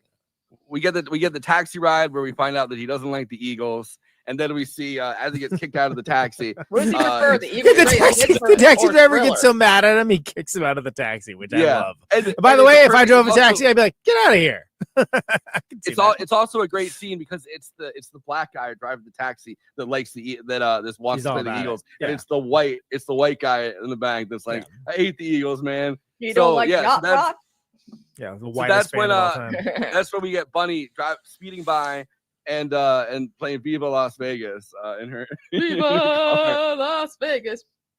All right, so from there we get the scene where Maud is in his apartment and she tells him that it's like that, that they're gonna have sex, and then that she's gonna conceive and have a child, because He's she like, doesn't what is want that, yoga? Yeah. Because no, it helps with conception. He like spits his He spits Caucasian his everywhere. Well, and what if she goes, love me, and just like drops her like robe, which is great. I mean, is it like the character rules, man? Like And that's when they're in bed and he's again burning a roach, but he's talking about like What else is new? He wrote the first draft, not the compromised second draft. Right, That's where all that stuff comes out. Yeah, the port. He goes. It was one of the co-signers of the port hearing statements, but the original one, not the compromised second draft. Well, He doesn't have his name on that shit. And her whole thing is she wants to conceive, but she doesn't want to be anyone that she would see in like polite company or the circles of society that she works in, which is perfect because everything he says is more like alienating towards like her social status, and it's perfect. It's great. It also clicks that that finally, after she's already said it, that her dad doesn't own any companies, and he's just kind of is his trophy wife, and he's he's the one that stole $1 million. So he calls up Walter, and Walter's not going to drive because it's Shomer Shabbos. But he finally gets him to agree because it's an emergency to drive him, to the Lebowski mansion. And then that's when he goes outside. He sees brother Seamus sitting on the road. It's me, brother Seamus. John Polito. I love that guy. Great character actor. He's been in all kinds of stuff. Like he was, he was in The Crow. Miller's the original Crossing? one, not the new metal one. Yeah. Yeah. Miller's Cross. He's in Barton Fink. It's great. He's a great that guy character actor. He always sounds like he's eating. Homicide: Life in the Street. He's got a great character in that. Which Well, is what's that's a funny, good show. Forrest, he does not talk like that in real life. Like if you Yeah, I'm watch sure he interviews doesn't, with but him, he always- he's very normal sounding guy. He doesn't talk like that. He always Was sounds it like he's a eating. Gilbert He sounds- he Gottfried sounds type like of he's- situation? Yeah. It's totally normal. He's in The "Whoa, Man Who Jack's Wasn't gonna play There the role?" too. Yeah. So after that scene is when you see that Amy Mann is the one that cut off her toe, and sent it. So they drive to the Lebowski mansion, and that It is, looks like that, While too. ordering Looks like it's lingonberry turning black. pancakes. Yeah. Yes. Yeah, it doesn't look good. we would like the lingonberry pancakes. Great. Yeah. tell us your- But so then they around drive here. to the Lebowski mansion. This is when Walter finally confronts old man Lebowski and tries to rip him out of his wheelchair, and he's like, of all the cringy things that like Walter does, it's like this gold bricker. Yeah, okay. Yeah. It's like, oh my god, stop. And then Dogs he's like barking. laying on the floor, kind of whimpering. He's like crying. Yeah, and he pushes the It's dog bad. out. It was the one I felt bad for the dog because the dog was just trying to cheer him up. So then that's when they realized that there was no $1 million, and it was just old man Lebowski trying to embezzle the money. Mhm. So the next scene, Donnie misses a strike for the first time, and they're talking about Kuwait versus Vietnam, and they walk outside, and the dude's car's on fire. And it's the three nihilists, and they're confronting him because they want. They're playing their own music. Lebowski. They're playing their own Yeah. music on a boombox while they confront him, which is amazing. It's great. So there you hear like some crap. They need rip-off theme music, Yeah, right? it's great. Get in the mood. And they get into a fight with them, and Walter bites off Peter Stramer's ear. Throws that bowling Yeah. ball in his Yeah. stomach. Yeah. And then, Yeah, and it looks like the as- good guys are Yeah. winning, right? So it's like, oh, great, and then you then get they the go out classic and- line of "You have nothing to fear, Donnie. These men are cowards." Yeah. But then they go behind. They say, man down," and Donnie's having a heart attack. There were no So shots it's- fired. There were no shots fired. Yeah. It's like we call 911. He's got all that blood on his face. It's a hardcore scene. They come at him with a saber. Like where they Yeah, get it's true. Yeah. No, and it's yeah. Go ahead. Fuck Yeah. you, Well, fuck no, you. I'm just trying to finish up the. Yeah, go ahead. Go ahead. Yeah. We're almost there. So they're seated at the funeral parlor. Donnie having passed away, but they don't want to pay for the whole funeral service kind of What's this right stuff here? or like the urn. So they put Can him I into say a that? Folgers Can I coffee say can. anytime anyone I know dies or a pet dies, I think of this scene every fucking time. Is there a Every route time. nearby? The Folgers Which is can. they started the movie off in the Ralphs too, and they finished that's it true. with going to the Ralphs, and they get. It's his only climb, form of identification at some point. I also which is great. I love the detail. When they're on the island, they climb up to the top. I love the detail that Donnie was a surfer. Yeah. Like Donnie was constantly surfing around these areas, and it's like all the way up to Pismo. Yeah. And you took him, Lord. Like you took so many. And anytime, which is moves it right back to Vietnam Bill immediately. 364. God damn it! Fuck you, Walter. And then when they're spreading the ashes, and it freaking goes in the dude's face, and he's just standing there. It is the best visual gag ever, and something I think about anytime anyone is gonna have their ashes spread outside. I'm like, be careful. He's Careful like, of the I'm sorry, wind. dude. See what I mean, though? He gets really like. I find his character to be most relatable when he's humbled by the one guy he's friends with, because he knows if that guy turns on him, he's got no fucking friends anymore. Right, exactly. He only has his ex-wife. At the bowling alley, the stranger sits at the bar as the dude orders 2 beers. They greet each other. The stranger asks how he's been doing. Oh, strikes and gutters, ups and downs. Answers the dude as he collects his beer and goes to leave. The stranger tells him to take it easy. The dude returns, yeah, well, the dude abides. In the final shot, the stranger finds comfort in those words and rambles to the viewer about how things seem to have turned out fine for the dude and Walter. He was sad to see Donnie go, but it happens to know there's a little Lebowski on the way. He assures us that the dude is always out there taking it easy for all us sinners. They stole the sarsaparilla. They stole the ending from Braveheart. We made it. We made it. We made it. We finally. I think. Who wrote that? I think it was. And in what year? Like, how long has that been online? It was Charles Dickens, who was paid by the word. I think. Yeah. Because that's the It's kind of thing amazing. where it's like, yeah, we know the movie. Like that guy actually wrote it out, though. I've been trying. Pretty I've been trying dedicated. to work out a way so that we can go through the movie scene by scene, because there's I always appreciate something we it. miss. Because sometimes we'll forget things, or people won't get to I chime totally in and opine appreciate about it. Right. So Yeah. no. So- that was the but the most last in-depth one one- so far since you started doing it. Has he done any But other the ones? last, Just the author? last. Yeah, I don't he started think doing it when Conan wasn't here in October. No, I mean No, this no, guy who he's wrote the this author one. of Oh, the the guy that wrote this one. I don't know. Maybe he Does he became a do, like- writer. But I've done it. He's I've like done it Lethal on, Weapon on- 2.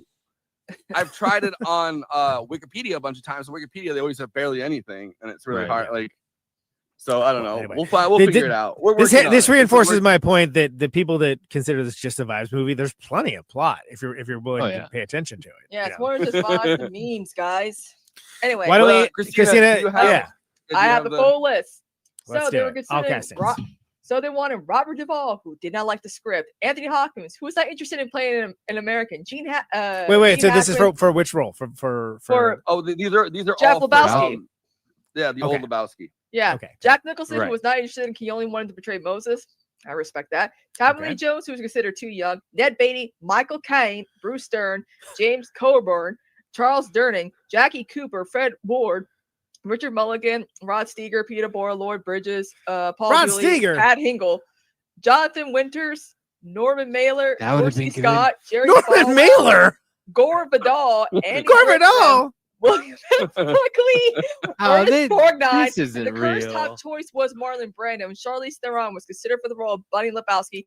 Tim Cross auditioned for the role of Brandt. Wow. That totally Yeah, there's a different lot of them. movie. Yeah. That's. I Only feel like I one- need a minute of reaction time for each one of those, let alone like for the whole McGill. Conan's like this person and that person. What? Jesus Christ. Yeah, Gore but Vidal Norman was the one that Mailer. stuck out the most, but not as Yeah, much as William that's- Buckley. Anyway, he is in Gattaca. William Buckley actually would be really good for like. He's more like in a wheelchair. If upper class charlatan who thinks he's like tougher than he is, absolutely. From California. From Yeah. California. Oh yeah. He would perfect. He has his, Simi he has Valley his, like, Republican, great. he has his fake kind of British accent where he's like, "You're looking for a handout," like Yeah. That would have been. That's probably the best one I heard about that. I think the I'm line. not Mr. Lebowski. You're Mr. Lebowski. I'm the dude. I think the line they would have had to read was, "You told Brandt. Brandt told me again. What do Yeah. you want?" All right, like that is. I can All hear right, Jonathan sir, Winters you saying told Brandt. Brandt told me, yes. What is? Well, I think someone like sir? Are you employed, sir? I think like Rod Steiger would be great, but it's like that's so different because he's kind of known as being like kind of a crazy method acting. Was he on that list? Damn. Yeah, he was. There's a lot of That people list on that was list that I've longer already than that forgotten. synopsis. Somehow, yeah, exactly. Yeah, I mean that's a shocker. Well, especially because I feel All like right, this is so. Conan, you told Kristina. Kristina told me. Yes. It's so I can't impeccably cast, right? So it's like the idea Yeah. of like changing any part of it is like, oh, you're changing the alchemy of like something that That's gonna be a totally transcends. different There's plenty movie. of Yeah. articles that are like, who the Big Lebowski today? Who would be cast? And it's like, Oh, The no, Big come on. Lebowski. Couldn't make the Big Yeah. Lebowski today. Oh, it'd Sam be Elliott. Sam Elliott Because of plays woke. the Big Lebowski. no, it'd be Timothy Chalamet as the dude, and Yeah, Zendaya. And, yeah, I Model cannot Lebowski. believe Timothy Chalamet's mother was a suggested friend to add on Facebook. So I said, why not? to be Owen Wilson as Jeff Wait, did she Lebowski. accept? Not yet. I'm waiting for it. Her whole Facebook page is just, It's I me. love my son. She It's me, loves Maud her son so Lebowski. much. Her whole Facebook profile is just pictures I'm of here with her my and dad. Timothy. Hi, it's me, the Big Lebowski. It's I'm a me. Twink It's me. Lebowski. Maud Chalamet. I feel like Maud Chalamet is a good name for Timothy Chalamet, or Barbara Chalamet. Barbara. But you want to do letter? Yeah. So Letterboxd is a social media site. Film lovers like out within to each other about the movies that they love, maybe the movies that they didn't love, maybe the movies that they just quote ad nauseum, and that's the review over and over and over again, as if somebody isn't mining through these trying to find some content on his free time. And of course, all of this is best expressed succinctly. It's a bottom-up democracy. Everyone gets to chime and opine, not just the Siskel's and Eberts of the world. Everybody gets to talk about the movies. And this is something that's collected weekly by yours truly. Proud to be back at it. These are the Letterboxd one-liners for the Big Lebowski. Let's roll them. Before bowling alley animations, if you threw a gutter ball, John Goodman would appear with a gun. Am I the only one here who cares about the rules? Great. I always want to yell at people on like Twitter or whatever. Or, like, Right. just like, am I the only person here who cares about the rules? What are the rules? And the answer on X the Everything app is yes. That's right. Yeah. I'm giving it 4.5 stars, but the TV edit where he shouts, "This is what happens when you find a stranger in the Alps," gets the full 5 stars. I agree. But where's the actual star rating in this review? I mean, I don't know. Gotta talk to him. Some people don't do. Liam is the other guy's name right there with Totoro. Yeah, Liam. Sorry, Okay. he looks to me. Imagine being like, that's you. Like, and you're like, I'm in the Big Lebowski. Really? Wow. Like, who are you? I'm the guy next to Jesus. Who are you? Wingman. Who are you? I'm Liam. I'm Liam. You don't know Liam, the beloved character Liam? You mean Neeson? No, Liam. No, the Liam from the Big Lebowski. He's The original. Jesus' bowling partner. He has balls and he's cleaning the balls with his with Yeah. he's got He's got some great scenes too, but he just looks like a guy. Yeah. He looks like a guy like I could like walk down to like the grocery store and he's like, buying kale or something and a Hungry Man dinner. Yeah, Hungry you're Man, like, all everybody. right. New sponsor. If you- Welcome on. if you kick that guy out, he's going for your hand. So The dude's card legitimately has the best character arc ever written. Amen. Yeah, that's good. Amen to that, brother. Where's Renee? She needs to chime in about Sam Elliott. Real quick, the actor who played Liam, this is the only movie he's ever done. That, you know what? That's a power move. I respect it. Look, I played Liam. Who else am I gonna play? Yeah, I'm Liam. I've reached the top of the mountain. Are you- I'm Jesus's bowling partner in the Big Lebowski. What more do you want from me? I wonder what he he's got. in a version of Hamlet called Piglet. All right. Damn it. Love watching John Goodman crash out every 12 minutes over nothing. Yes. Sounds like me. Great. If you will it, it true, will man. be. Theodore Herzl, State of Israel, dude. Great. So good. One white Russian after another. That's right. That's right. I can almost guarantee you we're going to be covering that movie in February for Oscar season. You like art girls? I do actually. Yes. Yeah. I fucking love him. I can't stop laughing about you like green girls. Well, and the meme you got him where he just has that weird kind of like hyper stiff stance too. It's great. Yeah, it's good. It's us talking about a meme Force made. Why did I not notice Amy Man was in this? Someone else made it. I just found it and started laughing. Let the record show. ... The meme that people can't see or interact with. It was all right. Why did I not notice Amy Man was in this till now? I don't know. It took me like my third time through. Oh, so. because you only recognize her when she's got 10 toes. That must be it. Yeah, that must be it. Oh, Amy Mann. Wow, I didn't recognize you with 9 toes. Oh. Who's this chick that looks like Amy Mann? I love when he yells. I love when he yells. Your woman is a 9-toed woman. It's a great insult. This anti-Semitic freak with a 9-toed woman. So good. A crying shame that log jamming will never be on Letterboxd. Carl Hungus. Carl Hungus is the funniest name anyone's come up with. I agree. Watching John Wick, I was like, where do I know his boss from? And then I was like, oh fuck, it's Peter Stormare. Yeah. And then he appears in the second. He appears in the second one as himself, but he has like a mustache or whatever. Yeah. Roger Deakins, fresh off of Kundun, using a lifetime of experience, creative instinct, and natural talent to capture Turturro licking the bowling ball. I mean, it's a great shot of Turturro licking the bowling ball. Yep, it's friend of the show, Jared Skolnick, right there. It's true. It's very good. Friend of the show, John Turturro. Friend of the show, John Turturro. He's the most famous person that ever went to Cindy New Paltz. All right. The dude wearing fucking jellies most of the movie damn near did me in. Yeah. Classic. And his clothes are like so dirty and just faded. Like, yeah. Those were somebody's clothes. Great. Complete degenerate activity. He keeps getting fucking punched and then he like bleeds on himself.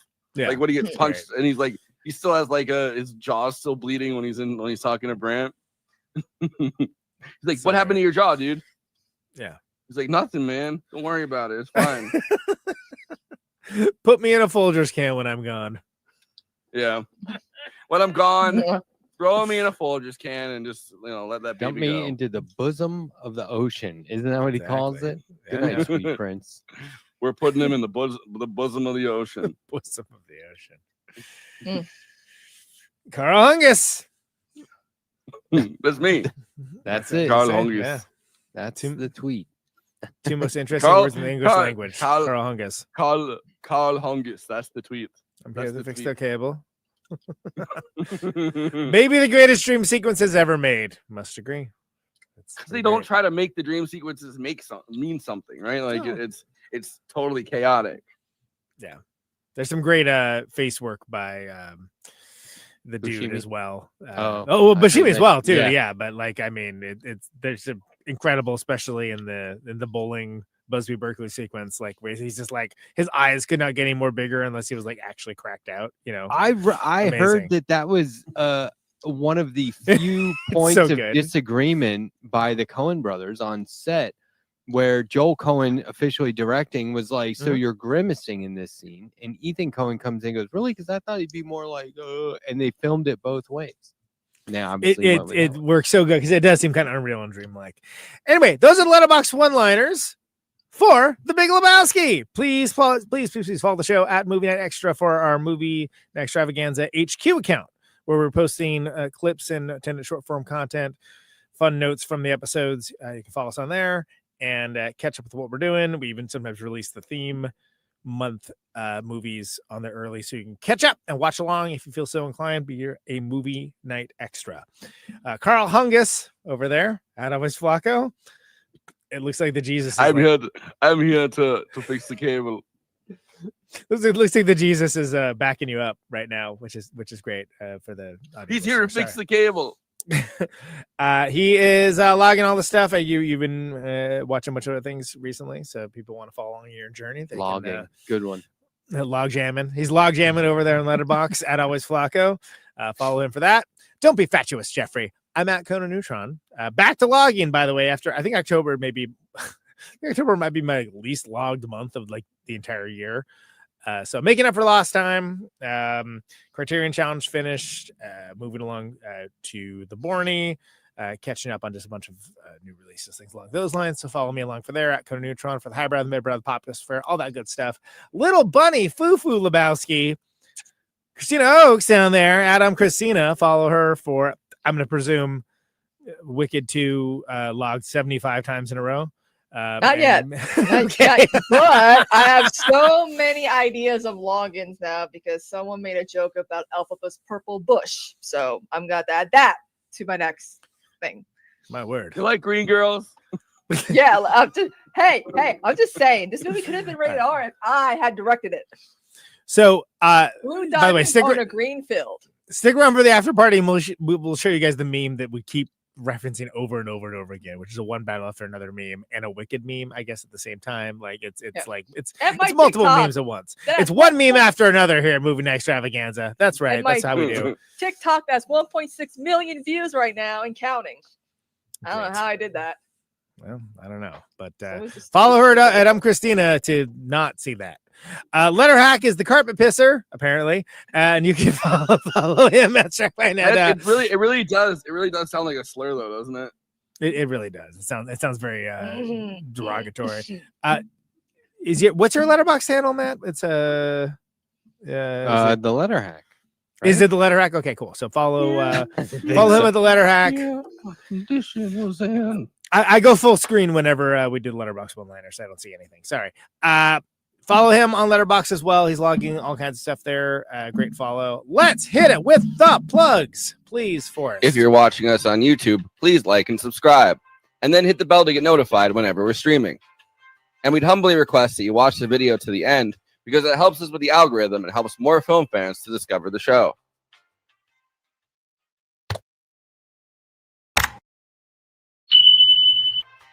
We're also monetized. If you want to get your chat questions definitely read on stream, you can always send us a super chat, which will help us keep the show going. Every cent helps. If you're watching on Twitch, you can gift us a free sub on Amazon Prime with your Prime membership, but getting subs on Twitch is always appreciated, and it helps to follow us on there as well. We also have an audio feed, which is available wherever you download podcasts, if you prefer to listen to podcasts rather than watch the stream. That's updated usually the same day we stream, but watching on YouTube and Twitch is the best way to get the show first, live as it happens. If you want to support us with a monthly donation and get access to all of our after parties forever, which go patron only after we do them, you can become a patron at patreon.com/movienightextra. Link is in the description for that. It really helps us keep the show going since we do have some expenses to make this happen. We also have a Discord community. Link is in the description for that. We sometimes watch movies we cover on there. We get into conversations about everything from film to TV shows to related podcasts. We even have a Discord channel for memes. It's really fun on there. You can find us on all the social media platforms: Facebook, Instagram, Blue Sky, Twitter, and Threads. You connect with us on all of those. Talk to us. We'd love to hear from you. Lastly, we recently made a TikTok at Movie Night Extra where we're putting up short-form clips from the episodes. Okay, passing this to Conan so he can tell you about his music and this week's Protonic Reversal. Conan, who's on Protonic this week? Oh, funny you should ask that, Forrest from the past. Because even though I've only been back for like 72 hours, I've done not one, but 2 Protonic Reversal episodes. Ooh. So there's a long awaited episode. He's done not 1, but 2 Protonic Reversal episodes. Ray Washam from Scratch Acid and the band Massive Albanian with the R name that was between Big Black and Shellac, and Ministry and Digits and Tad and so many other bands. I know folks were really excited about that one. Ray Washam, great iconic drummer, and Steve McDonald, Red Cross and Off and Melvins. Both are great episodes available in the Patreon queue. Patreon.com/Protonic Reversal, $1 a month advance access. Both those will be dropping to the general queues next week, post-holiday. So we got 2 that are in the chamber right now for folks that only look at the general feed. And there's a couple of really cool episodes coming up as well. Back at it, off tour, CONAN Neutron, Secret Friends. We did our last full leg in the South, and those were great. Those shows were great. If you want to hear more about it, we're going to be doing an after party, so I'll be chiming in about that, talking all about it. NeutronFriends.bandcamp.com. NeutronFriends.bandcamp.com for the music. We have the Neutron, the new record. We have 2 shows left of the year, one of which is with Mike Watt for my birthday in Los Angeles, California, at Redwood Bar with Cosmic Kitten. So that's going to be, and then we're playing Doll Hut in OC. So there's a weekend of shows that's happening there. And then that is it for the year till 2026, baby. We've got a couple cool things that are more than likely going to happen, but it's been a busy, it's been one of the busiest tour years I would say in a long time. Yeah. Like I feel like I've been gone more than I've been around, but somehow Yeah, managed man, to be you've on the been show on the most road. of it. Right. So and it's all been very worthwhile. We have tour merch. One would imagine I would probably get that up in the online store. I keep meaning to do it. I kind of was like, why don't I just sleep for about 14 hours? That'd be good. So there you go. That's what's happening with that. Anything else? Creative Asylum episode dropped while I was on tour with Daniel House from Skin Yard, CZ Records, so on and so on. Check that out. It's a good one. If you want to hear a podcast where I get asked about my art, my creativity, so on and so on. He is coming on for Ed Wood in December for our Movies About Movies month, which is kind of like we should just call it Movie Night Extravaganza. Movies. Wait, I mean, movies about movies night extravaganza. We're gonna workshop this thing. We got all week to think about it, so we can figure it out. We got all week to think about it. Once upon a time, a Movie Night Extravaganza. It's that Right. Nectici or whatever. Synecdoche, New York. One movie after another. That's good. So kicking that off will be Sunset Boulevard with Eileen Jones. We're doing that one. So it's going to be Noir Month. Sunset Boulevard. Right for my close-up. Sunset Boulevard. And then The Player with friend of the show, Ian Miller from Colin Walled City and formerly of the DAProdAC, B. Hamilton, so on and so on. Has been on for a very long time. Who Framed Roger Rabbit with Mike Scott of the Bottle and Bond podcast. Gotta get that cosplay ready to go. Yeah. All right. That'll Mr. get some Rabbit. Daniel House from Creative Asylum and Skin Yard CZ Records, as I mentioned, for Ed Wood. And then one, not one battle after another. Once Upon a Time in Hollywood. one Hollywood after another. One a Hollywood battle after another with Kev Riley of one Manson after another. All right. With Kev from Austin Danger Podcast closing out the year. It's going to be a great month. Obviously, if you're engaging with the show, you're probably into movies. So these are movies about movies, and we're going to workshop that title. Kristina, Little Bunny Fufu, what do you got? I had my show today on this space with my featured guest, who's now asleep. She's finally mellowed out after trying to hack the show. I saw Wicked for Good on Thursday. She was doing a bunch of pills on stream. She was like, it's Rod Steiger, actually. He wasn't doing anything that's character crap Rod those Steiger. kids and Welcome to Derry were taking, that's for sure. That was awesome. That show was funny. I knew out. that shit was gonna happen. Once they started taking those, I'm like, oh my god, they're gonna take too much. That show is off the hook. That show is, for my personal sensibilities, I'll save it for the after party, but like I like better it so than much the movies. better. So much better than the movies. Yep. So much Hands down. But tomorrow we're gonna do some Thanksgiving prepping stream. My mom and I were gonna make the mac and cheese and the You're a stuff. prepper? You're a prepper? You're prepping? Yeah, got it. I got it. The end is nigh. And my mom's probably gonna watch Wicked Part 1 with me on Thursday, so that's fun because she hasn't seen it yet. And does she know what the shiz is? Is she eating something dirty? Anyway, that was a fun episode. Are we gonna have Julia on for Wicked Part 2? I already told her got we're it. gonna dress up. All She's right. going as Glinda and I'm Elphaba. I'm prepping this. She's coming to my show on the 5th. I'm excited. I had a TikTok that reached over 1.6 million views. I'm proud, right. but I'm still confused as to how. I'll I never just see thought it, of but congratulations. I just got home. I got home from work and I was like, wait a minute. I thought of something. What if? So, yeah. Worst Photoshop ever. You know, but it doesn't matter. Instead of getting that morning one, so Elphaba's dumb. either It's getting so that morning dumb. straw or corn hucks. You know what I'm saying? Like, You like green girls? You like green girls? I love them. with purple bush. Hey, it's accurate in the novel, okay? That's oh my god, that's another thing I remember from reading that novel. Anyway, I'm streaming on and off because I'm cat sitting and dog sitting at the same time. Is this week the launch for the new show? Next. No, it's next week, and I was gonna throw it on here that we have the Absurdity Space YouTube channel. We need I think we need 50 subscribers in order to stream on there. No, you just have to wait 24 hours. That's okay, because I already all right. Well, I need 50 subscribers to stream. 100 subscribers. Let's go. Yeah, so look, it has to be 1,000. YouTube.com/@theabsurditySpace. You know, the Absurdity Space on YouTube. We're gonna be launching this bad they them on we are the anti abundance podcast. We're not Ezra Klein or Barry Weiss or Alan Dershowitz or Dan there's a Last. lot of people. Listen, let's not keep ourselves. You'll have to subscribe to find out what else they're not like. We're not like a lot of things. We're not like anything else. So the Absurdity Space on YouTube. Look it up. Subscribe if you're here. Just do it. Just do it. Or if you else. want to, just do it. Yeah. I'm subscribed. Why Matt? aren't you?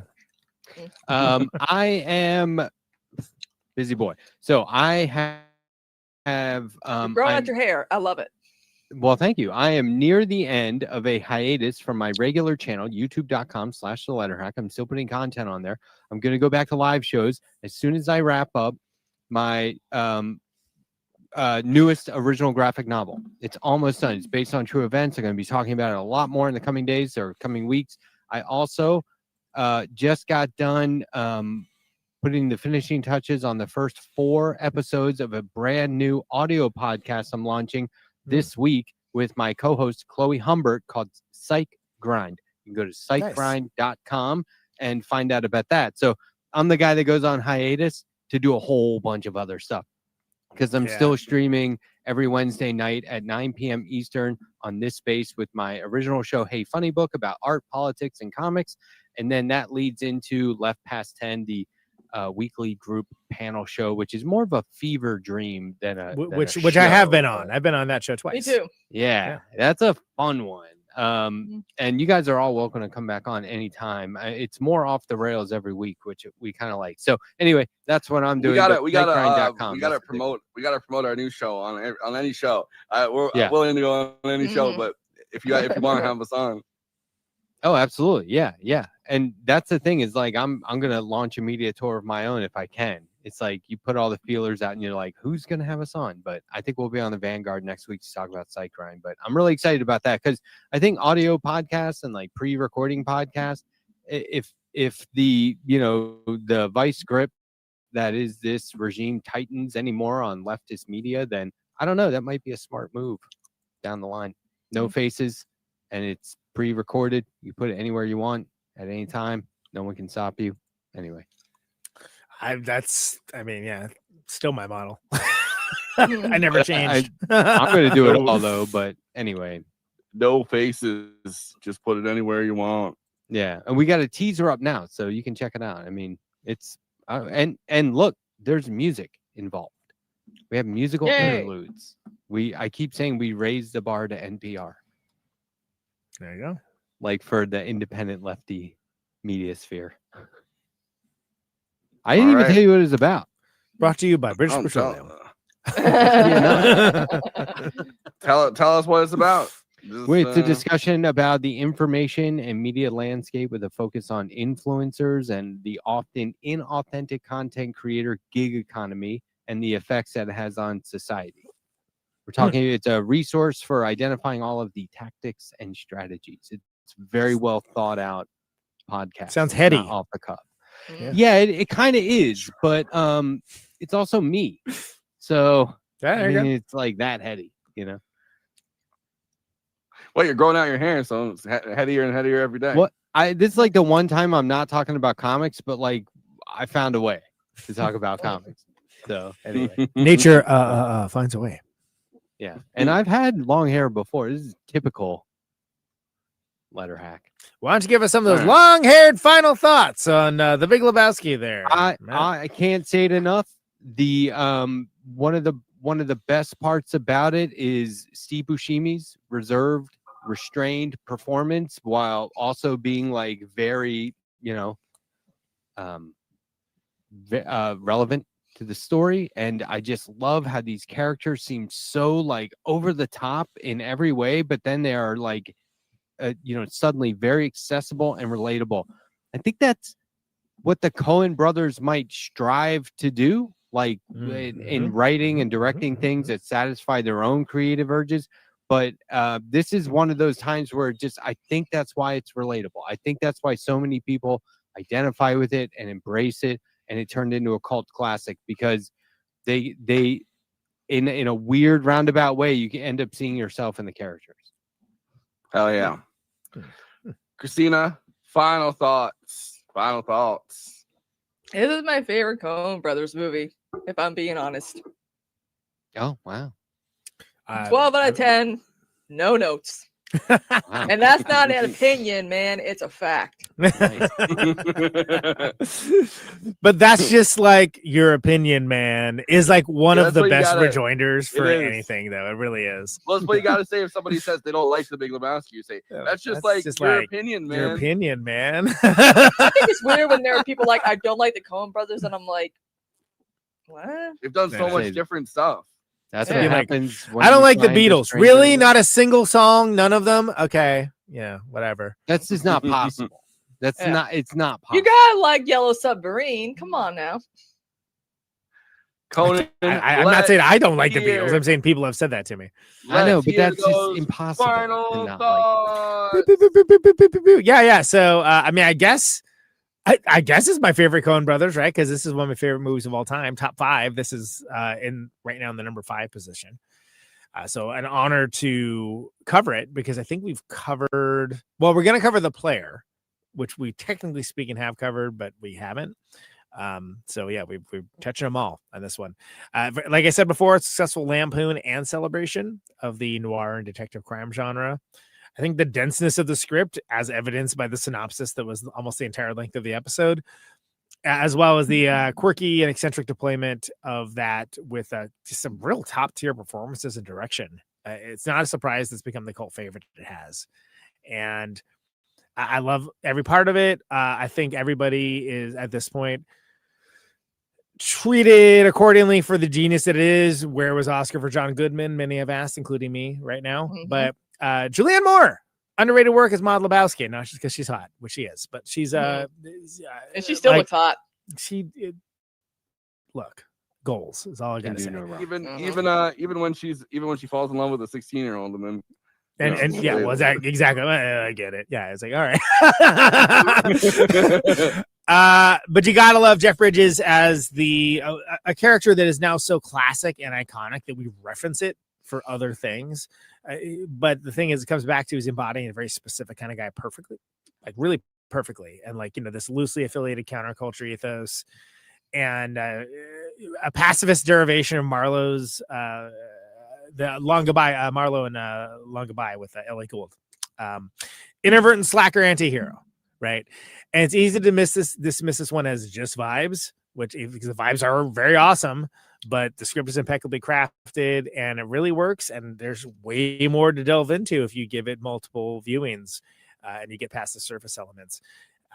I think it's one of the best comedies ever committed to film. And I think it's fantastic to be able to include this in Noir Month after examining the genre for a whole month. I think it's actually makes it even better for me. I thought it was Robe Venber I can't even say it. Robe Venber? Robe Venber. When you movie about robes. It's this movie. I mean, Boogie Nights could be in Robe Venber. Wait. We need to do. Actually, we should do like throw in your robe movies. About porn. Or your robe. I know plenty of people in the industry who could come on and talk about what it's really like. One battle after another. It's a robe movie. It absolutely is a robe movie. Yeah. I keep on thinking every time I watch Boogie I think the robe and coke and just going nuts. I feel like the robe in One Battle After Another is definitely inspired by the robe in this movie. Got it. Like I think so. Inspired by the Yeah, absolutely. Well, and you gotta a mixture between that and he's kind of dressed like Cheech from Cheech and Chong. Sure. There's that look going on. We are doing an after party after this, so you'll hear some tour One highlights. after party after another. One after party after another. Here's some tour highlights from me. I'm sure Kristina will have a wicked 2 thoughts. We'll talk a bit about stuff that's coming up, all that good stuff. So join us for that. I'm seeing it on Thanksgiving. Okay. So there you go. All right. Thanks I for don't having me want to on, know guys. that. I don't want to know that Alpha is the Wicked Witch of the West the whole time. Wow, I can't believe it. Who's the Wicked Witch of the East? Mhm. The Wicked Witch of the East. I really appreciate you having me on. It's always a blast. Oh, you bet. I really do Thanks love Thanks for working coming with on. you guys. Maybe someday we'll let you pick the movie, but probably not. Nah, we gotta keep the tradition going. You got a pretty good run That's like- going. That's like I feel like being like the younger brother or something is always like I want to pick the movie. No. Yeah, no. But hey, in my opinion, this is the number 5 movie of all time. So Could be worse. Coming in at number 5. That's just like your opinion, man. The Big Lebowski. All right, Real join us over there reactionary. on the after party.